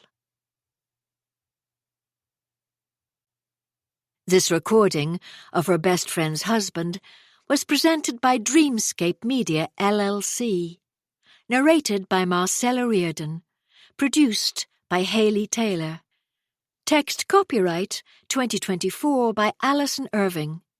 Sound recording copyright 2024 by Dreamscape Media LLC. Thank you for listening.